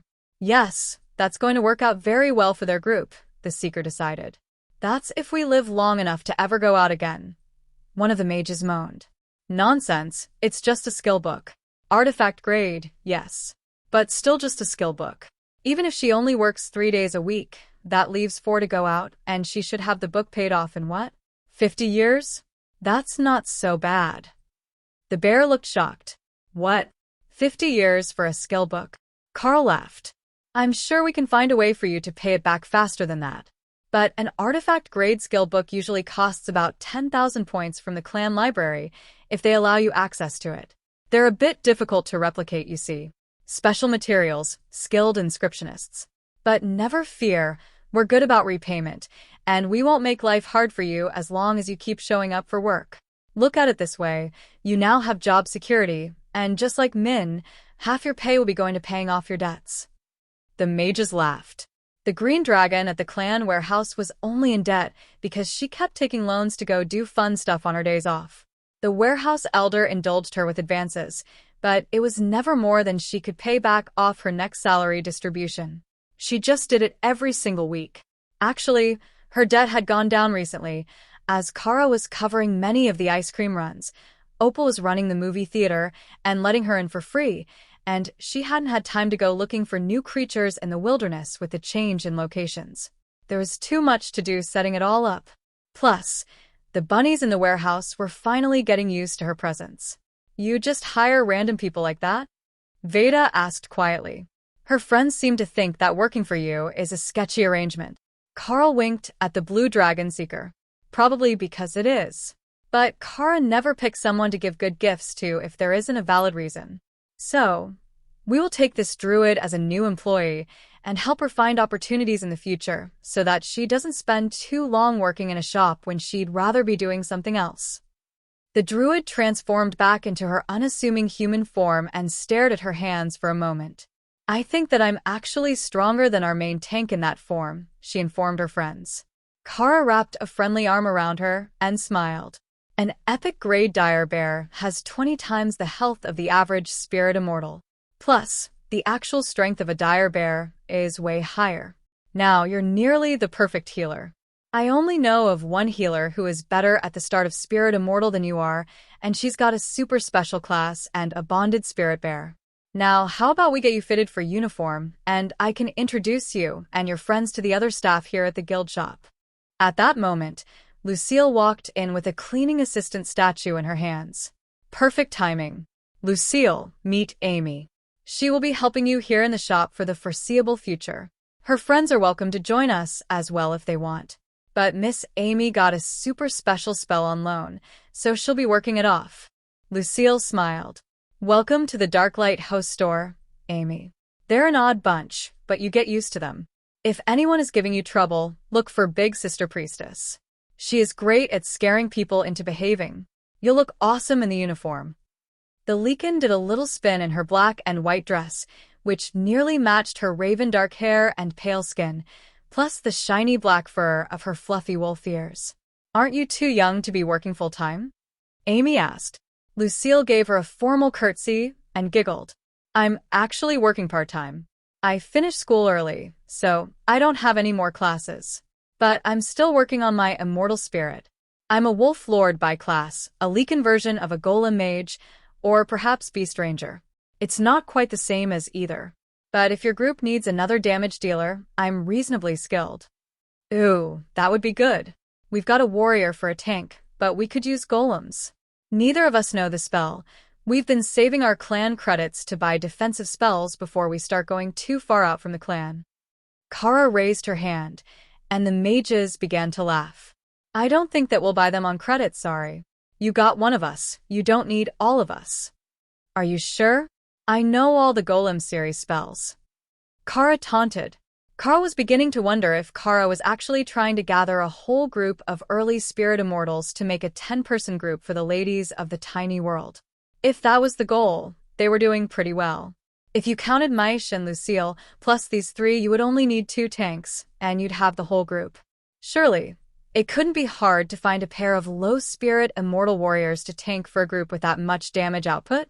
They would certainly be capable enough to take on most things, and once the ladies had their immortal spirit stabilized, they would be ready to go out. It would also eliminate the power imbalance of going with stronger members when they were doing easier fights, and the stress of trying to keep up when doing something tailored for Carl and Dana. Chapter 1880. The Great Sham. The 2 mages were seriously tempted by the offer of Golem skill books, Carl could tell. But they didn't fully trust Kara not to tempt them with something super expensive that they would be paying on for ages. The basic Golem skill book is a common grade skill. You could likely even borrow enough from your mom to buy it if it was a priority. In my opinion, it's one of the essentials for mages. Other than your basic arcane barrier or equivalent personal defense skill, having some sort of constructs to back you up should be the basics for mages. Elementals are also an option, and you can tailor them to match your affinities, Carl suggested. Elementals? Aren't they supposed to be super powerful? Carl nodded. They are, most of the time. If you'd like to make a deal, I can customize you a skill, and I bet that Miss Veda here would subsidize some of the cost. New skills are sort of her thing, and she hates to miss out on the chance to learn new things. You know elemental magic? Veda asked dubiously. Carl laughed, then transformed using Elemental's Wrath to turn himself into a being of spirit flames, then activated Elemental Blade and Flaming Body. In the end, he was a floating 3-meter-tall fire elemental with an epic-grade flaming sword and a nearly impenetrable barrier. Then, he changed back and let the mages take a moment to decide whether his level of magic was worth going into debt for. How good of a skill are we talking? How much debt do you want to take on? Because I can make a peerless grade custom skill for you, as long as it's fire or lightning-based. Well, I could do most elements as well as nature, which you can't use, but not as well as those 2. The druid looked hopeful for a second, then realized that she was already in what amounted to generational debt to the Darklight host for the skill she already had. Carl winked at her. Don't worry about it too much. The Army of Nature's Vengeance is 5,000 mana per summon construct. At your level, it would barely be usable, much less overwhelming. Even Veda looked impressed at that one. 5,000 mana per construct? That was overkill, so the summoned creature had to be exceptionally powerful. Seeing her interest, Carl called one dryad, who stared around the shop as she appeared, looking for the threat. The Seeker of the Blue Dragon wanted to know what you were, Carl explained. The dryad nodded. Greetings, Seeker. My presence here lasts but 1 hour if you have questions. The druid frowned. Isn't that? No, I'm sure of it. That's a dryad tree lord. They're healers so powerful that the one dungeon that has them never actually gets cleared. Even the dark elven priestesses don't have the healing output that those things do. And the vines. I've heard horror stories. The dryad looked immensely pleased that her people were legendary among the locals. Unlike Oathbreaker, They didn't have the persistent memories of their summoning, but she was certain that the one who had called her was even more terrifying than she was. I want an elemental summoning skill, but I'm not allowed to spend money without asking my mom, one of the mages admitted. Oh, I thought you were all old enough to be graduated. Kara, we need to talk about who you pick for employment. The druid laughed. We are all graduated, but we all still live at home. Having to tell my parents that I got a part-time job because I owe the Darklight host a fortune is not going to be a fun conversation. Kara laughed. Call her over here, and we can explain it in a way that will totally excuse you. Trust me, I'm good at this. The girls got excited and began sending system messages to their parents. Only, when the parents began to arrive, Kara realized that they might have some issues she had not foreseen. These were all PDA moms. She had seen them when she was taking Leo to school and on the days that she decided to attend classes herself. But they were not the fun moms. They were the boring ones that made up rules for no good reason. They didn't even let their younger kids go out for ice cream with the class. But Kara was not one to give up that easily. Welcome, welcome. Please follow me to the back, and we can sit in comfort. Everything will make perfect sense in a moment. The adults were naturally cautious around the badger, given the reputation both of her species and of Kara herself. But they didn't want to cause a scene in public, which would be bad for their own reputations. So, they followed Kara into the back, and the badger immediately called Opal over to help her with visuals for the sales pitch. Wonderful. Now that everyone is here, I will explain the situation clearly. These lovely young ladies have been granted an exclusive opportunity to work with the Darklight host to build their skills in a diverse and specialized direction, guiding them towards an epic grade class advancement after only a few years. To start with, it is necessary to transfer a few skills that will instantly raise their combat power so that they can keep up with the curriculum. However, the Darklight host is willing to offer zero-fee, zero-interest financing on the necessary epic grade and higher skills. The Darklight host also offers work placements for candidates so that their studies don't affect their ability to support themselves. We offer exceptional lodging options should the candidates wish to remain in residence closer to their work and training. Miss Opal, if you would. Opal opened an illusionary view of the upper floor of the guild house, and Kara continued. These are the resident rooms. Each is a fully contained suite, and we have mystic cooks on staff, with meals included for all employed workers, as well as all other guild members. It is a productive and social setting, with nearly every member being either a dedicated resource harvesting specialist or a skilled craftsperson. If any of them should wish to join the guild in the future to take up a professional crafting skill, that is also possible. Members of the Darklight host are not charged for crafting skill books, though there is a membership clause, to prevent recruits from taking the knowledge and immediately leaving. Now, as for what comes first, the ladies have expressed an interest in elementals. Conjuration, elemental combat skills, and defensive abilities. We can and will offer all of them at a discounted price compared to the new home merchant clan, as long as they are enrolled in our training program. The level of sham that Kara was pulling was high enough that even Opal was impressed. If she didn't know better, she would think that the badger was actually running a vocational college for mages and druids, and not simply recruiting them for whatever scheme she had dreamed up after seeing a vision. Now, Miss Amy, as you have already accepted the first skill book, please show the group your new defensive skill. Ladies, this is the Warbeast Transformation, an artifact grade skill book that creates an epic grade transformation. Isn't she magnificent? And it doesn't interfere with her healing abilities at all. Chapter 1881, Negotiation.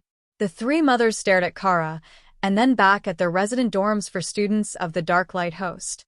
Their girls were finished basic education, but they were not exceptional students, and none of the elders had taken them in as disciples.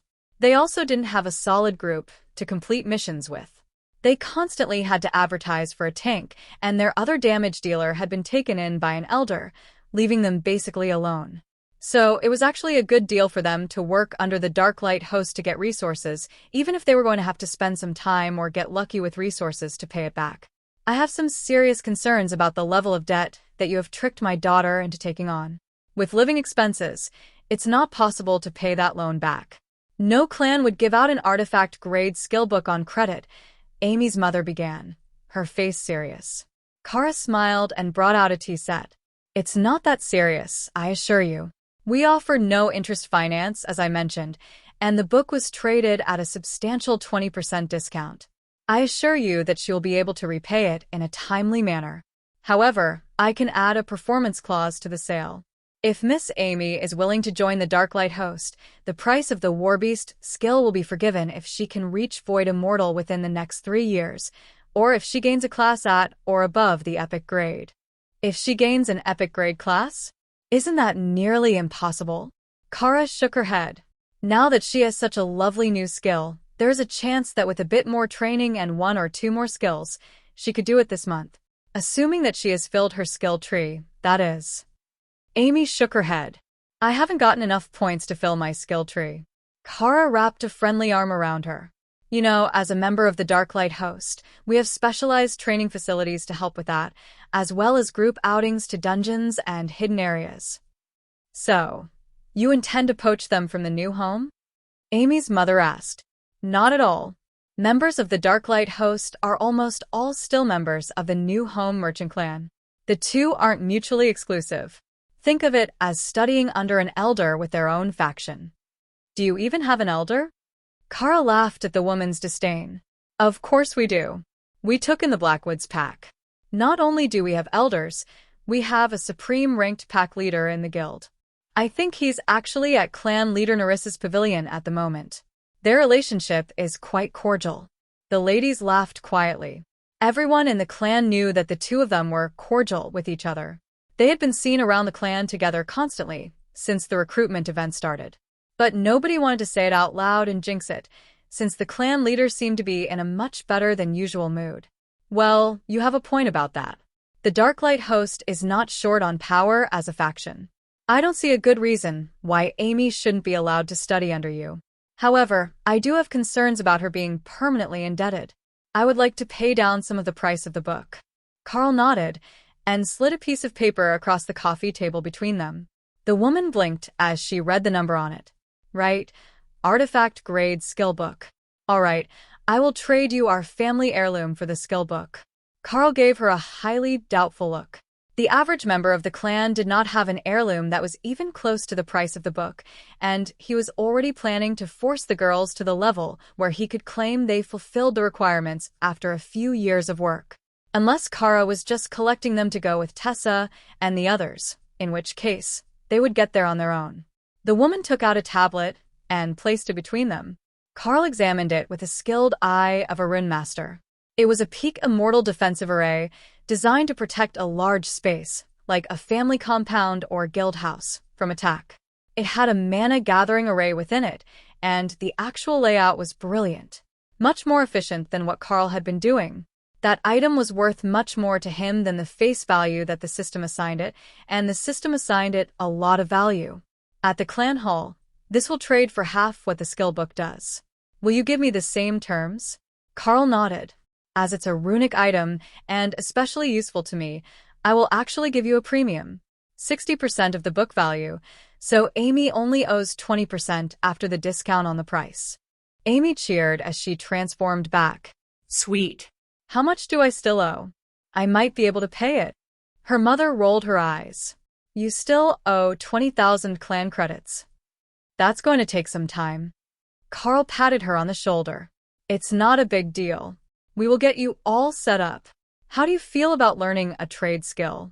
That will help you get clan credits faster, as the crafters get a profit share of the items that they make. Ooh, that sounds good. And then I can make extra money between shifts and missions. Girls, we've made it rich. Her friends giggled. Amy might be enthusiastic, but she had absolutely zero sense of finance or self-preservation. Anyone else would be trembling at the time it would take to get 20,000 clan credits. Even earning one a day doing difficult missions was not easy for a spirit immortal. Chapter 1882. Elemental Mages.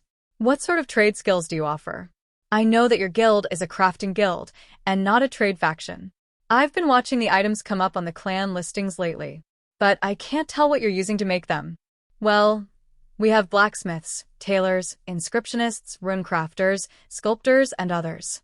As a druid, Miss Amy can make wooden items easily, so she can do well in more than one of the groups. But if she has a passion for fashion, we can arrange for her to work with Lady Ray at the clothing shop that the guild runs. Amy shook her head. The spider lady was scary. Even if she was fashion-inclined, that was not the sort of spot that she wanted to work. Shop? Sure. But not work. What about carving? I like to make pretty things out of wood. Kara smiled. Oh, you'll get along well with our Lycans. They like to make things of wood and bone as well, and they've got lots of druids. Now, if you'd like to have your mother review the work contract, we can get started. Why have my mom review it? So that she doesn't tear it out of your hands. I can see her already getting anxious.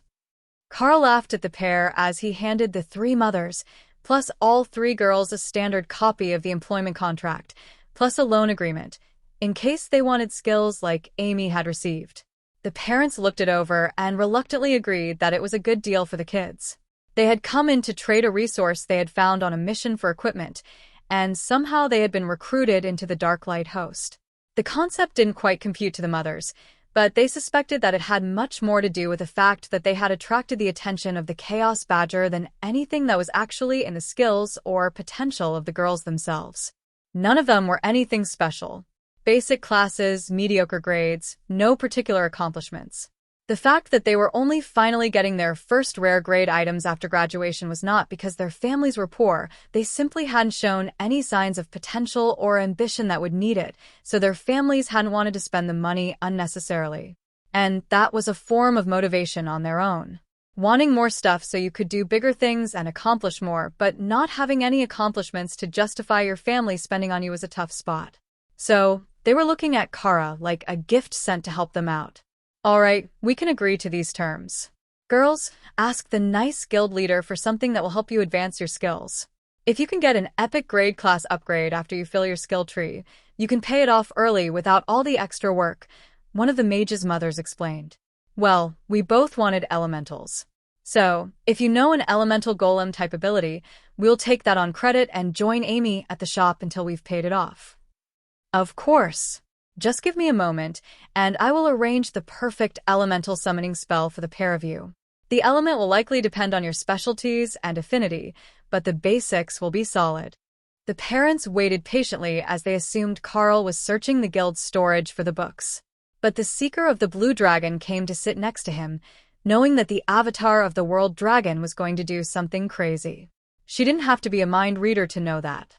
But she could read minds if she wanted to. That was one of the core skills of the Blue Clergy, so that they could obtain the absolute truth and all the details that someone had forgotten to include, including the ones that they had barely noticed themselves. Carl decided not to go overboard on the spells for the other two, or the parents would likely think that he had nefarious intentions. Something like trying to keep the kids in debt to the guild forever. Elemental Wrath and Greater Golem combined to create the Greater Elemental spell. That was simple, safe, and effective. Alright, I will use a skill to transfer the spell directly, because writing a copy is a pain. Come over here, and I will transfer Greater Elemental to you. Pet Sitter Carl Grant's knowledge skill, Greater Elemental, will be transferred to the Nap Enthusiast Samba. Pet Sitter Carl Grant's knowledge skill, Greater Elemental, will be transferred to the Gullible Hatchling Kalima. Greater Elemental Rare Grade skill. Summons one Greater Elemental, a golem type construct aligned to the caster's elemental affinity. Hey, I'm pretty sure that your spell just insulted me. Kalima complained. It does that. The spell gives you a nickname that the system remembers you by. You can change it with work, but some of them are permanent. For example, I know a blue dragon who is thousands of years old and still gets called a curious hatchling. Veda chuckled, as she knew that the description was likely perfectly accurate, given the personality of many of the blue dragons. They were perpetually enthralled with knowledge in all its forms, and got hyperfixated on learning new things, so the fact that one of the gods might see them as a curious hatchling sounded more accurate than any other nickname they might have received. Go ahead and call your elementals. Let's see what you're working with. They're based on your skills and strongest elemental affinity. Samba and Kalima summoned their elementals, giving Samba a pair of earth elementals, while Kalima conjured 4 smaller fire elementals. "Why are mine small?" Kalima asked, staring at the greater fire elementals. "I guess that's just how your brain and magic decided they were best. But you've got 4, and the smaller fire elementals are still greater elementals, so they're no weaker. They're just smaller. You have a great affinity for golems if you've gotten 4 at the start. That's a rare thing without a skill. Once we get you settled, I will find you another few skill books that will help you with your combat powers." Horde mode golem mages were extremely powerful, even if they might struggle against a golem mistress like Dana, whose golems would hack theirs apart in an instant. Chapter 1883. Why Kara Does What Kara Does. While the parents and their new mages celebrated the gain of their new skills, Carl took a moment to interrogate Kara. "Is there a particular reason that you decided that we needed a druid and some new mages?" "Of course there is. I don't do things for no reason." "Care to elaborate?" "I'm building our spirit immortal team. First, we have Ophelia and Lotus for tanks and heals, then we've got Amy for off-tank and backup heals, more golems, Tessa for buffs, Seraphina, and the boys for muscle. Trust me, give it like 1 year, 2 at the most, and it will all work out." Carl had very little faith that Kara was not trying to pull some epic prank with a half-year or longer lead time, but her reasoning was solid. The ladies were about to reach the power level where they could go out and play in the immortal world.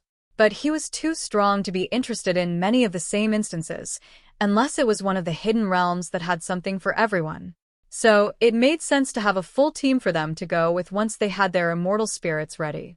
The Behemoths and Seraphina would both grow very rapidly in the tiny world, so they would soon be joining the team, just like Leo had joined Carl not long after hatching. The beasts grew up fast, especially the Behemoths. So they would soon have a very well-rounded Spirit Immortal team to go with the strong Void Realm team of Carl and Dana plus the beasts. Though, if it was a year or 2 from now, would everyone still be at the same rank? Kara seemed fairly confident that none of the others would progress beyond Spirit Immortal in that time. The Badger knew many things, so Carl didn't ask the deep questions. She likely wouldn't answer anyhow. Unlike Thor and Hawk, Kara was actually good at hiding her thoughts from him. "Hey, why don't you make me a new skill too?"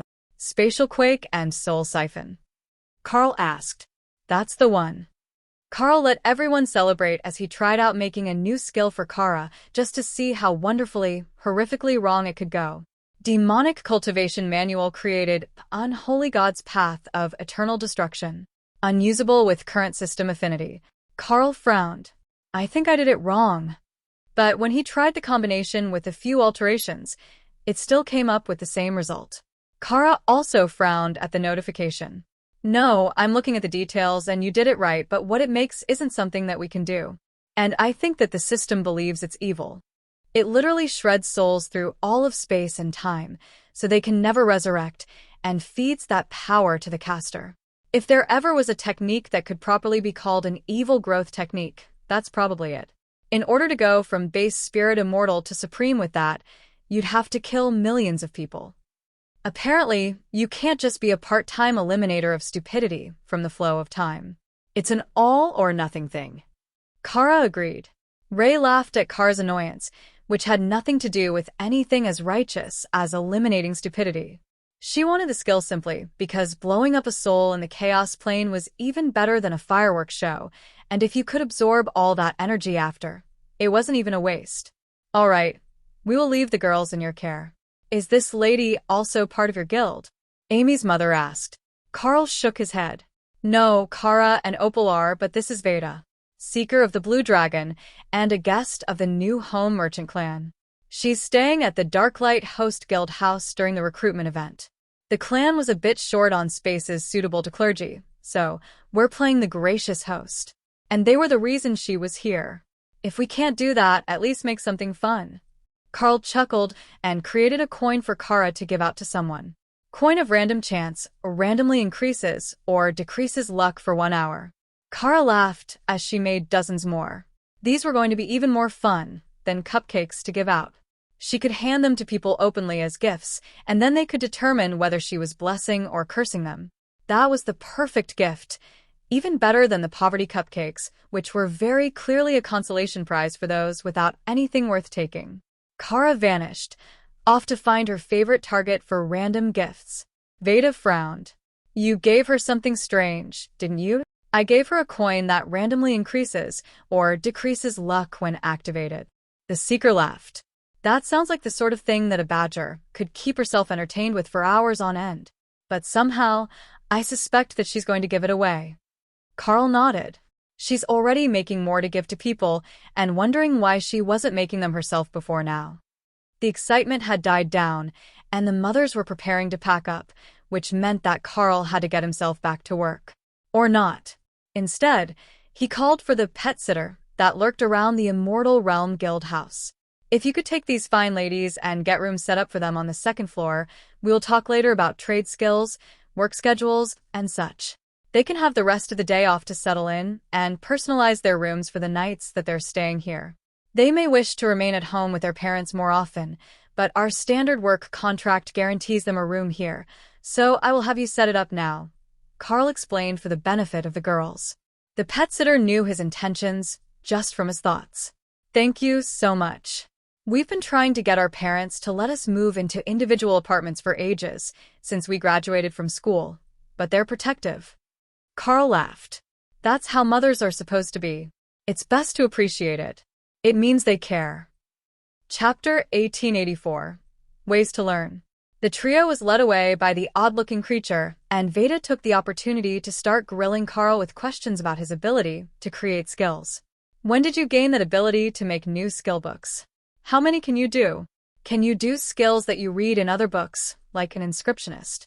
I actually got the skill book skill early on, which can make copies of skills that I know, Carl began, and Veda nodded, already familiar with the skills limitations. And then when I became a runecrafter, I had more options on how to create skill books. But they're still primarily limited to skills that I already know, or variations of skills that I already know. Even if I know all the runes in the language, writing up a skill book for a skill that I can't use isn't in my abilities. It just won't work. I understand the issue. Yes, without the inscription skill, you end up just creating books, not skill books. That was a common issue when we tried to recruit dragons from certain other worlds. Oh, that's an interesting tidbit. How do dragons from worlds without a system learn skills? Either by study, the slow way, or by direct mental transmission. Similar to the way that you communicate with your beasts, their parents will reinforce the details of a skill into their brains until it sticks. Carl winked at the seeker. I have it on good authority that such a process might only work on dragons. What I said was that it likely doesn't work on Hawk. I know that it works for me. Remy corrected in his mind. Sisters are bullies. Especially water sisters. Hawk countered. Can you use all the skills that your beasts know? And can they use all the ones that you know? Carl shook his head. No, the skill I have only works one way. I can use all their skills, but they can only use the ones I know if they're compatible with them. Beasts are particular about skills, and the one that allows broad compatibility isn't one that any of them can use. The only one that can use nearly all my skills is Kara, and that's mostly because she's Chaos Element aligned. Oh, that's an interesting take on it. I should do more study on it. I have heard that the Chaos Element is very versatile when it comes to skills that aren't purely elemental. But I have never seen a properly done study of the subject. Mostly because Chaos Element targets are challenging to get to cooperate with the study. Carl laughed at the thought. Getting Kara to sit still for a blue dragon study, especially the whole study and not just a day or two, would be nearly impossible. And Kara was generally considered easy to entertain. Veda was about to ask another question when a bunny suddenly appeared in the room, which she was 100% sure was locked. The blue dragons might not have the infallible memory of the bronze dragons, but she could sense the spell still active and keeping the private room sealed. Guild leader, we have a minor issue in the city. There are people. Carl chuckled as the bunny struggled to explain the issue properly. People in a city is normally a good thing. What sort of people do we have that are a problem? Are they trying to attack? Or perhaps steal my bunnies? There are many dumb people in the world who might try both. The bunny laughed.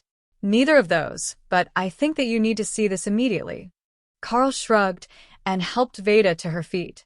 It was new knowledge, even if it was just a random, strange gathering of immortals in the middle of the city.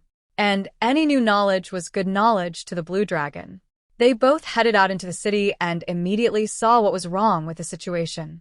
They were not just looking at people. They were looking at a hidden realm overlapping with reality.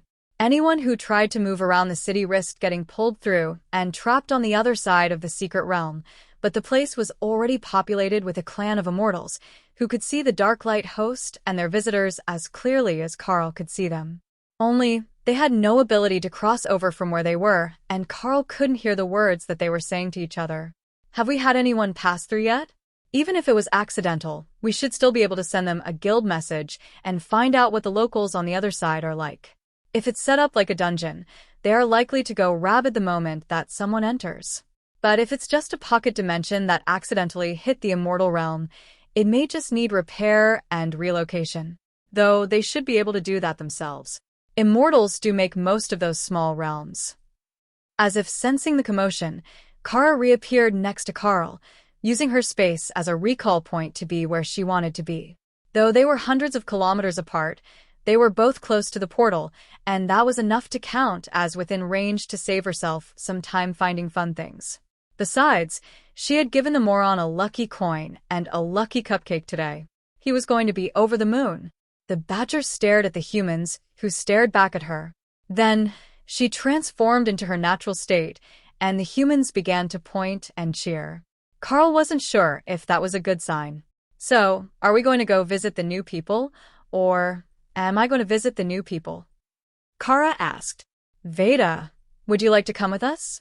For the purposes of scientific research and information gathering, of course. The Seeker of the Blue Dragon smiled. Of course. Though, I suspect that we should likely wait until there is an elder present who understands the situation. And perhaps your wife. Chapter 1885. Step inside. Hey Dana, there is an odd thing happening at the house. I think that a hidden pocket dimension has collided with reality in the middle of town, and the entrance to the secret realm is overlapping the market area. Are you telling me this because you thought I should know not to come back, or because you're already there and someone reminded you to tell your wife you're going? I haven't left yet. Veda reminded me to warn everyone. Dana laughed, as she already knew that Carl would not have messaged her before he had entered and found something fun if nobody had reminded him. Like the beasts, he was very find out if it's fun first, then tell everyone in his thinking.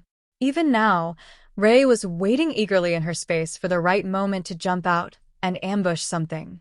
She was not happy that the new spell to make an army of spiders was a Carl exclusive, but they could negotiate that later. She was not giving up on having a whole army of spiders to go places with her. All right, I've informed the others, and we can enter when we're ready.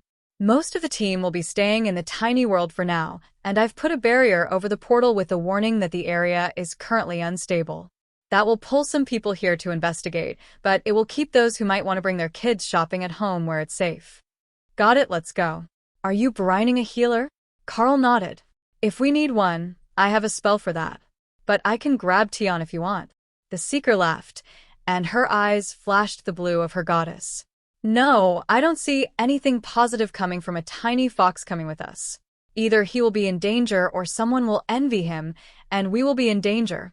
He's just too cute for combat. Carl laughed, knowing that Tion was actually capable enough when he needed to be. He just loved to be cute and had a strange aversion to getting dirty for a creature that was earth and holy element. Hawk, Ray, and Kara were already in their spaces for Carl and Veda to go through, just in case they got separated going through individually. That happened a lot in the secret realms. Groups would enter together, but they would be deposited at random all over the area by the pocket dimension. So, they would have to work solo, or hunt for their own group. Most would carry a beacon of some sort, which Carl and Veda hadn't thought of. But the two of them were an avatar and a seeker. They were much better attuned to the universe than most, and they could likely sense each other anyhow. Especially Veda, as the job of a seeker of the god of knowledge, would surely have techniques to find what she wanted. I know it's cliché, but hold my hand, and we're less likely to get separated, Veda informed Carl. Carl grabbed her hand, and Kara laughed at the expression on Veda's face as Carl swung their arms as he stepped forward and shifted them both into the other realm, using Planeswalker to move between adjacent realms. How did you do that? What the hell? Carl laughed. Planeswalker. I'm an avatar of the world dragon, remember? Now, should we go say hello to those people staring at us? And they really were staring. Ah. Redons are Zindeminen. Ah. Someone save us, there are demons. Carl laughed as the system delayed its translation for a split second and then gave the locals a short bow. Hello, friends of the elves. Do not panic. We are not here to harm anyone. I know that I look a bit odd, but I assure you I was born human. The group froze as the system automatically translated his words into their dialect. You are human? You don't seem human at all. And that is definitely a monster with you. Carl turned to Veda and frowned. She definitely looked more human than she did, despite the fact that she was a dragon. What was it that the locals were seeing? Someone get the elders. They will know what to do. A child ran off, and Carl waited patiently for them to return with the elders of this village. It wasn't a dungeon-type instance. People weren't attacking them, so they should be able to figure out how to solve the issue of the colliding realms in a peaceful manner. And hopefully, they would be able to do it quickly, or the other clans would start to arrive to loot this place. If that happened, all bets about a peaceful reception were off. The boy returned a moment later with a group of ancient elves, their faces lined and weathered with the years that they had seen. Even if they weren't immortals, it took 1,000 years for an elf to look like that. So, either it was a show they put on or these elves were absolutely ancient and tested the limits of what could be called immortal. The tallest of them, an elven man with a long white beard, stepped forward and stared directly into Carl's eyes. Then he spoke in the common tongue with a slight foreign inflection that didn't sound like elven. I see that we have an interesting guest. How did you get here, war tyrant of the world dragon's assimilation cult? Carl frowned. Well, that's a bit of a rude way to put it. We're not an assimilation cult, but your realm collided with mine directly into my guild house, in fact. So, I thought that I would come through the overlap and see what your intentions were before the local humans started to arrive. You know what they're like. The ancient elf laughed. Carl had claimed when he arrived that he was human, but 30 seconds into talking to him, it was clear that while he might pretend to be human, he didn't consider himself part of the faction that was human in his world. Possibly because he was a world dragon avatar, possibly because he was very clearly not human, no matter what he told people. Chapter 1886. Truth Revealed. Indeed, I do know what the humans are like, war tyrant, the ancient elf agreed. You may simply call me Carl, or Avatar if you prefer. The other title sounds like you expect me to attack at any moment. The elf stared meaningfully at him for half a second, and Veda began to laugh. He's got you there, Carl. Hey, whose team are you on here? The dragon gave him the same look as the elf did, and in Carl's mind, Kara began to laugh. The dragon was only here for the knowledge to be gained. She wasn't actually his ally, and had no intentions of picking a fight with anyone. If things got too messy, she would simply transform and fly away to watch from a distance or find other interesting things. The elder turned to the locals. These are not demons. The one with the blue eyes is a dragon, and the other is something else entirely. But neither is a demon. You were right to call us. These creatures are much more dangerous than foreign humans, or if they had been actual demons. Man, they're just dragging you today, Veda laughed. Right? You'd think that the world dragon did something personal to them. One of the other elders gave him a look that was clearly intended to shut him up. Veda's eyes flashed blue with curiosity. The mention of the world dragon had set them off. They definitely held a grudge. But the elves and the world dragon weren't natural enemies. He was a nature-adjacent deity, and he was even on good terms with the spider goddess of the dark elves. Please accompany us back to the temple, and we will explain everything, one of the female elders insisted. Her silver hair was pulled into a severe bun, and her face lightly wrinkled, which was still a lot of aging for an elf. Carl followed them across the small village, which turned out to be much more advanced than he had expected. They had all the modern amenities, including runic discs that they used as a form of transport through the forest. But the outside of the building were designed to elven preferences, being all natural and blending into the forest. This barrier is curious. Can we stop to examine it? Veda asked as they approached a white marble temple. You may examine it from the inside once you have passed through. It is a barrier of truth. No transformation, illusion, deception, or lie may exist inside its confines. It was created by the last demigod of our people before she was slain. Veda nodded and stepped through, only to find herself in dragon form. Ooh, this is fun. I can't shift back and I can't even shrink myself. I like it, very honest. I wonder if I can use it to fact-check books. And with that, Carl considered the dragon officially lost. She might be present in body, but her mind was already deciding which of the tomes in her inventory to check first, to see if they were destroyed, which would be a tragedy, or if they would simply highlight the false and misleading passages. Carl followed them through, and the barrier glowed bright gold for a few seconds, while the world seemed to spin around Carl. That caught everyone's attention, as his form was rapidly shifting between a dozen different forms, before it finally settled on one. Carl looked down at himself, and found that the form it had picked was not one that he had ever used before. In fact, he didn't even have a transformation to attain this form. That's curious. I have never seen this form before. If this is the true form of me, should I not be more familiar with it? Instantly, he realized that he was not speaking out loud. He was simply projecting his thoughts into the minds of everyone around him, including the plants, which responded with a shake of their branches. Then, he caught a look at his own face in the fountain. He looked just like one of the pet sitters, but he had a miasma of black and gold aura around him, and black dragon wings on his back that didn't seem to be a proper color. Carl thought about that for a moment, and realized what had happened. He had multiple bloodlines and constitutions. The spell couldn't make sense of them all, so it had blended them into something that represented what he truly was. And that was somewhere between a chaos dragon and whatever the pet sitters were. He was also tall.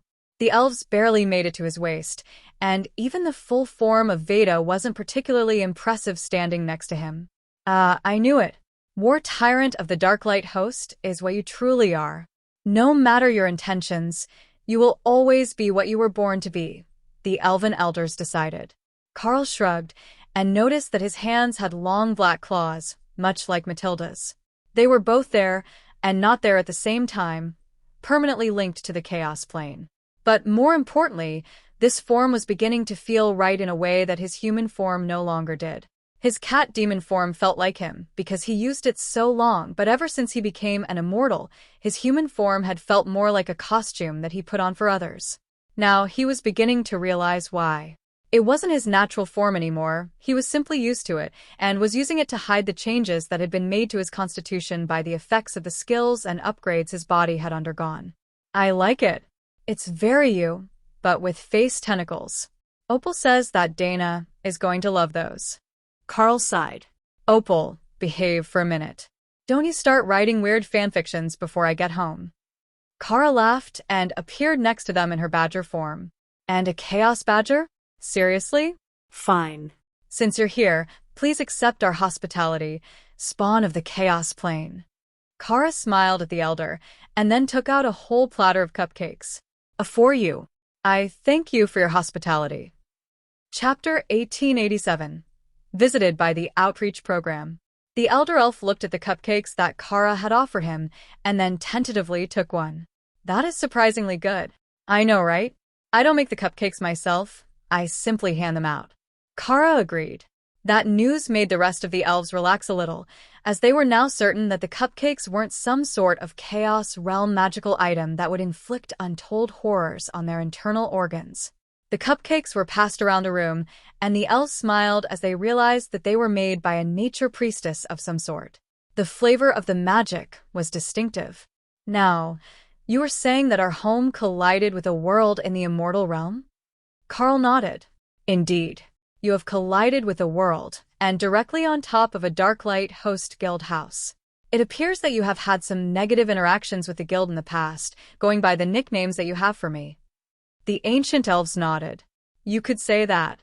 We came from a mortal world that was visited by what they called their outreach program, but it was nothing more than a cult of the world dragon, which took over the entire planet in the course of only a decade. We decided to flee from the world using the assistance of an immortal ally after the resistance battle was lost. However, it appears that our luck is not eternal, and we have run into the assimilation force again. Carl laughed and shook his head. My branch is not part of an outreach program. In fact, we are allies of the local clans. It is a good balance. We also don't intend to drive you from this space, but how much do you know of the immortal realms? The elf sighed, not truly believing Carl's words, despite the truth barrier. We know that they're going to treat our home like a natural resource and send teams to plunder it. Carl nodded. And that's why I came first. If your group had been driven insane by the magic that forms the dungeons, things would have been simple. But they're just random people who speak an odd dialect of Elven that even the system takes a bit of time to translate. So, we have ourselves a conundrum. I see that you would very much like to keep your home intact, and that means we need to separate the realm from my reality. Do you have the magic to do that? Because it's not a skill that I have studied.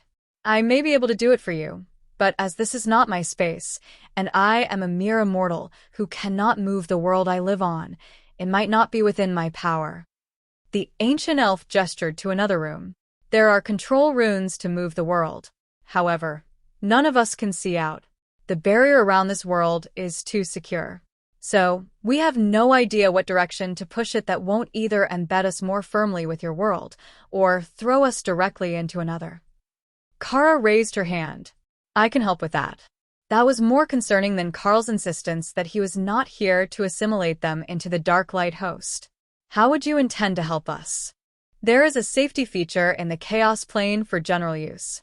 If I move your entire pocket dimension to the Chaos Plane, using the runes in the other room, I can pop you back out somewhere completely random, but guaranteed to be safe.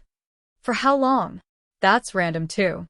But you could poke your head out and guide yourselves somewhere uninhabited, Karo offered. That sounded like a viable plan, but they were still highly reluctant to trust a Chaos Badger to do them any sort of favor.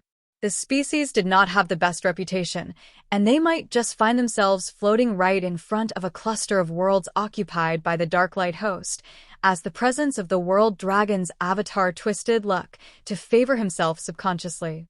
We need time to discuss this. Perhaps you would enjoy a refreshment, one of the ladies asked. Oh, that would be wonderful. Carl agreed, and then his form shifted to the cat demon that he was most used to. Though even normal. Damn it, why can't an avatar of the world dragon just for once do what everyone expects? Stay in one true form, you can't just change at will. Carl laughed at the elf's frustration and examined his furry paws. Yes, this is much better. The head shape of the other form was no good for drinking tea. Though, now that I know it's an option, I'm definitely going to find a way to bring it out again in combat. Do you not understand the words true form? Truth is what I say it is. I like this form, so it is me, as much as whatever genetics say I should be, or what your spell thinks I should look like. Kara gave him a double thumbs up. That will be spectacular. That form will scare any clan solid the first time that they see it. Maybe you can save it for the next guild war, so you can break it out with the war banner and let them know that they really messed up. The elves stared at the pair. You're a bonded group, aren't you? The avatar was a beast tamer of some sort before he was avatar? Carl nodded. A beast masterclass, among others. Though I don't see system tags for any of you, so I suspect that you might not be familiar with the concept. Oh, we know it. Don't forget that the armies of the Darklight host took our entire world. Right, forgot about that for a moment. Do you have time to explain that to me while we drink? Even a storyteller that isn't on the council would be fine. I'm sure that Veda would love to learn some of the lore of your world. The elf snorted in amusement. Veda was a blue dragon. Of course she would love to learn the lore of a new world that she had never been to before. All right, we will send you a storyteller, once we consult the oracle to see what one you're least likely to keep. Chapter 1888. the might of the host. Veda frowned. You have an oracle, and you still managed to run into a planet? The elves looked a bit sheepish. The oracle is unwell, and spends most of her time in the long slumber of the elves. She hasn't awakened in most of a century. Can I go wake her up? Kara asked. Please don't. One of the elves that came in with serving trays placed a hand on Kara's shoulders, subtly keeping the badger in place before she could vanish. You know that doesn't actually stop me, right? Kara asked, enjoying the fact that nobody could lie to her. Of course it does. I have nature bonding, so you can't run from my grip. The badger laughed as they both vanished, then reappeared in the same spot. Damn it. Carl nodded in agreement. That's the usual response when someone tries to catch a badger. How did you even manage to domesticate one enough to convince her to bond with you as a beast master? If not friend, why friend-shaped? Does it work on them, because they'll happily let you pet them as they rob you, then leave. Veda laughed at the mock-innocent expression on Kara's face. The badger couldn't deny it because the truth magic was too strong for her to make an excuse here. But silence wasn't going to be taken as a denial either. Well, I think that we found our storyteller. Please, elders, do keep in mind that there is a limited amount of time before others start to arrive, and they will inevitably begin to loot your space. The elders frowned, then nodded. Fine, you can discuss things with that servant girl. She knows the basics of the story. Kara began unloading the snacks and tea onto the table, then cheered when she found a jug of elven wine hidden underneath. All right, now we're ready to start with story time. Tell us the story, either as you heard it or in a more dramatic version. Both are fine. Kara forced the girl into a chair and poured her a cup of tea, while adding snacks to everyone's plates. Do you always go with what Kara suggests? Veda asked. Not always. But she's rarely wrong about what will be entertaining, or what foods go with each other. There is no reason to stop her right now. So, just enjoy your tea, and whatever it is that she's put on your plate. The elves wouldn't try to poison us. You're sure of that? The blue dragon seeker asked. Of course. They know what I am, so they know that I'm basically immune to poison unless it kills me instantly, and if it kills me instantly, they're only in more trouble, because I will not be happy. The young elf gave him a confused expression. That doesn't make any sense at all. Veda patted her on the head. It actually does. You see, it is very difficult to permanently kill an avatar of any god, and that goes double for the gods who operate systems. Your world is currently in contact with his guild house, and within range of the dark elven clerics there. If he were killed, they would instantly resurrect him, and then we would all have to deal with the anger of a world dragon avatar who had been betrayed. Trust me, you don't want to see that. The young elf finally understood. They looked like they were alone, but they were not actually alone at all, and he had backup waiting in case things went wrong. But her magical skills were not at the level of a true ranger. She hadn't even started her combat training, as she was only 50 years old, still young for an elf. So, if things got violent, her only option would be to hide somewhere. Alright, let me start somewhere near the beginning so that you have context. The ancestors, those ancient elves that you were meeting with, were once the appointed protectors of a mortal world, assigned by their clan in the immortal realm to ensure the safety and prosperity of the resource and training world. For many years, they served at that position, until time forgot about them. Their clan was destroyed and disbanded after a great war in the immortal realms, and they were left cut off, with their way home closed, and their clan eliminated. So, they continued to guide the world, as they had always done. Such was their life for countless centuries, until one day, a portal to another mortal world opened. The cult of the world dragon had found them. Endless armies of immortal soldiers, conjured dragons and monsters flowed through the portals as the Darklight host invaders arrived, and were met by the valiant heroes of the resource world. The girl blushed in embarrassment as she realized who she was speaking to. Carl waved one furry hand.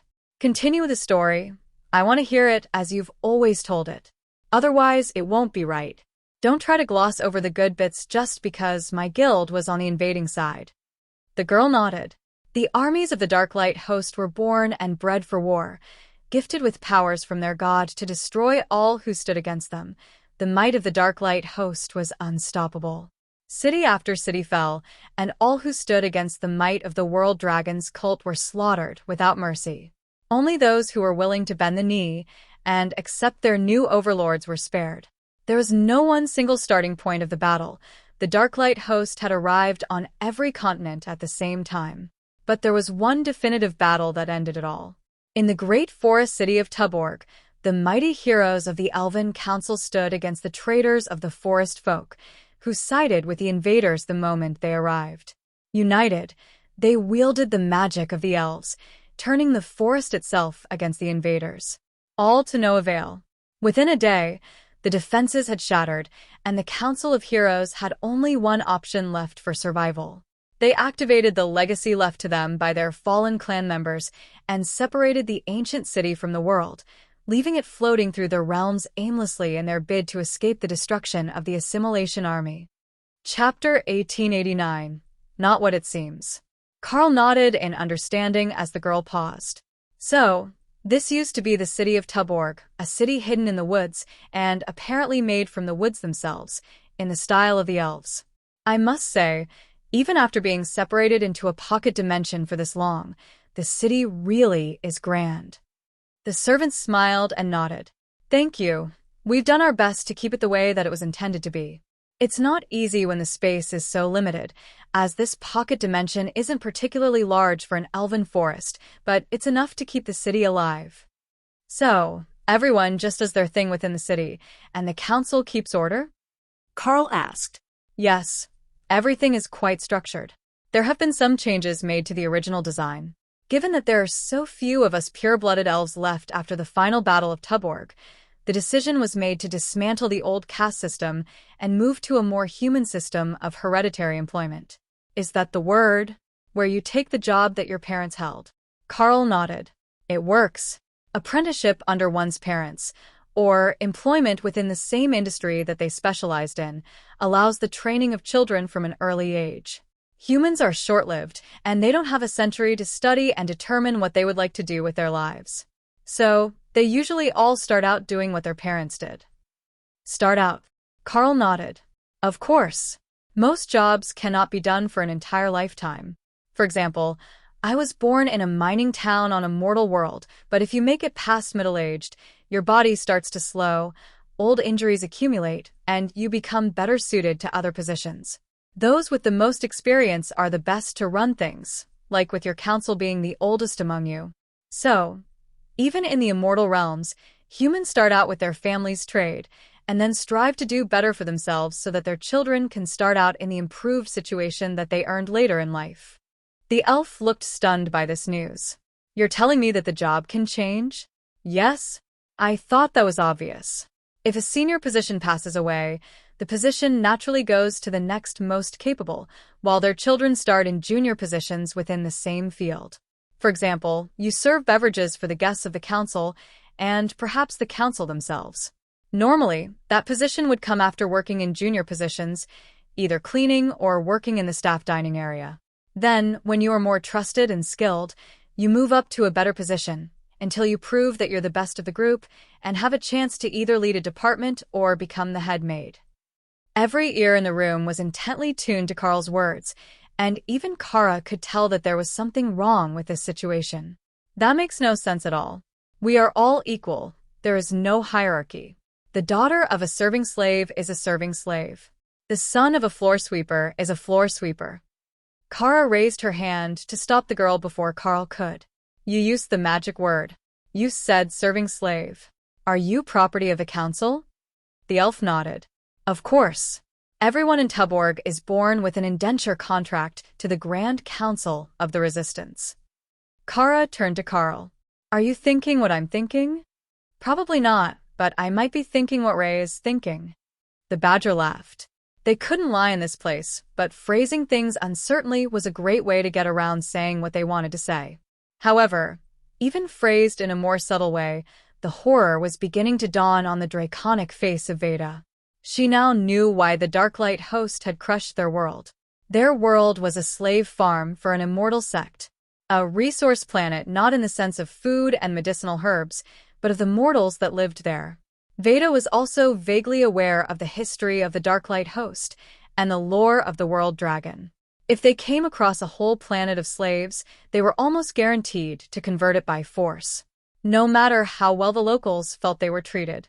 "Do you like your job?" Carl asked carefully. "Oh, very much, yes. We don't get nearly as many visitors as I would hope, as the council can take care of most of their business remotely and doesn't often entertain visitors. But I greatly enjoy my job. That card is one that I made myself, you know? I am moderately skilled with the natural arts, old elvish magic. I conjured that cart the day that I took over this position for my mother, and I've been improving it ever since." Carl examined the cart, which appeared to be made of some sort of silver metal and polished wood. "You conjured silver? It's actually elven steel. And yes, I conjured it myself on my 40th birthday. That's very impressive. A wonderful-looking cart, even if I'm not familiar with the properties of the wood that you've used." He was familiar with elven steel. They had collected a lot of it from a dungeon not long after he had set up the Drod Guild House. But this wood was an entirely new species to him, and he had never seen it before. That is elven cherrywood. It's a wonderful material because it doesn't stain, doesn't rot, and no matter what you spill on it, the wood always smells like cherry blossoms. It makes it perfect for a serving cart, where you're taking away dishes after a meal. That makes perfect sense. If your nose is sensitive to smells, then you really don't want to mingle the smells. The server giggled, while a few behind her were working much harder to hide their amusement. "Did I say something odd? Sir, the smell we're usually trying to hide is not that of the food, but of the low-born guests. Palace elves are quite tidy, but many of the outer city's human residents are little better than savages, and the smell can be quite potent." Chapter 1890. Relocation Service. The comment forcibly reminded Carl that they were not working with the same logic that he understood. Apparently, everyone in this city, except for the council members, was considered to be a slave. However, while they claimed that there was no distinction, the elves clearly looked down on the humans. Carl had thought that it was just a matter of social standing, that the people at the edge of the city where it had collided with the guild village were simply poor. But that wasn't really the case.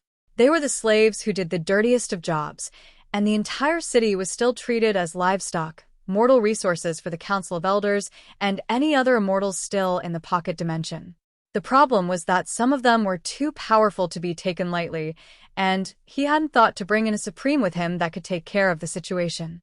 Perhaps it might be best to just let the clans loot this place? The mortals would suffer, but likely not much, as they didn't have anything worth taking. The problems would arise when other clans started trying to take them out to keep them as servants, the way that the new home kept bunnies. Because, while these people were trained for generations, they were not bunnies. They would not work together the same way, or form the happy community. Carl could tell already that this place was fractured, and the people felt little sense of loyalty to each other. That was normal enough for humans, but if you were born with the assigned job your parents held, with no chance of changing it, what was the purpose of building a social circle outside your immediate coworkers? Veda gave Carl a look that told him this whole situation was making her uncomfortable, but Kara was in a grand mood. "You know, you have a point. Elves do smell good. Perhaps I should ask the elders if you could be transferred between jobs," Kara suggested. "What are you doing?" "Opal wants elves for her production team. Something about elves being fey." Before Carl could ask her to elaborate, the council members came back in a solemn procession and gave the elf at the table with Carl and Kara a disgusted look. Clearly, she wasn't supposed to be sitting at the table, but Carl waved off their concern. "I asked her to join me and provide an entertaining story of the history of this place for the benefit of the Blue Dragon's history repository. I believe that we have the basics now, and they can check it against the existing recordings once they find records made by the world that you originally came from. Now, have you come to a decision?" The ancient elf at the front of the group nodded. "In regards to this matter, we believe that it would be best to allow your badger to randomly relocate us. Once we are free of the interference of this immortal world, we should have the power to move the dimension freely." "So, you've tried, and the interference is too high for you to break free?" The elf said nothing, but in a barrier that allowed only truth, That was an answer all by itself. Kara smiled at the elves. Oh, this is going to be so much fun. But if I can ask a favor? My friend is interested in a couple of method actors for a show that she's developing. Might we purchase the services of a few of your locals?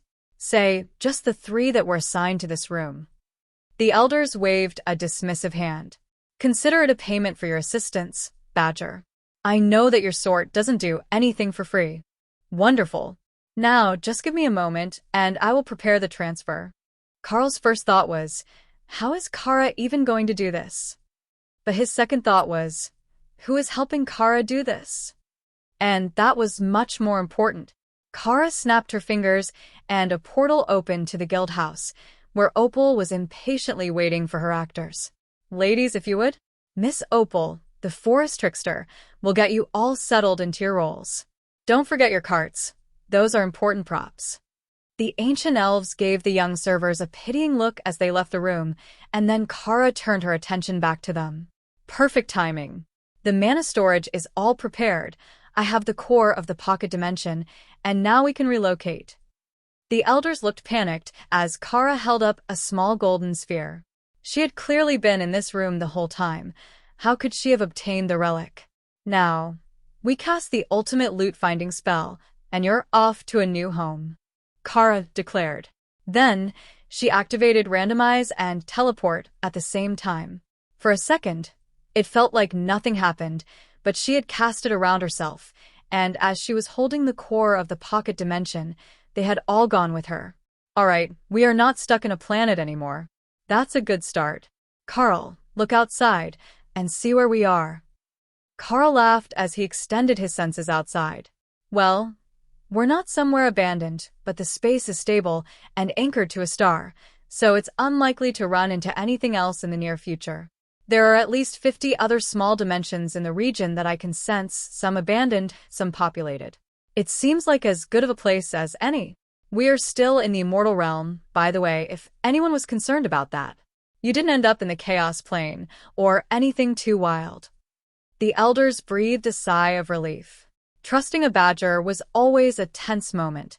Now, they just needed to get the core of their pocket dimension back from her before she started taking them on an adventure around the universe. An unwilling adventure to places they never wanted to see. Chapter 1891. Just leave them there. Miss Kara, would you be so kind as to return the core of the pocket dimension? It should be in its secure room in the treasure vault.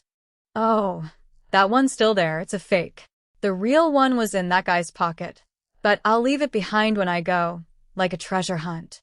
Then, Kara vanished, hiding the core of the world, only to return a few seconds later. All right, the treasure hunt is ready. It'll give you all something to do while we're gone. Carl, would you be so good as to take us back? You'll have to move us to the Chaos Plane because we're 15 galaxies away from where we started. Carl bowed to the elves. Ladies and gentlemen, it has been an experience. But now I must return to work. I do hope that we can meet under better circumstances next time. You know where to find us if you do want to visit. Of course, guild leader. Do try to enjoy your afternoon. Carl opened a portal to the Chaos Plane, where Kara could lead them more easily home, and stepped through. The moment that Kara was through, he closed the portal, and the badger began to laugh as she opened another portal and sent Veda back to the guild house. Oh, they're going to have so much fun there, she laughed. Carl nodded. Well, there are other elves, so they can't claim that we didn't leave them around their own people. That only made Carl laugh harder. Did you even check what sort of elves they were? Carl shrugged. Elves? Pointy-eared. There were some dark elves too, but mostly the other sort. Kara's laughter turned into a scheming smile that boded ill for the residents of that pocket dimension. They're all Spider Goddess and Dragon God followers. Every planet in that system has been fully claimed by one of the two gods, and most of them are the forest elves who have very strong feelings about the sort of arrogant high elves who keep slaves. Even if they weren't followers of the Green Dragon. I'm sure that they've noticed the intruder in the area already, as the pocket dimension isn't particularly well hidden. They were relying on being a speck of sand in the grand scheme of things to remain undiscovered. So, they're going to have more visitors soon, and they're going to have a lovely time trying to explain the situation to the others. Carl chuckled. If I'd been thinking, I should have informed them. An avatar opening a portal to the Chaos Plane will alert everyone who has their senses open that something is going on where there should be nothing. I'm sure it won't be long. Where did you leave the core of the pocket dimension anyhow? In the stone under a latrine in the woodcutters district. Well, that was somewhere that nobody would think to look for it. Now, how do we get back to the guild house? Carl asked, changing the topic. I thought that we could go on a small adventure first. Oh, yes. I left a recording stone there for Opal so that she can watch their tiny world get rearranged by angry elves. But there is a fun thing on one of those planets that we should go visit. It's an entire dungeon full of giants. Wait, do you think that you can pretend to be an elf or a beastkin? We need to be sneaky to get past that demigod that's monitoring the entrance. Carl sighed. Am I not beastkin enough right now? Carl looked at him dubiously. Well, you've got ears and fur, but you don't really look beastkin. Everyone keeps taking you as a demon, probably because of the black eyes thing. But even without that, you can barely pass as beastkin. Well, in that case, I'll have to work to blend in. Perhaps I can convince people that I'm an elf. Kara smirked. Oh, that would be fun to see. All the Supremes can sense someone's age just by being near them. In elf years, we're both toddlers. Carl could see the chaos that would cause. Who would let an elf, who was the equivalent of an elementary schooler in a mostly grown body, out into a dungeon unsupervised? At least if he was pretending to be a beastkin, they would likely let him through. Is there a reason that we're doing this alone? We're not. Ray is still in her space and Leo. That's 4 of us. Nearly enough for a regular group. Good enough for me. Give me 2 minutes, and I will find the right skill for this. His first thought was to merge something, but bestial form that created the snow war tiger form that he was using right now was a common grade skill. If he wanted to be less beast, improving the spell wouldn't be likely to lead in the right direction. So he would try to alter it in a sideways direction. Using Skill Merger, Carl tried to combine bestial form with fox charm, hoping for something like Dana's fox-eared mostly human form. Tion had high hopes for that skill. Fox form created. Carl transformed, and Kara whistled in the sort of catcall that Carl was more familiar with drunkards and idiots directing at Dana. She brought up a mirror, and Carl laughed as he saw his reflection in the new fox form. He still had his human face, but his eyes were now more like Tion's. Bright blue, slightly glowing, and angled in a way that said there was no way he was anything but a troublemaking playboy. On Tion's juvenile human form, it was adorable. On Carl, it would make people naturally want to lock their women and children inside, then follow them, just in case even the men weren't safe from his attentions. He also had 9 long, fluffy white tails. Not just 1, but 9. And long, fluffy white ears. Well, I must say that nobody will question my relationship to Tion at this point. Carl laughed. If we brought the Dana Mage, they would all think it was a family outing with an adopted daughter. Now that was going to be a fun prank for later. Chapter 1892. Transformed for stealth. Well, now that I'm transformed and I should be able to blend in with the crowd, where are we off to? Distances in the Chaos Plane are a bit odd. Kara took his hand and smiled. Follow me into a world of wild adventures. Then, she moved them out of the Chaos Plane and into a crowded city's shopping district. There was magic everywhere. That was the first thing that Carl noticed. The second thing that he noticed was that everyone was turning to stare at him. Everyone. So, he took Kara's hand and led her toward an ice cream shop. If you wanted to bribe the badger to do things directly, it worked better when she wasn't hungry. They stepped up to the counter and Carl smiled at the clerk, who immediately blushed, then swooned, nearly fainting at the force of his smile. Carl checked Fox Charm and found that it was suppressed to the absolute minimum, as low as Dana kept hers on a daily basis. So, that shouldn't be the issue. Good morning, Mississippi. Can we get 2 waffle bowls of chocolate, raspberry mint with marshmallows? The other clerk on duty, a young man of a floppy-eared dog-type bloodline, frowned at the order. There was something wrong with that man's taste buds. But he began to mix the ingredients for the order, while the cashier tried to recover from Carl's presence. She would be fine, as long as he didn't smile at her again. Yes, that was the cause of the issue. She was sure of it. Carl handed her a golden Darklight Host-marked coin as she stood frozen, and then gently closed her hand around it, trying not to laugh at the stunned expression on her face. That was it, the little half-smile was too much. And she's out. I've got her. You just finish our ice cream, and I will lead the Carl away so he doesn't cause more trouble. Kara insisted. The clerk nodded and moved as fast as he could to finish the order. His day had gone incredibly sideways if he was being assured by a badger that she would be the one keeping others from causing trouble. It really didn't get more surreal than this. But a moment later, Carl and Kara were back on the street, among the crowd of shoppers, who were doing their best to make a space around the pair. I guess sitting and talking is out. Let's just find that dungeon you wanted to see, Carl insisted. Kara happily crunched on the bowl of the snack, turning the whole thing sideways to eat it, without using a spoon.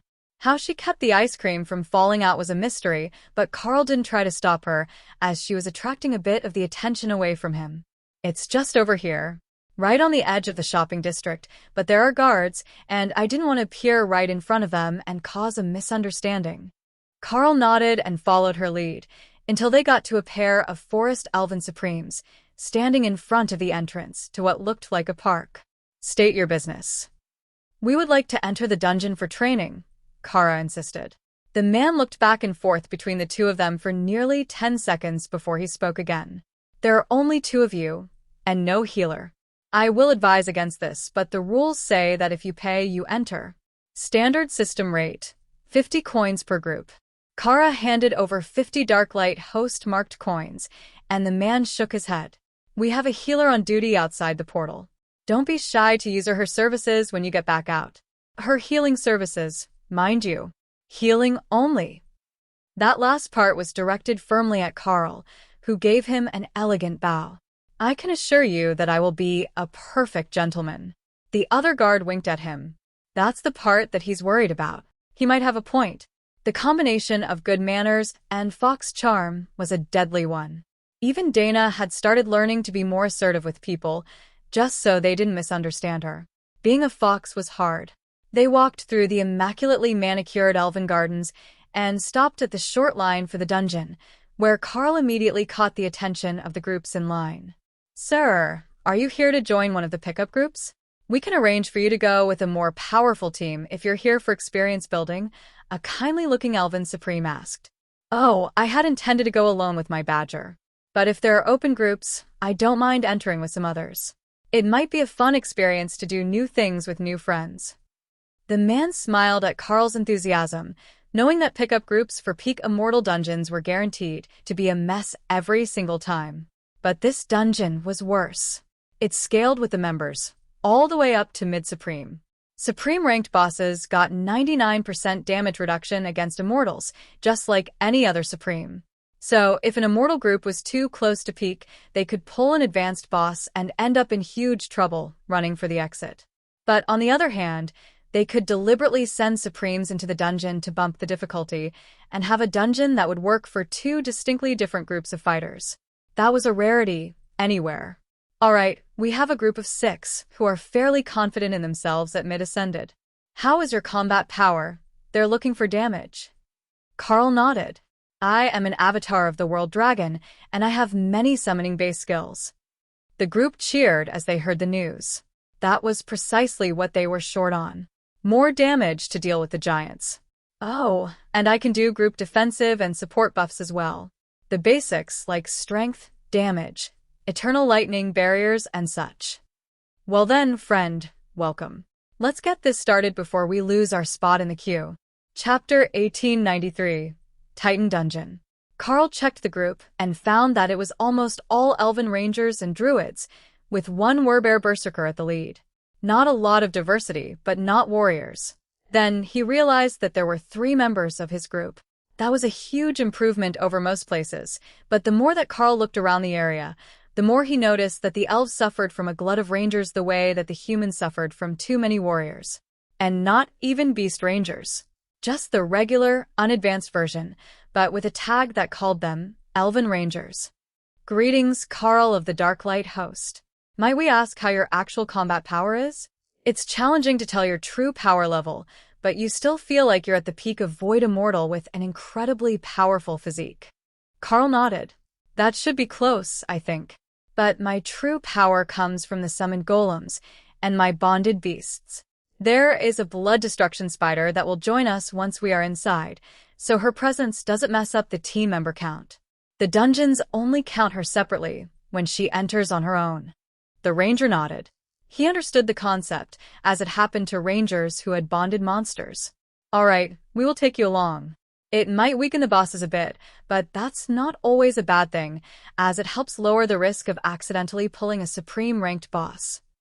That was the point when Carl understood perfectly why Kara wanted to go to this dungeon. If the team was already on the verge of pulling a supreme-ranked boss, and then you added Carl and Kara, the resultant chaos and blessing of the World Dragon would almost definitely cause it to advance, even without having to do anything on their part. They all stepped into the dungeon, and Carl briefly regretted that he hadn't stopped Kara from sending away the blue dragon. She would have loved what was about to happen here. So, I don't suppose that any of you have arachnophobia, do you? Carl asked, before waking Ray for the fight. No, we're good. There are spider goddess followers in this region as well. Carl chuckled as he began calling out his golems. First regular, then the Sero-form greater golems, followed by Oathbreaker as epic golems, since he didn't want to offend the elves by calling kings or high priestesses, and anything else would be too large for the situation. Then his Lamia-form bodyguards, with the Haint Claw and the Haint-shaped epic guard to lead their team. The Army of the Dead brought out a dozen spectral knights, and then Carl called on the Army of Nature's Vengeance and grabbed 10 Dryad Queens. That's a spectacular number of summons. No wonder you weren't concerned about being dead weight, even if the fight was a bit over your level, the Berserker noted. Oh, we've not started the fun part yet. Meet the Lady Ray Bloodbath. She will be leading the Arachnid infiltration team. Ray appeared with her pair of golems, then her spectral knights joined Carl's. But the real spectacle was the 100 diamondback rock spiders that Carl called to join her. Gah, no wonder you asked if we were arachnophobic. That is a lot of spiders. Are they some sort of illusion? Carl shook his head. No, they're a form of golem. They only have 2 basic attack skills, but it's more than enough for them to do their jobs. One is a sticky web, the other is toxic strikes. Unless something in here is immune to poison and control, they should be fine. You did say that it's all giants or members of the Titan clans, I suppose. So, this fight shouldn't be anything that they're going to struggle too much with. Even better, the targets are large enough to be swarmed. For a second, they didn't understand. Then, Ray spotted the first group of giants, a pair of 4-armed titans who had their backs turned to the entrance and were joking with each other. 101 spiders launched through the air at speeds that were very close to supersonic and slammed into the titans hard enough to take them both to the ground, where they were wrapped in sticky webbing while being repeatedly stabbed. Then, both of them simply exploded, as Ray used blood destruction to finish them off. Holy shit, right? She's incredibly stabby. The group stared at Carl as if there were something wrong with his brain. Stabby didn't even begin to explain what had just happened to a pair of peak immortal titans. Then, the defeated giants rose as shambling zombies, blood golems raised by Ray to add to her army. Alright, so, what direction are we going? The Berserker shook his head in dismay. That is the only way. The dungeon is one long path through the bosses. There isn't really an alternate route. Then we'd better hurry, or she's going to kill everything. The next group saw Ray coming, and dozens of spiders were swatted out of the way, with eternal lightning shattered by multiple giant blades. But the spiders themselves weren't heavily injured, and Carl was continually reinforcing the barriers, which were back up within seconds. He's not kidding. That spider intends to clear this entire dungeon, one of the druids realized. And Carl hadn't even sent the rest of the team forward yet. The Berserker led the charge and laughed as the spiders continued to swarm the frantically fighting titans. Move to the third group. We will leapfrog groups with the spiders, he instructed. That would also put his group in the front when it came time to fight the boss. Dealing with peak ascended immortal titans, who did easily 20 times the damage that the spiders did, was well within their capability just by pure numbers. But the boss was going to be a different story. Even if it wasn't pushed to supreme, it was a titan mage, and the area damage it could do if not properly controlled was enough to kill entire groups of unwary adventurers. Chapter 1894. Badger detected. The Dryads grabbed the next group, holding their arms in place as the Rangers unleashed their full fury on the giants. Without the ability to effectively fight back, the Titans were nothing more than target dummies, a pure damage output test for the group, as they didn't have to worry about the monsters changing their attention from the tank to the rest of the group. The Titans had combat skills, similar to Cleave, that would damage everyone in an arc in front of them, but they could only effectively activate them when they could swing their weapons. That wasn't something that most of the group had realized, as it wasn't really possible for most groups to actually immobilize them. A powerful ice mage might do it for a few, but 10 Dryad queens were more than enough, and the damage that the vines were doing had torn large gaps in the thick skin of the Titans. Damn. Leave something for the rest of us to do. It's like you brought an entire army into the dungeon, the healer joked, as he found that he had nothing to do but add more damage. The Dryads had an area healing spell active, and it was more effective than the monsters they were fighting. Actually, what are you actually doing, other than carrying your son around to show him the dungeon? Carl laughed at the confused druid. This is Tion. He's a pure-blooded Stonefur divine fox, and an excellent healer. We don't have much to do at the moment, but I'm mostly waiting for my mana to recover, since I spent 60,000 to summon all those constructs. That takes some time, even with gear that regenerates a percentage of my base every second. Tion nodded in agreement.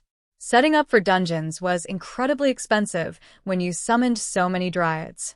2 was likely enough for them to handle most things, but they weren't going to see these people again, so this was the perfect opportunity to show off. Kara had climbed up the side of the giant, using the vines created by the Dryads as a ladder, and was currently casting Spatial Quake directly inside the creature's head, using a finger up the giant's nose as a point of access past its defensive barriers. The monster was well and truly enraged at this point, but also suffering from extreme brain damage and unable to remove the badger. That's unusual, the healer noted in a dry tone. Yes, actually it is. She's usually much more cruel to them. This way, they barely feel anything, as the spatial quake destroys their cognitive functions long before they die. Tion nodded along. Sister Kara knows all the best ways to make dungeons fun. While that wasn't as promising to the others as it was to Tion, the sentiment was there, and the elves were happy to have an easier than usual run thanks to Ray's spider horde and the crowd control of the Dryads. Now that he had been caught slacking, even Carl was joining in personally, using some mana to hurl Chaos Vortex spells at the giants. That spell was quite efficient, and wouldn't heavily affect his recovery, just in case he had to start summoning new constructs during the boss fights. This dungeon wasn't difficult so far, but if Kara had brought them here for entertainment, it would not stay easy. That suspicion was proven correct when they reached the altar that the first boss was standing on. Group composition outside of expected parameters. Recalculating difficulty. Damn it, you broke the dungeon. It very clearly says that we're fixing the dungeon. See, right there recalculating because it's outside of parameters. We found a bug and repaired it, so we get extra loot, Kara countered. That's not what that phrase means at all. And that is a Titan Archmage. If you bump the power much higher, that thing is going to cast a single area spell and wipe us all out before the fight even starts, one of the Rangers countered. In that case, we send the golems. Oathbreaker loves picking fights with stupid things. Do you want to be big or little for this fight, Oathie? The four-armed obsession demon laughed hysterically at the prospect, already getting excited about the prospect of getting to fight something new. You gave the epic gray demon a nickname?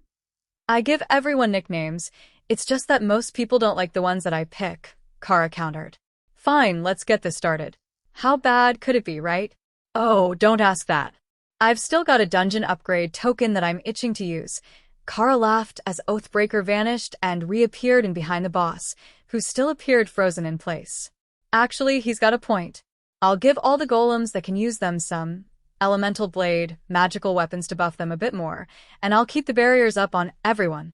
And I've got my stick, Kara added, holding it up for everyone to see.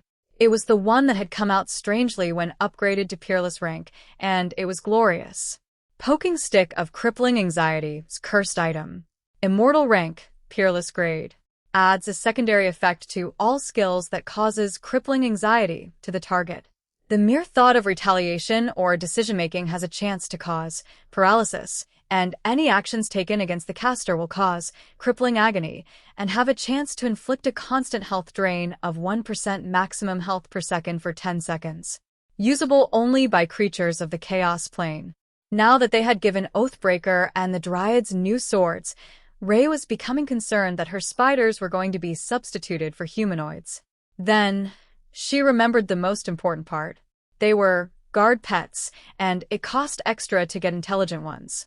Though they were guardian-type constructs, so they could theoretically use the sword spell. If they had hands. Dungeon recalibrated.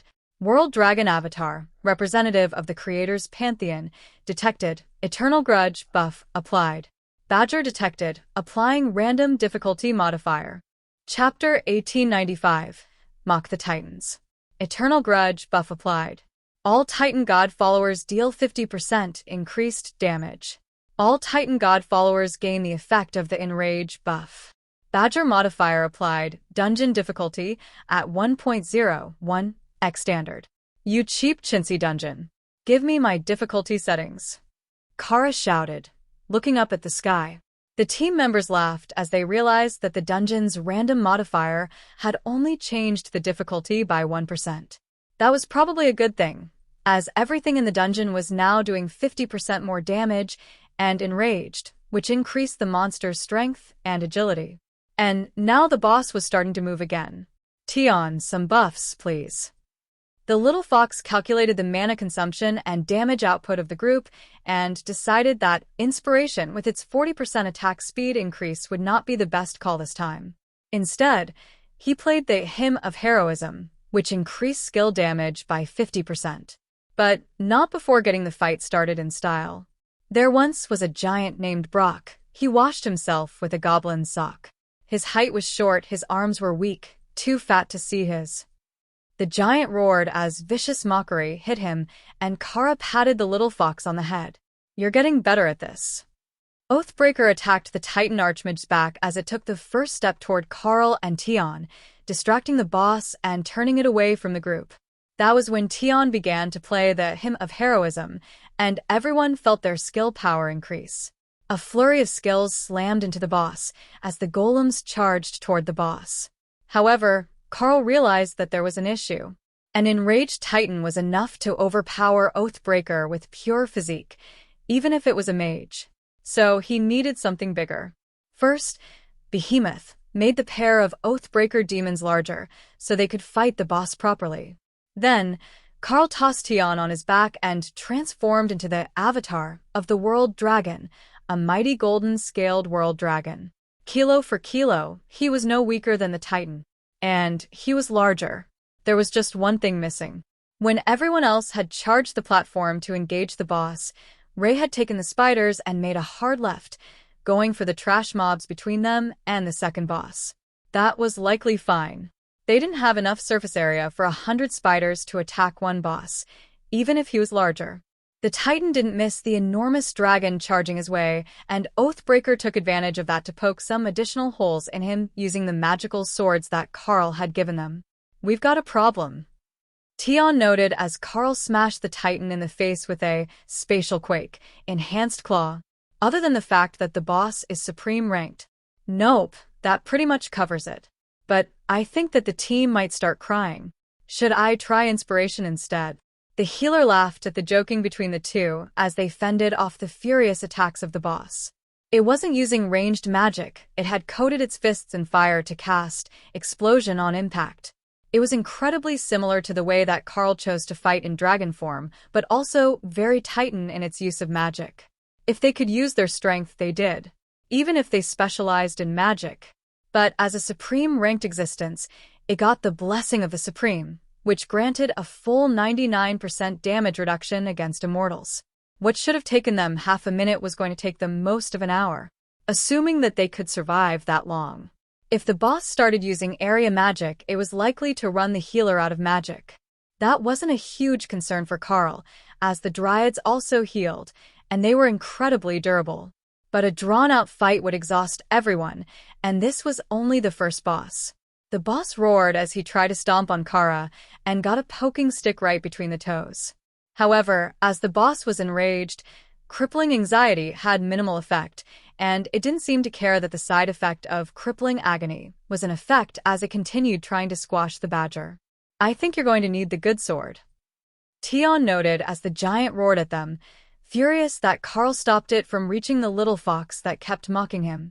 Tion wasn't even looking at the boss.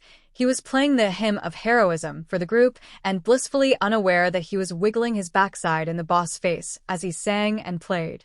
"I 100% approve," Kara added with a thought. "Fine, but someone else gets to explain the chaos." Carl activated Blade of Divine Wrath, and the spell coated his claws, layering itself over the buffs of the Blade of Champions that Carl had equipped.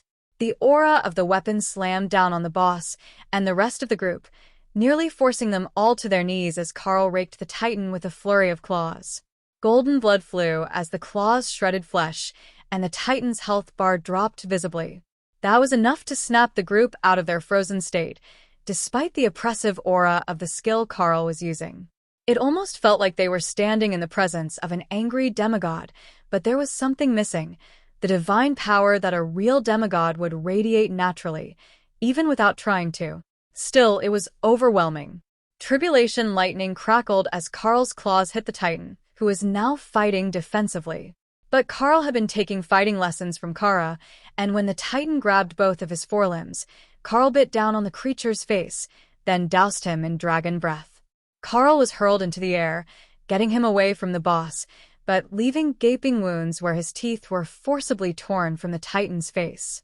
He spread his wings to keep from being thrown into another fight entirely, and hovered for a moment as Oathbreaker gathered the creature's attention.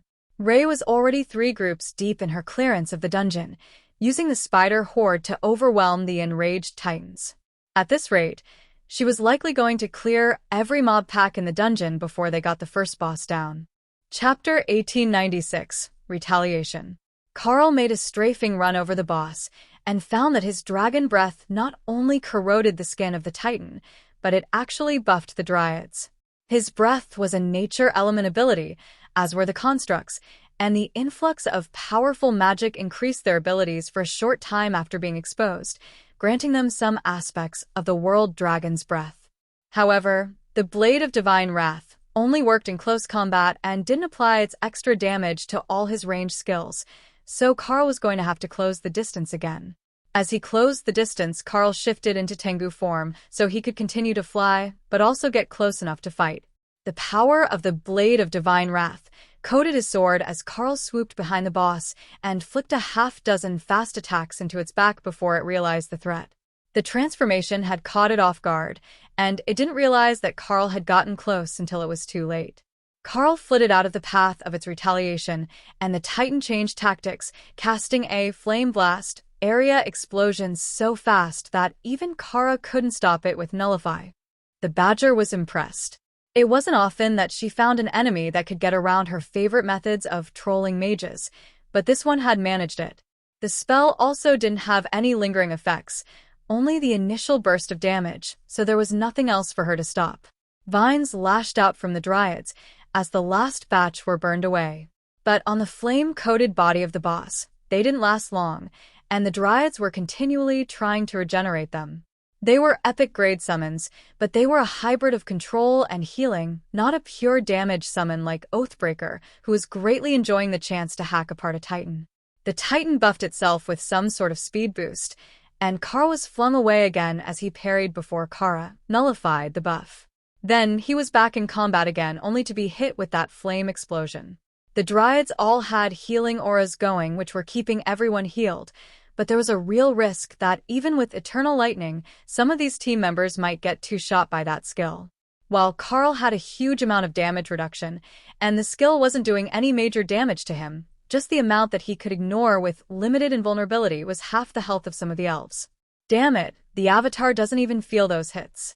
No wonder that guy wasn't worried about the power level, the Berserker complained as a quarter of his health was drained in a single hit. Kara winked at him and cast limited invulnerability. If you just had more health, this wouldn't hurt so much. Limited invulnerability is limited, after all.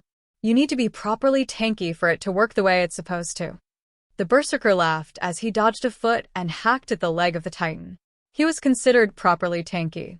That was his role here in the dungeon. But compared to Karl, you might as well be expecting him to go up 2 ranks at once. There was just no comparison. Can't he tone down that weapon?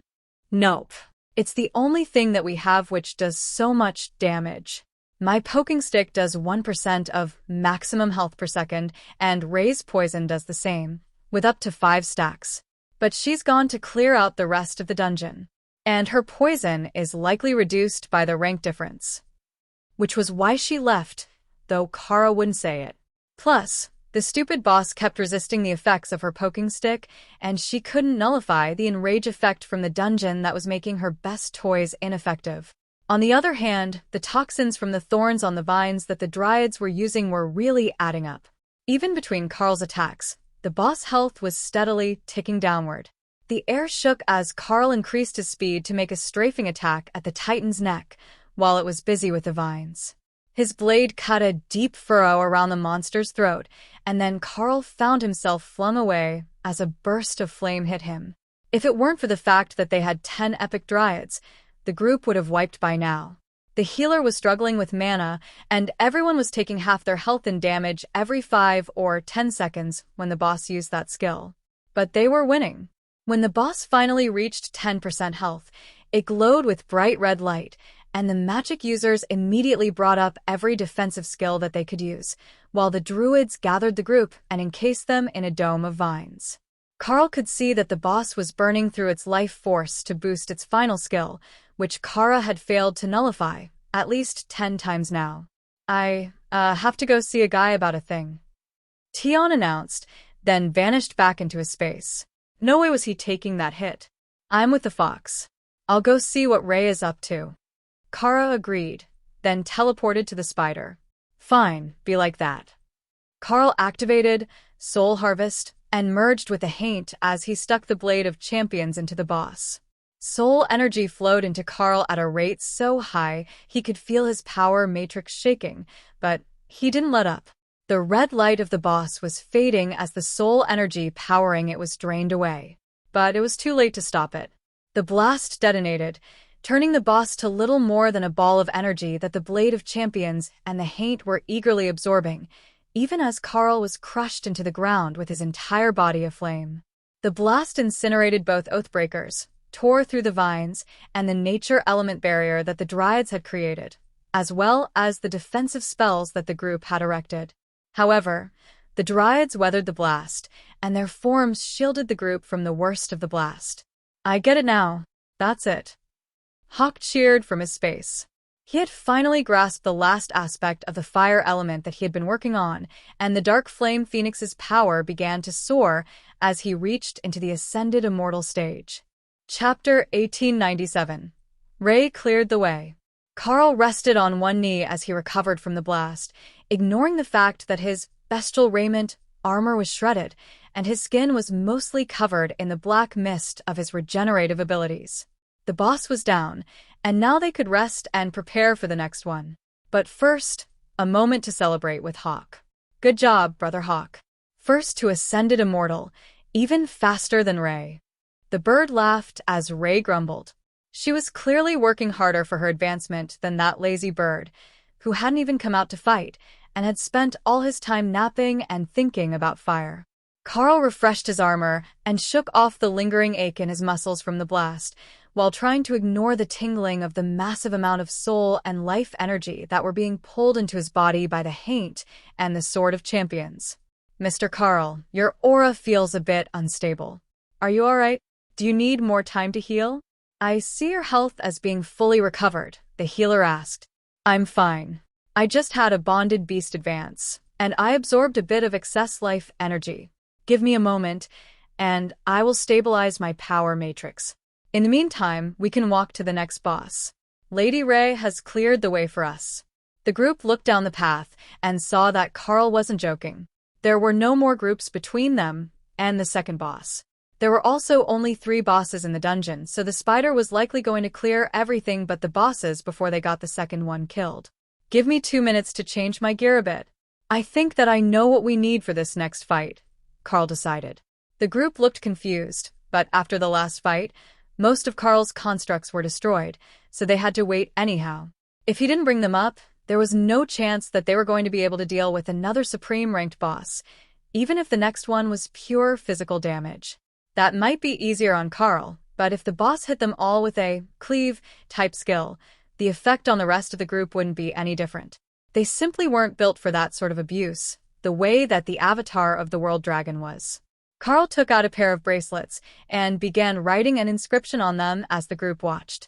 Then, he activated Breath of the World and upgraded the pair to make matching items for himself.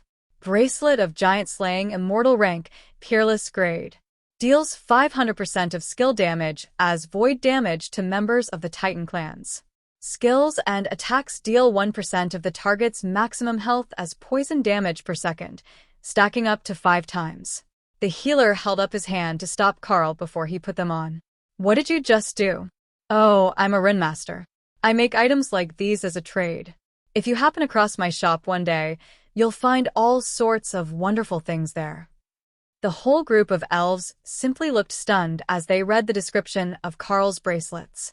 They would stack, one on each wrist to add a massive amount of bonus damage to Titans, plus the poison. Even with damage reduction, the toxic effect would be nearly impossible to ignore. Hey, I want those too. Ray insisted. Carl laughed. You can have one of mine. If I stop to make more, they're going to get distracted. Carl swapped the bracelet with a similar-looking one from his inventory that added lightning damage on hit and increased damage reduction. Then put the new one in Ray's space, so she could immediately equip it. Just leave one group before the final boss, so we don't accidentally pull them both at the same time. The elves are already terrified of what is about to happen. Got it, I'll leave one and come back to help. Ladies and gentlemen, are we all full of mana and ready to fight?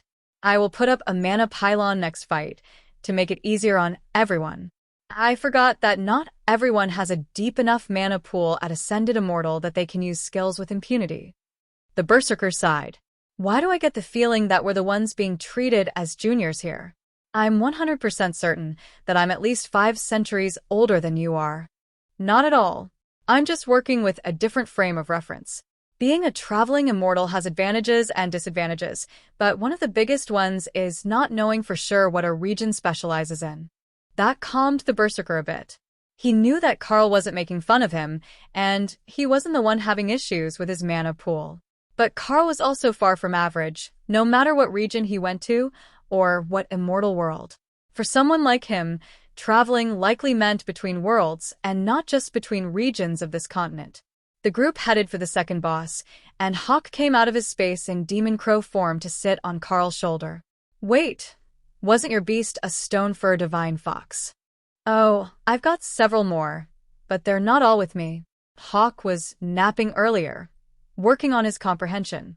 Tion, our little fox, will be back before we reach the boss. He needed a snack before coming back out to face another of those bosses. As they approached the second boss, Tion came out and hopped into the arms of the druid who had been doing their healing. In the words of Sister Kara, "Onwards, friend. There is healing to spread." Kara laughed as she sensed Tion's thoughts. She had almost finished the weaker giants with Ray, and they would soon be joining the rest of the group for the boss fight. But her training of their most gullible brother was coming along well. Chapter 1898. How to Boss Mob. Carl stopped the group as they approached the second boss. Ray and Kara have almost finished, so we can all do this boss together, he explained. So fast? All right. Carl began to call back his constructs and then transformed from Tengu back to his new 9-tailed fox form. The elves sighed, while one of the ladies fanned herself dramatically. That form, it's not your real appearance, is it?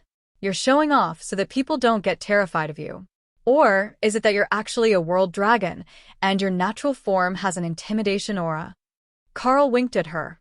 I will admit that this is not my natural form, but the rest you'll have to guess at. I will give away one personal tidbit, though. My wife is a divine foxkin. Now I know that he's just flexing on us. How much luck can one man have? Avatar, overpowered summoner, beast master, married a divine fox, has an adorable kit with innate healing magic. Tion laughed. Oh, that's a great idea. I should call the Dana Mage Mom when I'm in human form. He wouldn't actually do it. Dana would hurt him if he made people think that she had children as a teenager, at an age when most immortals were still in mandatory education. Even Kara couldn't argue with that logic. The spiders and the badger returned to the group, leaving only one group of titans before the final boss for them to clear after this fight. Alright, we can get going. Was there anything I need to know about this boss? He looks like a berserker-type warrior. Their own berserker shook his head. No, that's it. He's a purely physical damage boss. If you have other gear, you can swap to add physical damage reduction. The boss will use a lot of short-range blade skills, including Whirlwind. Cleave and Rend will hit the back lines, but that's mostly an issue for the healers. Just burn down his health as fast as possible. Carl smiled. In that case, let me introduce you to my friend. Carl used the Amulet of Destruction to upgrade the rank to mid-ascended and called out the Spirit Bear Tyrant, then cast Behemoth on it to make it nearly as large as the boss. The bear looked confused, then excited as it saw elves. Elves were good, they smelled like the forest and used nature magic that didn't smell corrupt. But it knew that Carl had called it here because someone was causing trouble. Hopefully it wasn't the elves. Hey bud, the Titans have been acting up today. We're going to beat him until he learns to behave, Carl informed the spirit bear. The bear nodded happily. It would do that, not a problem. First off, where did you even meet a spirit bear tyrant? Secondly, holy crap, that guy's huge. The tyrant laughed, a deep rumbling noise. Carl had made him the perfect size to fight a titan. Carl silently apologized to Oathbreaker and swapped the demons out for another pair of spirit bear tyrants, based on the boss they fought, but left them smaller. The size of the actual boss was more than enough for this fight, with the behemoth, infused one taking all the attention. Alright, let's get going. Bears, you're up first. Get the big lout turned around, so the delicate sensibilities of our elven friends aren't offended by the expression he makes as we beat him. The bears rumbled with amusement as the elves looked vaguely offended. But once the bears charged, Carl and Ray both hurled themselves at the Titan's back, with 100 spiders following them. Carl shifted back to Tengu form, so he could fly more easily than using a flight skill, and slashed a dozen quick hits into the boss before moving back as the boss exploded with power. It was raw physical element damage, something like shield slam, but all around the boss. And it killed almost all the spiders. Damn, that does some damage. Kara noted. Ray agreed. If she hadn't dodged, that would have seriously hurt. This boss might do only physical element damage, but it did a lot of physical element damage. Even if you geared to reduce it, you would still take a beating. Carl darted back in and reapplied the stacks of poison as the rest of the group spammed damage skills at the boss. The Berserker was doing a delicate dance in and out of close range combat as the Titan was trying to squish him, or perhaps punt kick him across the room. Either way, it would not be fun for the much smaller target. With the damage reduction of the boss, the entire group was only burning off a single % of its health every few seconds. But that was faster than they were expecting. Then, Kara made her move. She made a dramatic set of hand gestures, like she was casting some sort of grand magic, and shouted what most would assume was a skill name. 1,000 Years of Death. Her hands folded with the forefingers and index fingers extended, clasping her poking stick between them, and the badger launched herself straight up between the giant's legs. Carl knew what was coming, and prepared to shelter the badger from the fallout of her actions. However, this boss did not appear to be immune to the poking stick of crippling anxiety, despite being enraged. For a split second, he began to turn, then froze, then turned further and howled in agony. While the boss was frozen with indecision, Kara hit him with a nullify, and Carl watched as the enrage effect faded and the boss dropped back to peak immortal. "Oh, you're so screwed now," Carl laughed. And the boss really was screwed. Without the 99% damage reduction from being a supreme-ranked boss, its health was in free fall. And the elves had learned something new today. If you could debuff a boss hard enough and nullify their buffs, you could knock a buffed boss's power down enough that they deranked. Chapter 1899. Spider on his back. Of course, that method only worked if the boss was relying on a buff to make it to Supreme. No matter how much you crippled an actual Supreme, they wouldn't lose the benefits of the rank. The second boss fell with barely a complaint, and most of the group still had nearly full mana pools. That would save them a lot of time on the final leg of the dungeon, Carl decided. There was just one group left, and then the final boss so that they could get paid. Even though they were technically the smaller portion of the group, he didn't think that he would have any complaints if he asked for half the loot.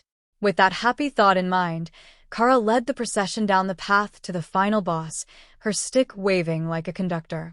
This might be the most surreal experience that I've ever had inside a dungeon. The badger leading the way with her magic wand definitely sets the mood, the healer from the elven group laughed. It's a jolly experience. Today, we get to adventure, pick on new types of bosses, see what happens when a boss is just barely able to cling to supreme rank with buffs, and then at the end we get prizes. Kara agreed. That's a great way to look at it. However, the last boss is going to be a bit of an issue. It's always stronger than the others, and if there is going to be a supreme-ranked boss, it's always the first to advance. So, I don't think that you'll be able to burn down its rank like that again. We'll have to grind this out the hard way, 10-on-1 against a boss who takes 100 times more damage than normal. Carl shrugged. Well, we can do that. It just takes time. With our friendly neighborhood spirit bears here, we can tank all the physical damage that he throws at us, and then I've got barriers for everything else. Just try to stand behind the bears when he does a larger skill so that they absorb the majority of it, and it doesn't hit the whole group. All right. We will try that. The boss doesn't do all physical damage. He can use fire and lightning skills as well. So, you're not going to be able to completely ignore him. However, none of those are true area of effect skills, only wide area directional attacks. If we can get the positioning right, the bears really should be able to block most of the damage, and we will keep them at full health for the fight. The bears weren't sure that they liked this plan that ended with them getting beat up, but the boss needed to be defeated, and they were big. So, they would go along with it and not make Carl order them. Ray was missing her spiders now, but that would just give her more time to fight, she assumed. 100 spiders weren't actually useful against a single boss.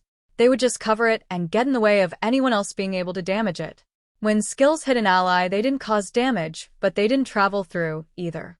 The mobs were dead within seconds, and Ray was waiting at the edge of the boss's activation zone, eager to see what the last fight would look like. But she knew that the honors this time went to the bears, who were going to distract the boss before the rest of them joined in the fight.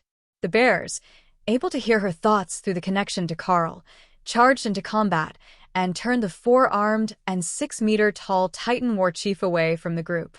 A perfect move to allow Ray to leap onto its back and start punching it full of holes.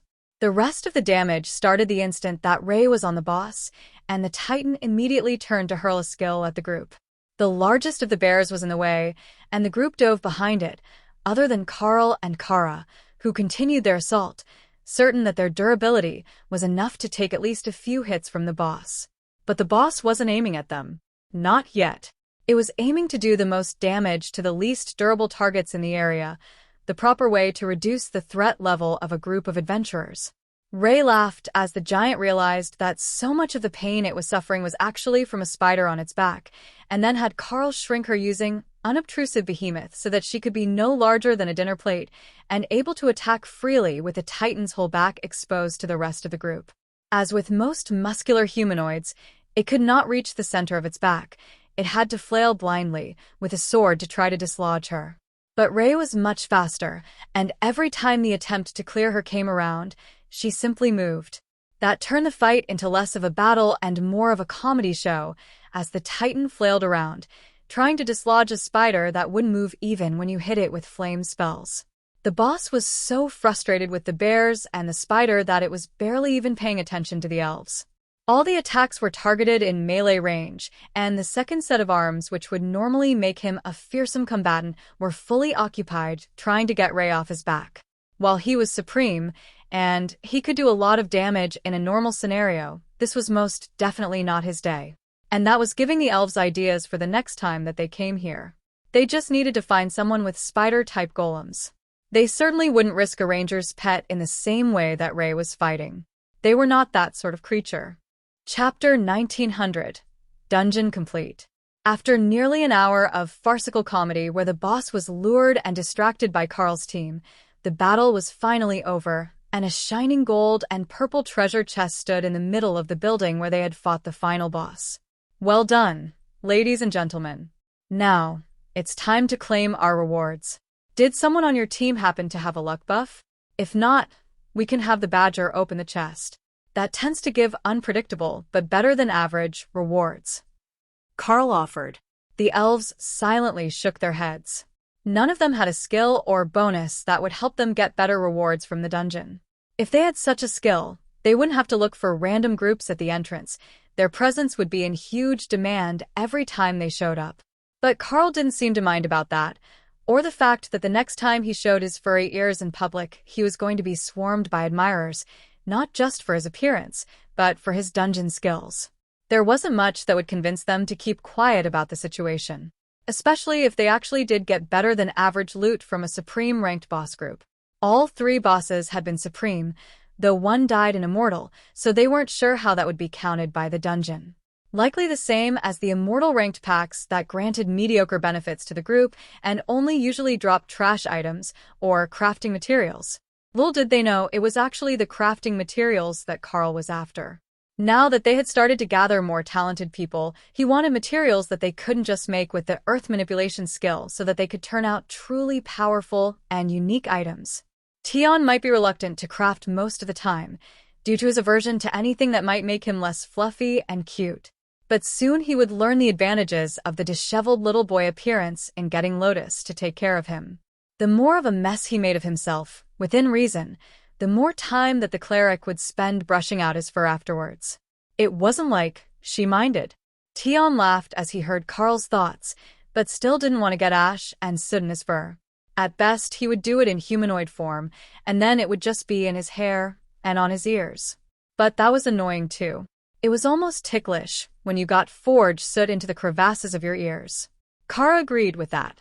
Ears were sensitive, and if you got soot or dirt into them, it was a nightmare to deal with unless you had someone around to assist. Lotus would do it for you, but if she wasn't there and you had to endure, better to just return to your space so you could leave it behind. That was the only truly reliable way of getting rid of embedded dirt. Alright, take care of the chest. I would like to see what the avatar of the World Dragon and a Chaos Badger combine to add to the luck of the draw in the dungeon. Carl patted Kara on the head and sent her on her way, knowing that he didn't have an active skill to improve dungeon loot. If he did, Kara would cling to him like glue, and they would always be going somewhere. The badger loved loot. Kara tapped the box, and the chest burst with purple light. Then the chest opened, and instead of showing them a bunch of loot just on the ground by the boss, or directly into their inventory, the items were floating in the air for them to inspect. The group stared at the items and then turned to Carl with shocked faces. There are epic-grade supreme ranked items here. More than one of them. Carl nodded. That's about what I would expect from the dungeon. I am surprised it didn't give us one peerless grade item with stats so strange nobody would actually want to use it, but perhaps our luck is on the downswing today. If this is the downswing, I would love to be around for the upswing. One epic grade item is already a win, especially in a low supreme ranked dungeon. Most of the time it will drop 1 or 2 epic ranked peak immortal items, and that is already considered good loot. But we've got no fewer than 6 of them here, plus piles of raw, ore, and gems. Those will sell well if nobody wants them. Carl raised his hand. The Darklight Host is a crafting guild. I don't mind giving up the items and taking the supreme ranked materials instead. We can turn them over to our senior craftsmen and have something made that matches our members. Oh, well, that changes things. That's an epic item for half the group and rare items for the others, with a bunch left over. I'm surprised that it gave that much raw material, but that might be because it was you here and you who triggered the Titans to enrage. That was not an effect that I have seen before. Usually, it just tells us that the dungeon's difficulty is at a certain level based on the group. This is sort of the same thing, but with a bit more malice, since the Titan gods are not big fans of the creator's pantheon. What's up with that, anyhow? What do your gods need to do to upset the Titans that much? Carl shrugged. It's a bit of a long story, but as I understand it, the Titans once tried to kidnap a goddess from the creator's pantheon, and she burned one of their divine cities to the ground. They're still mad about it. And your goddess isn't? She didn't lose, did she? She might be mad about being kidnapped, but in the end she was the one that came out on top of their contest.